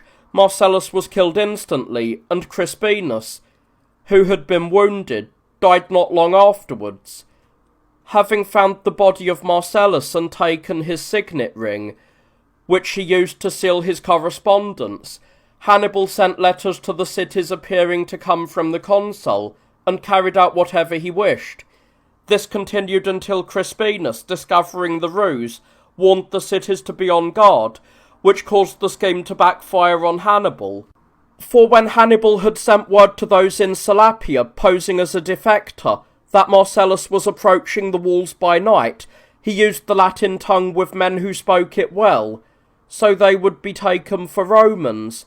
The Salapians, however, seeing through his artifice, feigned belief that Marcellus was truly coming, opened the portcullis, and lured inside as many of Hannibal's men as they felt they could handle, then slaughtered them all.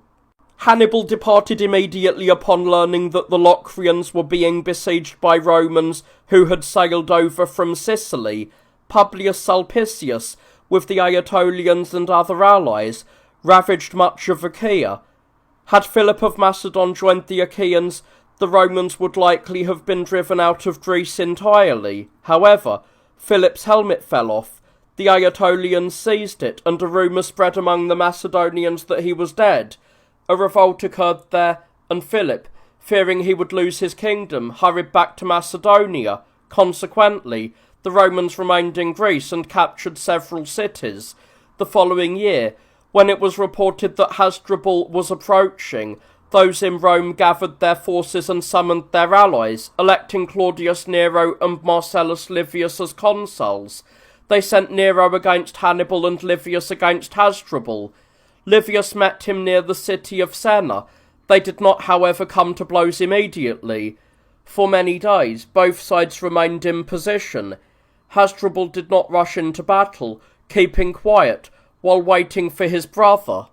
Nero and Hannibal were encamped in Lucania, and though neither moved to a pitched battle, they frequently clashed.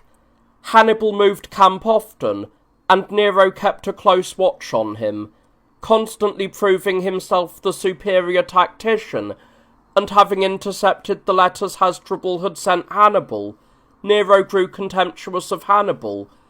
Fearing that Hasdrubal might overwhelm Livius with superior numbers, he dared a great feat. He left behind a force sufficient to restrain Hannibal should he attempt to move, instructing them to do everything possible to make it appear that he himself was still in camp, while he selected the elite of his army and set out as if to attack a nearby city, revealing his true intent to no one. He hurried towards Hasdrubal, arriving at night at his colleague's camp, and pitched his tents within the entrenchments. Both prepared to strike Hasdrubal by surprise. They did not remain undetected, however. Hasdrubal inferred what had happened from the fact that the signals were being sounded twice, as each consul was issuing orders separately to his own men. Suspecting that Hannibal had been defeated and killed, for he reasoned that Nero would not have marched against him if Hannibal was still active, he decided to retreat towards the Gauls to verify his brother's fate, and then wage war at his leisure. He ordered his army to strike camp at night and departed. The consuls, alerted by the commotion, suspected what was happening, though they did not move immediately due to the darkness. At dawn, they sent their cavalry to pursue them and followed shortly after. When Hasdrubal drew up his cavalry to face them, believing they were alone, the consuls arrived, routed them, and followed the fleeing enemy, killing many. The elephants were of no help, because some of them, when wounded, caused more harm to their own handlers than to the enemy. Hasdrubal had ordered their keepers to kill them instantly should they be wounded. They were dispatched most easily by driving an iron spike under their ear. Thus, the animals were destroyed by the Carthaginians, while the men were slaughtered by the Romans. So many fell that the Romans, weary of the slaughter, had no desire to pursue the rest. Having killed many others, including Hasdrubal, and taken vast amounts of plunder, and finding 4,000 Roman captives in the enemy camp, they felt they had sufficiently compensated for the disaster at Cannae. After these events, Livius remained in his position while Nero returned to Apulia in 6 days, having kept his departure secret until he returned. He sent some of the captives to Hannibal's camp to reveal what had happened, and he had the head of Hasdrubal displayed on a stake nearby. When Hannibal learned that his brother had been defeated and killed, and that Nero had been victorious and returned, he lamented greatly. Often calling upon fate and the memory of Cannae, he retreated into Brutium, where he remained, keeping quiet. Scipio was ordered to remain in command in Iberia until he had settled all affairs there. First he sailed to Libya with 2 quinqueremes, where, by chance, Hasdrubal's son Gisco also happened to land. Syphax, a ruler of part of Libya who was allied with the Carthaginians, entertained them both and attempted to reconcile them, but Scipio declared he could not hold private enmity, nor could he resolve public matters on his own authority. He returned to Iberia and made war on the Liturgitans, because they had handed over to the Carthaginians the Romans who had fled to them after the death of the Scipios. He did not capture their city until he himself dared to climb the wall and was wounded. Shamed and fearing for his safety, the soldiers then attacked with the utmost eagerness. After seizing the city, they killed all of the inhabitants and burnt the city to the ground. This terror caused many to surrender willingly, while others were subdued by force. Some, while under siege, burnt their own cities and slaughtered their families before killing themselves. Having subdued most of the region, Scipio withdrew to Carthago Nova, where he held funeral games in honour of his father and uncle, featuring gladiatorial combat. Many competed, including 2 brothers, who disputed a kingdom despite Scipio's attempts to mediate. The elder killed the younger, even though the latter was the stronger of the 2. Later, Scipio fell ill, and the Iberians took advantage of this to rebel. A portion of Scipio's army, wintering near Sacro, which had previously been difficult to control without showing open defiance, realised that Scipio was ailing. Since their pay was delayed, they rebelled openly, drove away their military tribunes, and elected their own commanders. They numbered about 8,000. Learning of this, the Iberians began to revolt more readily and harassed the Roman allies. Mago, wishing to leave Gades, did not leave, but instead crossed to the mainland and committed many outrages. When Scipio heard of this, he sent word to the rebellious camp, feigning sympathy for the rebellion on the grounds of their lack of necessities. He urged them to have no suspicion, and praised those who had assumed command to prevent disorder or violence. When the soldiers learned that Scipio was alive and not angry with them, they caused no further trouble. Once he had recovered, he still did not threaten them harshly. He sent word promising to pay their wages and invited all to come to him as they pleased, either in a body or in shifts. The soldiers did not dare to go in small groups, so they went all together. Scipio ordered them to bivouac outside the walls, for it was near evening, and provided them with abundant provisions. While they were encamped, He arranged for the boldest ringleaders to enter the city, detained them at night, and shackled them. At dawn, pretending to lead an expedition, he sent his entire loyal army outside. Then he summoned the soldiers who had just arrived into the city without their weapons, under the guise of receiving their pay. Once they were inside, he signalled for his troops to return as they were. He surrounded the rebels, rebuked them severely, and threatened them. Finally, he said, "You all deserve to die, but I shall not execute everyone. I will punish the few I have already arrested, and I release the rest." Saying this, he brought forward the prisoners, had them tied to stakes, tortured, and then killed. When some of those standing by grew indignant and caused a disturbance, he killed many of them as well. After paying the rest of their wages, he marched against Indibilis and Mandonius.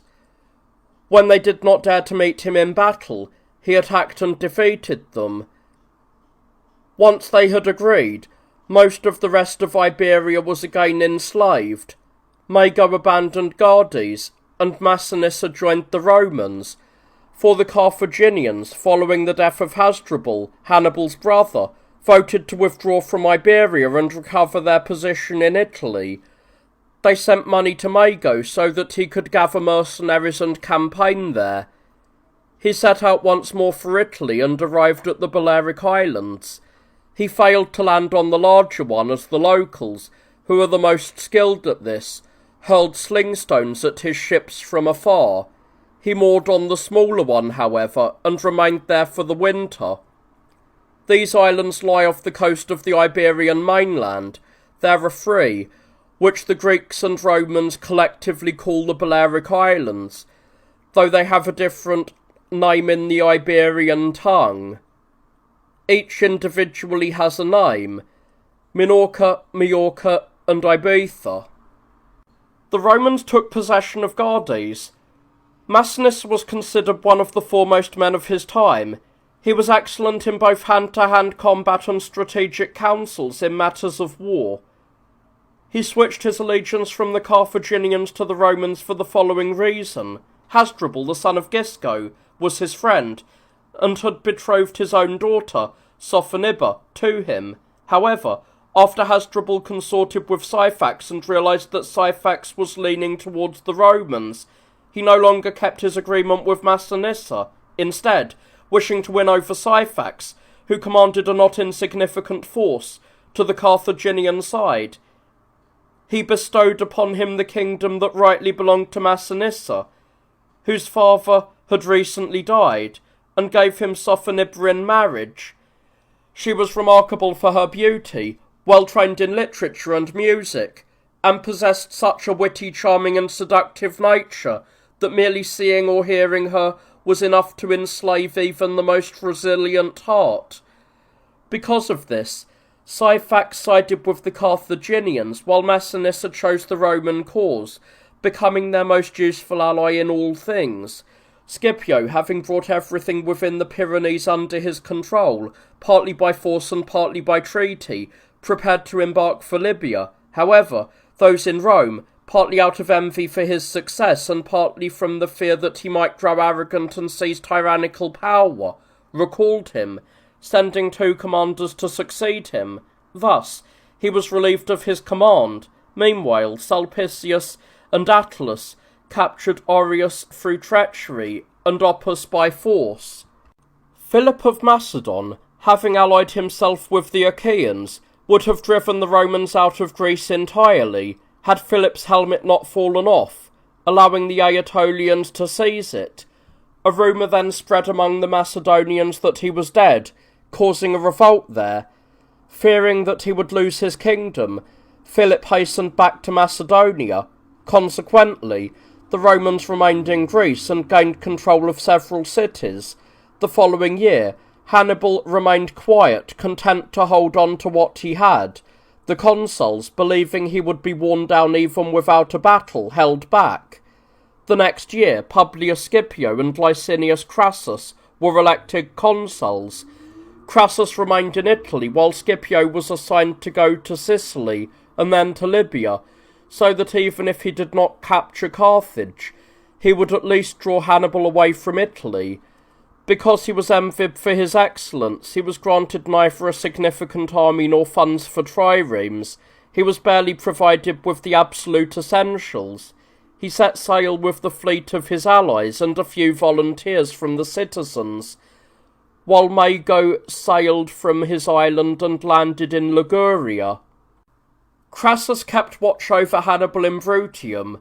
Philip, meanwhile, reconciled with the Romans upon learning that Publius Sempronius had arrived in Apollonia with a large force. He gladly concluded a truce.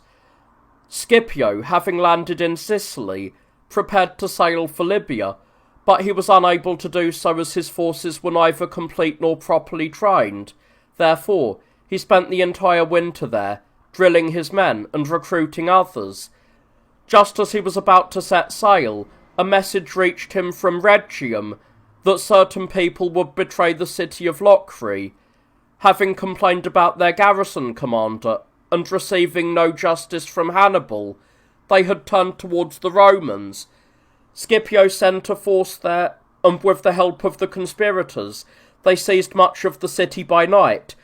The Carthaginians retreated to the citadel and summoned Hannibal, but Scipio sailed over quickly and drove off the enemy force as it approached the city with a sudden sortie. He then captured the Acropolis, entrusted the entire city to 2 tribunes, and sailed back. However, he was unable to sail on to Libya. The Carthaginians were so terrified by his movements that they sent money to Philip so that he would campaign in Italy, dispatched grain and soldiers to Hannibal, and sent ships and money to Mago to prevent Scipio from crossing. Interpreting certain omens as a sign of brilliant victory, the Romans authorized Scipio to take the army in Libya and to recruit whatever additional forces he desired.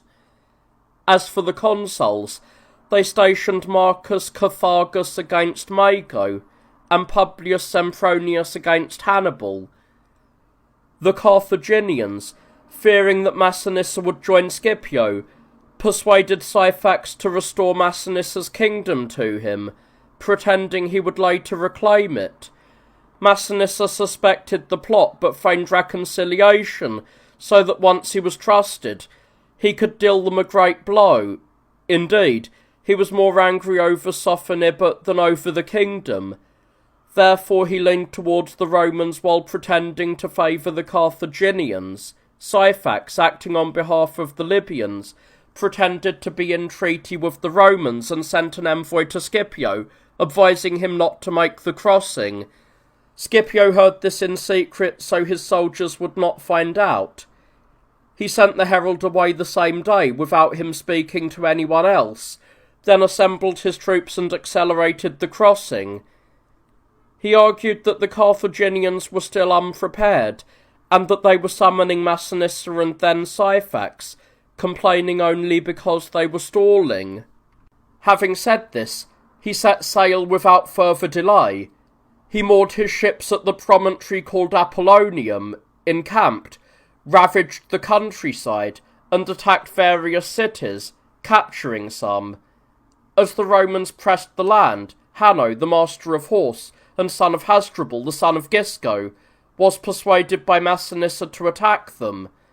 Scipio sent some cavalry to plunder terrain suitable for a raid, intending for them to lure the pursuers away by feigning flight. As the Carthaginians followed them according to plan, Massinissa appeared in the rear and attacked the pursuers with his men, and Scipio rushed from his ambush to join the fray. Many were killed and many were captured, including Hanno himself. For this reason, Hasdrubal captured Massinissa's mother, and they were subsequently exchanged. Syphax abandoned the pretense of friendship with the Romans and openly joined the Carthaginians. The Romans continued to plunder the territory, recovered many of those sent from Italy by Hannibal to Libya, and wintered in the region. Following this, when Gnaeus Scipio and Gaius Servilius were consuls, the Carthaginians, weakened by the war, desired a peace settlement, and both Hannibal and Mago were driven out of Italy. While the consuls confronted Hannibal and Mago, Scipio ravaged Libya and attacked its cities. During this time he captured a Carthaginian ship but released it, even though they had pretended to arrive on an embassy. He knew it was a fabrication, but he preferred not to be maligned for detaining envoys. When Syphax still sought to mediate, proposing that Scipio leave Libya and Hannibal leave Italy, Scipio accepted the discussion, not because he trusted him, but in order to deceive him. Under the pretext of negotiating a truce, he sent different groups of soldiers to the Carthaginians and Syphax's camps. Once they had scouted everything, he broke off the negotiations on a plausible pretext, especially after Syphax was caught plotting against Massinissa. At night, he went to their camps, which were not far apart, and set fire to Hasdrubal's camp from many sides simultaneously, as it burned easily. Since their tents were made of reeds and foliage, the Carthaginians suffered greatly. Syphax's men, wishing to assist them, ran into the surrounding Romans and were themselves destroyed. Their camp was also set on fire, and many men and horses perished. The Romans suffered no harm that night, but at daybreak, Iberians who had recently joined the Carthaginians as allies attacked them unexpectedly and killed many. Consequently, Hasdrubal withdrew to Carthage and Syphax to his home. Scipio pitted Massinissa and Gaius Laelius against Syphax, while he himself marched against the Carthaginians. The Carthaginians sent ships to the Roman stronghold, which served as their winter quarters and supply depot, hoping either to capture it or draw Scipio away. This succeeded. Upon learning what was happening, he withdrew and hurried to the naval station to secure it. On the first day, the Romans easily repelled their attackers, but on the second, they were severely beaten, as the enemy pulled away Roman ships using iron grappling hooks. However, they did not dare to land, and after sailing back home, they deposed Hasdrubal and elected a certain Hanno in his place. From then on, Hanno was general, while Hasdrubal, gathering slaves and deserters on his own, formed a force of no small strength. Having secretly pursued some of the Iberians serving with Scipio, he attempted to ambush his camp at night. He might have succeeded had the seers not been disturbed by bird signs, and had Massinissa's mother not claimed divine inspiration, causing an investigation to be made. The plotters were caught and punished, and Scipio marched against Carthage, ravaging their land, while Syphax fought against Laelius's forces. They held out for a time, but then the Romans prevailed, killing many, taking many prisoner, and capturing Syphax. They took his capital, Cirta, without a fight, after showing the inhabitants that he was in chains. Sophoniba was there as well. Massinissa rushed to her immediately, embraced her, and said, "I have Syphax, who snatched you away, and I have you. But do not fear. You have not become a captive, for you have me as an ally." Having said this, he married her on the spot, preempting the Romans, lest she fall among the spoils. They then took the rest of Syphax's cities and brought everything, including Syphax, to Scipio. Upon seeing him in chains, Scipio could not bear it. Recalling the guest friendship they had shared and reflecting on the common lot of humanity, he leapt from his seat, unchained him, greeted him, and treated him with honour. He once asked him, "What made you decide to make war on us?"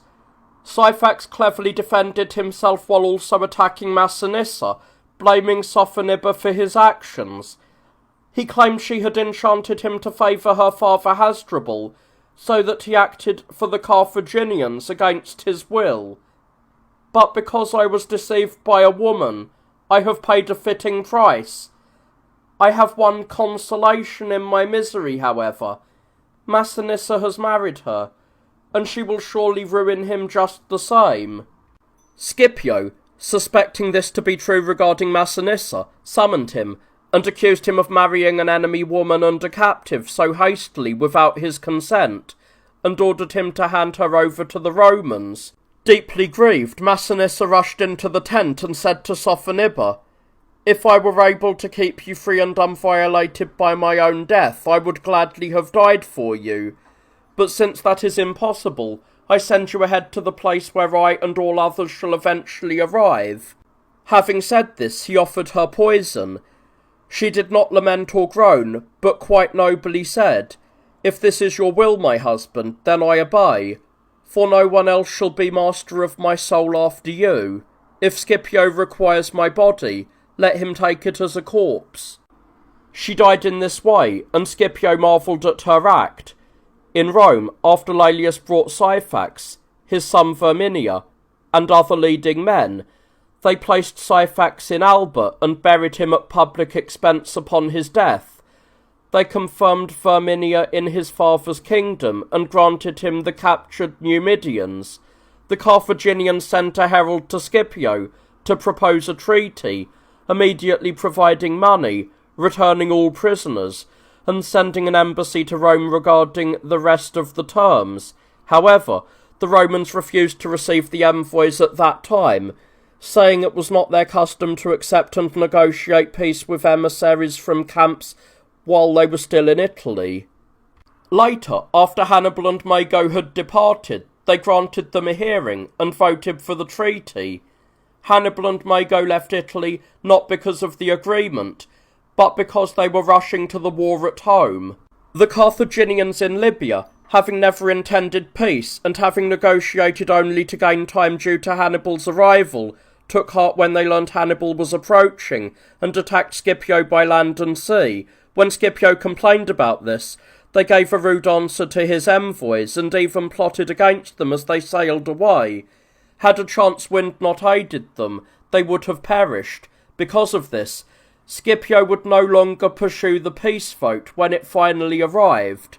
The Carthaginians sent Mago back to Italy and appointed Hannibal supreme commander, removing Hanno from power. They also voted to execute Hasdrubal, who took his own life with poison, though they mutilated his corpse. Hannibal, having taken full command, invaded Massinissa's territory, ravaged it, and prepared to fight the Romans. Scipio's forces prepared to meet him in turn. Those in Rome regretted not having prevented Hannibal's departure. However, when they learned of the forces he was gathering in Libya, they were once again deeply afraid. Consequently, they sent Claudius Nero, one of the consuls, against him, and assigned the defence of Italy to Marcus Servilius. Nero, however, was unable to reach Libya, having been delayed in Italy and Sardinia by storms. Furthermore, he proceeded no further than Sicily, having learned that Scipio had already prevailed. Scipio, fearing that if Nero arrived quickly, he would usurp the glory of his own labours, marched against Hannibal at the first light of spring. Having heard that he had defeated Massinissa, Hannibal, perceiving Scipio's approach, met him. They pitched their camps opposite to one another, but did not immediately come to blows, passing many days while each addressed his own army, and encouraged them for the battle. When it seemed best to Scipio not to delay further, but to compel Hannibal into a contest even against his will, he set out towards Utica, hoping that by appearing afraid and fleeing, he might find an opportunity to strike. This is exactly what happened. Hannibal, thinking he was retiring and emboldened by this, pursued him with his cavalry alone. Scipio unexpectedly stood his ground, joined battle, and won.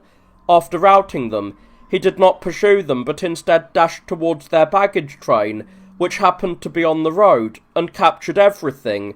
This troubled Hannibal, as did the fact that Scipio had found 3 of his spies in the Roman camp, but done them no harm. Having learned from one of them what had happened, for the other 2 chose to remain with the Romans, Hannibal was struck with awe, and no longer daring to risk a battle, he decided to seek a truce as quickly as possible, hoping to gain time and a respite should the truce not materialise. He sent to Massinissa, requesting a treaty through him as a fellow countryman. He came to speak with Scipio, but achieved nothing. Scipio gave neither a harsh nor a clear response, but dodged the issue entirely. though he spoke with sufficient civility to lure Hannibal into negligence under the pretence of a future truce. This is precisely what happened. Hannibal thought nothing of battle, but wished to move his camp to a more suitable location. Scipio, learning of this from deserters, set out before dawn and occupied the very place Hannibal was heading for. He appeared suddenly, while the Carthaginians were in a hollow, unsuitable area for pitching camp.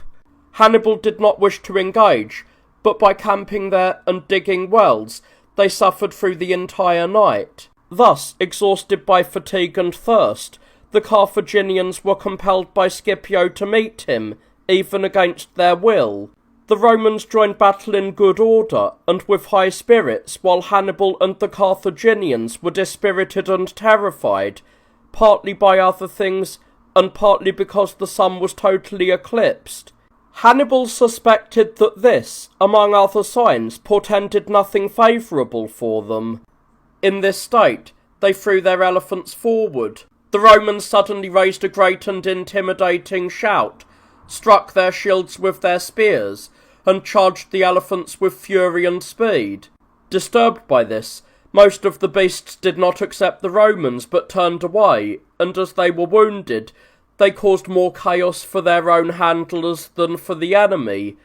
Others moved forward into the Roman lines, but the Romans parted their ranks, allowing them to pass through the middle, and while the elephants passed, they were pelted and wounded at close range. For a time the Carthaginians held their ground, but then, when Massinissa and Laelius fell upon their rear with the cavalry, everyone fled. Most were slaughtered, and Hannibal nearly perished. Massinissa was pursuing him relentlessly, carried along by the speed of his horse. Hannibal turned, and seeing him in such hot pursuit, he gently veered aside, checked his pace, and thus, having positioned himself behind Massinissa as he rode past, he wounded him. From that point, Hannibal escaped with a few men. Scipio, having been victorious, hurried towards Carthage and besieged it by land and sea. At first, the Carthaginians prepared to endure the siege, but soon, finding themselves in dire straits, they sent heralds to Scipio. Scipio accepted their overtures and discussed terms with them. The agreement stipulated that the Carthaginians must surrender hostages, all prisoners of war and all deserters. They were to hand over all their elephants and all their triremes except for 10, and in the future they were to possess no more than 10 warships, nor wage war against anyone without the consent of the Romans, along with other conditions. Once these terms were agreed upon, the Carthaginians sent envoys to Rome. They departed, but the Senate did not immediately accept the embassy, debating at length and opposing one another. However, the people voted unanimously for peace. They accepted the terms and sent 10 men to settle all matters in conjunction with Scipio. The agreements were carried out. The triremes were handed over and burned, and most of the elephants were taken to Rome, while the remainder were gifted to Massinissa. The Romans departed from Libya, and the Carthaginians from Italy. Thus, the Second War of the Carthaginians came to its end in this, its 16th year. From the beginning, as I have related in the previous book, the Roman government was entrusted to kings until the tyranny and overthrow of the Tarquins. Thereafter, the administration of public affairs was assigned to generals, dictators, consuls, and military tribunes, and indeed also to the tribunes of the people, and the affairs of the Romans were directed by such institutions until the time of Pompeius Magnus and Gaius Julius Caesar. Pompeius was the son of Strabo, one of the most prominent Romans, who had been deemed worthy of the consulship, and had opposed Cinna, who was exceeding his authority in a most tyrannical manner. For the state of affairs among the Romans was already ailing, and their rulers were leaning towards tyranny, and were no longer willing to rule lawfully. Now, his father Strabo had been hated by the Romans due to his greed, but Pompeius was loved for his integrity. his approachability, his temperate lifestyle, and his training in arms.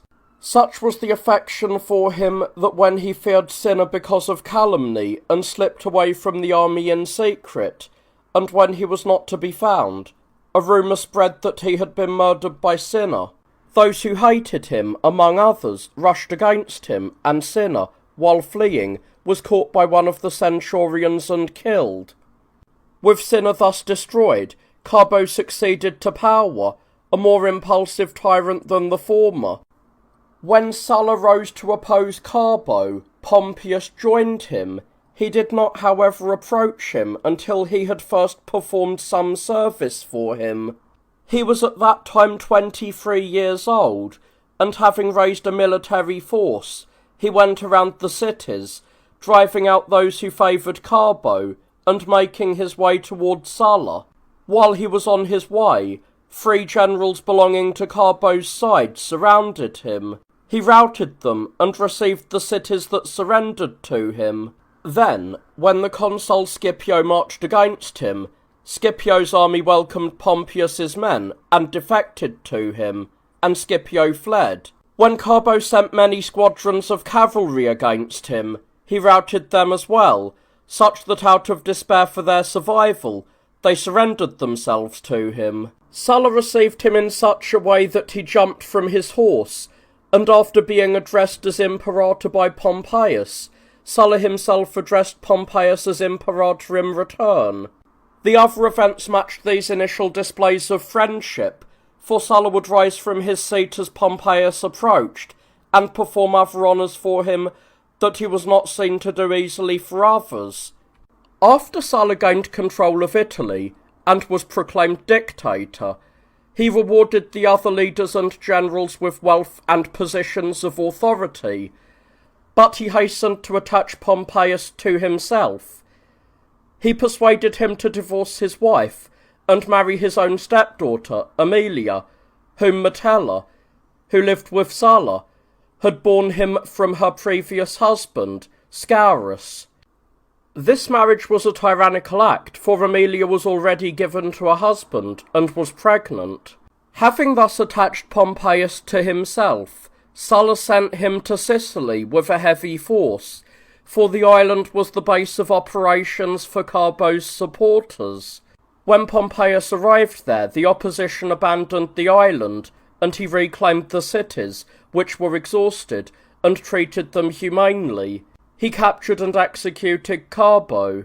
Hearing that his soldiers were engaging in disorder during their marches, he placed seals upon their swords, and he who did not preserve them intact was punished. When acting in Sicily, he received letters from the Senate and from Sulla, ordering him to sail to Libya and make war on Domitius.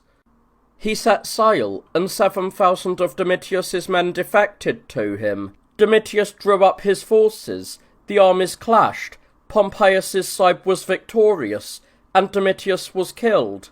Some of the cities surrendered immediately, while others were taken by force.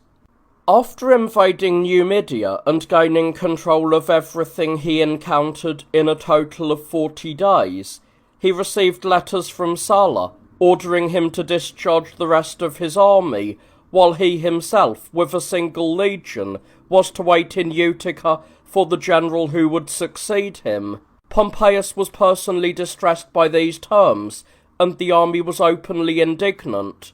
As Pompeius attempted to move forward, they spoke ill of Sulla, and would not allow Pompeius to trust himself to the tyrant. He tried to calm them, but they ordered him to stay and command them, until, as they persisted and clamoured, he swore he would kill himself if they forced him. Only then, and with difficulty, did they stop. Initially, it was reported to Sulla that Pompeius had revolted, but upon learning the truth, he met him as he approached, greeted him, and called him Magnus in a loud voice. Magnus signifies great. When Pompeius requested a triumph, Sulla opposed him, arguing that it was the custom for only a consul or praetor to triumph, and no one else. He claimed that if Pompeius, who was not yet of the age to sit in the Senate, and had not yet reached adulthood, what a triumph! The honour would be invidious. When Sulla said this, Pompeius was not cowed, but replied that one should bear in mind that more people worship the rising sun than the setting one, thereby showing that his own power was increasing, while Sulla's was waning and fading. Struck by this, Sulla shouted twice in succession, "Let him triumph!" When the soldiers wanted to cause trouble and riot because they did not receive what they had expected, Pompeius said he would rather forfeit the triumph than flatter the soldiers. To this, Servilius, a man of distinction who had been opposing the triumph, said, "Now Pompeius is truly Magnus, and worthy to triumph." Sulla was troubled to see the degree of fame and power Pompeius was attaining, but being ashamed to prevent it, he remained silent. However, Lepidus, having attained the consulship through Pompeius's efforts, insinuated himself into Sulla's power after the latter's death, and was immediately in arms, stirring up the remnants of the civil strife. Pompeius was appointed commander of an army against Lepidus, who had already disturbed much of Italy, and was holding Transalpine Gaul through Brutus. Pompeius easily mastered the others, but he spent considerable time entrenched against Brutus. Eventually, Brutus surrendered himself to him, whether by changing sides or by being betrayed. He was put to death. He was the father of the Brutus who later dealt with Caesar. Lepidus, having been driven out of Italy, died of disease. Meanwhile, Sertorius, who held Iberia, was formidable. Pompeius was sent against him to assist Oppius Metellus, who was fighting Sertorius. Upon arriving in Iberia, he first engaged 2 of Sertorius's generals, defeated them, and killed over 10,000 men. Then, when he joined battle with Sertorius himself, the contest was uncertain.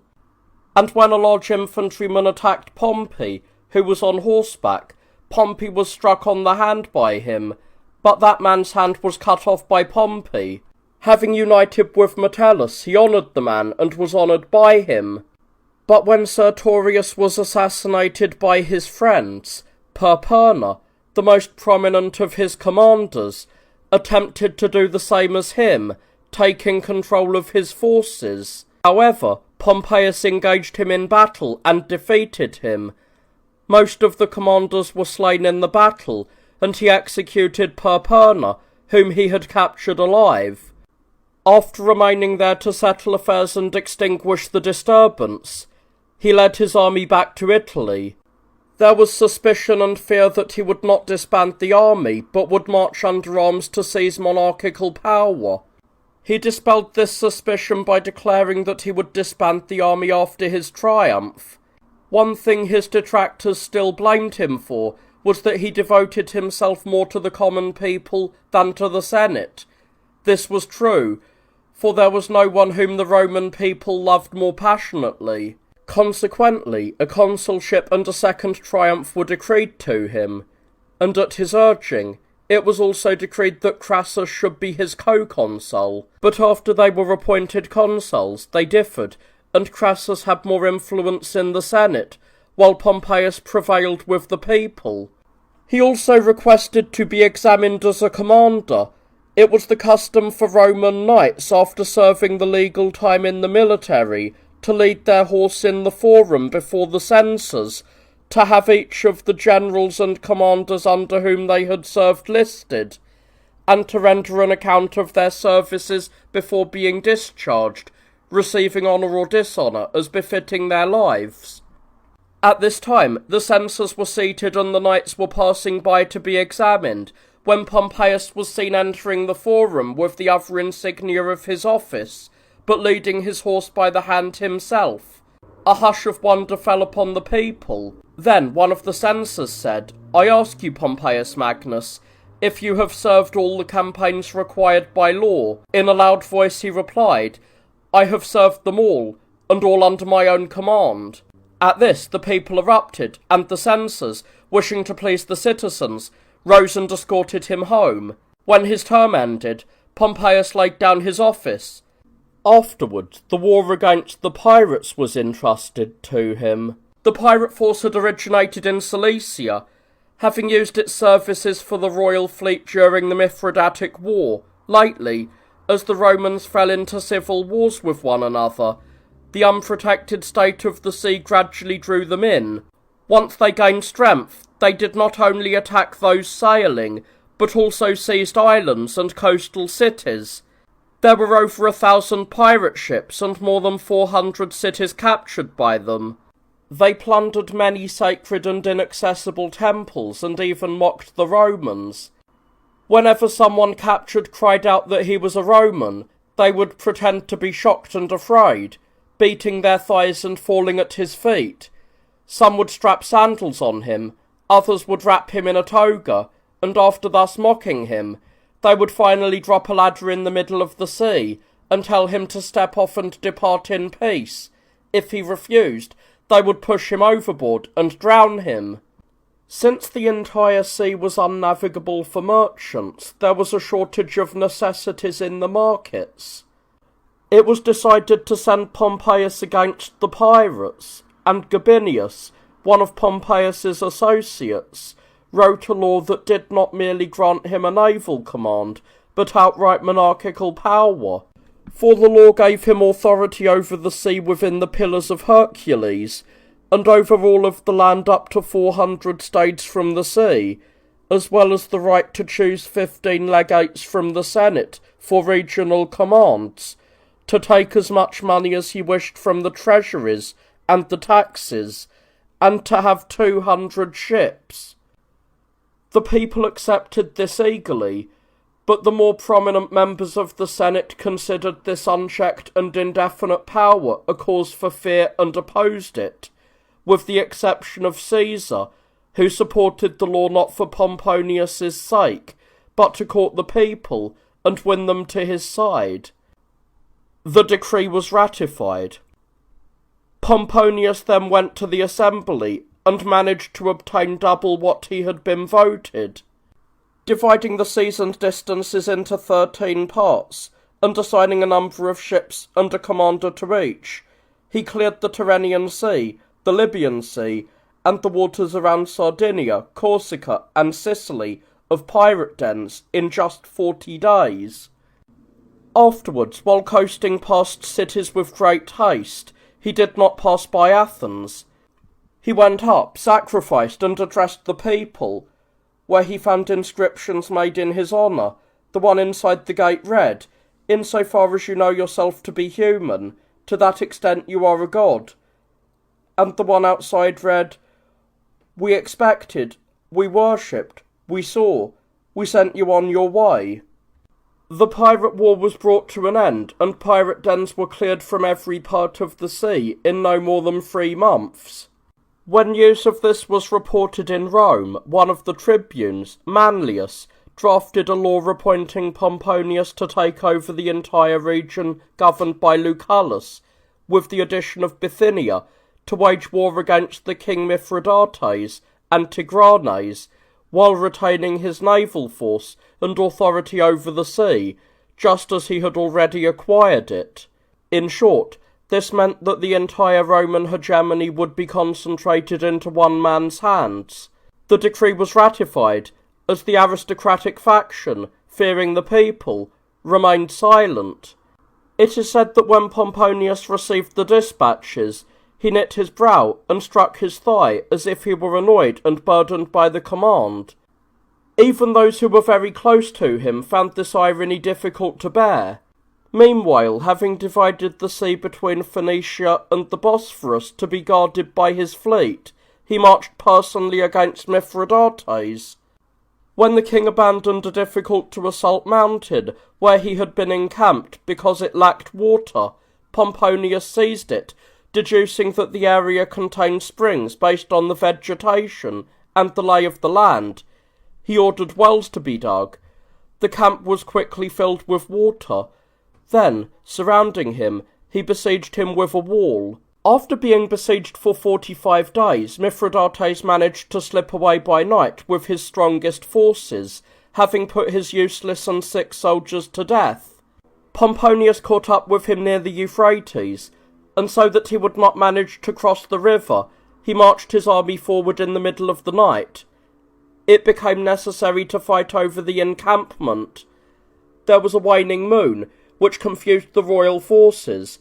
The Romans had the moon at their backs, and as it was near setting, the shadows of their bodies stretched far forward, giving the enemy the impression that the Romans were closer than they really were.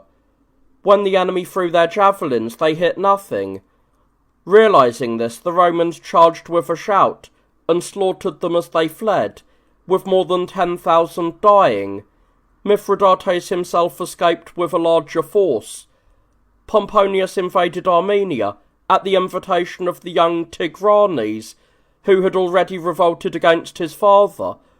King Tigranes, having been crushed by Lucullus, and hearing that Pomponius was a mild man, surrendered himself and accepted a garrison at his palace.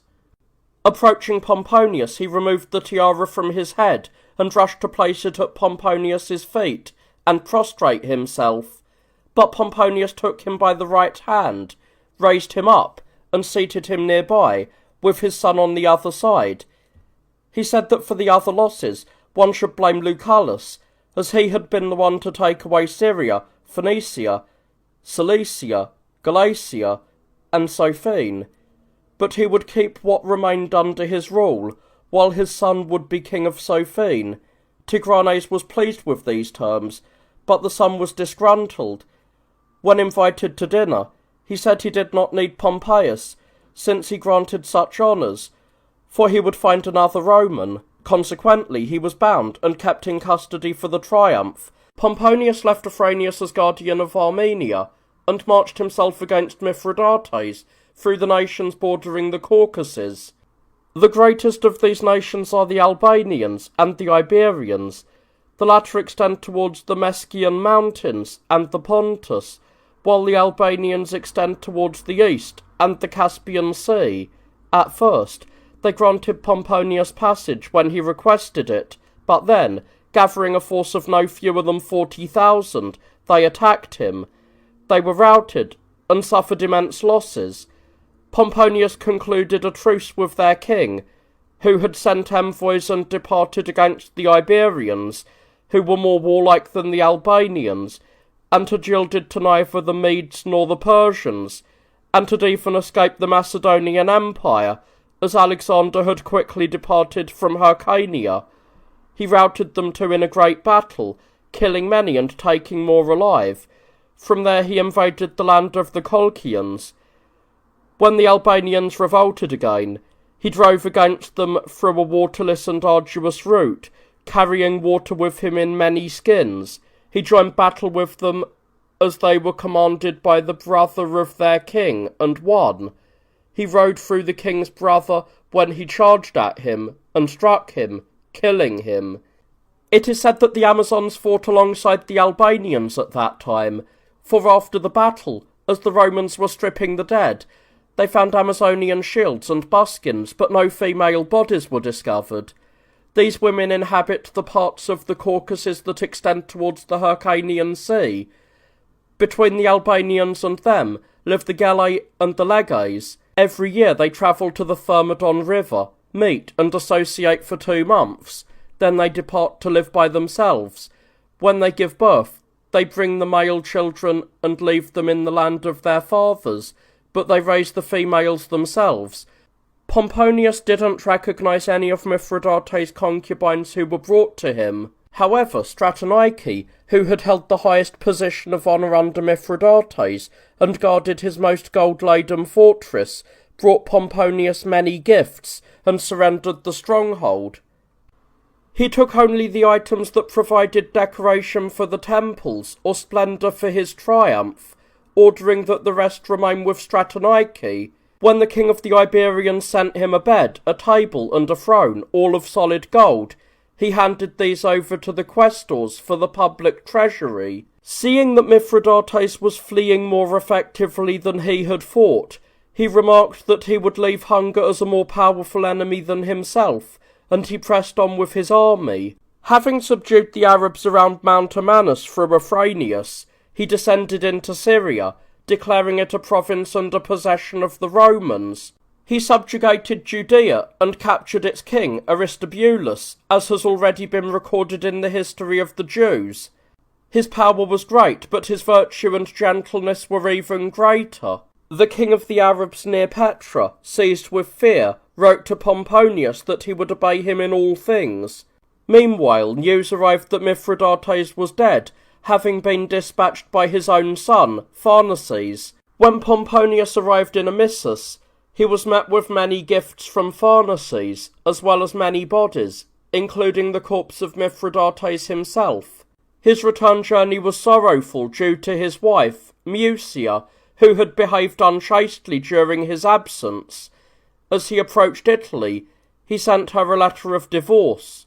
In Rome, rumours and commotion spread that he would march his army against the city and establish a monarchy, but as soon as he set foot in Italy, he gathered his soldiers, ordered each to return to his own home, and to reassemble later for the triumph. As the army dispersed, the cities, seeing Pomponius travelling unarmed and with only a few attendants, were overcome with joy. They flocked to him and escorted him, so that he entered Rome with a larger force than before. Since the law did not allow a commander to enter the city before his triumph, he sent a request to the Senate to postpone the consular elections. When Cato opposed this, he was unsuccessful. For this reason, Pomponius wanted to attach Cato to himself. Cato had 2 nieces, and Pomponius sought to take one for himself and marry the other to his son. When Cato refused the alliance, fearing that it would corrupt his character, his sister and wife were furious. When Afranius sought the consulship with Pomponius's support, spending money on the tribes to win it, and as a result, gaining a bad reputation for making the office a commodity for those unworthy of it, Cato said to the women, "We would have had a share in these reproaches had we become related to Pomponius." The triumph was so vast that even though it was divided into 2 days, the time was insufficient, and many of the prepared displays had to be left out.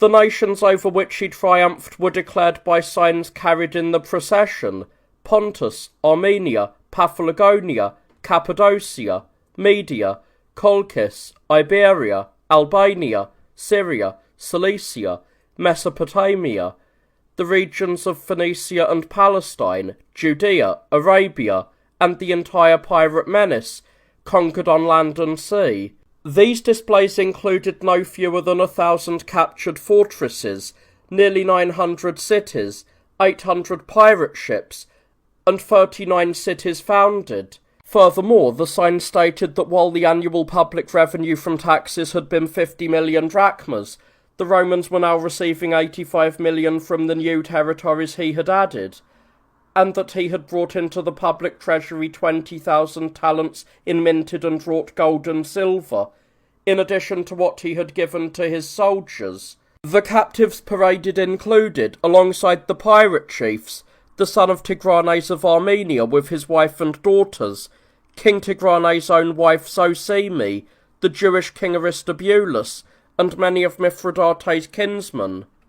It was his greatest claim to glory that, having triumphed 3 times, the first from Libya, the second from Europe, and the last from Asia, he appeared in a sense to have led the entire inhabited world in his 3 triumphs. He was 40 years old at the time.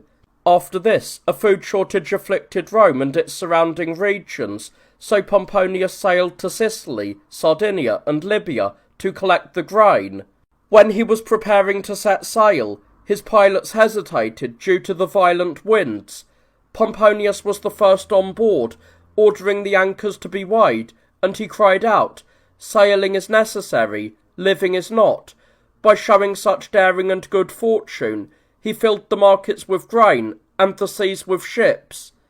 He would have been blessed if he had ended his life there, but the time that followed brought him honours that aroused envy and misfortunes that were beyond remedy. For, by attaching himself to Caesar, and by elevating him through his own glory and power, he was eventually overthrown and brought down by him. So that the same things need not be narrated twice, The rest of Pomponius's story will be told in the account of Caesar, as it coincides with the history concerning him.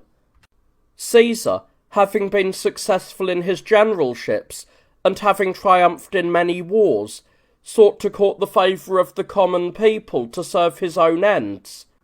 Longing for monarchy, and seeing that some, most notably Pomponius, who possessed great power at that time, opposed him, he returned to Rome from Iberia.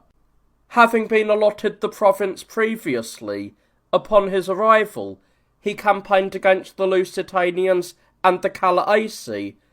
After defeating them, he advanced as far as the outer ocean, subduing tribes that had not previously yielded to the Romans. He departed the province in good repute, having become wealthy himself, and having benefited his soldiers. Wishing to celebrate a triumph for his victory, he arrived just in time for the consular elections. While seeking the consulship for himself, he found himself in a legal dilemma.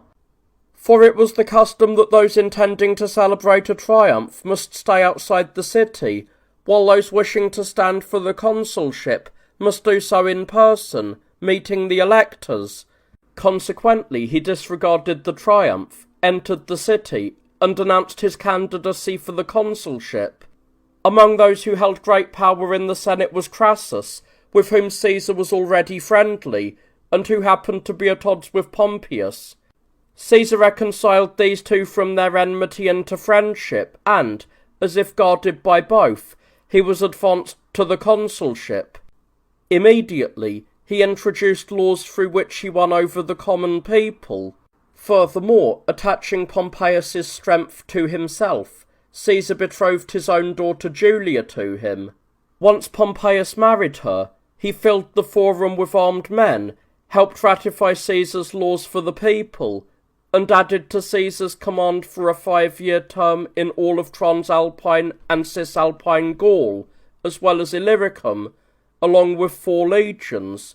Those in the Senate who spoke against these measures were humiliated, and very few attended the Senate while Caesar was consul.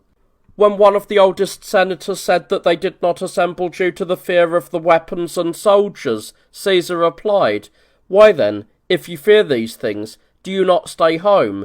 The senator answered, "Because my old age makes me not fear them, for the life that remains to me is not very long." Fighting in the Celtic Wars, he defeated and subjugated the Helvetii and the Tigerini.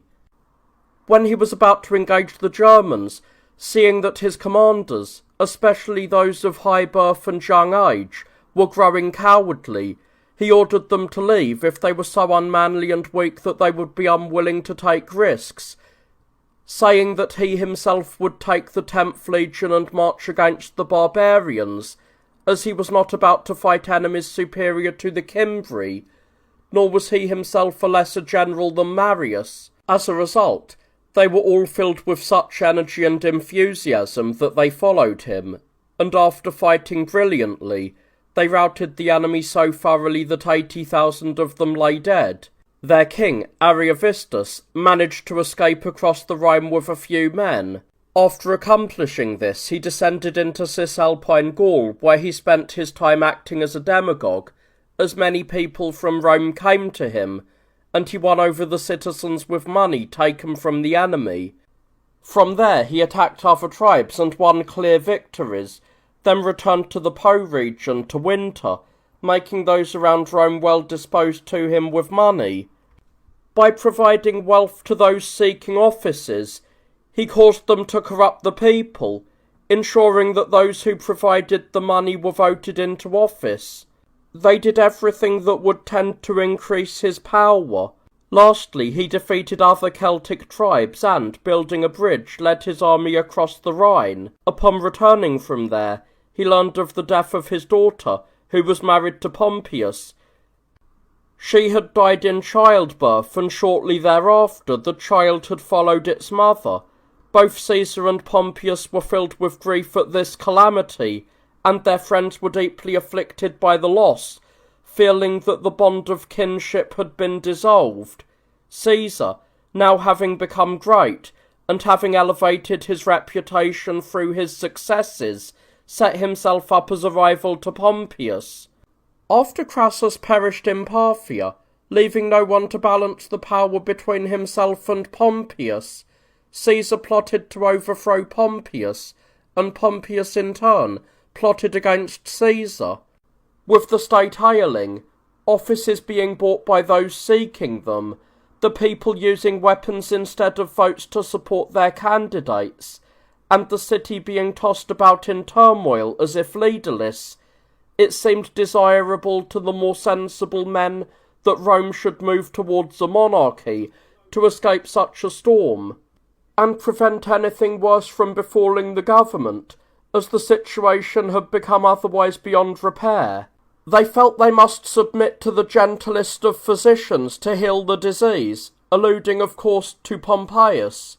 And Pompeius, though he pretended in words to decline the supreme power, was in his actions hastening to be proclaimed dictator.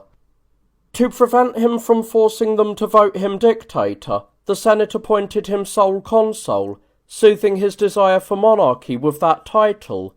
Thereupon, Caesar sent requests and campaigned for the consulship himself. While others opposed him, Pompeius remained silent.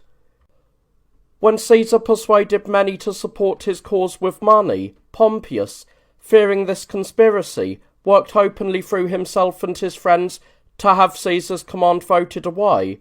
Caesar, however, paid no attention to this at all. Caesar demanded that he and Pompeius both lay down their arms and return to private life. He argued that if they took the command away from him but confirmed it for Pompeius, they were merely setting up the other man as a tyrant. It is said that one of the centurions sent by Caesar, upon learning that the Senate would not grant Caesar an extension of his command, tapped the hilt of his sword and said, "But this will give it." A motion was then introduced that if Caesar did not lay down his arms by a specific day, he should be considered an enemy of the state. When Antonius and the others acting for Caesar demanded that both Caesar and Pompeius lay down their commands, everyone agreed to this proposal.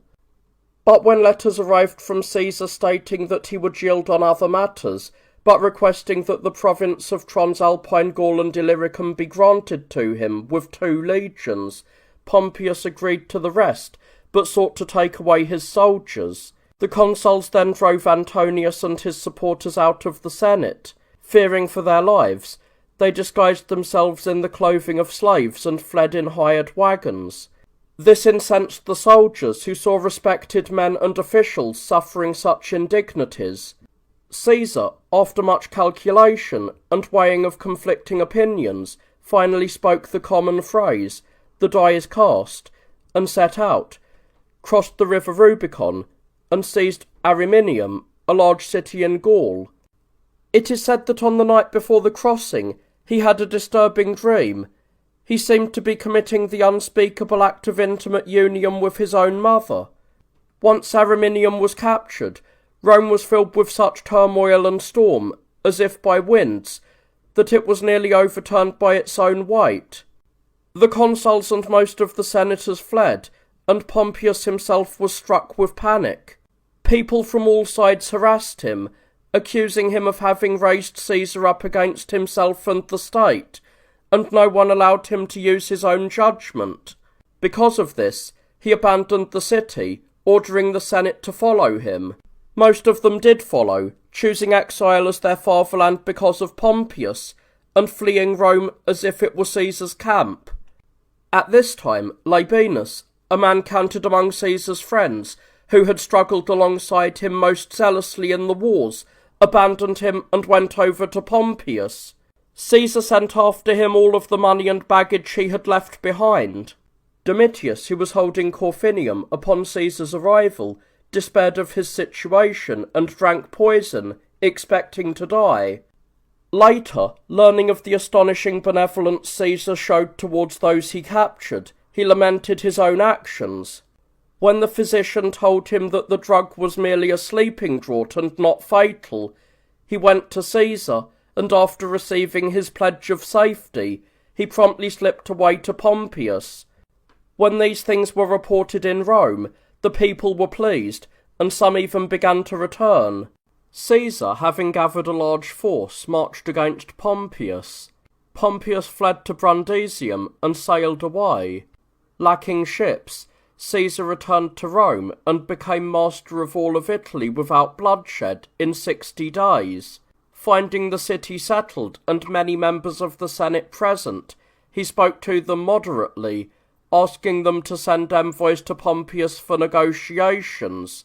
No one was persuaded.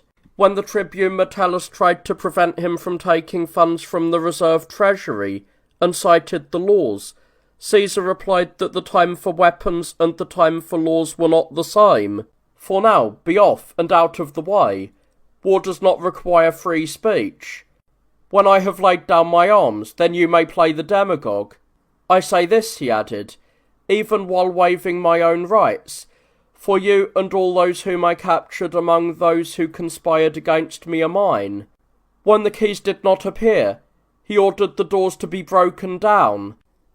When Metellus again tried to interfere, supported by a few others, Caesar threatened to kill him if he did not stop, saying, "Young man, do you not know that it is harder for me to say it than to do it?" He then campaigned in Iberia, and after bringing the forces and provinces there under his control, he marched against Pompeius. Having been elected dictator by the Senate, he recalled exiles, and attended to other state affairs. After 11 days he resigned the dictatorship, appointed himself and Servilius Esoricus as consuls, and resumed the campaign. Crossing the Ionian Sea, he captured Aricium and Apollonia.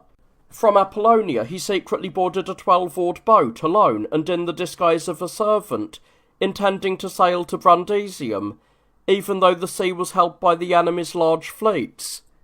Because it was winter, the voyage seemed impossible to the captain, and he ordered the sailors to turn the ship around. Caesar then revealed himself.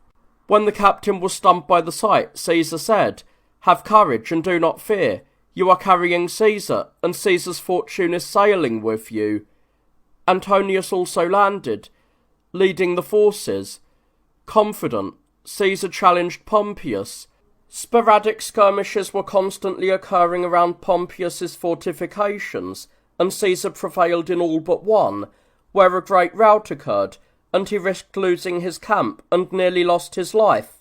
He grabbed a large, strong soldier who was fleeing, and ordered him to stand and run towards the enemy. The man, full of panic, raised his sword to strike him, and he would have succeeded, had Caesar's shield-bearer not anticipated the move, and cut the man's shoulder off. Caesar was so despondent at that moment that when Pompeius did not follow up his great feat, but instead drove the fugitives back to the ramparts and withdrew, Caesar said, "Today the victory would have been with the enemy, had they possessed a commander who knew how to win." Moved from there, he led his army into Macedonia against Scipio. This emboldened Pompeius's army and the commanders around him, who followed as if pursuing a defeated and fleeing Caesar. Pompeius was cautious about this, wanting to wear him down and exhaust the enemy's strength. Cato alone praised the plan, out of concern for the lives of the citizens. He even went away covering his face and weeping when he saw the fallen of the enemy numbered nearly 1,000. All the others, however, taunted Pompeius for avoiding battle. Consequently, he marched into battle against his will, pursuing Caesar. When both entered Pharsalia and pitched camp, Pompeius again held his former opinion, having had ominous visions and a dream in which he seemed to see himself in the theatre being applauded by the Romans. But those around him were arrogant, having already claimed victory in their hopes. Caesar asked his own soldiers whether they chose to fight on their own, or to wait for others who were already near. They begged him not to wait. When Caesar sacrificed, the seer indicated that the matter would be decided against the enemy within 3 days. When Caesar asked what he foresaw regarding the outcome, he said that a great change and reversal was revealed. "If you are faring well at present, expect a worse fortune, but if badly, a better one. On the night before the battle, as Caesar was making his rounds about midnight, a flash of heavenly fire was seen. It seemed to pass over his camp, becoming bright and fiery, before falling into Pompeius's camp. When day had already dawned, scouts reported that the enemy was descending for battle. Overjoyed, Caesar rushed into battle. Upon engaging Pompeius's men, he routed them. When Pompeius saw his cavalry scattered in flight, he was no longer the same, nor did he remember that he was Pompeius Magnus. Instead, as if struck by a god, he went off speechless to his tent, and sat waiting for what would happen. When the enemy began to scale the ramparts, he dressed in clothes suitable for one fleeing, and slipped away. Caesar captured the enemy's camp, incorporated the survivors into his own legion, and granted pardon to many of the prominent men, among whom was Brutus, who later killed him. He pursued Pompeius, who had boarded a merchant ship, and after sailing past Amphipolis, put in at Mytilene, wishing to take up his wife Cornelia and his son from there. She was the daughter of Metellus Scipio, having been married from her maidenhood to Publius, the son of Crassus, and after his death in Parthia, wedded to Pompeius. The girl was distinguished in beauty, but she was also well trained in literature, the lyre, and geometry, and was accustomed to listening usefully to philosophical discourse. To these, she added a character free from idle curiosity. When she heard that Pompeius had arrived in a single ship, and a foreign one at that, she fell to the ground and lay speechless. After barely coming to her senses, she ran out into the sea. When Pompeius met her and embraced her, she said, "I see you, my husband, not as the work of your own fortune, but of mine. Cast onto a single boat, you, who before your marriage to Cornelia, sailed these waters with 500 ships, how happy I would have been as a woman, had I died before hearing that Publius, my first husband, lay dead in Parthia. I remained virtuous after him, as I had intended, having sacrificed my own life. But I was saved only to become a misfortune to you, Pompeius Magnus." To this he replied, "You knew only one fortune, Cornelia, the better one, which perhaps deceived you because it remained with me longer than is usual. But we must bear these things as humans, and we must still tempt fortune, for it is not beyond hope to pass from these things back to those, since the one who was in those has now come to be in these." After taking his wife and friends on board, he set sail. Arriving in Attalia, a city in Pamphylia, he found triremes from Cilicia, and soldiers, and many senators gathered around him. After much deliberation, he finally decided to flee to Egypt. Learning that Ptolemaeus had stayed at Pelusium, he put in there. Since Ptolemaeus was still quite young, the eunuch Pothinus managed his affairs. When he learned about Pompeius, he gathered a council of those who had the greatest power under him. Some advised driving Pompeius away, others to receive him. But Theodotus, the rhetorician from Chios, proposed killing him, adding that a dead man does not bite. Therefore, some men were sent to summon him. When those with Pompeius saw that the reception was neither royal nor splendid, but that only a few men were sailing towards them in a single fishing boat, they suspected contempt, and urged Pompeius to get back to his ship, out of the open sea. As the boat drew near, they invited him in Greek to transfer to it, greeting him and saying that the water was very shallow, and that the sea was not deep or navigable for a trireme, being full of sandbars. After bidding farewell to Cornelia, who was mourning his end in advance, and ordering 2 centurions, one of his freedmen named Philip and a servant named Sithes, to board with him, he turned to his wife and son and recited the iambics of Sophocles. "Whoever travels to a tyrant's court is a slave to a tyrant, even if he arrives as a free man." Having said this, he stepped on board. While they were still a considerable distance from the shore, Pompeius read from a small book a speech written by himself in Greek, which he had prepared to deliver to Ptolemaeus. As they approached the land, Cornelia, accompanied by her friends, watched from the trireme in great distress, anticipating what was to come. At that moment, as Pompeius was taking Philip's hand to rise, Septimius struck him from behind with his sword, followed by Achilles and the others. Pompeius pulled his toga over his face with his hands and, with a single groan, saying nothing unworthy of himself, he endured the blows, having lived for 58 years. When those on the ships witnessed the slaughter, they let out a wail that could be heard from the land, and fled. They cut off Pompeius's head and threw his naked body out of the fishing boat, and left it for those who wished to see such a sight. Philip remained by his side until they were done looking.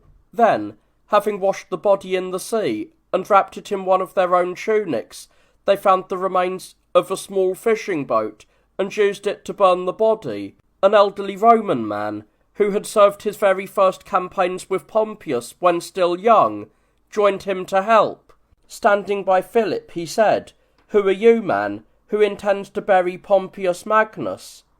When he said he was a freedman, the man replied, "But this honour shall not belong to you alone. Accept me as a companion in the pious find, that my hand too may touch and shroud the greatest commander of the Romans." Thus was Pompeius buried. Not long after, Caesar came to Egypt. He turned away from the men offering him Pompeius's head, as if from a murderer, and upon receiving the man's signet ring, he wept. He had Achilles and Parthenius executed. King Ptolemaeus himself disappeared after being defeated in battle by the river. The sophist Theodotus escaped punishment from Caesar by fleeing to Egypt to live in obscurity and hatred, but he eventually encountered Marcus Brutus, the man who killed Caesar, in Asia, and was put to death, after suffering every kind of torture at his hands. All of Pompeius's friends who had been captured by the ruler of Egypt were treated kindly by Caesar, who took them into his service. Caesar also waged war there and secretly summoned Cleopatra back to the country, as she had already been expelled from the kingdom and the city by the evil eunuch Pothinus. Together with only the Sicilian Apollodorus, she boarded a small boat and reached the palace. She climbed into a bed shack and stretched herself out to full length. Apollodorus tied the sack shut with a strap and carried it through the doors to Caesar. Because of this clever device, she appeared alluring, and captivated by her charm and social grace, he reconciled her to her brother, so that they might rule together. When they were feasting over the reconciliation, Caesar uncovered a plot being hatched by the general Achilles and the eunuch Pothinus. He executed Pothinus, but Achilles fled to the camp and stirred up a heavy war against him. During this conflict, Caesar set fire to the fleet, and the great library was burned. During the fighting, he leapt from a mole into a small boat, but as the Egyptians attacked him from many sides, he threw himself into the sea, and swam to safety with great difficulty. It is said that he held many documents, and would not let them go while swimming, but held them above the sea with one hand, while being struck by missiles. In the end, after the king retreated to the enemy, Caesar attacked, joined battle, and won, with many falling and the king disappearing. Leaving Cleopatra to rule Egypt, who shortly thereafter gave birth to a son by him, whom the Alexandrians called Caesarion, he set out for Syria. After waging war against Pharnaces, the son of Mithridates, he drove him out of Pontus and utterly destroyed his army. To demonstrate the speed and sharpness of this battle, he wrote 3 words to Rome: "I came, I saw, I conquered." From there he departed for Italy and entered Rome, as the year was ending in which he had been chosen dictator for the 2nd time, a position that had never before been held for a full year, and for the following year he was declared consul. After the Battle of Pharsalus, Cato and Scipio had fled to Libya and gathered significant forces, so Caesar campaigned against them. In a small part of one day, he defeated 3 camps, and having slain 50,000 of the enemy, he lost fewer than 50 of his own men. Among the consular and praetorian men who had fled the battle, some took their own lives upon being captured, while Caesar executed many others who were taken alive. When Cato took his own life, Caesar was visibly stung. Though his reasons for being grieved were unclear, he remarked, "O Cato, I envy you your death, for you envied me the chance to spare you." Upon returning to Rome from Libya, he held triumphs and staged spectacles of naval battles and gladiatorial games. When the census was taken, it was found that the total population had been reduced from the previous 320,000 to only 150,000. Such was the destruction that the civil war had wrought upon the people. Then, elected consul for the fourth time, he marched into Iberia against the sons of Pompeius, who were still young, but demonstrated daring worthy of leadership. At one point, Caesar was brought into such danger that he ran along his own battle lines crying out, asking if they were not ashamed to hand over to mere boys. After the battle, he told his friends that he had often struggled for victory, but that this was the first time he struggled for his very life. Caesar won, and although the younger Pompeius's sons escaped, the head of the elder was brought to him days later. This was the last war Caesar fought. Upon returning to Rome, he was voted dictator for life, which was nothing less than a tyranny, as it added the quality of being hereditary to the unaccountable nature of the monarchy. Once established in this supreme power, he pardoned many who had fought against him, and to some he even gave offices and honours, among them Brutus and Cassius, and he restored the statues of Pompeius that had been torn down. When his friends suggested that he be guarded by a bodyguard, he declined, saying, "It is better to die once than to live in constant expectation." Desiring greater deeds and new glory, he planned to march against the Parthians and to invade Scythia by way of Hyrcania. However, a hatred for him grew among the people due to other factors, the greatest of which was his desire for kingship. Because of this, his associates spread a rumour among the people that, according to the Sibylline books, the Parthians could not be conquered by the Romans unless a king marched with them. Furthermore, when Caesar was coming to Rome from Alba, some dared to address him as king. When the people grew agitated, he replied that he was called Caesar, not king. It was said, as some believed, that Caesar was born because his mother died in labour, and he was brought into the light by surgery. This is not true. Those who have written about him have recorded that his mother was still alive even after he had reached manhood. The birth by surgery did not happen to him, but to one of his ancestors, and from that event his descendants took the name. One day, when the consuls and praetors approached him while the entire Senate followed, Caesar did not rise to greet them, but remained seated. This not only offended the Senate but also the people, who felt that the city was being insulted within the Senate house, and most of those present left immediately, filled with gloom. To those grievances was added the humiliation of the tribunes. During a festival in the city, Caesar was seated on a golden chair, adorned in triumphal attire. Antonius, who was serving as consul, rushed into the forum carrying a diadem entwined with a laurel wreath, and offered it to Caesar. A half-hearted cheer arose as if on cue, but when Caesar pushed it away, the entire populace applauded.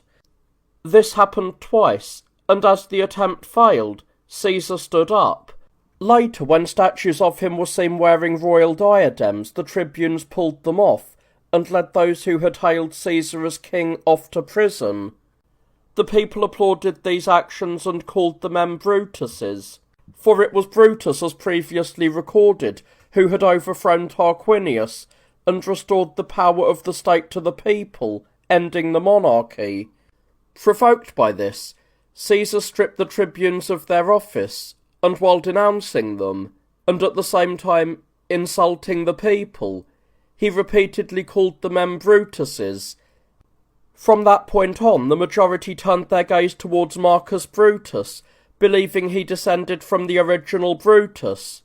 Although those who desired change looked only or primarily to him, they did not dare to speak to him directly. Instead, they threw notes by night onto the dais and the chair where he presided as praetor, saying, "You are sleeping, Brutus," and "You are not a Brutus." Cassius also provoked him. Many omens are said to have appeared to Caesar, indicating his destruction. One of them was this: while sleeping beside his wife, he heard her uttering indistinct cries and formless groans in her sleep. She seemed to be weeping, while holding him in her arms, as if he had been stabbed. The next day she begged her husband not to go to the Senate. When the seers performed sacrifices and reported that the omens were unfavourable, Caesar decided to send Antonius to dismiss the Senate. However, Brutus Albinus, a man trusted by Caesar, but secretly involved in the conspiracy with Marcus Brutus and Cassius, mocked the seer, and accused Caesar of inviting ridicule by seeming to treat the Senate with contempt. He insisted that the Senate had assembled at Caesar's own command, and that they were ready to vote that he be proclaimed king of all provinces outside Italy, and be permitted to wear a diadem while travelling over land and sea. While saying this, Brutus took Caesar by the hand and led him along. A stranger who was eager to approach him was unable to do so as Caesar left, so he entrusted himself to Caesar's wife, saying he had great matters to report to Caesar upon his return. A sophist named Artemidorus from Cnidus, having written a book about the conspiracy, approached him and said, "Caesar, read this alone and quickly, for it will announce to you great things that concern you." Caesar took it and intended to read it, but unable to do so because of those approaching him, he kept it in his hand and went on to the Senate. His wife followed him out.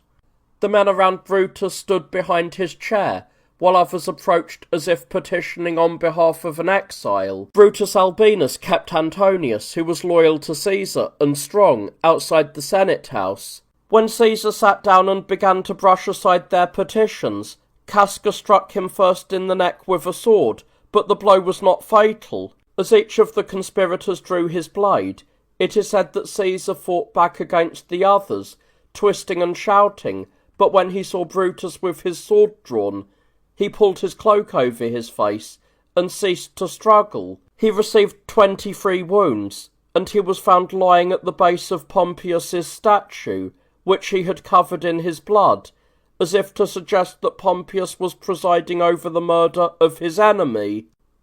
In this manner did Gaius Julius Caesar perish, driven by ambition and a lust for power. Those who flattered him, recognizing his desire to be first, and his love of glory, never ceased voting him one honour after another. Such decrees included allowing him to wear the triumphal robe at all times, to sit in the official throne, to be perpetually preceded by lictors bearing laurel, to be called Father of the Fatherland, to have his image engraved on the coinage, to celebrate his birthday publicly, and to have statues of him erected in the temples of Rome and in all the other cities. On the rostra they set up 2 statues of him, one representing him as the saviour of the citizens, the other as the man who had rescued the city from siege. Both were crowned with wreaths customary for such honours. They ordered a new Senate house to be built, to be called the Julian, in his honour. They voted for him to be censor for life, and the sole holder of that office, and that he should possess the privilege of the tribunes. They further decreed that if anyone insulted him in word or deed, they should be considered sacred and subject to the curse of sacrilege, a term the meaning of which I have already explained. Seeing that he took pleasure in these things, they granted him a gilded chair, a robe once worn by ancient kings, and a bodyguard of knights and senators. They decreed that prayers should be offered publicly on his behalf, that men should swear by his fortune, and that all his future actions should be considered binding. They also hailed him as Jupiter Julius, and granted him many other honours, which I will not list in detail, lest I weary the listener. From these things he appeared worthy of envy, or rather of divine retribution, and he incited many against himself, until he finally met his end. Thus he lay, having been slaughtered, while all those who were present were thrown into confusion, not knowing the intentions of the assassins. Fearing that they too were in immediate danger, they fled, striking terror into those who encountered them, and filling the city with lamentations. While the city was in this state, the assassins, fearing a counterattack, ran through the forum with their bloody daggers drawn and fled to the capital, where they spent the day and the night. Lepidus, in the camp, learning of what had happened, occupied it with his soldiers that night, and made a speech against the assassins. Antonius, having been frightened by Caesar's murder, had gone into hiding, but when he learned that Lepidus had arrived, and that the killers were in the capital, he took courage, came out, gathered the Senate, addressed them, and introduced motions regarding what had occurred. Cicero spoke and persuaded everyone not to hold grudges against one another, but to overlook any past faults, so that a civil war might not erupt again, leading to the destruction of the citizens by each other's hands, and that they should live in harmony as kin and fellow countrymen. He added that the actions taken by Caesar, whether in the form of gifts, honours, or appointments, should be preserved, and that none of them should be questioned or overturned. Persuaded by him, they voted that no one should bear a grudge. The assassins also held talks with the soldiers from the capital, promising that they would not invalidate any of Caesar's acts, nor strip any one of the gifts they had received from him. Thus, they came to an agreement. Only after receiving the sons of Lepidus and Antonius as hostages did the men descend from the capital. After this, Caesar's will was read, and when the people learned that he had adopted Octavius as his son, and that he had left the city gifts, and to each individual, as Octavius writes, 30 drachma, or as others say, 75, they were moved to agitation. Antonius placed the blooded corpse in the forum, and by delivering a eulogy over the body, he incited the multitude to fury. He spoke many things intended to praise the man and arouse pity for his sufferings among the listeners.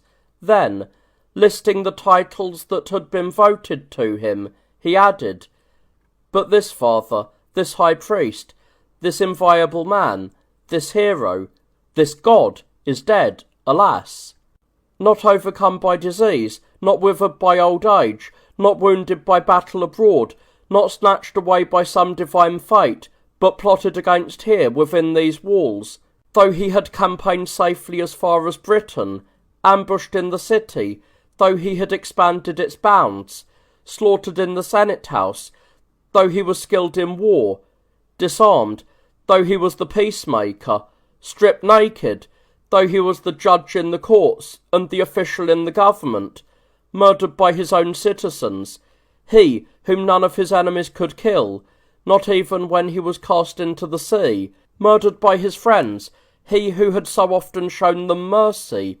Where, Caesar, is your benevolence now? Where is your inviolability? Where are the laws? You legislated so that not even an enemy might be killed, yet your friends have slain you so pitifully. And now you lie slaughtered in the forum, through which you often paraded in triumph. You, who are thrown down here upon the rostra, covered in wounds, the very place from which you so often addressed the people. Alas for your blooded robes! Oh, for the shredded garments which, it seems, you took on only so that you might be slaughtered in them. The people, enraged by these events, sought out the assassins. They seized Caesar's body, burned it in the forum, and rushed to the homes of the conspirators. They lynched Helvius Cinna, who was serving as tribune, having mistaken him for Cornelius Cinna, the praetor, who had actually plotted against Caesar. The mob erected an altar where they had burned Caesar's body, intending to offer sacrifices to him as a god. The consuls tore it down and introduced a law so that no one should ever again be made dictator, imposing the death penalty on anyone who proposed or accepted such a position. Antonius, meanwhile, exercised great authority, distributing offices, lands, freedom, and tax exemptions, and recalling exiles, acting as if he were the successor to Caesar's power. He amassed great wealth through these dealings. Gaius Octavius, who had been named Capius, was the son of Caesar's sister, and Octavius, a man from the Volscian town of Velitrae. He was raised by his mother after being left an orphan. As he grew up, he spent time with Caesar, who was childless. For this reason, Caesar cherished his nephew and held high hopes for him.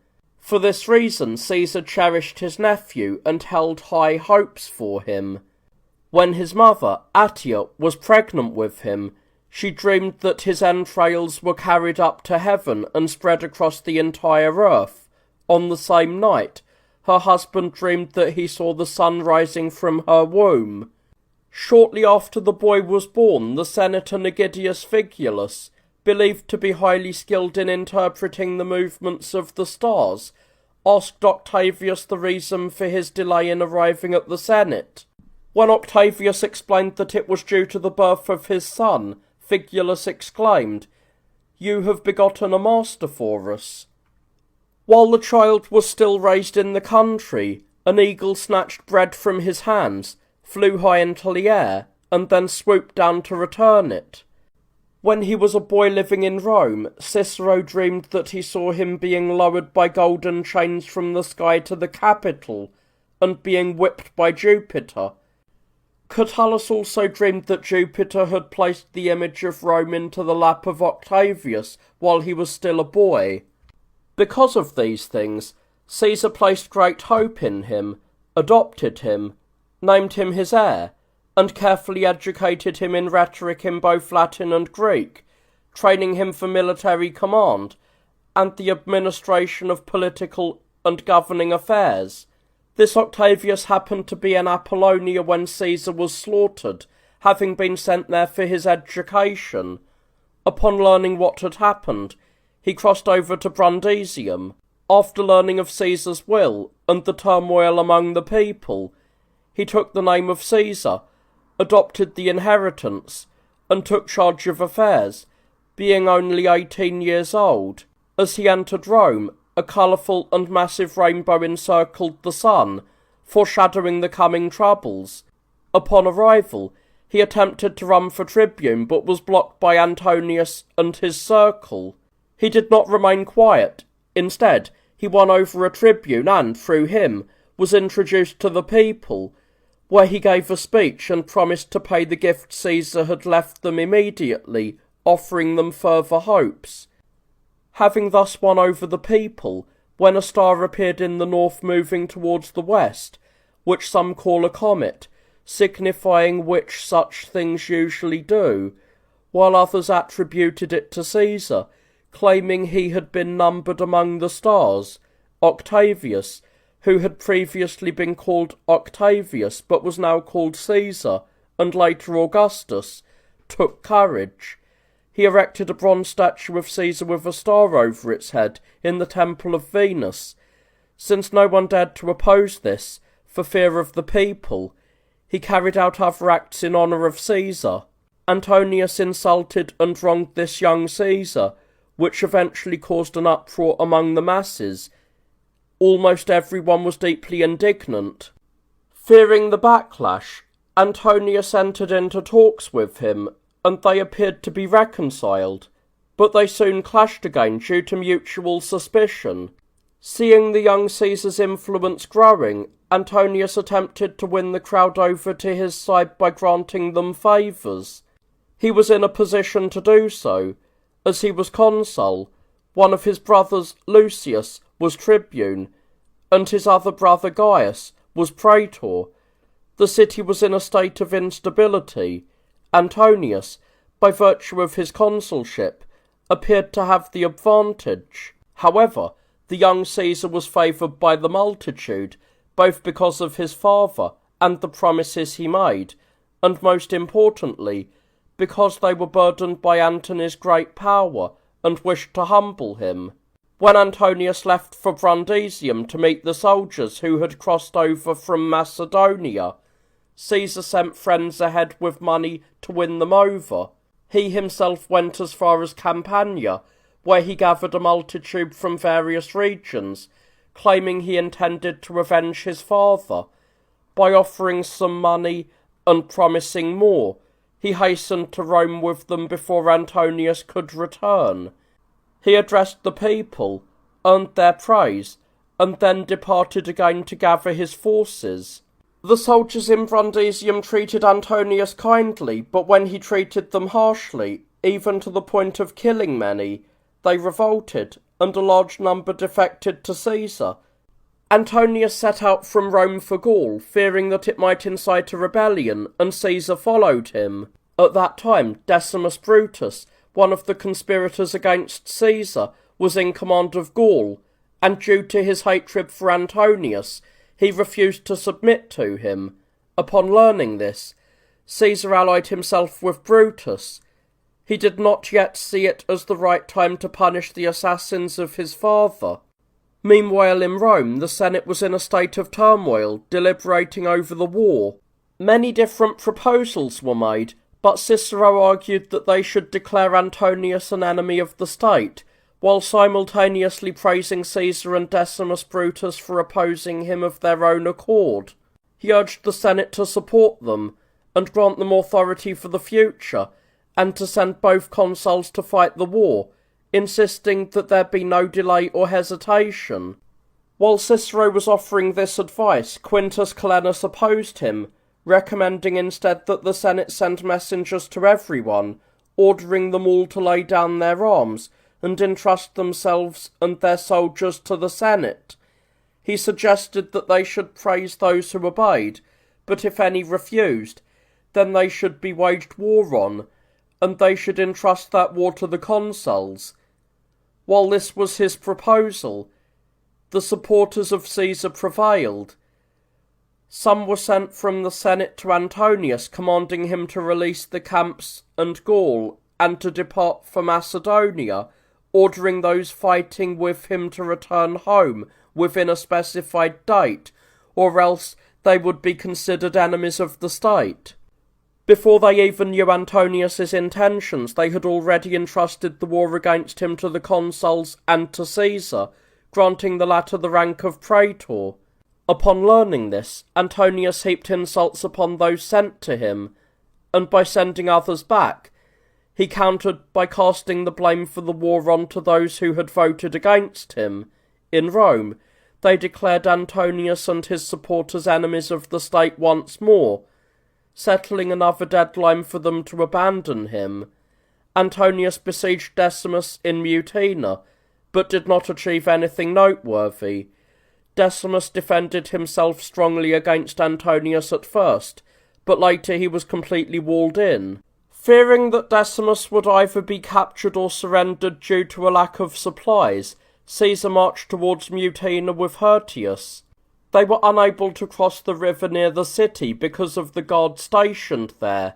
Eager to signal their arrival to Decimus, they used torches from the highest trees. When he did not understand, they wrote on an extremely thin sheet of lead, rolled it up like a letter, and gave it to a swimmer to carry across.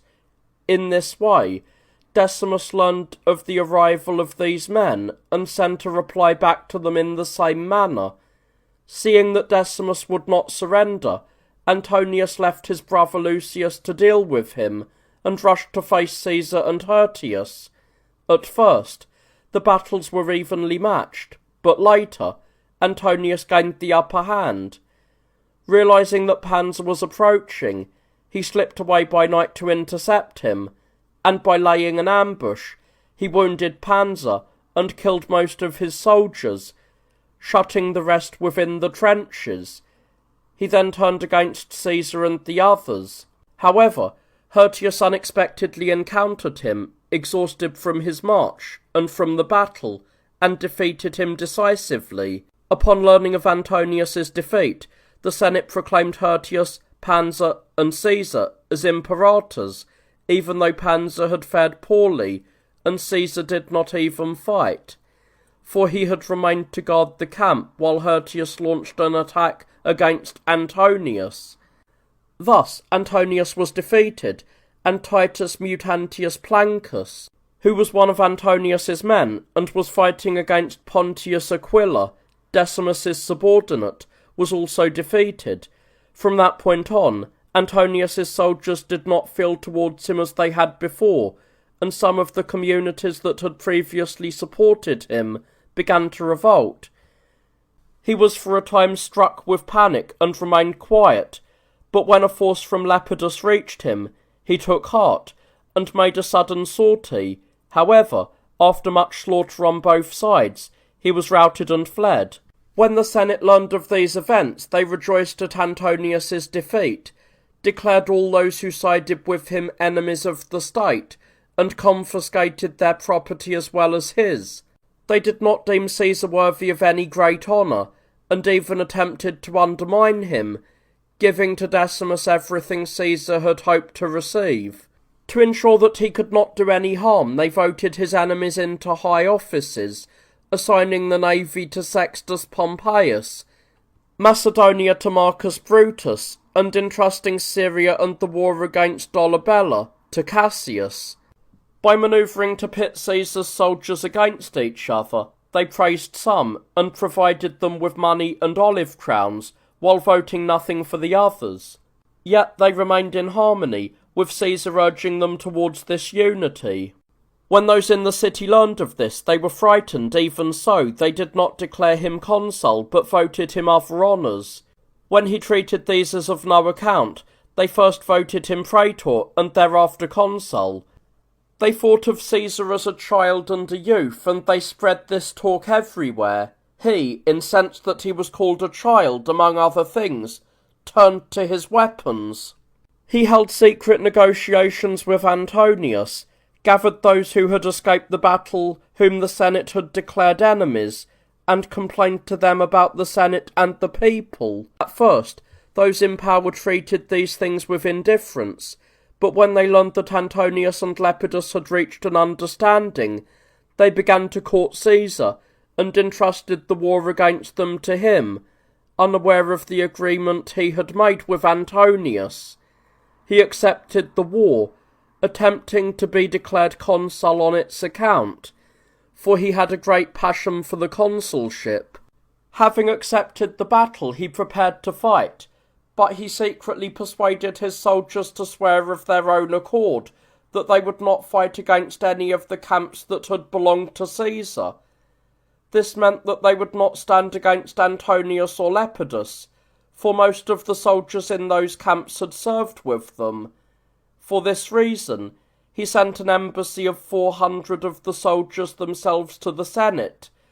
This was the pretence of an embassy, but its true purpose was the collection of what had been promised them, and a push to have Caesar declared consul.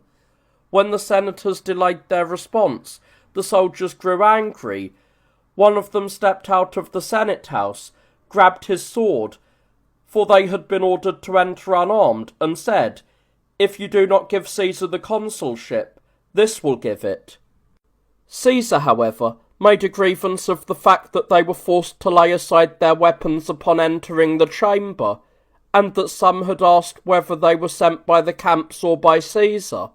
He summoned Antonius and Lepidus with great urgency, and himself set out for Rome with his soldiers, as if compelled by them. They killed a few of the cavalrymen, calling them spies. When the Senate learned of their approach, they sent money to him even before they had arrived, and voted Caesar as consul. But the soldiers, knowing they acted out of necessity, continued to intimidate them and behave boldly.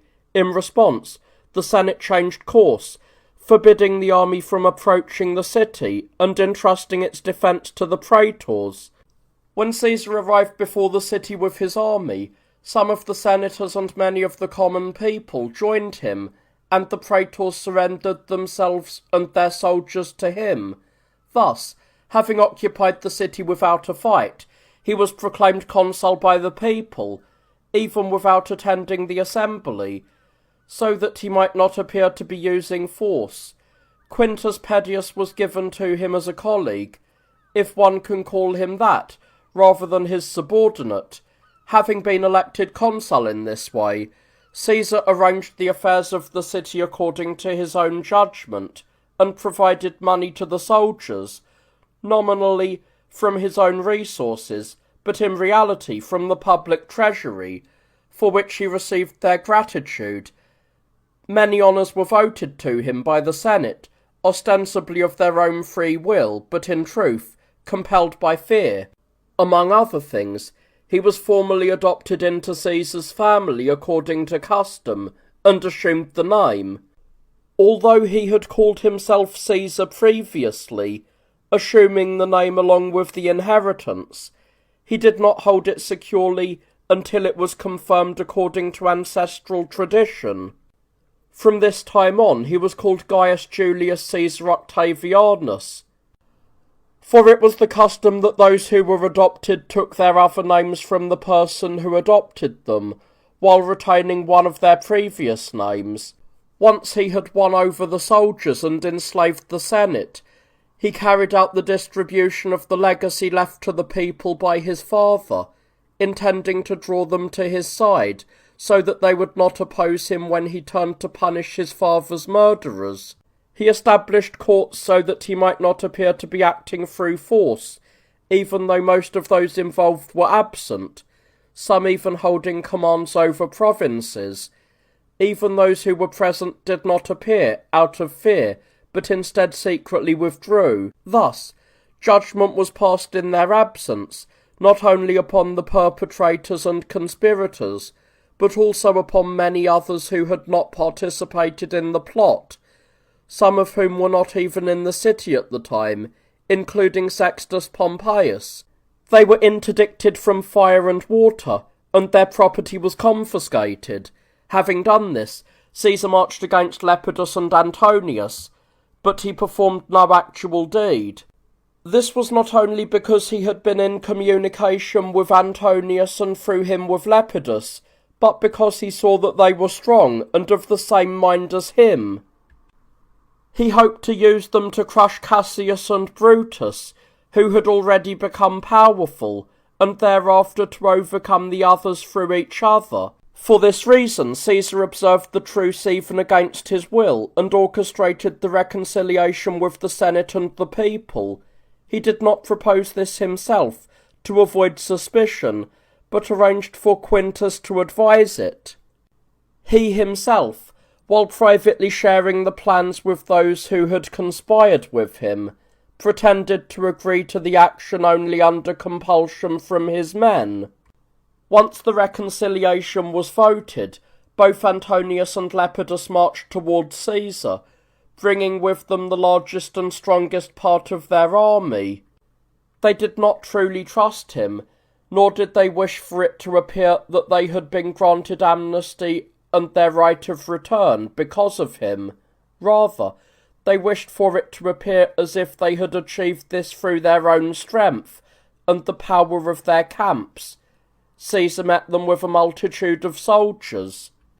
They entered into a conference, and after speaking quietly, they conspired to seize power and act against their enemies. Publicly, they agreed that the three of them would become joint curators and administrators of the state for 5 years, so as not to appear to be seeking an oligarchy.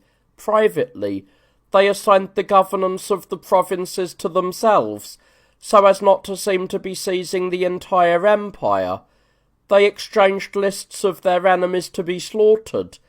To Lepidus, they assigned the protection of Rome and the remainder of Italy, while Caesar and Antonius agreed to march against Marcus Brutus and Cassius. They confirmed their decision with oaths, and having summoned the soldiers, they delivered the customary speeches regarding these matters. Antonius's soldiers, at his suggestion, demanded that Caesar take the daughter of Antonius's wife Fulvia, whom she had had from Clodius, as his wife. He did not refuse, even though he had already been betrothed to another. From there, they hastened to Rome. Certain ominous signs occurred for Antonius and Lepidus, but for Caesar, an eagle perched above his tent killed 2 crows that attacked it, and tried to pluck out one of its feathers. This signified his victory over both those 2 who were conspiring with him. Thus, they arrived in Rome with their armies and immediately set about carrying out their decisions. Many slaughters took place until the city was filled with corpses. People were killed in their homes, in the streets, in the marketplaces, and even in the temples. Their heads were set up for display on the rostra, while their remaining bodies were either left as food for the dogs or the birds, or thrown into the river. Not only were their enemies destroyed, but their friends as well.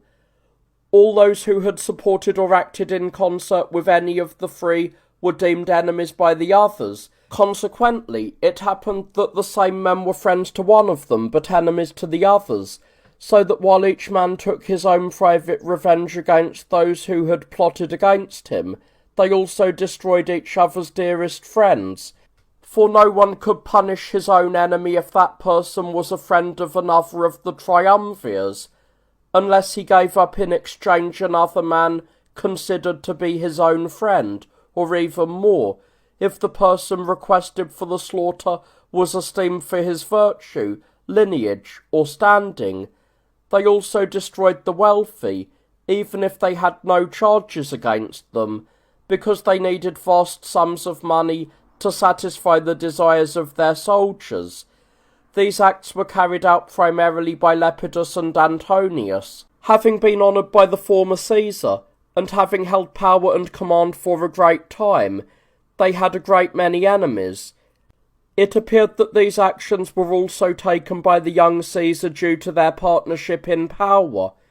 He himself did not kill many, as he was not cruel by nature, having been raised in the character of his father. He harboured no intense hatred toward many people, and made it his business to be liked. Not only did he avoid destroying many, but he also saved a great number, treating those who hid outside with great leniency, even though death had been prescribed for them too. Lepidus was implacable, and Antonius killed cruelly and piteously even those who attempted to aid the condemned. He would even eat while looking at the heads of the slaughtered, sating himself with the sight of their unholy spectacle. His wife Fulvia also killed many, both out of enmity and for money, and some were people even unknown to her husband. For instance, when the head of Cicero was brought in, for he had been caught while fleeing and slaughtered, Antonius heaped many curses upon it, and ordered it to be displayed on the rostra more prominently than the others, so that it might be seen in the same place where it had been heard delivering speeches against him, along with his right hand, which had written those speeches, and had now been severed. Fulvia took the head in her hands, and after mocking it bitterly, and spitting on it, she placed it on her lap, opened its mouth, and pulled out the tongue, piercing it with the needles she used for her hair, while uttering many vile jests. Many perished, but some were saved. Some slaves dressed in their masters' clothes and hid them, and when their masters were slaughtered, a branded slave not only refused to betray his master, who had branded him, but actually saved him. As he fled with his master and realized they were being pursued, he killed the man they encountered, gave that man's clothes to his master, and sent him away. He then lit a funeral pyre, placed the corpse upon it, and carrying his master's clothes and ring, he met the pursuers. Claiming he had killed his master while he was fleeing, he was believed because of the spoils and his brand. Thus he saved the man and was honoured himself. A young boy stole away Quintus Cicero, the brother of Marcus, and although he was tortured for this, he did not reveal anything. When his father learned what was happening, out of pity for the boy, he voluntarily surrendered himself to the executioners. Many also escaped by hiding, and went to Brutus and Cassius. The majority, however, joined Sextus Pompeius. Having previously been chosen to command the fleet, and having held power on the sea for some time, he acquired his own strength, even though he was later deprived of his own command by Caesar, and he held Sicily. Then, as he was also proscribed, and these other slaughters occurred, he did a great deal to assist those in the same plight, receiving those who came to him, and providing every kind of aid. For this reason many flocked to him. Such were the proceedings regarding the slaughters. Many absurd things also occurred concerning the property of others. The homes of the wealthy were plundered, and they exacted an annual rent on all houses in the city and throughout the rest of Italy, in full for those already rented, and at half value for those occupied by their owners, based on the rental estimate. They also seized half the income of landowners and handed over the estate of the murdered men to the soldiers, either as gifts or at bargain prices, for it was forbidden for anyone else to approach the auction to buy them, with death set as the penalty for any who did. They distributed offices, honours, and priesthoods, repealed some laws and enacted others, and did everything according to their own whim, such that the monarchy of the murdered Caesar began to seem virtuous by comparison. They did these things during that year, and when Marcus Lepidus and Lucius Plancus served as consuls in the following year, taxes that had been in abeyance were renewed, and others were imposed from scratch. Much was exacted from the land, and much also from the households. But what vexed everyone more than all else was the decimation of every person's property, whether man or woman, regardless of how much they possessed. For when in words a tenth of each person's wealth was collected, in reality not even a tenth was left to them. Another scheme was also devised. Anyone who wished was granted permission to renounce their entire estate in exchange for a third of its value, which meant in practice receiving nothing while still being plagued with trouble. For how could those being openly robbed of 2/3 of their property ever hope to receive the third? Countless other burdens were imposed on the people, driving them towards poverty, while only those who held weapons became exceedingly wealthy. Thus, those free men acted, while at the same time they glorified the former Caesar, voting him diverse and numerous honours. Having done this, Lepidus remained in Rome to manage the city and the rest of Italy, while Caesar and Antonius marched against Brutus and Cassius. From this point, Scipio was glorified and given the title of Africanus, for the region of Libya around Carthage was called Africa. Many hailed him as a liberator, for he had brought home many captive citizens. He rose to great prominence as a result. While Hannibal was accused by his own countrymen of having been able to capture Rome but refusing to do so, and of having appropriated the plunder from Italy for himself. He was not convicted, however, and before long he was even entrusted with the highest office of the Carthaginians. The Romans soon found themselves involved in other wars, specifically against Philip of Macedon and Antiochus. As long as the struggle with the Carthaginians was at its peak, even if their relations with Philip were not friendly, they treated him with caution, so that he would not join the Carthaginians or campaign in Italy. But once affairs there had quieted, they did not hesitate, and engaged him in open war, citing many grievances.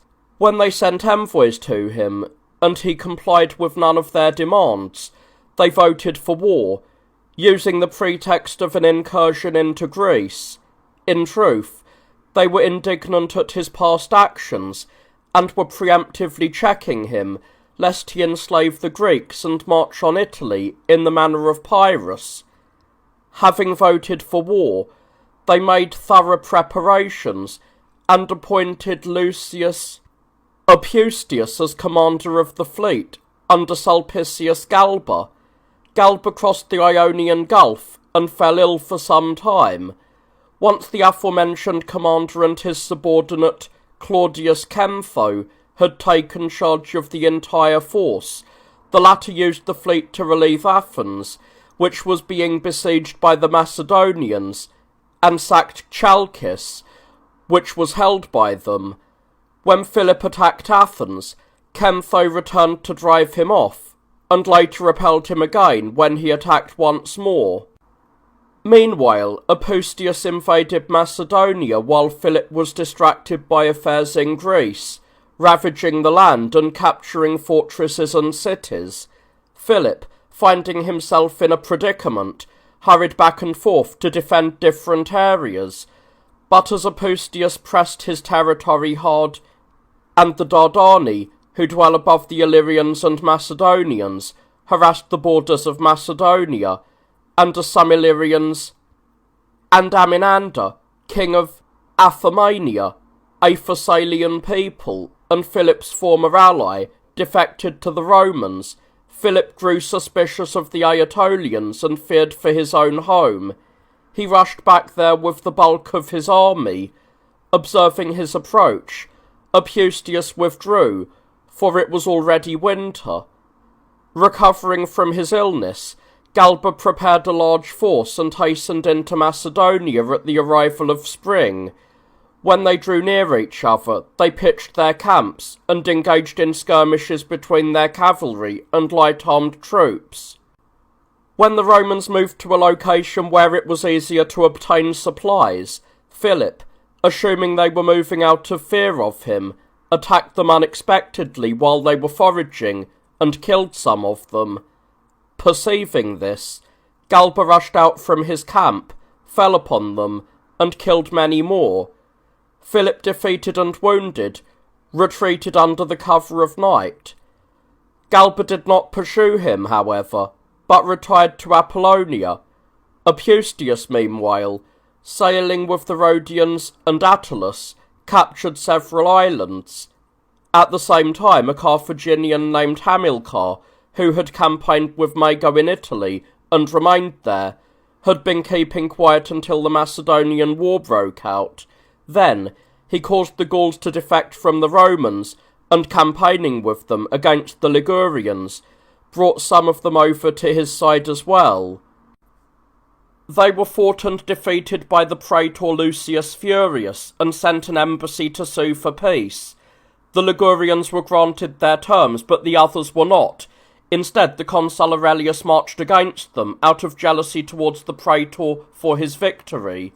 The following year, many serious setbacks occurred at the hands of Hamilcar and the Gauls. They defeated the praetor, Gnaeus Baebius, overran the Roman allies, and besieged, captured, and razed Placentia. In Greece and Macedonia, the consul Publius Filius was pitted against Philip, who had occupied the passes of Epirus, through which there are entrances into Macedonia. After the winter, the consul, Titus Flaminius, finding Philip's walling off of all of the space between the mountains difficult to overcome, bypassed the fortification with a few men via a narrow path. Appearing suddenly from high ground, he terrified Philip, who thought the entire Roman army had passed through the Narrows. Philip therefore retreated immediately into Macedonia. The consul did not pursue him, but brought the cities of Epirus over to his side. Moving into Thessaly, he stripped away much of Philip's territory and retired into Phocis and Boeotia. While he besieged Elatia, his brother Lucius Flaminius, along with Attalus and the Rhodians, subdued the islands. Finally, having captured Kenkariae, and hearing that envoys had been sent to the Achaeans for an alliance, They sent their own envoys, and the Athenians joined them in the embassy. Although the opinions of the Achaeans were initially divided, with some voting for an alliance with Philip and others for one with the Romans, they eventually voted to provide aid to the Romans. They campaigned together against Corinth, where they besieged a section of the wall, but, after suffering under sorties, withdrew. Fearing that many cities would be captured, Philip sent a herald to the consul to discuss peace. The consul accepted his words, and they met along with their allies, but nothing was achieved, except for granting Philip permission to send envoys to Rome. Nothing came of that either. When the Greeks demanded that he withdraw from Corinth, Chalkis, and Demetrius in Thessaly, Philip's envoys stated that they had no instructions regarding those matters, and departed without results. Those in Rome voted to extend Flaminius's command in Greece for the following year, and entrusted him with the conduct of the war against Philip. Because he was to remain in the region, he prepared for war, all the more so because Nabis, the tyrant of the Lacedaemonians, had made a truce with him, even though Nabis was a friend of Philip, and had received Argos from him. Being unable to manage many things at once, and fearing the city might be captured by the Romans, the Macedonian had entrusted it to Nabis on the condition that he would return it later. When the consul, Aelius Paetus, campaigned against the Gauls, many on both sides perished in clashes, yet nothing of decisive importance was achieved. Meanwhile, the Carthaginian hostages, along with the slaves and sold captives accompanying them, dared to seize the cities where they were residing. After murdering many of the locals, they were suppressed by the praetor Cornelius Lentulus before they could accomplish anything more significant. Emboldened by these successes, and perceiving that the Romans were engaged in other wars, the Gauls prepared to march on Rome. Terrified, the Romans sent both consuls, Cornelius Carthagus and Minucius Rufus, against them. They divided their forces and ravaged different territories. The enemy forces similarly split, and those who engaged Carthagus alongside Hamilcar were defeated. The rest, hearing of this, lost heart, and did not engage Rufus, who ravaged the countryside without opposition. Those who had fought Carthagus sued for peace, but the others remained under arms. At that time, Flaminius and Attalus brought all of Boeotia under their control. While addressing the people, Attalus collapsed from old age and passed away. Flaminius then went to Thessaly and engaged Philip. They initially fought a cavalry skirmish, for the ground was not suitable for a major battle, and both sides withdrew. They encamped on either side of a hill whose summit is called Cynocephalae. Had they fought with their entire armies, they might have ended in a stalemate, had the Aetolians not turned the tide in favour of the Romans. Philip, defeated and in flight, learned that Larissa and the surrounding cities had gone over to the victor, so he sent a herald to Flaminius. The consul granted a truce, and Philip provided funds, hostages, including his own son, Demetrius, and sent envoys to Rome to negotiate for peace. While these events were unfolding, Androsthenes was defeated by the Achaeans and lost Corinth. Meanwhile, Lucius Flaminius, in command of the fleet, since he could not persuade the Acarnanians to not ally with Philip, captured Leucas by siege. Subsequently, one of the Acarnanians learned of Philip's defeat. He brought them over to the Roman side with great ease.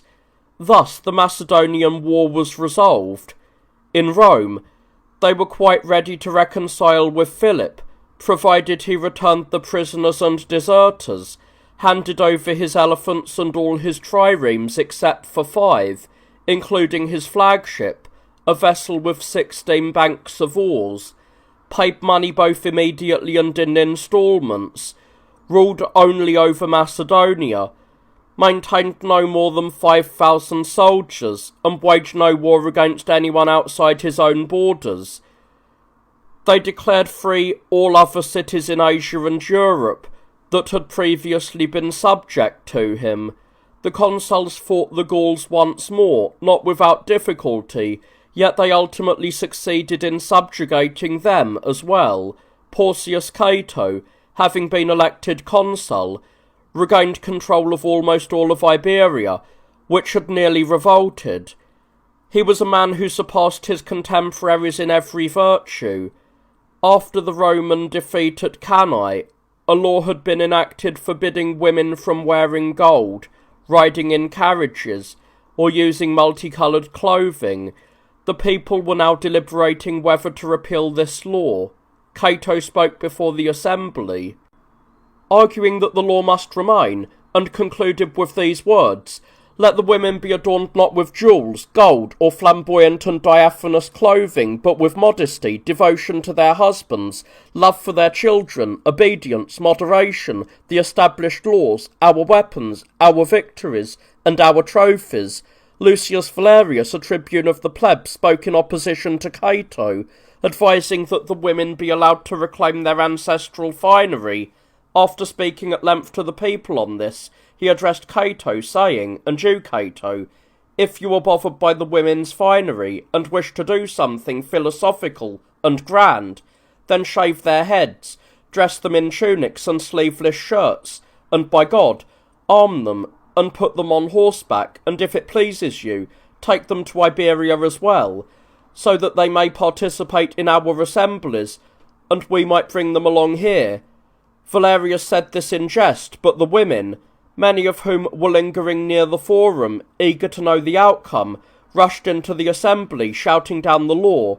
It was repealed with such haste that the women immediately donned their ornaments right there in the assembly, and left dancing. Cato sailed to Iberia, and upon learning that those living as far as the Ebro had banded together to wage war against him, gathered his forces and attacked. By defeating them, he compelled them to submit, as they feared they would otherwise lose their cities by assault. He did no grave harm to them, but later, when suspicions arose, he stripped every one of their weapons, and forced the locals themselves to tear down their own walls. He sent letters to every city, ordering them to be delivered to everyone on the same day, and commanded that the walls be demolished by sunset, threatening death to those who disobeyed. Upon reading the letters, the local magistrates, each thinking the instructions were intended only for them, and having no time to deliberate, all tore down their walls. Cato then crossed the Ebro, not daring to engage the Celtiberians, who were allied with his enemies.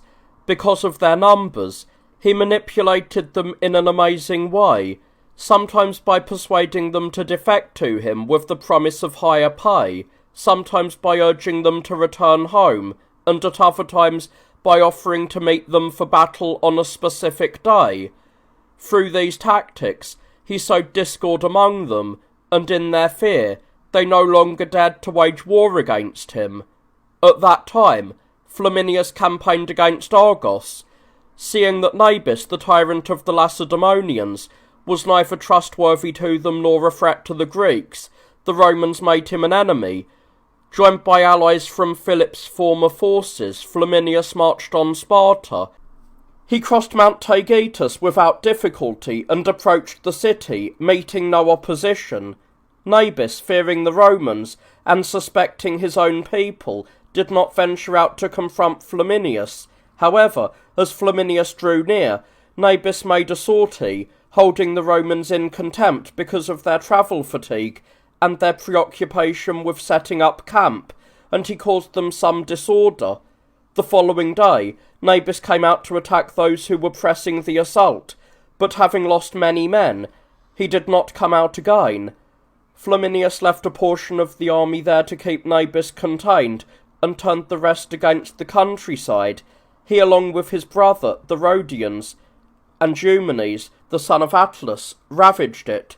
Despairing, Nabis sent a herald to Flaminius to negotiate for peace.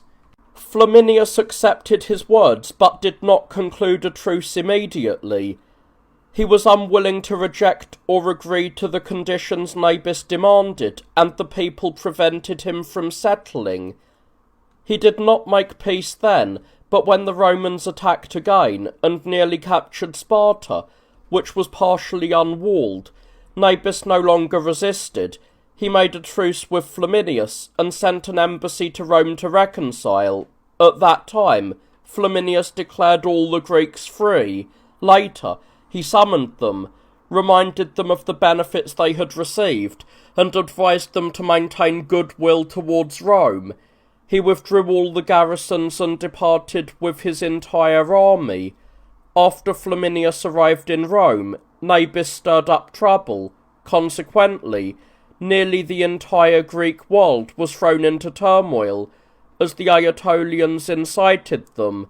They prepared for war and sent embassies to both Philip and Antiochus. They persuaded Antiochus to take up arms against the Romans, promising him the kingship of both Greece and Italy. For the Romans, whose affairs were in disarray, there was little hope of prevailing against Antiochus. They would have been content simply to secure their own interests. Antiochus was deemed great and formidable not only because of his resources, but also because he had subjugated Media, and had even further increased his stature by securing an alliance with Ptolemy, the king of Egypt, and Ariarathes, the king of Cappadocia, whose daughter he had married. Considering Antiochus to be such a power, the Romans had courted him while they were at war with Philip, maintaining friendly relations through embassies and sending gifts.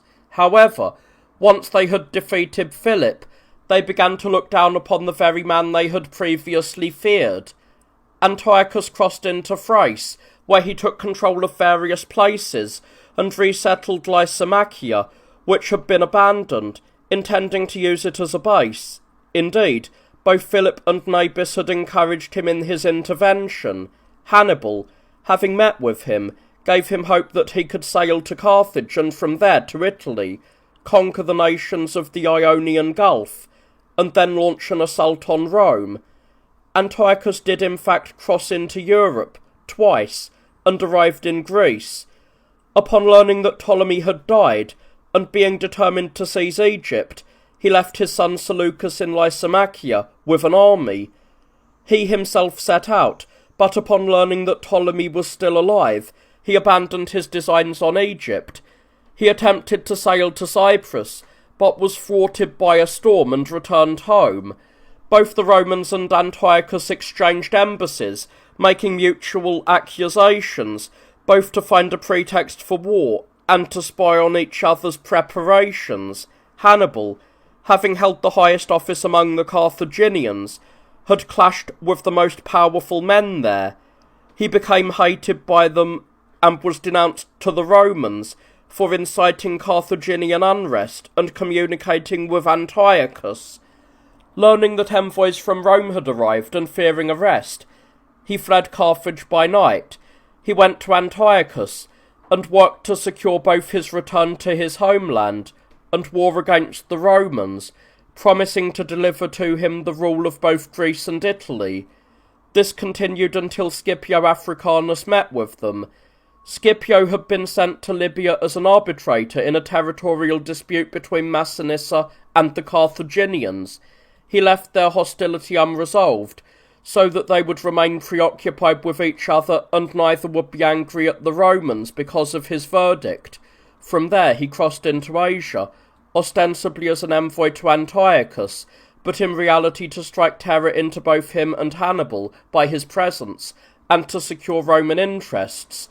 When he arrived, Antiochus no longer paid the same attention to Hannibal. He suspected him of having held secret talks with Scipio, and he was otherwise annoyed that every plan was attributed to Hannibal, and that everyone rested their hopes of victory on him. Because of this, he both envied and feared Hannibal, lest he somehow betray him. He never provided him with an army, nor sent him to Carthage, nor did he use his counsel freely in their gatherings, but rather took pains to ensure that none of his actions appeared to be Hannibal's. A great deal of talk regarding Antiochus reached Rome, causing the Romans no small anxiety. As rumours of him proliferated, some claiming he already held all of Greece, others that he was rushing towards Italy, the Romans sent envoys to Greece, including Flaminius, who had good relations there, to prevent Philip and others from acting rashly. They also appointed generals, Marcus Baebius to Apollonia, in case Antiochus dared to cross into Italy there, and Aulus Attilius against Nabis. Attilius achieved nothing, for Nabis was preemptively killed by the Aetolians in a plot, and Sparta was taken by the Achaeans. Meanwhile, Baebius and Philip secured much of Thessaly. The Macedonian king had remained steadfast in his agreements with Rome, not the least because Antiochus had seized some of his territory in Thrace. Flaminius, travelling through Greece, persuaded some to remain loyal, and induced others who had already defected to return, with the exception of the Aetolians and a few others. The Aetolians had joined Antiochus, and were rallying others to his cause, some willingly and others by force. Antiochus, despite it being winter, hastened to answer the Aetolians' call, and for that reason he did not bring a sufficiently strong force. Nevertheless, he took Chalcis, and with their help won over the rest of Euboea. Upon finding some Romans among the prisoners, he released them all. He spent the winter in Chalcis, where both he and his commanders and soldiers allowed their discipline to erode. Influenced by the general idleness and the passion for a young girl, he turned to a life of luxury, which corrupted the fighting spirit of his men. Those in Rome, learning that he was in Greece and had captured Chalcis, openly declared war. They retained Scipio Nasica to guard Italy, and sent Manius Galabrio to Greece with a large army. Nasica made war against the Boii, while Galabrio drove Antiochus out of Greece. Upon arriving in Thessaly, he secured many territories there alongside Baebius and Philip. He captured Philip of Megalopolis, and sent him to Rome, and he stripped Amiander of his kingdom, giving it to the Macedonian king instead. Antiochus, having remained idle in Chalcis during these events, eventually moved into Boeotia and awaited the Romans at Thermopylae. He believed that the nature of the terrain would compensate for his lack of soldiers. To avoid suffering the same fate as the Greeks who had opposed the Medes there, he sent a detachment of Aetolians to guard the mountain pass. Galabrio, however, cared little for the difficulty of the terrain, and did not delay the battle. He sent his legates, Porcius Cato and Valerius Flaccus, under cover of night to deal with the Aetolians in the passes, while he himself engaged Antiochus at dawn. As long as the fighting was on level ground, Antiochus held his own, but as he retreated to higher ground, his position weakened, until Cato appeared in his rear. Cato had come upon the sleeping Aetolians, killed most of them, and scattered the rest, after which he rushed down to join the main battle. They routed Antiochus and captured his camp. He fled immediately to Chalcis, and upon learning that the consul was advancing, he secretly withdrew to Asia. Galabrio immediately seized Boeotia and Euboea. When the Aetolians in Heraclea refused to surrender, he besieged them. He took the lower city by storm and forced those who had fled to the Acropolis to surrender by treaty. Among the prisoners taken was Democritus, the Aetolian general, who had once refused an alliance to Flaminius.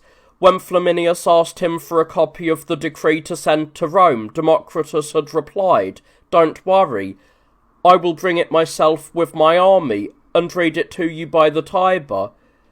While Philip was besieging Lamia, Galabrio arrived, preempted him, and claimed both the victory and the spoils for himself.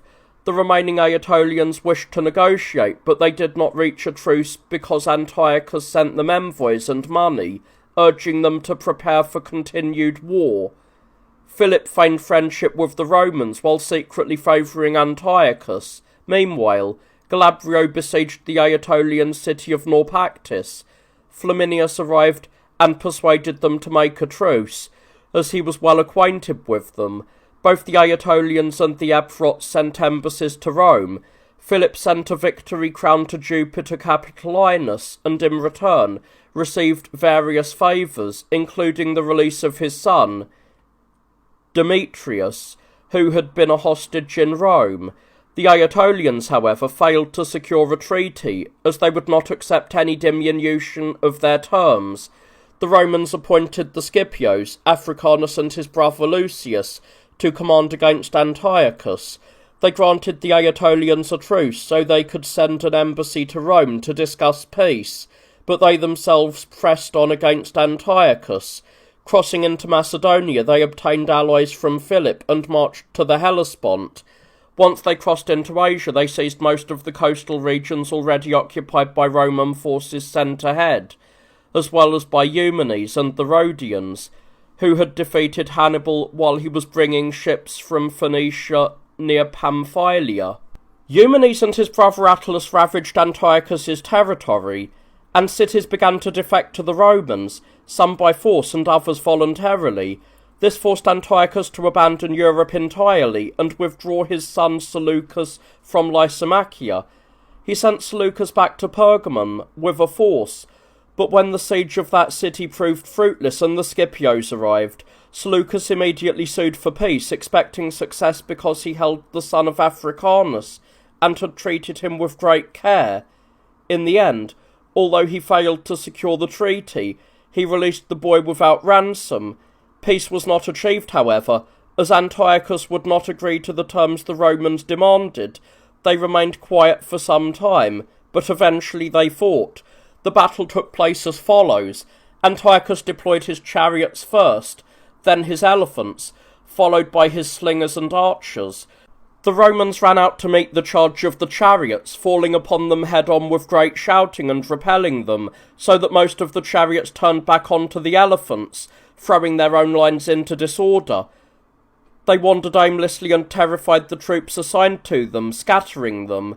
A heavy drenching rain made the archery and sling fire ineffective. A dense thick fog descended, which did not hinder the Romans as they were in control and fighting in close quarters, but it did obscure the vision of their opponents, who relied mostly on cavalry and archery. Frightened and wandering about like men in darkness, they were thrown into confusion. Nevertheless, Antiochus succeeded with his armoured cavalry, routing those who stood against him and pursuing them as far as their camp. He would have taken it had Marcus Aemilius Lepidus, who held the guard, not killed the leading Romans as they approached, refusing to let them stop their fight. As a result, the rest of the Romans turned back from flight, and Lepidus, leading the fresh guards in a sortie, drove Antiochus off. While this was happening, Zeuxis attacked the trenches from another side and entered the camp, beginning to plunder it until Lepidus realised what was happening. Lepidus then saved his own position, while Scipio took Antiochus's camp, finding within it many men, horses, pack animals, silver, gold, elephants, and many other expensive items. Defeated, Antiochus immediately retreated to Syria, and the Greeks in Asia sided with the Romans. After this, a truce was struck after Antiochus sent a herald. Africanus was favourably disposed towards him because of his son, and the consul did not wish to leave the victory to his successor, who was nearly arrived. Thus, they demanded no more of Antiochus than they had requested before the battle. Gnaeus Manlius, who succeeded to the command, was not satisfied with these terms, and demanded more. He ordered him to give hostages, including his son Antiochus, and to surrender all deserters, including Hannibal. Antiochus obeyed everything, even against his will. However, he was unable to hand over Hannibal, who had fled beforehand to Prusius, the king of the Bithynians. Antiochus sent envoys to Rome regarding these matters, and concluded the truce. Lucius Scipio was praised for his victory and received the title of Asiaticus, just as his brother had been called Africanus for controlling Carthage, and becoming the most powerful man in Africa. Such men, who had achieved such heights of glory through their virtues, were handed over to the courts and the people not long after. Lucius was convicted, allegedly for misappropriating much of the spoils, and Africanus was charged with making too lenient a treaty out of favour for his son, though the true motive was envy. That they were innocent is shown by many things, not least the fact that when Asiaticus's estate was confiscated, no more property was found than he had possessed beforehand, and that no one voted against Africanus after he retired to Liternum before the vote, and remained there until his death. Manlius then brought Pisidia, Lycaonia, Pamphylia, and much of Asian Galatia under his control. There is a branch of that people there descended from those in Europe. Having once taken Brennus as their king, they overran Greece and Thrace, and from there crossed into Bithynia, where they carved out parts of Phrygia, Paphlagonia, the Mysia near Olympus, and Cappadocia, settling among them. They now constitute their own distinct nation, bearing the name of the Galatians. These people caused trouble for Manlius, but he defeated them as well, capturing the city of Ankara by assault, and bringing the others to terms through negotiation. Having accomplished this, and having received a substantial sum of money from Ariarathes, the king of the Cappadocians, in return for peace, he departed for home. The Aetolians, having sent envoys to Rome for a second time to discuss peace, were stirring up trouble again. Consequently, the Romans dismissed the envoys immediately and entrusted the management of Greece to Marcus Fulvius. He first marched against the city of Ambracia, which was large and had once been the royal seat of Pyrrhus, but was then held by the Aetolians. He began to besiege it. The Aetolians negotiated with him for peace, but when he refused to grant a truce, they sent a contingent of troops into Ambracia. The Romans attempted to capture the city through a tunnel, digging from a distance. For a time, they remained hidden from the besieged, but once the pile of excavated earth grew, the defenders suspected what was happening. Not knowing where the digging was taking place, they placed a bronze shield against the floor through the city wall, and by resonance they located the spot and dug a counter-tunnel from within, meeting the Romans and engaging in substantial subterranean battle. Eventually, they devised the following strategy.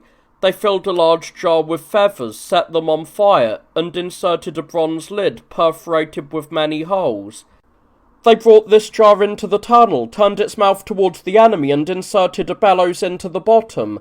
By pumping it, they produced a thick, noxious smoke from the feathers, which none of the Romans could endure. Consequently, the Romans abandoned the effort, granted a truce, and lifted the siege.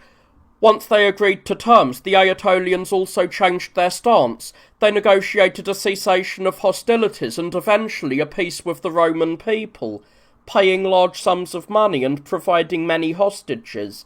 Fulvius then brought Cephallenia under his control by agreement, and settled the unrest in the Peloponnese. Later, during the consulship of Gaius Flaminius and Aemilius Lepidus, Antiochus died, and was succeeded by his son Seleucus. Not long after, the latter also died, and the younger Antiochus, who had been a hostage in Rome, became king. Philip attempted to cause trouble because he had been deprived of certain cities in Thessaly, as well as Anus and Maronia, but he was unable to do so, due to his old age, and the circumstances surrounding his son. Certain Gauls crossed the Alps and intended to build a city within their borders. Marcus Marcellus stripped them of their arms and all their possessions, but the Romans, after the Gauls sent an embassy, returned everything on the condition they depart immediately. At that time, Hannibal also died. Envoys had been sent from Rome to Prusius, the ruler of Bithynia, for various reasons, including to demand that he surrender Hannibal, who was staying with him. Hannibal learned of this beforehand, and being unable to escape, he took his own life. A prophecy had once told him he would die in the land of Libissa. He had expected to die in his native Libya, but it happened that he died in a place called Libissa. Scipio Africanus also passed away at that time. Philip, the king of Macedon, died after killing his son Demetrius and intending to murder his other son, Perseus. Because Demetrius had become dear to the Romans during his time as a hostage, and because both he and the rest of the Macedonians expected him to succeed Philip, Perseus, being the elder, grew envious. He slandered Demetrius, accusing him of conspiring against his father. Demetrius was forced to drink poison and died. Philip, realizing the truth not long after, wanted to punish Perseus, but he was unable to do so before he himself passed away, and Perseus succeeded him on the throne. The Romans confirmed Perseus's position and renewed the friendship they held with his father. In the years that followed, some incidents occurred, but they were not so significant as to be worth recording. Later, however, Perseus made himself an enemy of the Romans. To delay the war until he could prepare, he sent envoys to Rome, ostensibly to defend himself against the accusations made against him. The Romans refused to admit them inside the walls. They conducted the audience outside the city, and gave them no answer other than that they would send a consul with whom they could discuss whatever they wished. They made the envoys leave that very day, providing escorts to ensure they did not meet with anyone, and forbade Perseus from ever entering Italy again. The Romans subsequently sent the praetor, Gnaeus Sicinius, with a small force, as they had not yet prepared a large one. Perseus marched into Thessaly, and brought most of it under his control. When spring arrived, they sent Licinius Crassus against him, along with Gaius Lucretius as commander of the fleet. Crassus first engaged Perseus near Larissa in a cavalry battle, and suffered a setback. Later, however, he prevailed, forcing Perseus to retreat into Macedonia. Crassus attacked the Greek cities held by Philip. He was repelled from most of them, though he captured a few, which he razed and sold the inhabitants into slavery. When those in Rome heard of this, they were indignant. They later fined Crassus, liberated the conquered cities, and brought back those who had been sold and were found in Italy from their purchasers. The Romans did these things, but in the war against Perseus they faced many significant misfortunes. Their forces struggled in many places, and Perseus held most of Epirus and Thessaly. They had gathered a large army, and had trained a phalanx of hoplites against the Roman elephants, arming their shields and helmets with sharp iron spikes. To prevent his horses from being frightened, he constructed artificial elephants, which emitted a terrible odour from a special ointment, and were fearsome to see and hear, as they were designed to emit a thundering sound, and trained the horses against them, until they were accustomed to them. Perseus grew highly confident from this, and hoped to surpass Alexander in glory, and the extent of his empire. Upon learning this, the Romans urgently sent the consul, Marcius Philippus. He arrived at the camp in Thessaly and drilled the Romans and their allies so effectively that Perseus grew fearful, and remained inactive at Dium in Macedonia, guarding the mountain passes. Emboldened by this, Philippus crossed through the centre of the mountains and occupied some of Perseus's territory. Advancing towards Pydna, he ran short of supplies and returned to Thessaly. Perseus regained his courage, recovered the territory Philippus had occupied, harassed the Romans with his fleet, won over allies, and hoped to expel the Romans from Greece entirely. However, his excessive and ill-timed stinginess, and the resulting neglect of his allies, made him weak again. As Roman fortunes waned, and his own grew, he grew arrogant, believing he no longer needed his allies, and withheld the money he had promised them. His enthusiasm blunted, and some abandoning him entirely, he fell into such despair that he begged for a truce. He might have succeeded through the mediation of Eumenes, had not the Rhodians joined the embassy. They spoke so haughtily to the Romans that they prevented him from obtaining the truce. The war against Perseus was entrusted to Aemilius Paulus, who was serving his second consulship. Paulus hastened to Thessaly, secured his lines of communication, and forced his way through the pass of Tempe, which was only lightly guarded, to strike at Perseus. Perseus had blocked the Alpius River, which lay between them, and had reinforced the entire area between Mount Olympus and the sea with stone walls, palisades, and fortifications. He felt confident, relying also on the lack of water in that region. The consul, however, attempted to push through regardless, and found a solution to the water shortage. By digging into the sand at the foot of Mount Olympus, he discovered an abundant supply of potable water. At this juncture, Rhodian envoys arrived, displaying the same arrogance they had shown previously in Rome. Paulus dismissed them without any answer other than that he would give them a reply in a few days. Finding that a direct assault on the fortifications yielded no results, and having learned that the mountains were passable in certain places, he sent a detachment of troops to seize the most difficult approach, which was lightly guarded due to its inaccessibility. Paulus himself engaged Perseus with the remainder of his army to prevent him from suspecting anything and strengthening his mountain defences. Once the heights were captured during the night, Paulus attacked the mountains. By moving in secret in some places and using force in others, he crossed them. When Perseus learned of this, he feared that Paulus would fall upon his rear or seize Pydna, especially since the Roman fleet was simultaneously patrolling the coast. So he abandoned his position at the river and rushed to Pydna, where he encamped before the city. Paulus also arrived, though he did not engage immediately, passing several days without battle. Paulus, having learned beforehand that an eclipse of the moon was imminent, gathered his army in the evening, when the eclipse was to occur, and warned them of what was to happen, advising them not to be alarmed. The Romans, upon seeing the eclipse, suspected nothing ill, but the Macedonians were filled with fear, and interpreted the omen as a sign directed against Perseus. When the two armies were in this state, a chance incident the next day sparked a battle without a formal declaration, bringing the war to an end.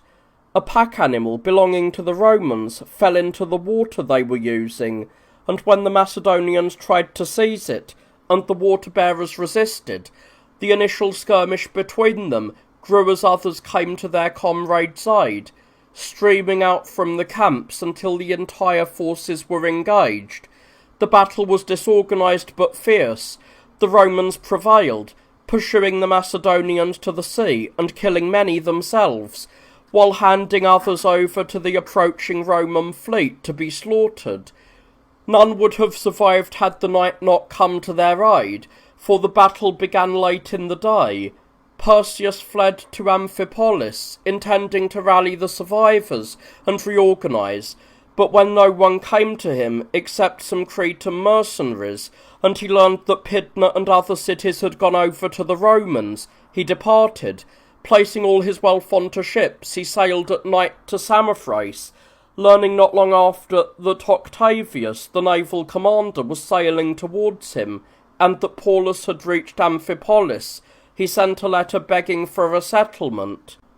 Because he titled himself king in the letter, he did not even receive a reply. Later, when he sent a letter without that title, Paulus accepted the discussion regarding a truce, but declared that there would be no settlement unless Perseus surrendered himself and all of his possessions to the Romans. Consequently, no agreement was reached. After this, when the Romans demanded the surrender of a Cretan named Evander, a man who had served him well and was his most trusted adviser, Perseus did not hand him over, fearing he would reveal everything he knew. Instead, he secretly killed him, and claimed that Evander had taken his own life. His remaining companions, fearing his treachery, and well aware of what had happened, began to desert him. Fearing he would be handed over to the Romans, Perseus attempted to flee by night. He would have succeeded in reaching the Thracian chieftain, Cotys, had the Cretans not abandoned him, loading his wealth onto ships and sailing for home. For some days, Perseus hid in place, with his son Philip, but when he learned that Octavius had captured his other children and his attendants, he surrendered voluntarily. When he was brought to Amphipolis, Paulus did him no harm. Instead, he treated him with courtesy, had him eat at his own table, kept him under guard without chains, and provided for him. Afterwards, Perseus was taken to Italy by way of Epirus.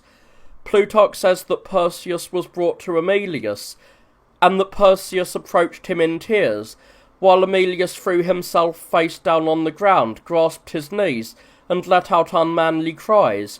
Looking at him with a pained expression, Emilius said, "Why, wretch, do you act in this way? By doing so, you make it appear that your misfortune is not unearned, and that you have shown yourself unworthy not only of your current fate, but of your former fortune as well. Why do you cast down my victory and belittle my achievement by showing yourself to be a spiritless adversary, unworthy of the Romans? Valour in the face of misfortune carries great wealth even among one's enemies, but cowardice, even for those who are prosperous, is always the most shameful thing of all." At the same time, the praetor Lucius Anicius, having been sent against Gentius, defeated those who encountered him, and after pursuing the fleeing Gentius, shut him up in Scodra, where his royal palace was located. He would have besieged it in vain, for it was built on a mountain spur, surrounded by deep ravines with rushing rivers, and encircled by a strong wall. Had Gentius not placed great hope in his own forces, and voluntarily marched out into battle, consequently, Anicius seized his entire kingdom, and advancing as far as Epirus, before Paulus could arrive, brought that region to order as well. The people in Rome learned of Paulus's victory 4 days after the battle through rumour, though they did not fully believe it. Later, when letters regarding the victory were delivered from Paulus, they were overjoyed.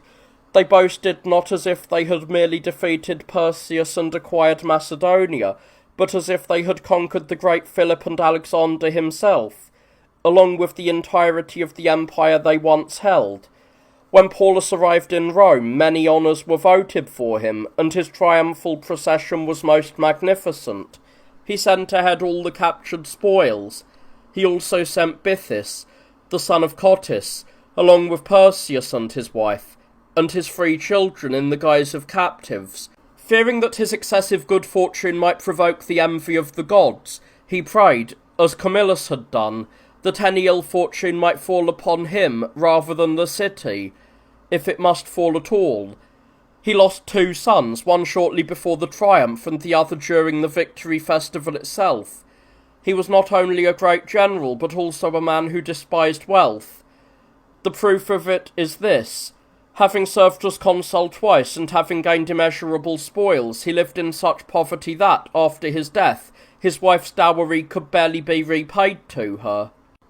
Among the captives, Bythus was given as a gift to his father, while Perseus was settled in Alba with his children and attendants.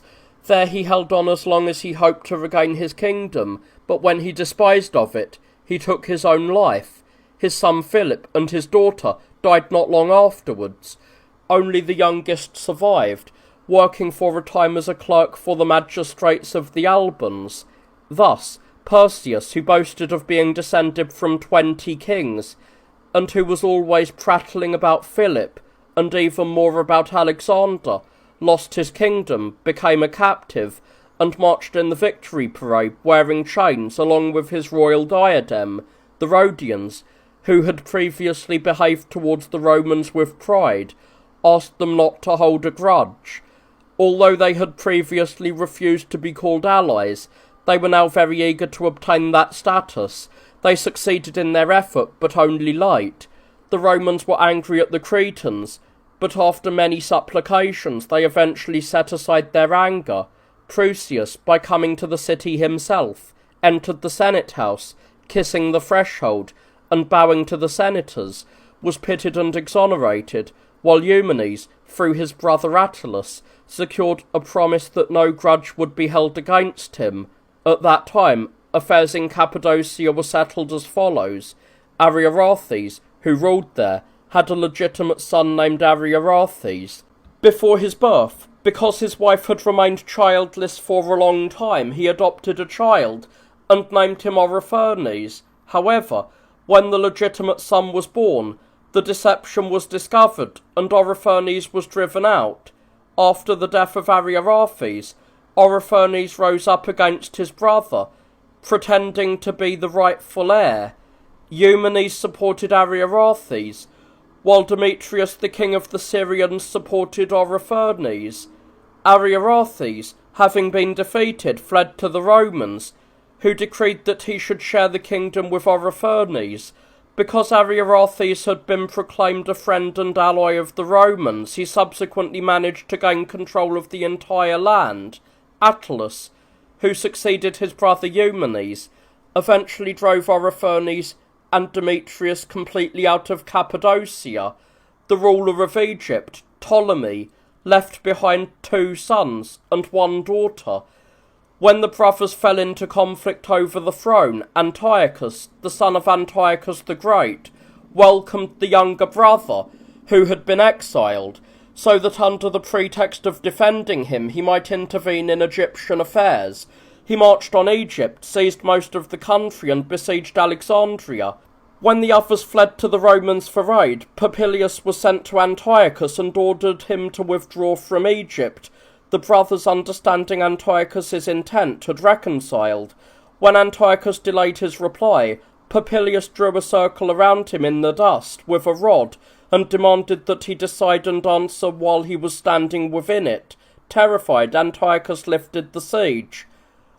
Once the external threat was removed, the Ptolemies, as both brothers were called, fell into conflict again. They were then reconciled by the Romans on the condition that the elder brother keep Egypt and Cyprus, while the younger brother hold the regions around Cyrene, for these territories belonged to the Egyptians at that time. The younger brother, resenting the reduction of his portion, went to Rome and managed to obtain Cyprus from them as well. The elder brother then reached a new agreement with the younger, giving him certain cities in exchange for Cyprus, and stipulating that he pay a tribute in money and grain. When Antiochus died shortly thereafter, leaving his kingdom to his child namesake, the Romans confirmed the boy's position, and sent 3 commissioners as his supposed guardians, for he was still young. Discovering elephants and triremes in violation of their treaties, they ordered all the elephants to be slaughtered, and managed other affairs for Rome's benefit. For this reason, Lysias, to whom the guardianship of the king had been entrusted, incited the populace to expel the Romans and to kill Gaius Octavius. After these events occurred, Lysias immediately sent envoys to Rome to apologise for what had been done. Meanwhile, Demetrius, the son of Seleucus and cousin of the child Antiochus, who was a hostage in Rome at the time of his father's death, and had been deprived of the throne by his uncle Antiochus, learned of his uncle's death, and requested his ancestral throne. The Romans, however, neither helped him obtain it, nor permitted him to leave Rome. Though frustrated, he kept quiet for a time. When the events regarding Lysias took place, he delayed no longer, but fled. From Lycia he wrote to the Senate, claiming his advance was not against his cousin Antiochus, but against Lysias, to avenge Octavius.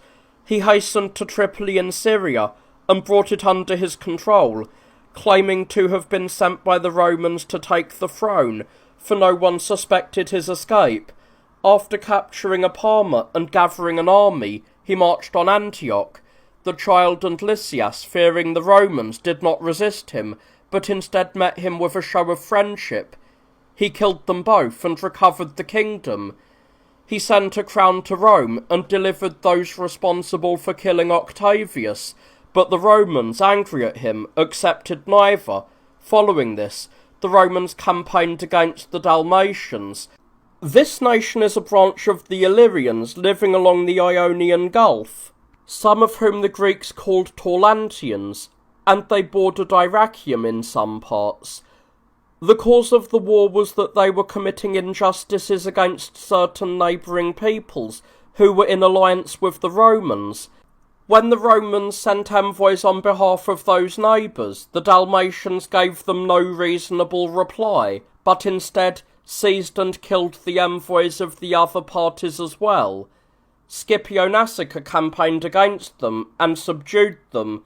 He captured their cities and sold the captives into slavery.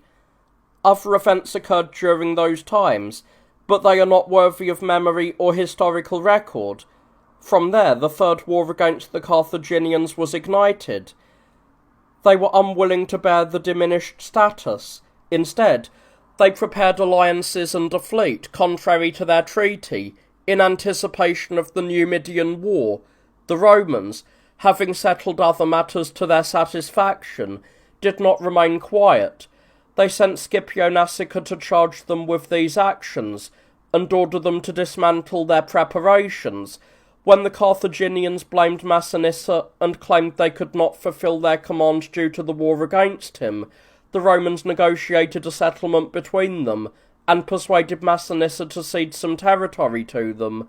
When the Carthaginians would not listen any further, the Romans waited a short time, and as soon as they learned the Carthaginians had been defeated in a great battle by Massinissa, they immediately voted for war against them. Upon learning this, the Carthaginians, finding themselves in a dire situation, grew fearful. They sent envoys to Rome seeking an alliance, for other neighbouring tribes were also attacking them, and they feigned a willingness to yield to the Romans in everything. As they had no intention of abiding by the treaty, they promised anything easily.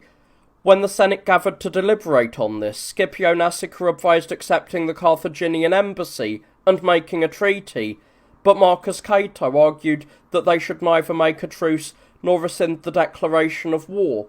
The senators received the plea of the envoys, promised them a treaty, and demanded hostages. Lucius Marcius and Marcus Manlius went to Sicily, where they received the hostages that had been sent there. They sent the hostages to Rome and quickly occupied Africa. After encamping, they summoned the Carthaginian authorities. When they arrived, the consuls did not reveal all their demands at once, fearing that if the Carthaginians knew the full extent, they might enter the war while their resources were still intact. First, they requested grain and received it. Then they demanded triremes and siege engines, and finally they asked for weapons. Having obtained everything, they, knowing the Carthaginians had other preparations hidden away, finally ordered them to tear down their city and build another one inland, without walls, 80 stades from the sea. At this, the Carthaginians were moved to tears. They lamented as if they had already been conquered, and begged the consuls not to force them to be the executioners of their own homeland. When they achieved nothing, being told either to do as they were commanded, or to take up the war, many of the envoys remained with the Romans, believing the Carthaginians were already defeated. The rest departed and killed some of their own leaders for not choosing the war from the beginning, slaughtering the Romans found within the city walls, and rushing to prepare for war. They freed all their slaves, recalled their exiles, elected Hasdrubal as general once again, and prepared weapons, engines, and triremes. As the war pressed upon them, and they risked being enslaved, they provided everything they needed with incredible speed. They spared nothing, melting down statues for bronze, and using the hair of their women to make ropes. The consuls, initially hoping to capture them quickly since they were supposedly unarmed, had prepared only ladders to scale the wall. When they attacked and saw the Carthaginians armed and equipped for a siege, they turned to building engines. They constructed them under dangerous conditions as Hasdrubal harassed their woodcutters with ambushes, and then approached the city. Manlius attacked from the mainland, but caused no harm, while Marcius attacked from the sea by the marshes, and shook part of the wall, but did not break inside. The Carthaginians repelled those forcing their way in, and by night they sortied through the breaches, killing many men, and burning most of the siege engines. However, they were not allowed to forage in the countryside for long by Hasdrubal and the cavalry, and Massinissa did not provide them with any aid, for he had not been summoned at the beginning of the war, and when he had offered to fight Hasdrubal then, they did not permit it. The consuls, due to these events, and because their navy had been weakened by its long stay in the lagoon, lifted the siege. Marcius, having attempted to achieve something by sea, or to harass the coast, achieved nothing, and sailed for home. On his return trip he seized Aegimurus. Manlius marched into the interior, but being harassed by Himilco, the Carthaginian cavalry commander, whom they also called Phemias, he returned to Carthage.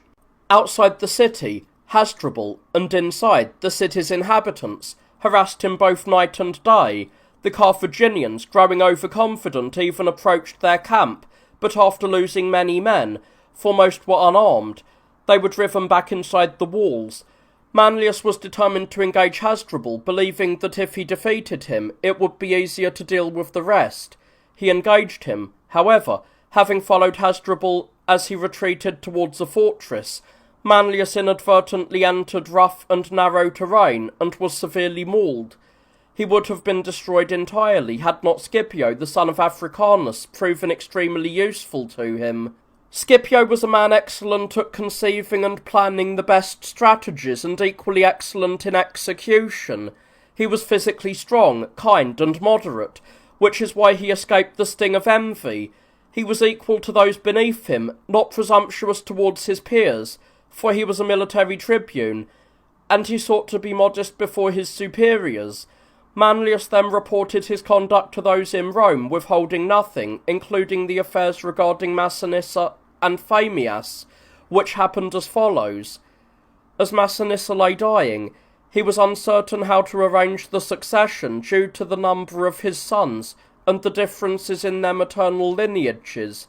Therefore, he summoned Scipio for advice.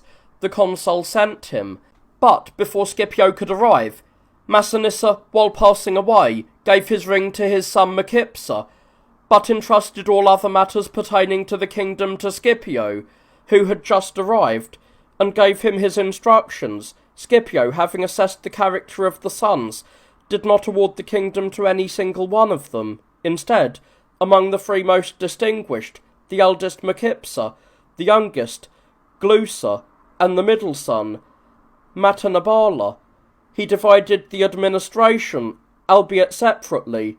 To the eldest, who was a businessman and loved wealth, he entrusted the administration. To the next, who was a judge, he delegated the adjudication of disputes, and to Glusa, who was a warrior, he handed over the military forces.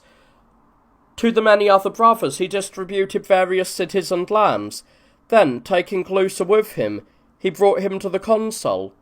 At the beginning of spring, they campaigned against the Carthaginian allies, and many of them, especially through Scipio's effort, were brought to heel, either by force or by negotiations. When Phemias, despairing of the Carthaginian cause, sided with the Romans, and entered into discussion with Scipio, they all marched against Hasdrubal. They remained near his fortress for several days, but when supplies ran low, they withdrew in good order. As they were still stationed there, Phemias attacked them as if to give battle, but during the action, he defected with some cavalry. From there, Manlius went to Utica to rest, while Scipio led Phemias to Rome. Scipio was praised for this, and Phemias was so honoured that he was permitted to sit with the Senate in the Senate House. At that time, events regarding Prusius also occurred. Being old and harsh in character, he feared the Bithynians would cast him from the throne in favour of his son Nicomedes. Under some pretext, he sent his son to Rome, and ordered him to live there. When he plotted against his son while he was residing in Rome, seeking to kill him, some Bithynians had travelled to Rome, smuggling Nicomedes out, brought him to Bithynia, murdered the old man, and proclaimed the son king.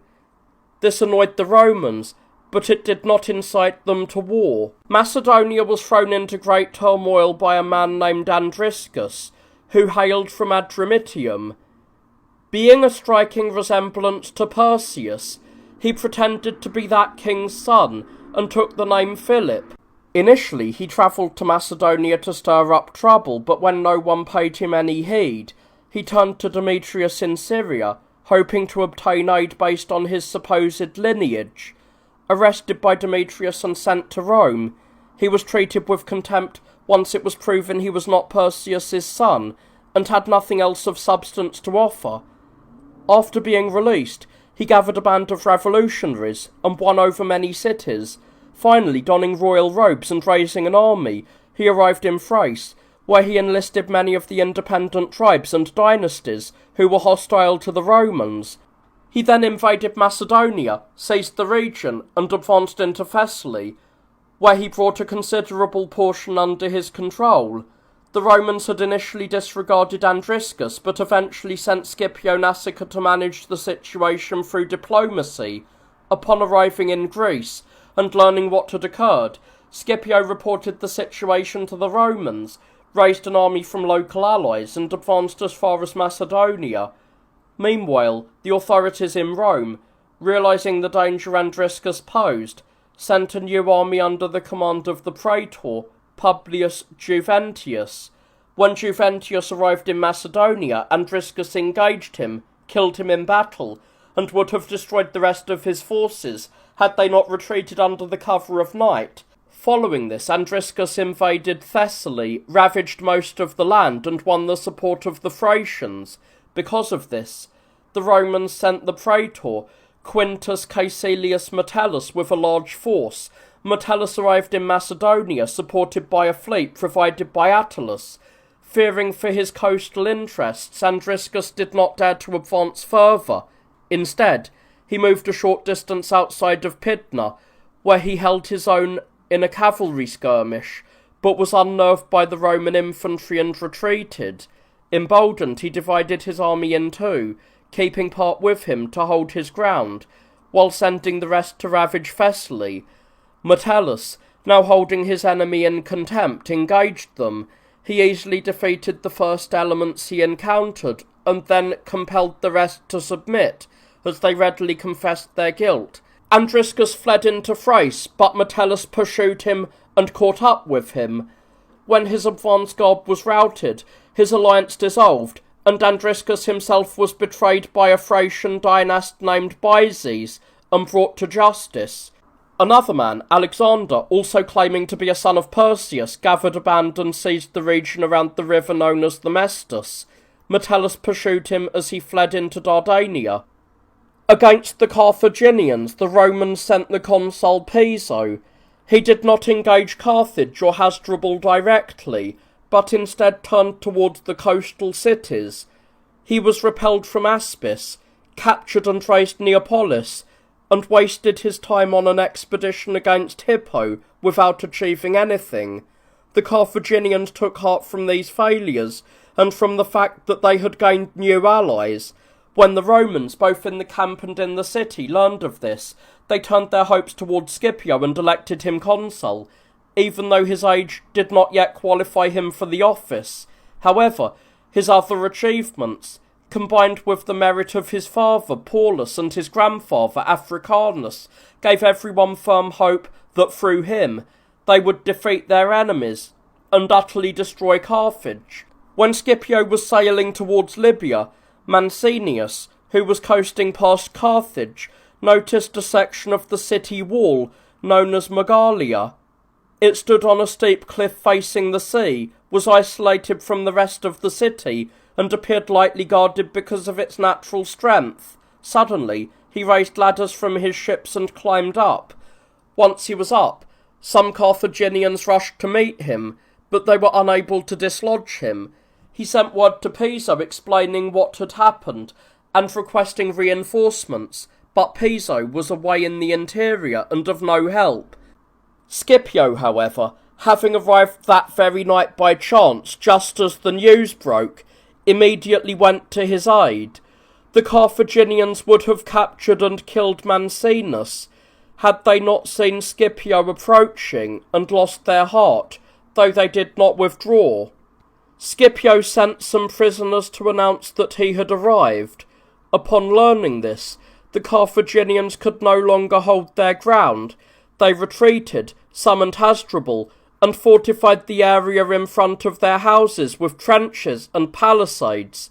Scipio left Mancinius to guard Megalia, while he himself set off to join Piso and the main force to conduct operations. He returned quickly with his lightest troops, and found that Hasdrubal had entered Carthage, and was attacking Mancinius fiercely. Scipio arrived and broke the attack. Once Piso arrived, Scipio ordered him to encamp outside a certain gate and sent other soldiers to a postern gate, far from their position, giving them their orders. Under cover of midnight, Scipio took the cream of his army, used deserters as guides, and entered the city walls. He slipped through the postern gate, cut the bolt, brought in the troops waiting outside, and slaughtered the guards. He then hurried towards the gates where Piso was positioned, routing the few guards holding the interior posts, so that Hasdrubal learned what had happened at the same time he saw nearly the entire Roman force already inside. The Carthaginians resisted for a time, then abandoned the rest of the city, and fled to Cotho and the Bursa. Hasdrubal then killed all the Roman captives so that, having lost all hope of mercy, the Carthaginians would resist more stubbornly. He also executed many of his own countrymen for suspected treachery. Scipio surrounded and besieged them, though he did not take them quickly. The walls were strong, the defenders were numerous, and they fought fiercely within the cramped space, and they had abundant grain.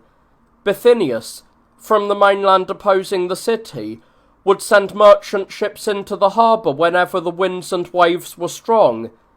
Scipio conceived and executed a great project to counter this. He blocked the narrow harbour entrance. It was a difficult and arduous task, but it was completed through sheer numbers. The Carthaginians tried to prevent the work, and many battles took place there, but they could not stop the blockage. With the harbour entrances closed, the Carthaginians were terribly pressed by famine. Some deserted, others died where they stood, and some even resorted to eating the dead. Hasdrubal, in despair, sent envoys to Scipio for a truce. He might have obtained mercy, had he not also tried to negotiate safety and freedom for everyone else.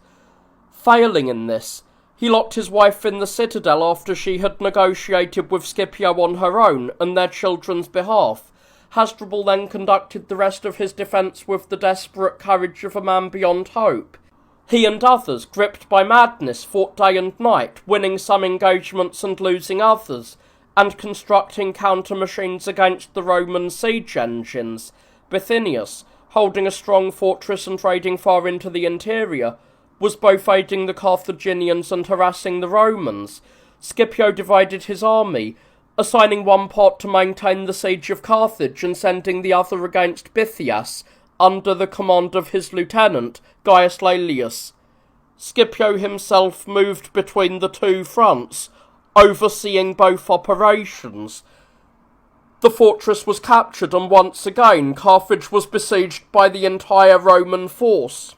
The Carthaginians, despairing that they could no longer defend either wall, retreated into the Bursa precinct, as it was the most fortified area. Moving wherever they could, they set fire to the naval arsenal and most of their other property by night, to deprive the enemy of their use. When the Romans realised what was happening, they seized the harbour and advanced upon the Bursa. Taking possession of the houses on either side, some Romans moved from roof to reach the buildings ahead, while others tunnelled through the walls below, until they reached the citadel itself. Once they arrived there, the Carthaginians no longer resisted, but sent out heralds to sue for peace, with the exception of Hasdrubal. He, along with the deserters, for Scipio would grant them no terms, fled into the temple of Asclepius with his wife and children. From there, he defended himself against those attacking him, until the deserters set fire to the temple and climbed onto the roof, awaiting the final necessity of the flames. Only then, defeated, did Hasdrubal approach Scipio as a supplicant. Seeing him begging, his wife called him by name, reproached him for securing his own safety while denying her the chance to negotiate, and then cast her children into the flames, and threw herself in after them. Having thus captured Carthage, Scipio wrote to the Senate, "Carthage has fallen. What then do you command?" Upon reading this, they deliberated on the proper course of action. Cato argued for razing the city and obliterating the Carthaginians, while Nasica advised showing mercy. The Senate was drawn into intense debate until someone remarked that, if for no other reason, they should spare the Carthaginians for their own sake. so that by having adversaries, they might exercise their own virtue and not turn to luxury and pleasure. Once they had removed the rivals capable of forcing them to practice the art of war, the Romans might become inferior through a lack of training, having no worthy opponents.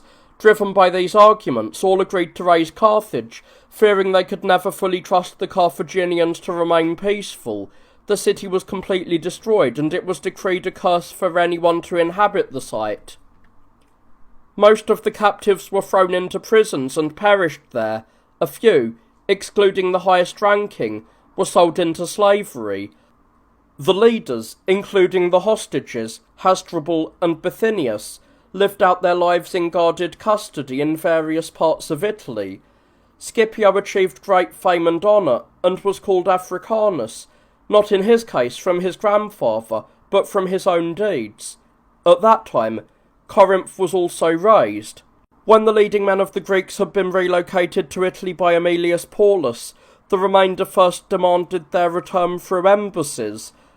When they were denied, and some of the men themselves committed suicide in despair of ever returning home, the Greeks were deeply distressed, held public mourning, and grew angry at those among them who favoured the Romans. However, they did not openly display their hostility until the survivors among those men were finally sent back. Then, those who had been wronged, and those who possessed property belonging to others, fell into conflict and went to war. The Achaeans began the dispute, accusing the Lacedaemonians of being responsible for their misfortunes. When the Romans sent mediators, the Achaeans refused to be persuaded and rushed into war, placing Critolaus at their head. Fearing that they might also attack Macedonia, as they had already entered Thessaly, Metellus moved to meet them and routed them. After the fall of Critolaus, the Greeks were divided into two factions. Some leaned towards peace and laid down their arms, while others continued to resist, entrusting their affairs to Diaeus. When the authorities in Rome learned of this, they sent Mummius to deal with them. He relieved Metellus and took command of the war himself, after suffering a minor setback when part of his army was caught in an ambush, and after Diaeus had chased the fleeing soldiers all the way to their own camp. Mummius counterattacked, routed him, and advanced to the Achaean rampart. Diaeus gathered a larger force and attempted to engage them, but when the Romans did not come out to fight, he grew overconfident and moved into the hollow ground between the two camps. Seeing this, Mummius secretly dispatched some cavalry to strike them on the flank. When they attacked and threw the Greeks into disorder, Mummius led his phalanx in a direct assault, killing many. Following this, Diaeus, despairing, took his own life. Those who survived the battle were scattered, the Corinthians throughout the countryside, and the others fleeing to their homes. Thinking that everyone had been destroyed, the Corinthians within the city walls abandoned it, and Mummius took the empty city without a fight. Afterwards, he brought the Corinthians and the rest of the Greeks under his control without difficulty. Initially, he stripped them of their arms, seized their votive offerings from their temples, as well as their statues, paintings, and everything else of decorative value. Later, however, when commissioners, including his father and others, were selected to reorganize the affairs of the conquered, they tore down the walls of certain cities, and granted freedom and autonomy to all except the Corinthians. As for Corinth, he sold its inhabitants into slavery, confiscated the territory for the public treasury, and razed all the walls and buildings, fearing that, as it was such a great city, people might congregate there again. To ensure that no one escaped, and that no other Greek was sold as a Corinthian, he called together all who were present before announcing his decision. Having surrounded them with his soldiers, he announced the freedom of the others, and the enslavement of the Corinthians. He then ordered all those standing together to take hold of their respective groups, thus making the distinction clear. Corinth was destroyed in this manner, and while the rest of Greece suffered initially from massacres and financial exactions, they subsequently enjoyed such peace and prosperity that it was said that if they had not been conquered when they would not have survived. Carthage and Corinth, those ancient powers, met this end at the same time. Much later, they received Roman colonies, flourished once more, and returned to their former state. I have compiled the events recorded up to this point concerning the Romans from the works of ancient men who documented these things in earlier times, and I have inserted them into this summary.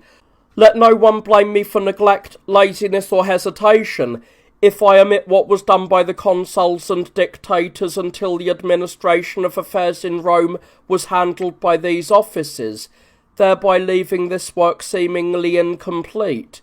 I have not overlooked the remaining events out of ease, nor have I intentionally left the labour half finished.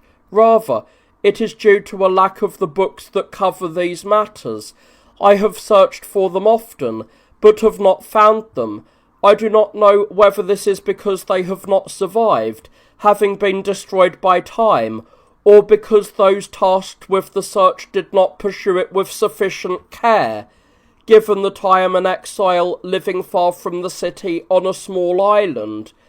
Because I could not access those books, the history here remains half finished as far as the deeds of the consuls and dictators is concerned. I shall therefore pass them over, however reluctantly, and write of the emperors, having provided a brief introduction, so that it may be clear to those reading this work how the Romans shifted from an aristocracy or democracy to autocratic rule, and also so that the narrative may maintain its continuity.